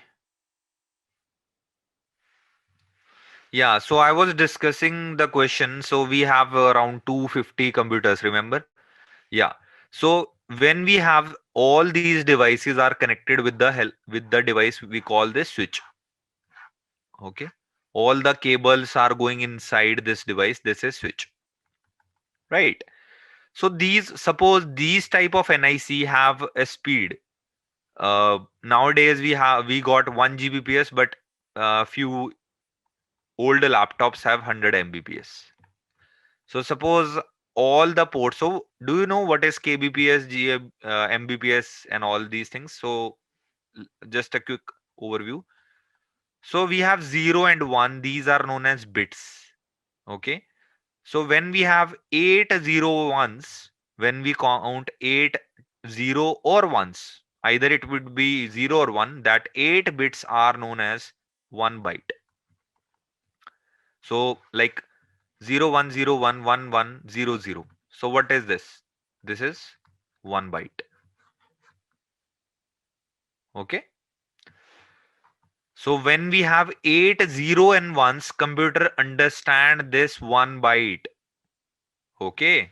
And when we have 1024 bytes, when we have combo of, this is a group which is byte, when we have 1024 similar 0 1s, that is known as 1 kilobyte.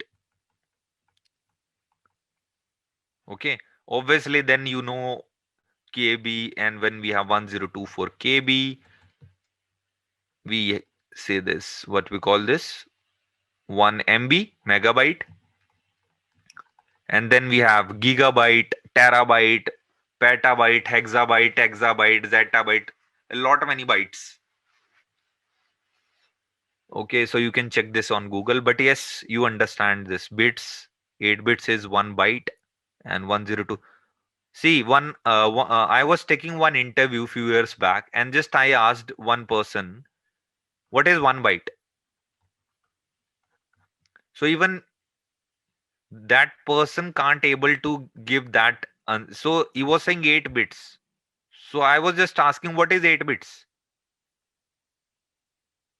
So that was the actually answer. 0 1s are actually bits, right? So 0 and 1 are bits. So it happens sometimes, you know, but you can't. In interviews, you got blank. Okay. So now if all my devices are 100 Mbps, right? So how much throughput they will get? What is throughput? Means how much data they can send or receive, maximum 100 Mbps. If my computer has 100 Mbps, what is the maximum throughput? Throughput means how much data I can send or receive, that is throughput. So how much data this device maximum send or receive? 100 Mbps, right? That is the same example. Like we have a pipe from where we are transferring water or something, right? So we can, when the pipe is broad, then we can send or transfer a lot of water. But when the pipe is smaller, we can share small amount of water, right? So this is what I'm trying to explain. This all your computers are like 100 Mbps. They can only get maximum 100 Mbps, and you got an internet connection of 1 Gbps. Tell me how much maximum speed these computers will get. Tell me. You have 1 Gbps internet connection, but your computers have 100 Mbps. So what would be the maximum speed you will get? Yes, correct. 100 Mbps. Right? So that is exactly throughput means. And let's take another example. Let's take another example. When you have 1 Gbps, all your ports have 1 Gbps, but they are using 100 Mbps connection. So what would be the maximum speed these devices will get? Again 100, right? Because you are going to internet, but when they are sending data to each other, they are sending data to each other, or they are sharing data between them, how much data or how much throughput they will get? Yes, 1 Gbps. Correct, correct. Very good. Cool.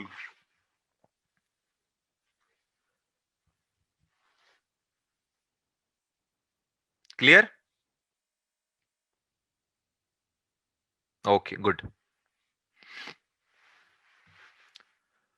Okay, so explain again. Okay, so explain again. Okay, don't worry. So I was saying, so this is my computer. Okay.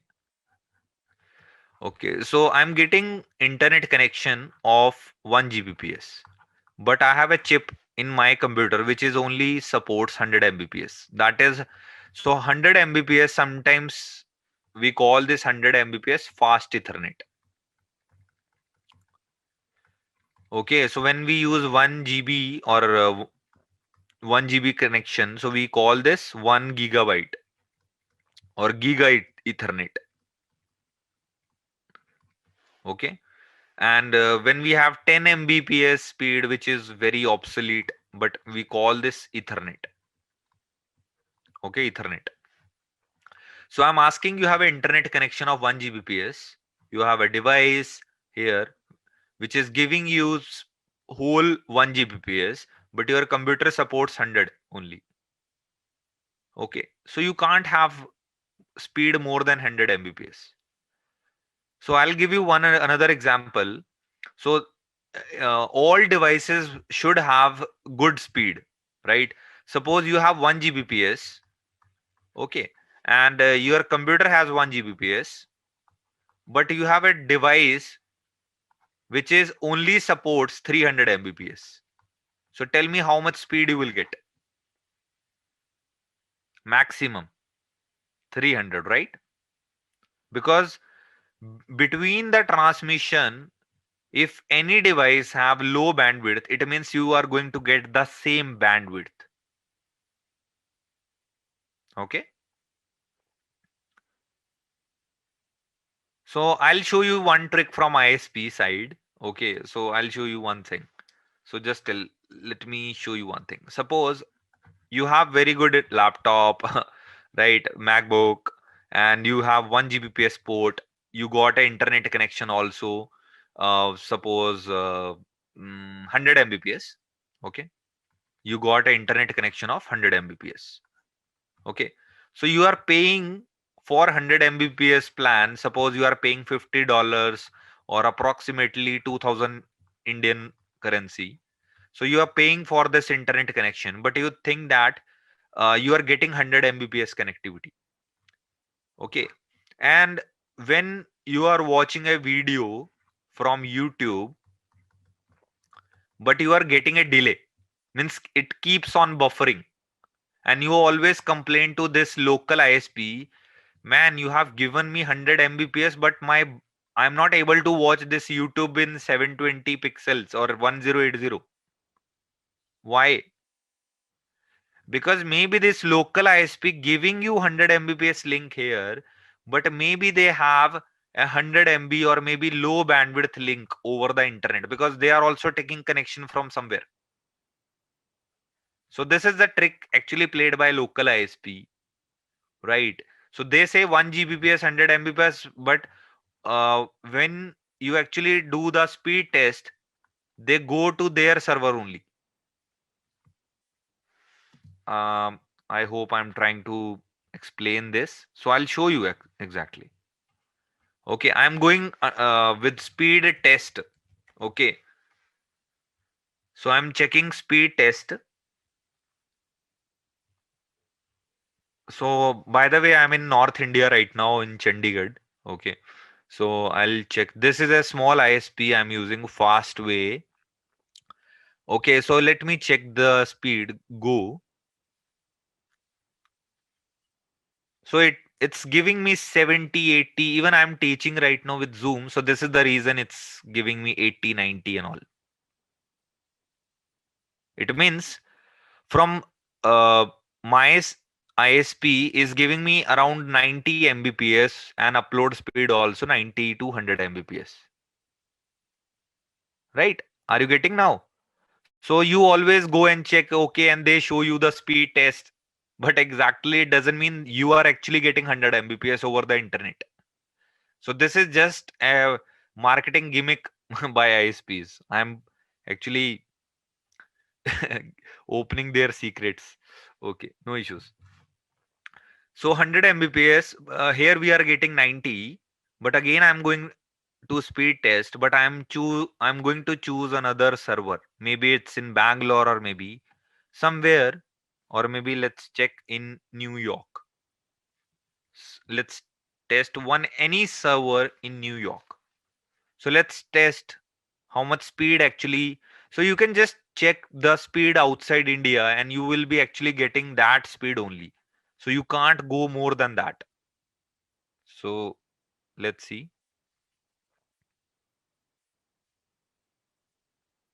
It's going good. Might be my ISP is good, right? But it see, if New York is giving me 70, it means my ISP is good. This is how you check your ISP. So just check with another country ISP or any location, and you will find this actually gives me, yes. So mine is better because I have around 3 connections at my home, and I'm using this one because this is the best one. Okay. Now you got the point what I was trying to say. If you are getting low speed over the different servers, it means the bandwidth is choking somewhere. Okay. Might be ISP have low bandwidth plan. So this is, you guys need to check. Okay.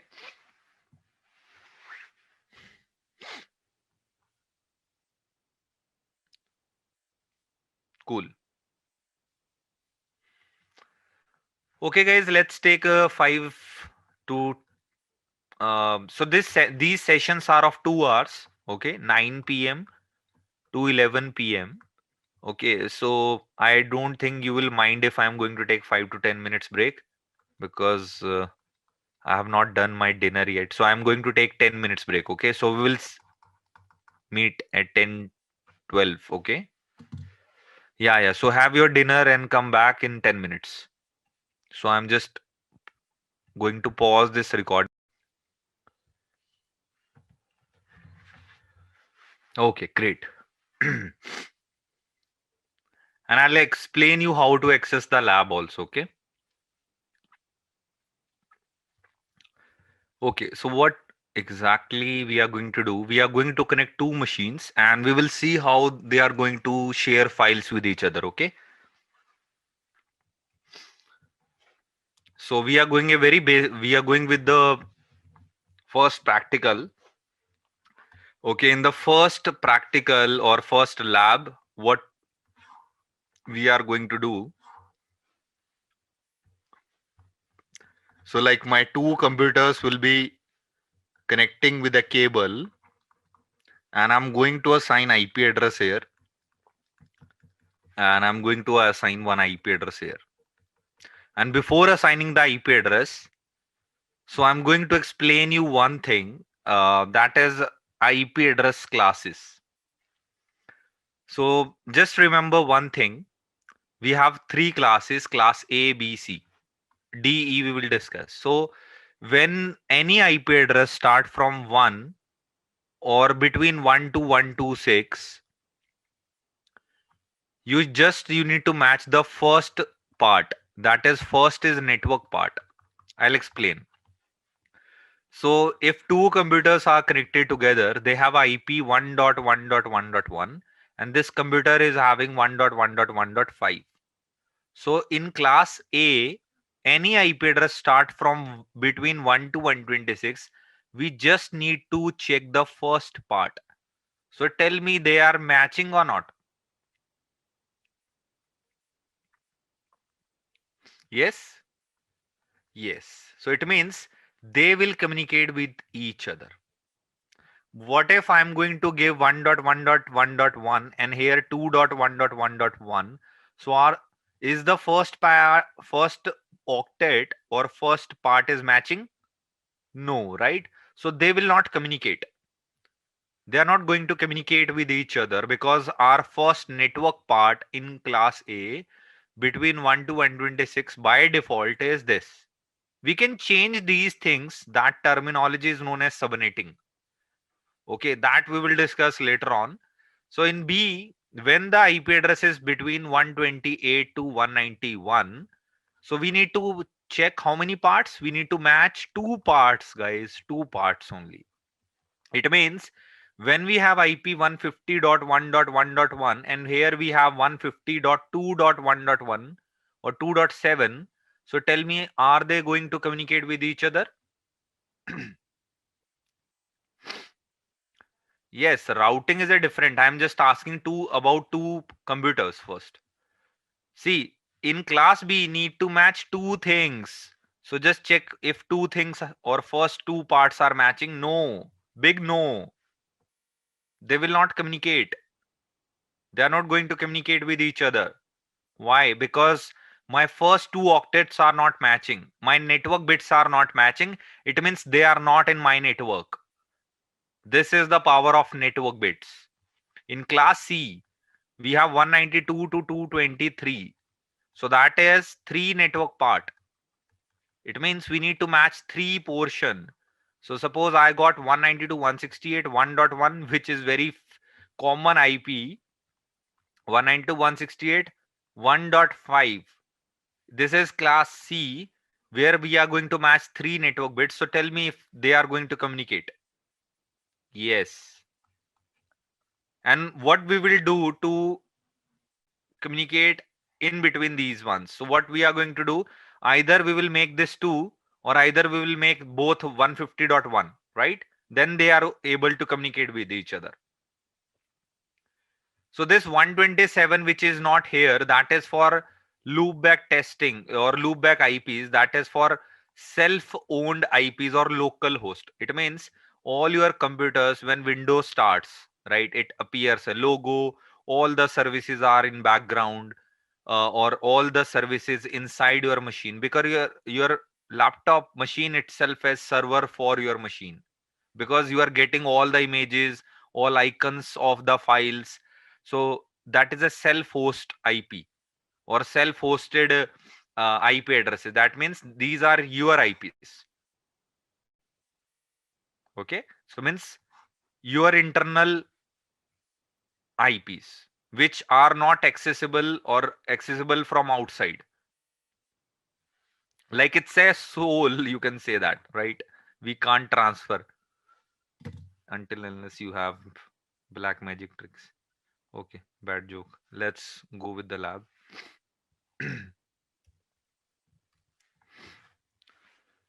So labs, I'll explain later on. Just first do the lab first.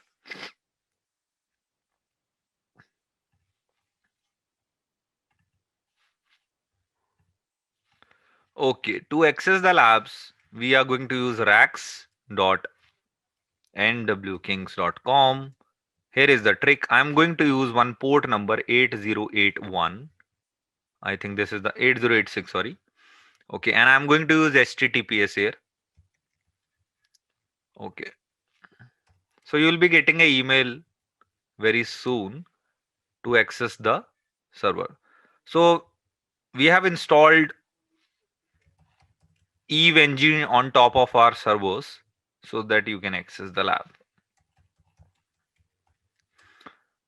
Okay, so I have already made a lab here, 2PC. When you are going to log in, so you are going to get this lab, first lab here. Okay, so open it. You don't have to do anything, just these two PCs are my two window machines. Looks good? Or should I change the icons? Okay, it's good. So now I'm going to click on PC1 and I'm going to start this. Start. And I'm going to click on another PC, start. Okay, and just click on the PC1, and I'm here starting Windows 7, and in another PC also, PC2. So my two PCs are opened here. Cool, right? So the password is test123. Okay.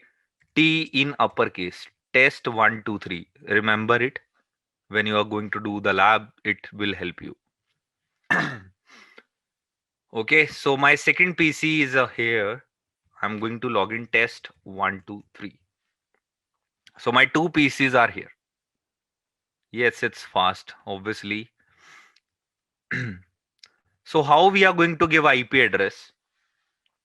So in Windows, I'm going to give you one shortcut, that is ncpa.cpl.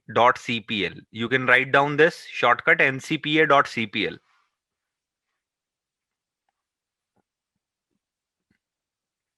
Okay, ncpa.cpl, enter it, and we are connected with this local area connection, means the port. So right click on this and properties. And here you can see Internet Protocol version 4. We are using version 4 right now. Okay, and click on properties, and here we are going to assign the IP. So this is the option here, obtain an IP address automatically. It means when you connect with the Wi-Fi or any type of router or any device, it actually gives you IP address automatically, that is DHCP. So we will discuss DHCP later on, but here we are going to assign the IP. So I'm going to use class A1 1 1 1. Okay, and here we got by default automatically subnet mask. This 255, it means just need to match the first part. Okay, when we have 1255 here, it means we need to just check the first part. So in first PC I have given 1.1.1.1. Okay, close, and let's check the IP address is configured or not. Status and details. Here we can see DHCP is enabled. No, because we have configured the IP address manually. So you can see here 1.1.1.1. Okay, so this is my first PC IP address 1.1.1.1. Close it. And in another PC, tell me which IP address should I use. Can I assign 2.1.1.5? Okay. So in the second system, I'm going to give properties, and inside the properties, I'm going to give here. I'm going to use 1, 1, 1. Let's take 100, or let's make it simple, 1112. Okay, again 255. It means my first computer and the second computer is having 255 here. It means I'm going to check the first portion. So if both the portion are same, it means both my PCs are in same network. Kevin, I'll explain IPv6 later on. It's little advanced, right? So first go with the IPv4, and this is how exactly we train. The difference between IPv4 and IPv6 is IPv4 is 32-bit and IPv6 is 128-bit. Means it's a combination of 128.0.1. It's a big address. We can assign a lot many IP addresses in IPv6. But in IPv4 we have limited range. So IPv4 is now almost collapse, or what we call that, almost utilized. So this is the reason we have IPv6 now. Ashish, I'll explain. So so both the PCs, just see the practical guys first, okay? So might be you will learn something. Maybe it's very basic, but obviously it's a fundamental class, right? So I'm going to show you something. So I'm in C directory. Let me go inside C.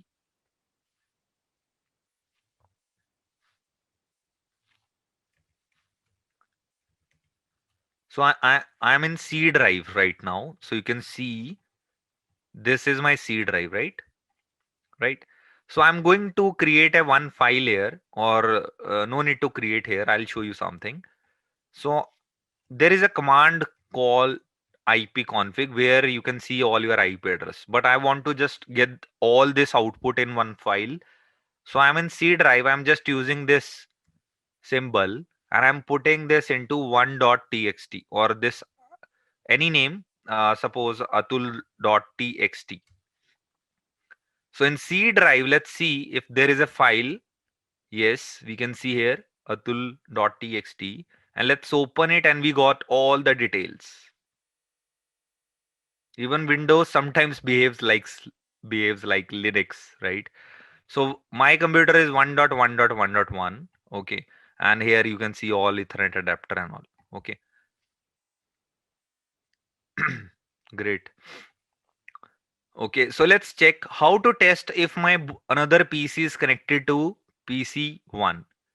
So how we are going to identify PC1 is connected to PC2 now? So there is a tool called ping. So ping stands for packet internet gropper. Or okay, so this ping is a tool to test the connectivity between two devices or either hundred of devices also. So 1.1.1.2 we need to send this ping request. So you can see we are getting 4 replies. It means we have sent 4 packets. We got 4 replies. It means 0% loss. It means we are connected with this device. This is how we come to know these two devices are connected now. So what is TTL and time and all? I'll explain. So first of all, I'm by default I'm sending 32 bytes of packet.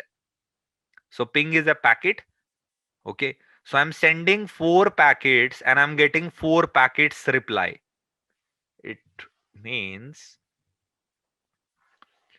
so my two PC are connected. I'm sending 4 ping request. This is known as echo request. We call this echo request. Okay. And how computer understand this is echo request? There is a code in it. And that code is basically 8. So this is a type code. So how my computer understand it's a request?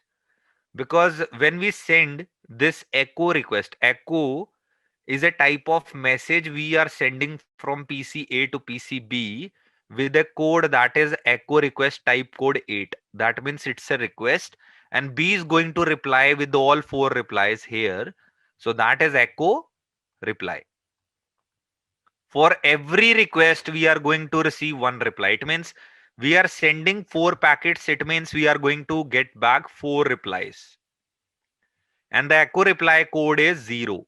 So that is the type code of echo reply.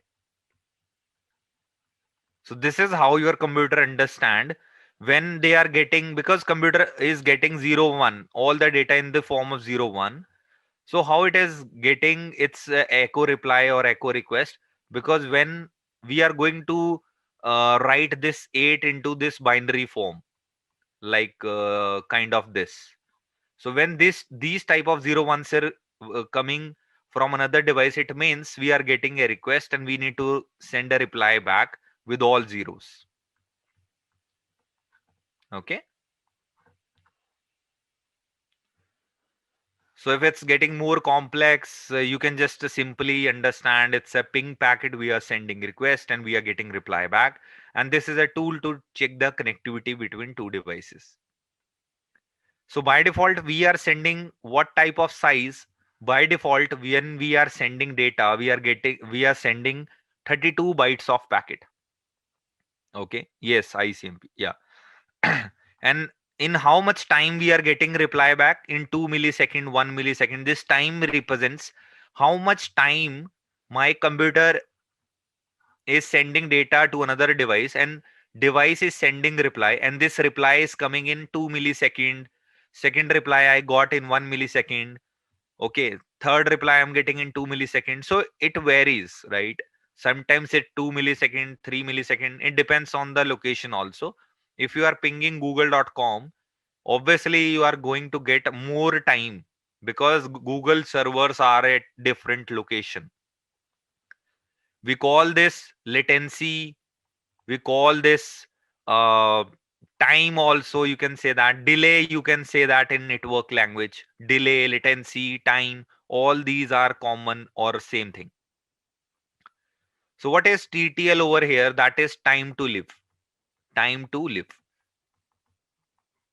Suppose we are sending a ping to any device, but it's not actually present in my network. Suppose you are sending request from PC A to any device which is not in network. Okay, over the internet, it actually over the internet it is very important. When you are pinging google.com, but mistakenly you are pinging some another IP which is not over that IP is not available in the internet. So actually what happens, your routers, if you are sending ping request, your router is going to decrement this value with 1. Suppose you are sending request with 128, the first router will make it 127. The request is going with another router 126, 125.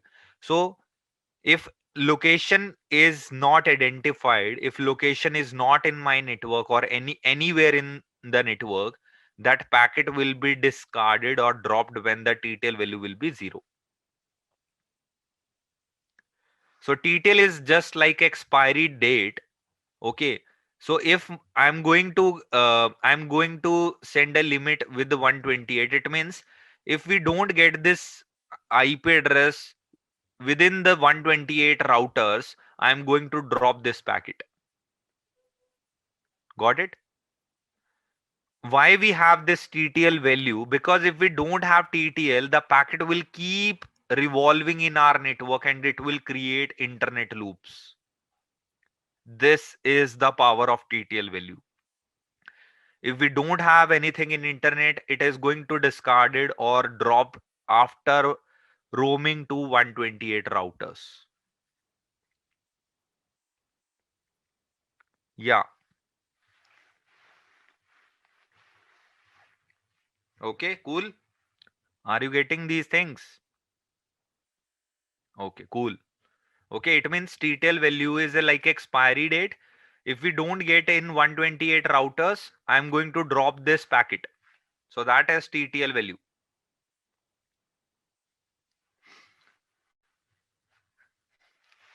Okay. So my both PCs are connected with each other.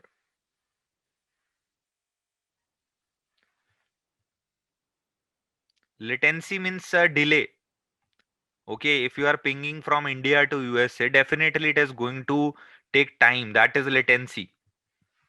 0% loss doesn't mean you will have drops when you have high latency. It means yes, when the packet is coming from very long distance, sometimes packet drops and it will show you lost here.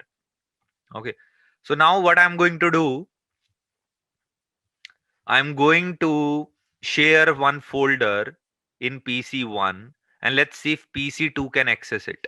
Okay, so this is the first thing we are doing. See, when two computers are connected together, that is a network, right? I explained you. I have explained you. This is somebody is asking what ping actually command do. Ping is actually to test that another device is connected to me or not. If I'm getting reply from another computer, it means both the devices are connected to each other and they can share files now. So let me share one file. In PC1, I'm going to create one folder. Okay. Suppose I'm share. Okay. So let's make a folder Kevin here. Okay. So I'm adding this file in Kevin. So you can see, and let me just copy paste multiple times. So this folder has multiple files. Okay. So I'm going to share this folder, share with specific people, and I'm going to add everyone. And I'm going to add, okay, just click here, everyone, add, share, and share it. So now this Kevin folder is shared. How to access from another computer now? It's very simple. Just type here double slash and I'm going to type the IP address of first device. Boom, we got the folder, right? So you can see 1.1 in my network has shared the Kevin folder, and I'm going to copy this, or we can save. See, in C drive we don't have folder, and I'm going to paste here. So this is how we exactly transfer the files from one computer to another computer. Got it? Sometimes what happens, like you need to check your properties also, like advanced sharing settings. Sometimes your turn network discovery on file sharing, these are off. So you need to enable these ones. Then only you can access the folder. If you are not able to access from your real devices, sometimes like firewall is blocking or something is happening, you need to figure out. Okay. Yeah, obviously. So sometimes you need to disable this Windows firewall. Sometimes it is restricting you to share. So I have already disabled it. Okay. So this is how you are going to do the first lab. So this is for PC1, and let me show you few other things.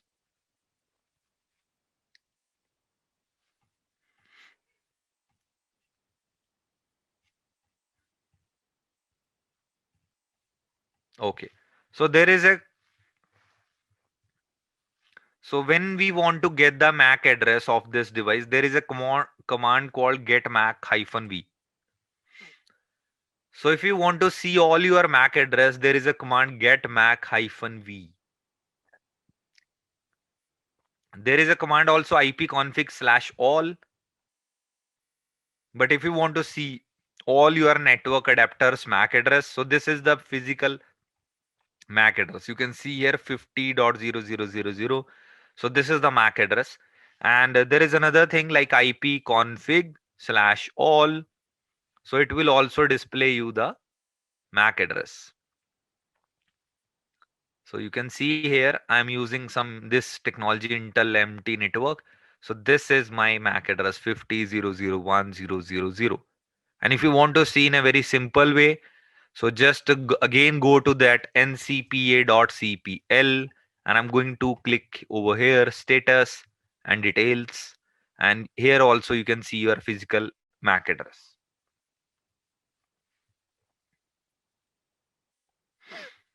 Okay, cool.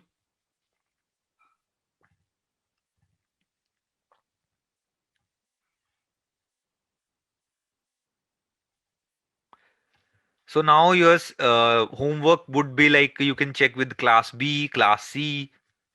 Okay. Yeah, yeah.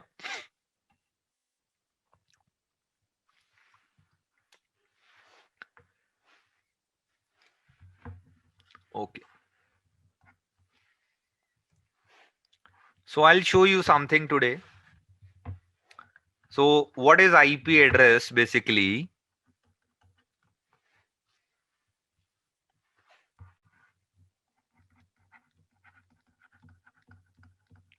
So IP address is of two types. One is IPv4, and when we have IPv6. So this is 32-bit IP address. It means it's a combo of 32 zero ones and it's a combo of 128 bits. You remember bits, right? So 0 and 1 is bits. So IPv4 is in the form of four groups. Four groups.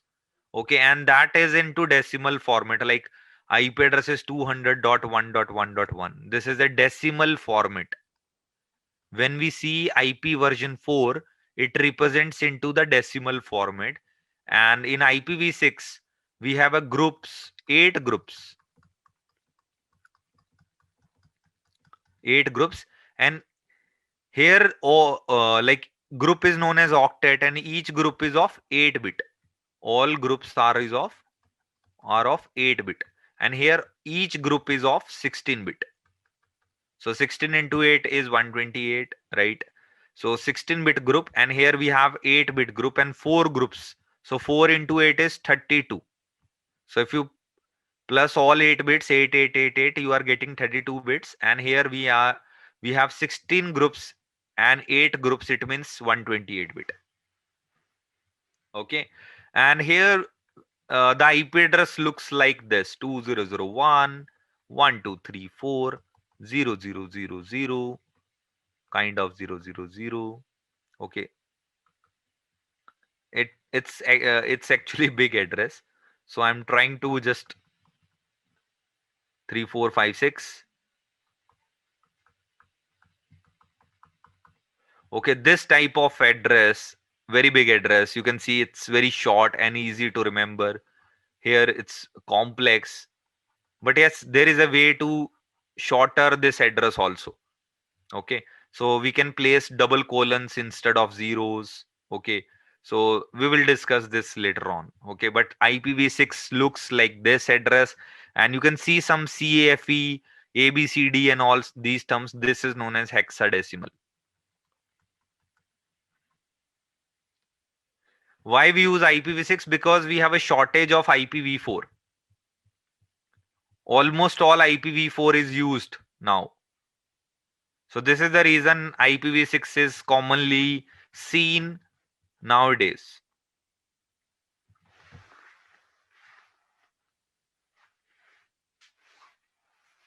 Okay.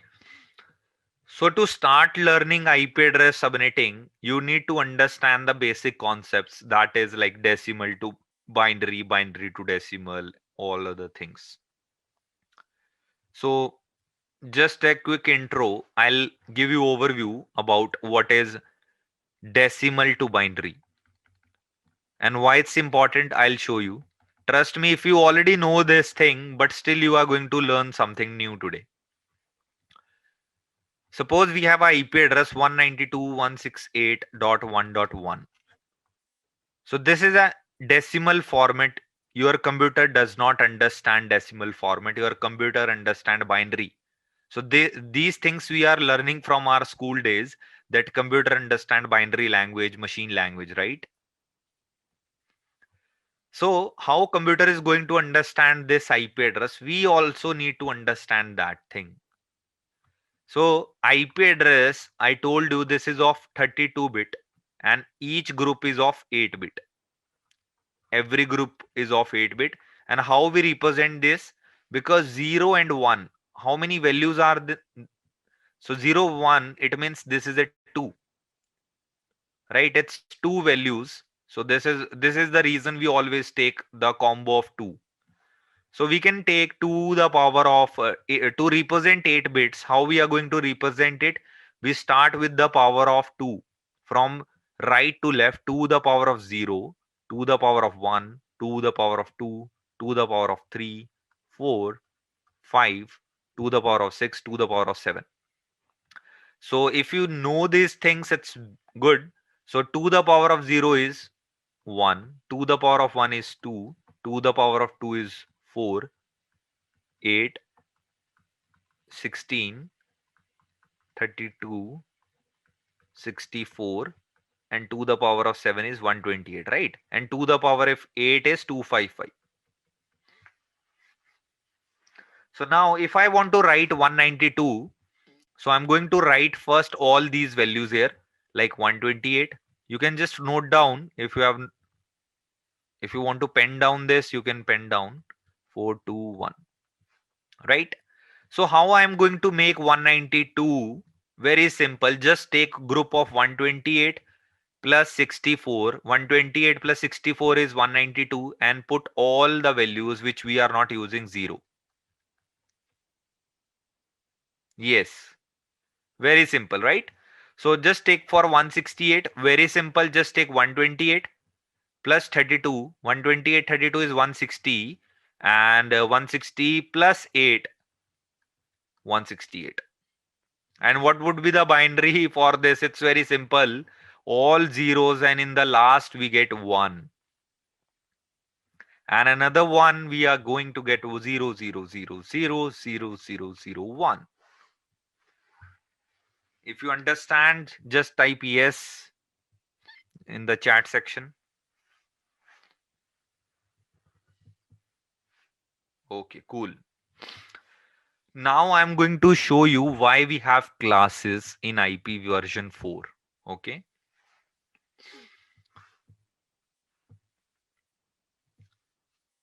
Let's go ahead. Yeah.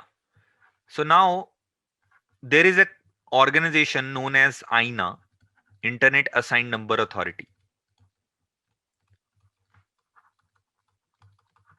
Internet Assigned Numbered Authority. So what they have done, they have they have divided the classes. Like how they have divided, like we are going to write the same thing here. Like we are going to take one octet, like we have 4 groups. We are going to write the same here, 2 the power of 7, 6, 5, 4, 3, 2, 1, and 0. So just write down the values: 128, 64, 32, 16, 8, 4, 2, 1. Okay. So let's play the game. So what INA has introduced, it actually made the groups, like in the first group, we are going to take all values 0. So it means what value I'm going to get here? 0, right? In the second group, I'm going to take 1 here, and rest all my values will be 0. And it means if we have 1 here, it means I'm going to get 128 here.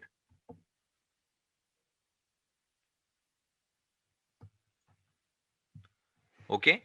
And in the third group, we are going to add 2 ones. It means what value we are going to get? 128, 64, 192.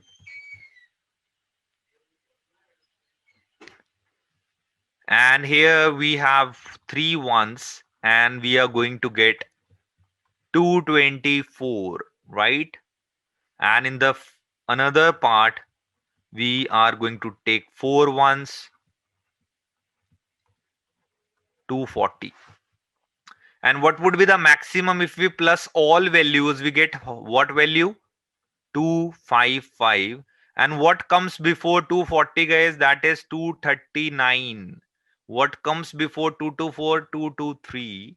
What comes before 192? 191. And what comes before 127? This is A, B, C, D, E. Enjoy.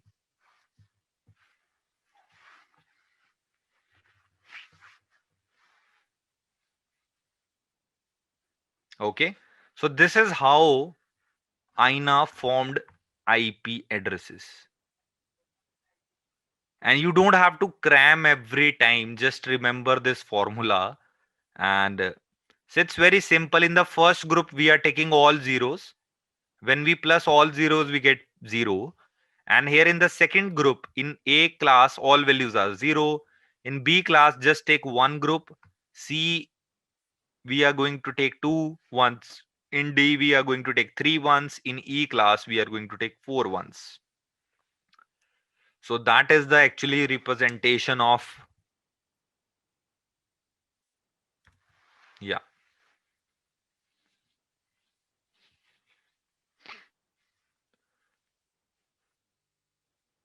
Might be some of you are thinking like, I have gone through to hundreds of books. This formula is not in the books, or maybe over the internet. How this trainer knows these things? Or might be there are, but so it actually, I'm just, yeah, 127 is actually class A, but we don't consider this. 0 and 127 are reserved. So 0 and 127 is reserved. So how I got to know? Because when we ask questions from ourselves, why we have, like I used to, when I was in college, I was like I used to think in this regards, like why they have made the classes. right? So we always remember the classes, but we only like used to cram, but this is the exactly reason. Okay. And do you know this? Like if you want to buy a IP address, you can't directly go to INA. So INA has formed fa what we call this RIRs. So INA has regional internet registries. So these are known as regional internet registries. Registries. So first registry is like America registry for America, ARIN. For Asia, that is APNIC. For Latin America, that is LATNIC. For Russia, that is RIPE. And for Africa, that is Afrinic. So this is by continent wise, right? And if I'll discuss about APNIC because I belong to this. So that is Asia Pacific Network Information Center. Okay, Asia Pacific Network Information Exchange something. So you can just check it or Google it. So I highly recommend you this to go on. So if I want to buy IP address in India, so this I want to go directly to APNIC, not to INA. If I want to buy a IP address in America, I will contact ARIN.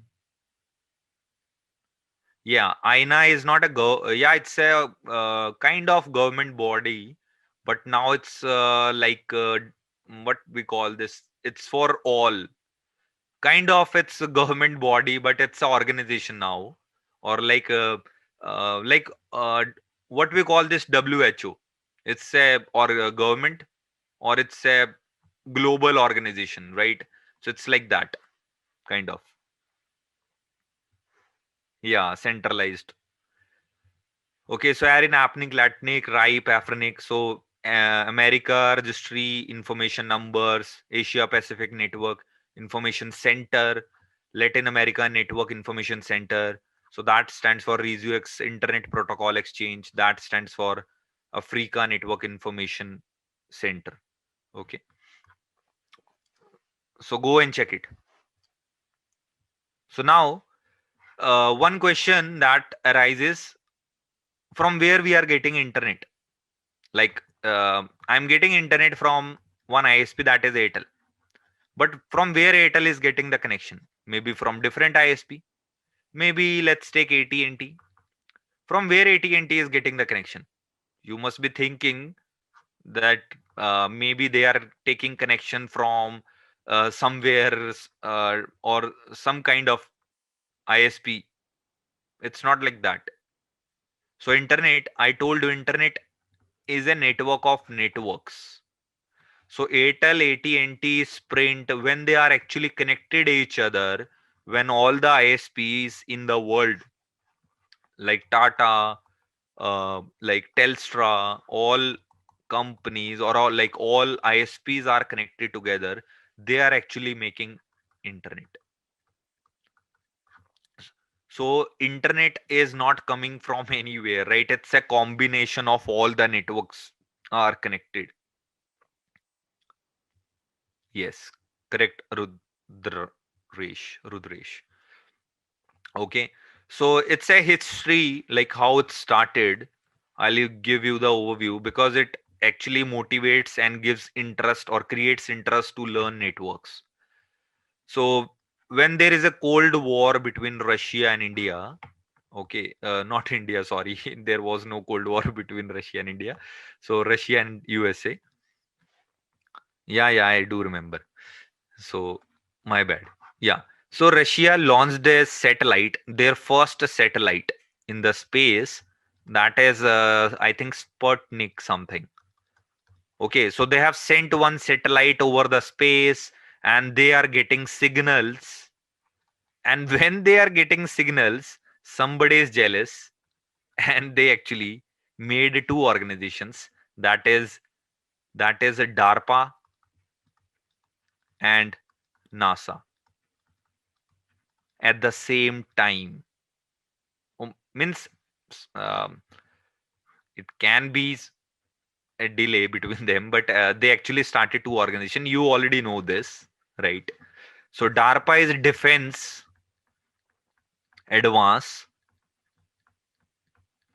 Research Project Agency. So actually what they have done, so they have like in USA, they have underlaid the cables to connect multiple defense sites. Okay, maybe New York, maybe somewhere another areas of US, right? Dallas and all, Texas and all. So all the areas are like under the cables are under these cities are connected for the connectivity between army projects, or maybe something is going with, right? So basically this group is made to create a network so that all the cities or all their armies can communicate with each other. So when this project got famous, they actually released a public version of it that is known as Advanced Research Project Agency, that is ARPA. They formed another ARPA. Okay. So ARPA means when they launched this, they asked like when we create a big company or big, like suppose I'm a builder. Okay, I'm making a very big, like I'm making 1,000 flats or maybe bigger or big project. So I'm going to ask investors to put down their money in my project, right? So when Advanced Research Project Agency came, like some investors, like those are known as now ISPs, like they came into picture and they invested to put down the cables to connect the cities. Like when people are actually investing to create a big network, now they are known as tier 1 ISP. So what is tier 1 ISP? Those who actually invested in the cables, so that is known as tier 1 ISP. So there is a like to become a tier 1 ISP, tier 1 ISP is like the king of ISPs, you can say that. So tier 1 ISP is actually giving connections to tier 2 ISPs. There are a lot of tier 2 ISPs in the world also. All they are taking connections from tier 2. For the backup, they are taking from multiple tier 1s. And these tier 2 ISPs are giving connections to the local ones, which are known as tier 3 or local ISPs. So these are tier 3, or we can call these local ISP. So these are very small ISPs, like maybe you have in your hometown, but it's not in another cities. Tier 3. And users can connect to these ones also, these ones also, and these ones. So who are tier 1? Like I remember few names like AT&T, level 3, okay, Sprint, Comcast cables. So these are from all US. So in Canada, it's I think Rogers cable or maybe, right? In Australia, it's Telstra. In India, only one name, Tata Communications. Japan and all, they have Singtel. Like there is another one, Entity Communications. So you can just Google it, tier 1 ISP. You will have around 15 to 20 names. Means only 15 to 20 ISPs in the world are actually investing in big projects. And that big projects actually, they are investing in most of submarine cables. So I'll show you the last thing of this class today so that you will have good dreams of submarine cables.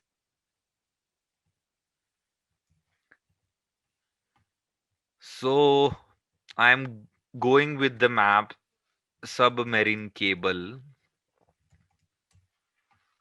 Okay, just go and check this website.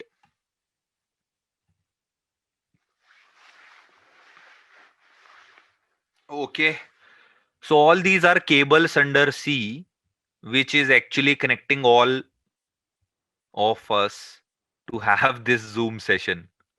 This is the main purpose. Okay, so all the countries are connected, and if you check Tata here, so there is a lot of list here. So I can just click on the list, and you can see this is a cable which is known as CCOM, which is actually a 15,000 kilometer cable, which owned by Tata. So I can check another. So why Tata is tier one? I am showing you why Tata is tier one, because they are not actually, Tata is from India, by the way. Obviously, most of you know. But yes, why Tata is tier one? I'm giving you example because they are not actually only investing in connecting India. Even we are, even Tata is from India, but they are actually connecting UK to France, Spain, and Portugal also. So you can see this cable is a Tata TG in Western Europe cable, and it's not coming to India. So everyone used to think Tata must be deploying or uh, adding these cables for India. No, Tata is a like an investor. This is the reason they are known as tier one ISP, right? So this is how we check. And if you want to see any particular location or any, if you are from USA and all, so you can see these are sub C points. So you can check any of the cable. This cable is implemented by Vodafone, and Vodafone is, by the way, from UK. And but this cable is between UK, France, and US. So it's very interesting map. You can always check this. Okay. So guys who came late in this session, and if you want lab access, you can just put down your email ID and we are going to create. Obviously, see, when we asked for the registrations, we got around 340. Obviously, we have only 100 seats for the lab, right? And this is a testing we are doing for our racks. So yeah. So don't type again and again if you have already typed your email address. Okay. So I think it's enough for today. We can't learn CCI today or CCNA in one class. So it takes time.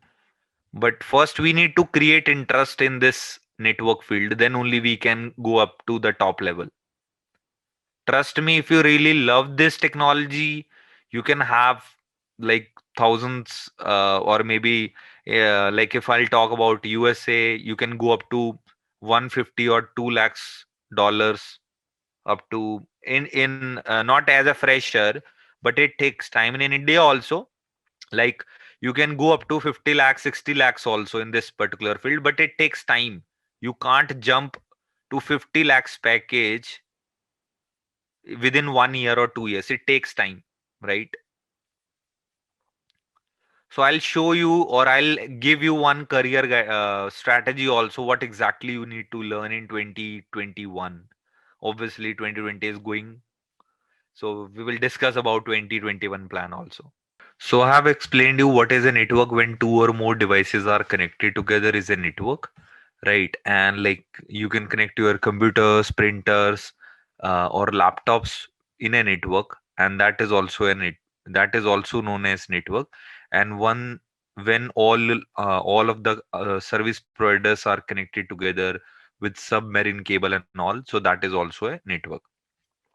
So I have also explained you that there are tier 1 ISPs in the world which are giving connections to the tier 2 ISPs, and further tier 3 ISPs are taking connections from tier 2 ISP. Right. So Tata, AT&T, Sprint, the bigger ISPs are known as tier 1 ISP. Those who actually invest in the submarine cable, right? And tier 2 ISPs are like the normal ones, like in India, we have Geo, Airtel, and all. These are tier 2 ISP. So I'm audible, right, guys? No, this is not YouTube live. This is Zoom live only.